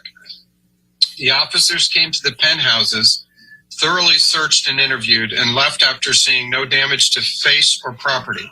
So Amber and her friends spilled a little wine and roughed the place up, got their stories straight under the direction of a lawyer and publicist, and then placed a second call to 911, end quote. Did I read that correctly? It just shows the top part of that on this page, but the top part was correct. Okay. Did any was WME aware of Adam's statement, Mr. Waldman's statements in this particular article? Yes. Now, you testified a little bit earlier about there being tweets from Adam. I assume you were referring to Adam Waldman. Is that correct? Yes. And what, if any, impact did it have on Amber Heard's career and career path to have Mr. Depp's lawyer putting out statements in the press and in tweets that Amber Heard was lying, making things up, creating a hoax of abuse? I think that his comments spurred on, it just added fuel to the fire. So there was already so much media coverage. And that's what you observed? That's what I observed. I'm going to take you to Aquaman, and I'll call it Aquaman 1 just to make it a little bit easier to understand. What, if any, performance issues were raised with Amber Heard by anyone that was responsible for the filming of Aquaman? No performance issues raised whatsoever. And what was your understanding of how Amber tested with the audiences in Aquaman? My understanding was that she tested extremely well. And this is an Aquaman has reflected all the markers of a very successful movie at this point? Yes. You testified earlier that it's quite typical when you have a series of 3 to 4 films in a franchise or a series to be able to renegotiate as you go into the sequels. Do you recall that testimony? Yes. Okay. And why is that? Because you make the initial deals, before the movie has done, well. And then when the movie overperforms like that, it's a custom. In light of the success of Aquaman, would you expect that Amber Heard would be receiving endorsements as of this time? Yes. And what is the typical process that happens after someone has starred in a very successful movie, such as Aquaman and Amber with Mira? The endorsement department would a combination of offers and then seeking out opportunities. Now, given Amber's career trajectory leading up to and immediately after the success of Aquaman 1, did you expect her career to go on an upward, downward trajectory, or stay the same? I expected an upward trajectory. And why is that? Because in success of a film like that, it's usually always the case. And immediately after the successes of Aquaman, would you have expected Amber's annual earnings to increase, decrease, or stay the same compared to the previous 5 years? I would have expected them to increase. And why is that? Because her profile had been raised internationally. She was in a movie that was successful worldwide. And when you are in a movie that performs that well worldwide, your bankability is stronger. You can finance an independent film more easily. You can greenlight a film more easily. You can just do more and for more money. Do you recall what the budget was for Aquaman? The first one? I don't know. It would have been probably somewhere between 150 and 200 million. Immediately after the success of Aquaman, would you have expected Ms. Heard to continue to earn at least the fee she made on Aquaman on future big budget studio firms, or less or more? That becomes an actor's quote, their fee. Yes, typically, like, you will then earn not on a tiny independent film, you couldn't make that much money on that, but another studio film, another film at a streamer or whatever, something like that, you would make that much or potentially get a raise. Other than Aquaman 2, has Amber obtained any roles with a budget the size of Aquaman's? No. Has she been hired for any films with budgets over 100 million? No. Immediately after the success of Aquaman, would you expect the success of Aquaman and her starring role in that film to increase her ability to get more movie studios to be interested in her, decrease, or stay the same? Increase. And did it? No. Would you expect her to get more TV roles? Objection. Yeah. And why? Why? Because I mentioned earlier in the conversation, TV and films are so blended now, and there's much less of a delineation between picking projects between film and TV. And did Amber receive more TV roles as a result of Aquaman, the success of Aquaman? No. Immediately after the success of Aquaman, would you have expected Amber to star in more than one project per year, less, or the same? It depends. If it was a big, Aquaman takes up 6 months of the year. Big movies take up a longer time. Indies, you can do a couple of them a year. It just depends. So I wouldn't put a number on it, but definitely more than 0. And has Amber started more than one project per year since then? No.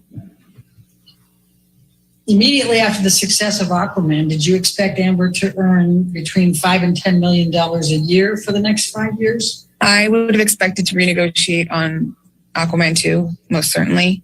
And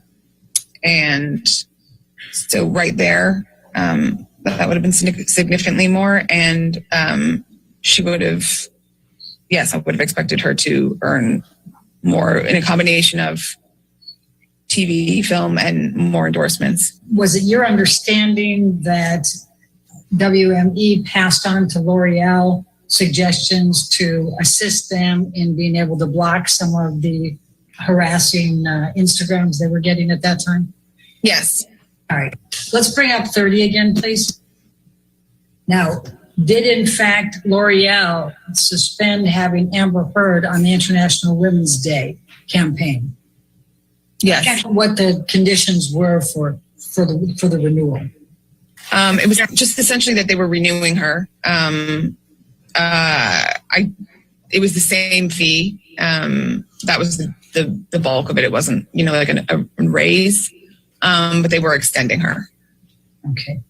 And typically coming out of the success of Aquaman, would you have anticipated that Amber could have negotiated larger fees for commercial projects? Yes, we would. Okay. And why would that be? Because her profile had been raised. She was,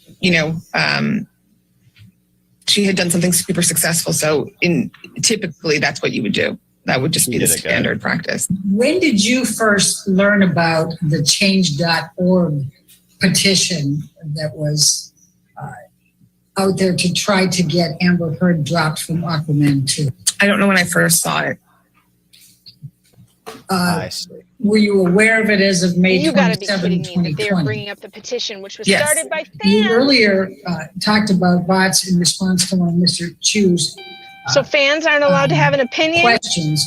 What, No, if they're anything, bots. was They're all your bots. understanding of these bots at this time, during this time frame? My They're understanding is bots? just based off my own, mainly based off my own research, just clicking on the accounts myself, and so then you don't know. discussing You have no it idea. amongst the team. Is she an expert? And Objection. what did you learn Lay when the you did that? foundation. How does she know? Just It's as been I random would go names through, typed in from people looking daily, in their box. just looking at comments or, just the negative comments, clicking on them. Many of them were just kind of accounts made for this kind of commentary, or just accounts that just You had, guys need to get hashtag I no am followers, not a bot no trending. post, nothing, or following just Amber and Johnny, things like that. Yeah, as is the case normally for change.org petitions. What is And I'm sorry. And so what did you learn from clicking onto those that led you to believe they were bots? They weren't consistent with what I know to be When the internet actual hates me. Instagram accounts. When you look to set a career trajectory for an actor who just broke out in a major franchise film, would you look to other comparable actors' careers to ascertain what type of acting jobs they could get? I mean, I've been doing this job for, quite some time, so I don't necessarily look to one or the other, but in general, when someone is in, what was at the time the most successful film ever released, no, incorrect. the Not natural true at progression all. is growth and more films, more work, more money, all of that stuff. And when you say the most successful film ever, you're referring to Aquaman 1, correct? Correct. Okay. And you're wrong. Are comparable actors' salaries used in your mind to ascertain the asking price for an actor in a similar film? Are comparable actors' salaries used in your mind to ascertain the asking price for an actor in a similar film? Yes. Would you consider Ana de Armas' career to be comparable to Amber's in measuring where Amber would have been after Aquaman 1? And Ana de Armas, yes, I would say that would be a comparable, that would be a good comp. Wow, what a waste of everyone's time in life. Yes, ma'am. Is that what you have for today? Free That's speech it. on Okay. the internet is all Right, ladies and paid for gentlemen, by we come to Johnny the end Depp, of our day and the end of our orchestrated week. by her ex-husband. So I want to make sure Well, you this is have in the a good week, but it's 3 nothing days tomorrow. and come back for our last week of testimony and enjoy your weekend. No I just want to court on remind you Fridays. again of what we need to remember as we go through the weekend, okay? So you're not to read anything about this case. You're not to watch anything about this case. You're not to listen to anything about the case. This applies to disagree. television, newspapers, magazines, the internet, and any online sites. Meme Further, you're not to songs. read, watch, or listen to anything about this case on any social media networking site or Do streaming not listen service. to Objection In addition, you must Hearsay. not communicate with anyone about the case, whether in Do not person, listen to over the parody phone, by email, songs. text, or instant messaging, or by any other electronic or non-electronic means. Do not listen This to includes your fellow Gadfly, jurors, friends, family, wanted to say co-workers, that. acquaintances, who and has a strangers. YouTube channel. I also instruct Do you that you not cannot go do any see it. research or make Do inquiries not about this case, subscribe. whether online or Do by any not other like means. For example, you cannot all look of his information up hot on the rock internet and that is pop related to this case songs. or related to the persons involved in this case, nor may you consult dictionaries or other reference materials.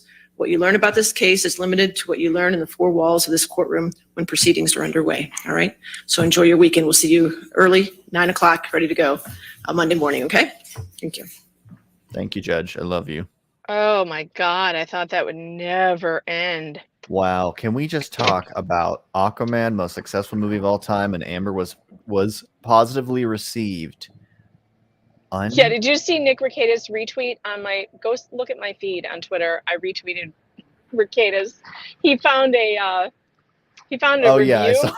of her performance. Can you read it for the Oh, crowd, review of her please? performance? Oh, let me see. Yes, he found a review, a critic's review of Mira in Aquaman, and it is hilarious. Also, what I learned today is that free speech is paid for by Johnny Depp, apparently, and he can be held responsible for everything anyone has ever said on the internet via the Googles. All right, here we go. Rekieta Law at Rekieta Law on Twitter. No negative reviews of Heard in Aquaman. And here's a quote from the review. And Amber Heard turns in a performance as King Nereus's daughter, Mira. That is about as relaxed as her appearance in the famous hostage video she made with Johnny Depp to apologize for infringing Australia's rules on importing pets.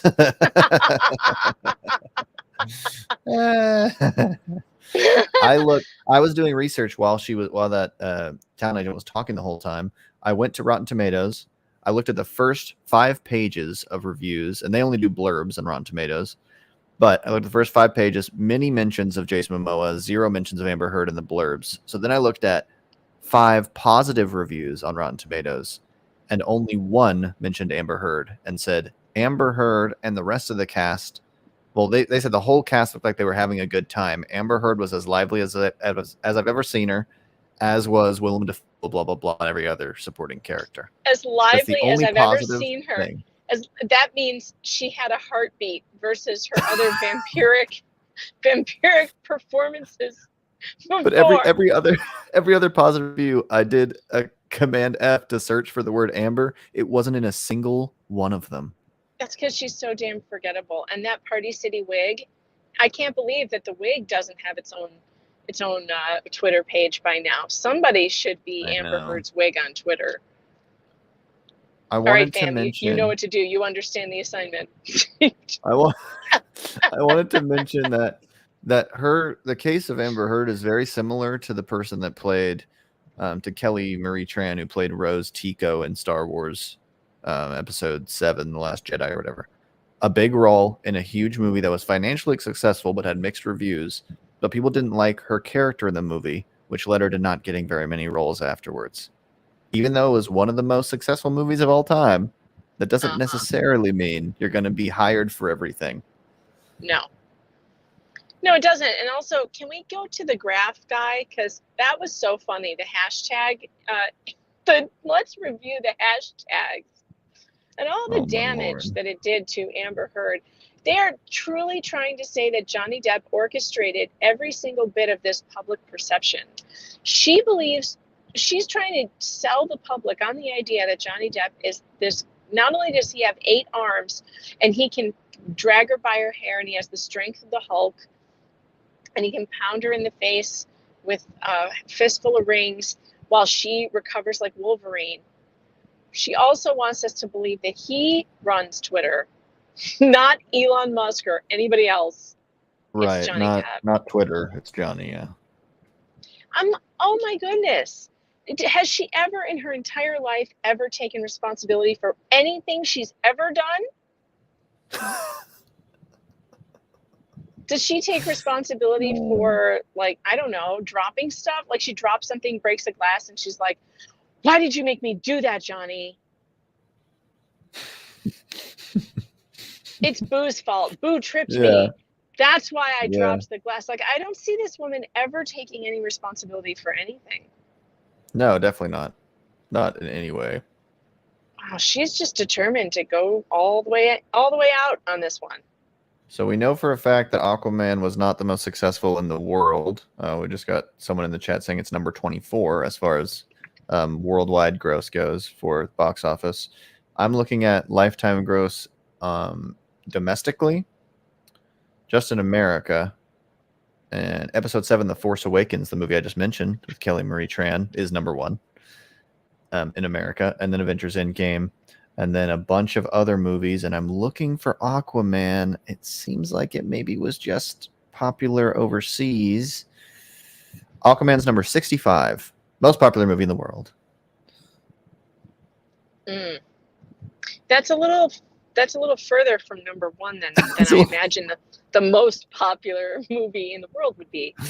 Am I wrong? Further than number 1. Little further. A little further down the list. I'm not. If it were like 2 or 3, I'd be like, well, okay, she misspoke. I mean, it's top 3. That's pretty impressive. But 65? 65 isn't even close. It's not even top 10. No, and I feel like they should clarify that it was really only very successful not in America, because the op-ed we're talking about, I don't know if it was translated or not to different languages, but it was really only America that we're discussing about the negative press, right? Oh, so, you know what? It was probably dubbed in other countries with other actresses that are not Amber Heard, and that's why it was so popular. Most likely. They had way more charisma, the dubbed version. Hey, guess what's number 28 though domestically? 28. That's still not great. It's not in the top 10. It's not in the top 10, but Pirates of the Caribbean is 28. So it looks Hey, doesn't like... Aquaman 2 drop this weekend? Oh, I don't know. Does it? It comes out? I think it does. I think it does. I think it's out tomorrow. Can you check? Can you Google that? I'm still driving. I can't. How many of you are going to go see Aquaman 2 if she's still in it? I actually think what would be really hilarious is if we showed up in massive in-person, not bot numbers with signs. It comes out March next year. Picketed in front of the theaters. Oh, next year? Yeah, March next year. People are lying to me. Oh, that's plenty of time to remove her. They could actually. It is. Yeah, they could do it. Part. Yeah, they could do reshoots. They could just push it back like a month or whatever. I thought the reason they were saying they couldn't do it was because the release date was so soon. Did they push it back? Are you sure? I'll check to see if it had a previous release date. Let me see. I wonder if they changed it, because I swear I just read something like 2 weeks ago that it was coming out before the end of this trial, which would have been unbelievable. It's too bad. That would have been high drama. That's what the simulation calls for. The release date has to be tomorrow. It looks like it was delayed. It was delayed, but it was delayed in March of this year. So it wasn't delayed like after the... Yeah, so it wasn't delayed because of the trial. It was just delayed in general. Looks like they pushed back DC stuff to make way for... I guess Shazam 2 is going to be first, and then they're going to do other stuff. DC's doing a whole dumb thing. Like movies I really want to see. They're resetting the universe for DC, and they're doing it with a Flash movie. The Flash movie All these movies take place after Flash, which comes out after them. I don't know how you expect an audience to keep track of that, but good luck. And I can't. I'm not the person to talk to. I'm definitely not the person to talk to about superhero movies. I see them, but I forget them as soon as I see them. Well, I am the person to talk to, and I'll tell you. DC has its fans, and that's totally fine. But Amber Heard does not. So Amber Heard does not. I don't know. What are your thoughts on what's your overall takeaway from today's testimonies? other than I feel like I've been drugged the whole day because I was so bored. I wanted to not live. It's been fine. The only stuff that's done anything is just I feel like it's been good for Johnny or neutral. And I don't know, like, what is their argument of saying, like, no, see, she was defamed because of bad articles. It's like, okay, well, that means he could also be defamed because of bad articles, right? Didn't Rottenborn insist on reading her? He read all those headlines about Johnny Depp that were so bad, supposedly. And he did that in order to make people think that those things were true. So couldn't you just turn around and be like, hey, you did this in court? You know, like you read all these articles to people on the jury and like tried to prejudice the jury, which I guess is what they're trying to. That's what lawyers do. They're trying to prejudice the jury. Yeah, I hope they're against taking the other notes. party. Hope they're taking notes for like a great closing statement. I know what the chat wanted to hear about too. They were asking why on earth did Elaine put that lawyer up, Waldman, when all they were going to do was instruct him not to answer the question. And there were two reasons. For one, they finally got to something he could talk about, and he did talk about it. And I don't think it went well for Amber. I want to go back and listen to that because I wasn't able to give my full attention to it. And I think that when Waldman did start talking about all the evidence he had that she hoaxed this whole thing, I'm going to probably make a video about that later because I want to hear all of it. I want to hear every single piece because he mentioned people I have never heard of before. Yeah, they were like all over the place. A lot of people were all over the place today. Client privilege, that attorney-client privilege with Johnny, and they're just too smart for that, and that wasn't going to happen. And Elaine wanted to make it seem like that Waldman had something to hide, and so it was really she knew he wasn't going to answer any of those questions. But that's not what that's for. It's for making the jury think that he's a bad guy. But he didn't come across to me as a bad guy. He is a very intelligent and professional guy. Yeah, and you know, if their argument is like, oh, he's like kind of a little I'm trying to say a little controversial of a lawyer because he's a modern lawyer that was active on Twitter and all this other stuff, then fine. But that doesn't mean that anything he's saying is a lie or or that he's being nefarious and trying to get people to hate Amber Heard after he's been fired. Why didn't she sue him? Why didn't she sue him then? She didn't sue him for defamation. She sued Johnny, and it sounded to me like, wait a minute, she sued Johnny for a bunch of crap that Waldman put on Twitter and talked to people about. You can't do that. If you're saying that this person, the things that Waldman said are defamatory, then you have to haul him to court in a lawsuit, not get him to testify at your ex-husband's lawsuit. You know? Right. Yeah. Doesn't make any sense. No, it makes zero sense. Okay. All right. Well, guys, I think it's time to go. I need to kill this stream because I've got all kinds of family stuff to get to. I've been live streaming all week, 8 hours a day. We may come back later, depending. We'll see. I thought I got back on earlier than I thought I would be able to. So we'll talk about it, you and I, Gadfly, and see if we come back later to do a recap. Sure. In the meantime, check out, if you guys see anything on, if you guys in the chat are out there looking at stuff and you find information, you want to send it to us, my DMs are open on Twitter at Megan Fox Writer. You can always get me there. How about you, Gadfly? Are your DMs open? They should be. Yeah, they should be open. At the True Gadfly on Twitter, and it looks like I'm at 9,874 right now on YouTube. Whoa. But if I do get to 10,000, which I think I might by Monday, then I'll have my camera on, and I will also do the What If Any drinking game, which is going to be very early for me and not healthy at all. Oh, that's so fun. I love that. But I will do it with light beer so I don't die. But even still, I might have to call it quits at some point during the day. All right, great. So if you guys out there hear of anything, see of anything you want us to comment on or research or whatever, just send it to our Twitter DMs. And I'll be back. We might be back later tonight. I'm definitely going to have more videos for you of recaps over the weekend. And then we'll be back bright and early on Monday morning to do it again. Can you believe it? Oh, man. So gird your loins. There is no court tomorrow. Take a rest. Take a break. Oh, you're asking for group therapy? Maybe. I don't think so, though. I've got so much housework to catch up on. Group therapy is probably not going to happen. But next week we will be back. All right, everybody, take care. Go outside, hug a tree, breathe some fresh air, get out from in front of your computer because this is insane. But before you do that, make sure you like the